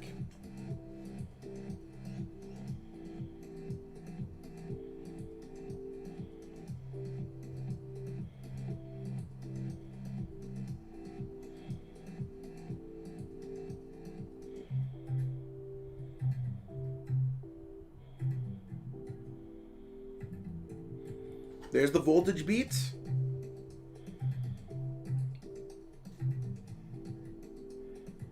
Yeah, we need a switch or a scoop up net off the Welder. You definitely just promote the Victini here.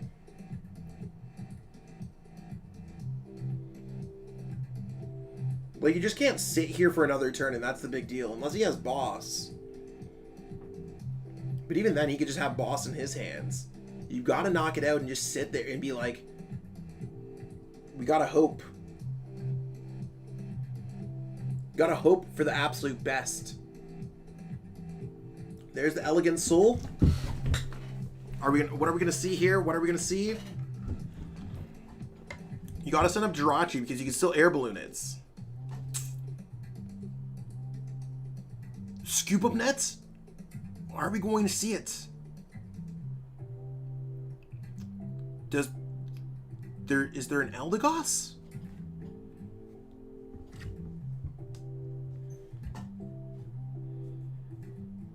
There's a Welder. Quick Ball's like really good.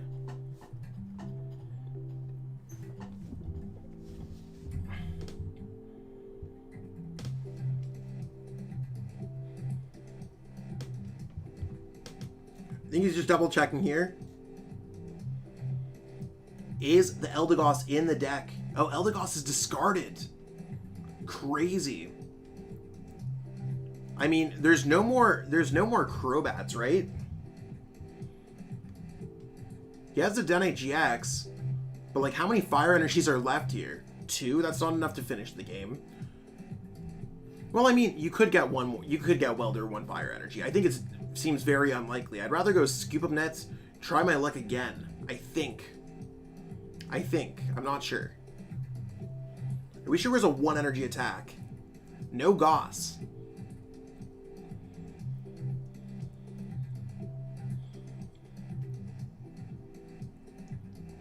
The Dene has to go down, and then what? It's just going to be the Dene GX. Is there going to be Welder Fire Energy? So I don't think there's a way to win this game.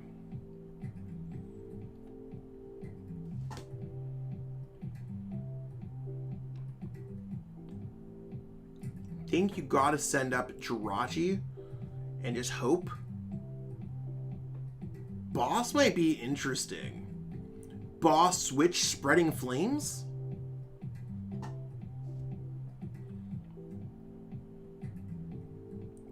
That's a way to stay in the turn. It's not always about winning, it's about staying in the turn.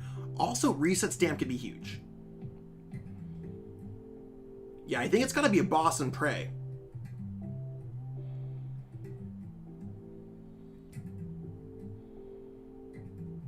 To be 1 energy shorts.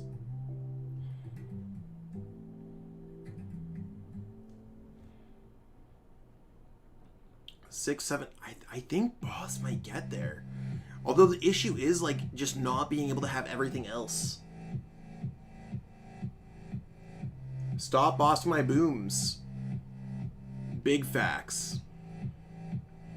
The Reset Stamp, Boss and Pray. Oh, evolving too.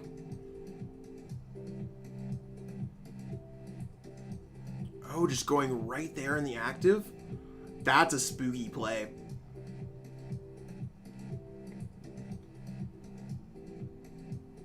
It's got the switch Boss. I mean, I guess if you evolve into a VMAX, you don't need to sit there and pray. Stefan either has Boss or not. Because he does not play Reset Stamp.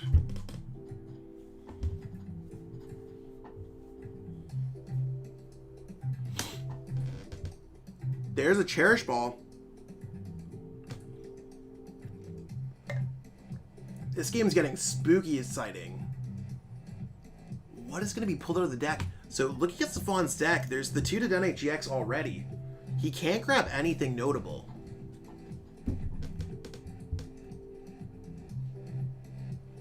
Marnie?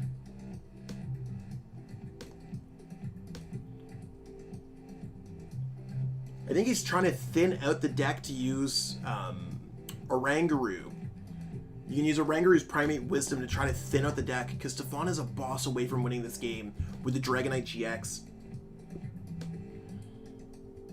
Or, I mean, just a boss away. You don't need to knock out the Charizard. Stefan has 1 prize card left. He can knock out whatever he wants.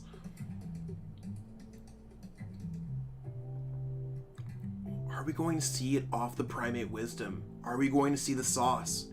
Tag Call! Wow. Tag Call could win the game for Stefan.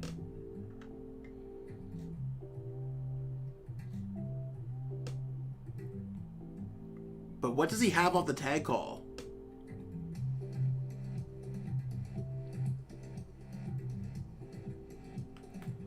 Malolana? That's enough to heal. This is a very weird game. Now the big thing here is the Malolana is going to stop the Mewtwo Mew from getting OHKO'd by the Victini VMAX, which really puts Stefan in a tough situation. Now that's switch. Stefan plays double Air Balloon. Does Stefan have energies left? Or can Koichi deck him out? Because there's no GX attack, there's no way to OHKO the Mewtwo at this point. Koichi's probably got to play boss on the Rillaboom. Stefan has 1 Air Balloon left, has 6 energies in play, and we're going to see Spreading Flames. Stefan has 0 cards in hand. Oh no, we're not going to see Spreading Flames. What's going on here?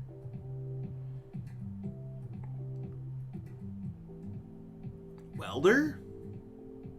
Maybe Deck Out's not the play.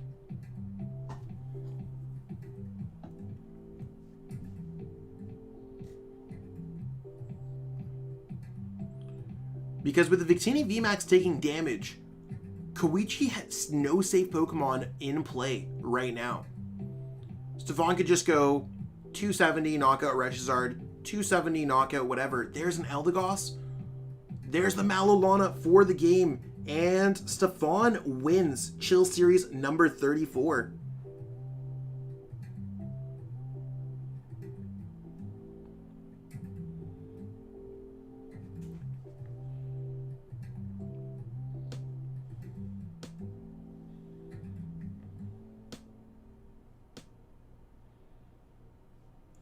And there's the tweets.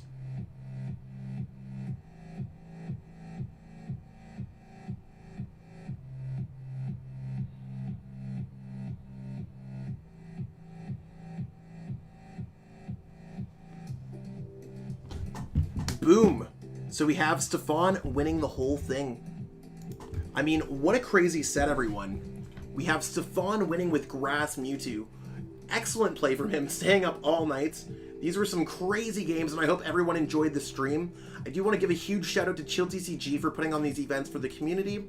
I want to put up a huge shout out for PTCG Ozone for sponsoring this event. 750 Crobats and all those juicy packs for top finishers. I mean, they do a lot for our community. If you haven't followed them on social media, be sure to do so. And I mean, for everyone else who's been helping out behind the scenes, there's so many judges, admins, mods, everyone who's been helping out. Events like this take an army, and I really appreciate everyone just tuning in. Thank you so much for the Pokemon community. It's one of those things where I could ramble on here for forever, but I would like to pass this along if we have the opportunity to do so. Let's raid someone.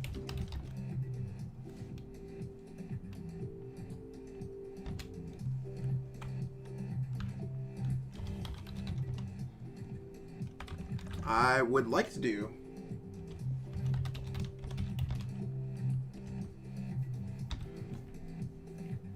Anyways, so we're gonna raid Gazer Beam. If everyone could pass some love on, Gazer Beam is my favorite content creator, period. Love to give him a huge boost. Right now we got like 50 viewers, so if we could, it'd be awesome if we got about 100 people watching. Totally would love to make that happen. And if you're watching on YouTube, I totally appreciate everyone who's been watching. So that being said, our YouTube stream's gonna end. Have a great night, everyone. Hopefully you enjoy, and we'll see you at Chill 35. Maybe I'll be playing, maybe I'll be commentating. I don't know. Have a good night.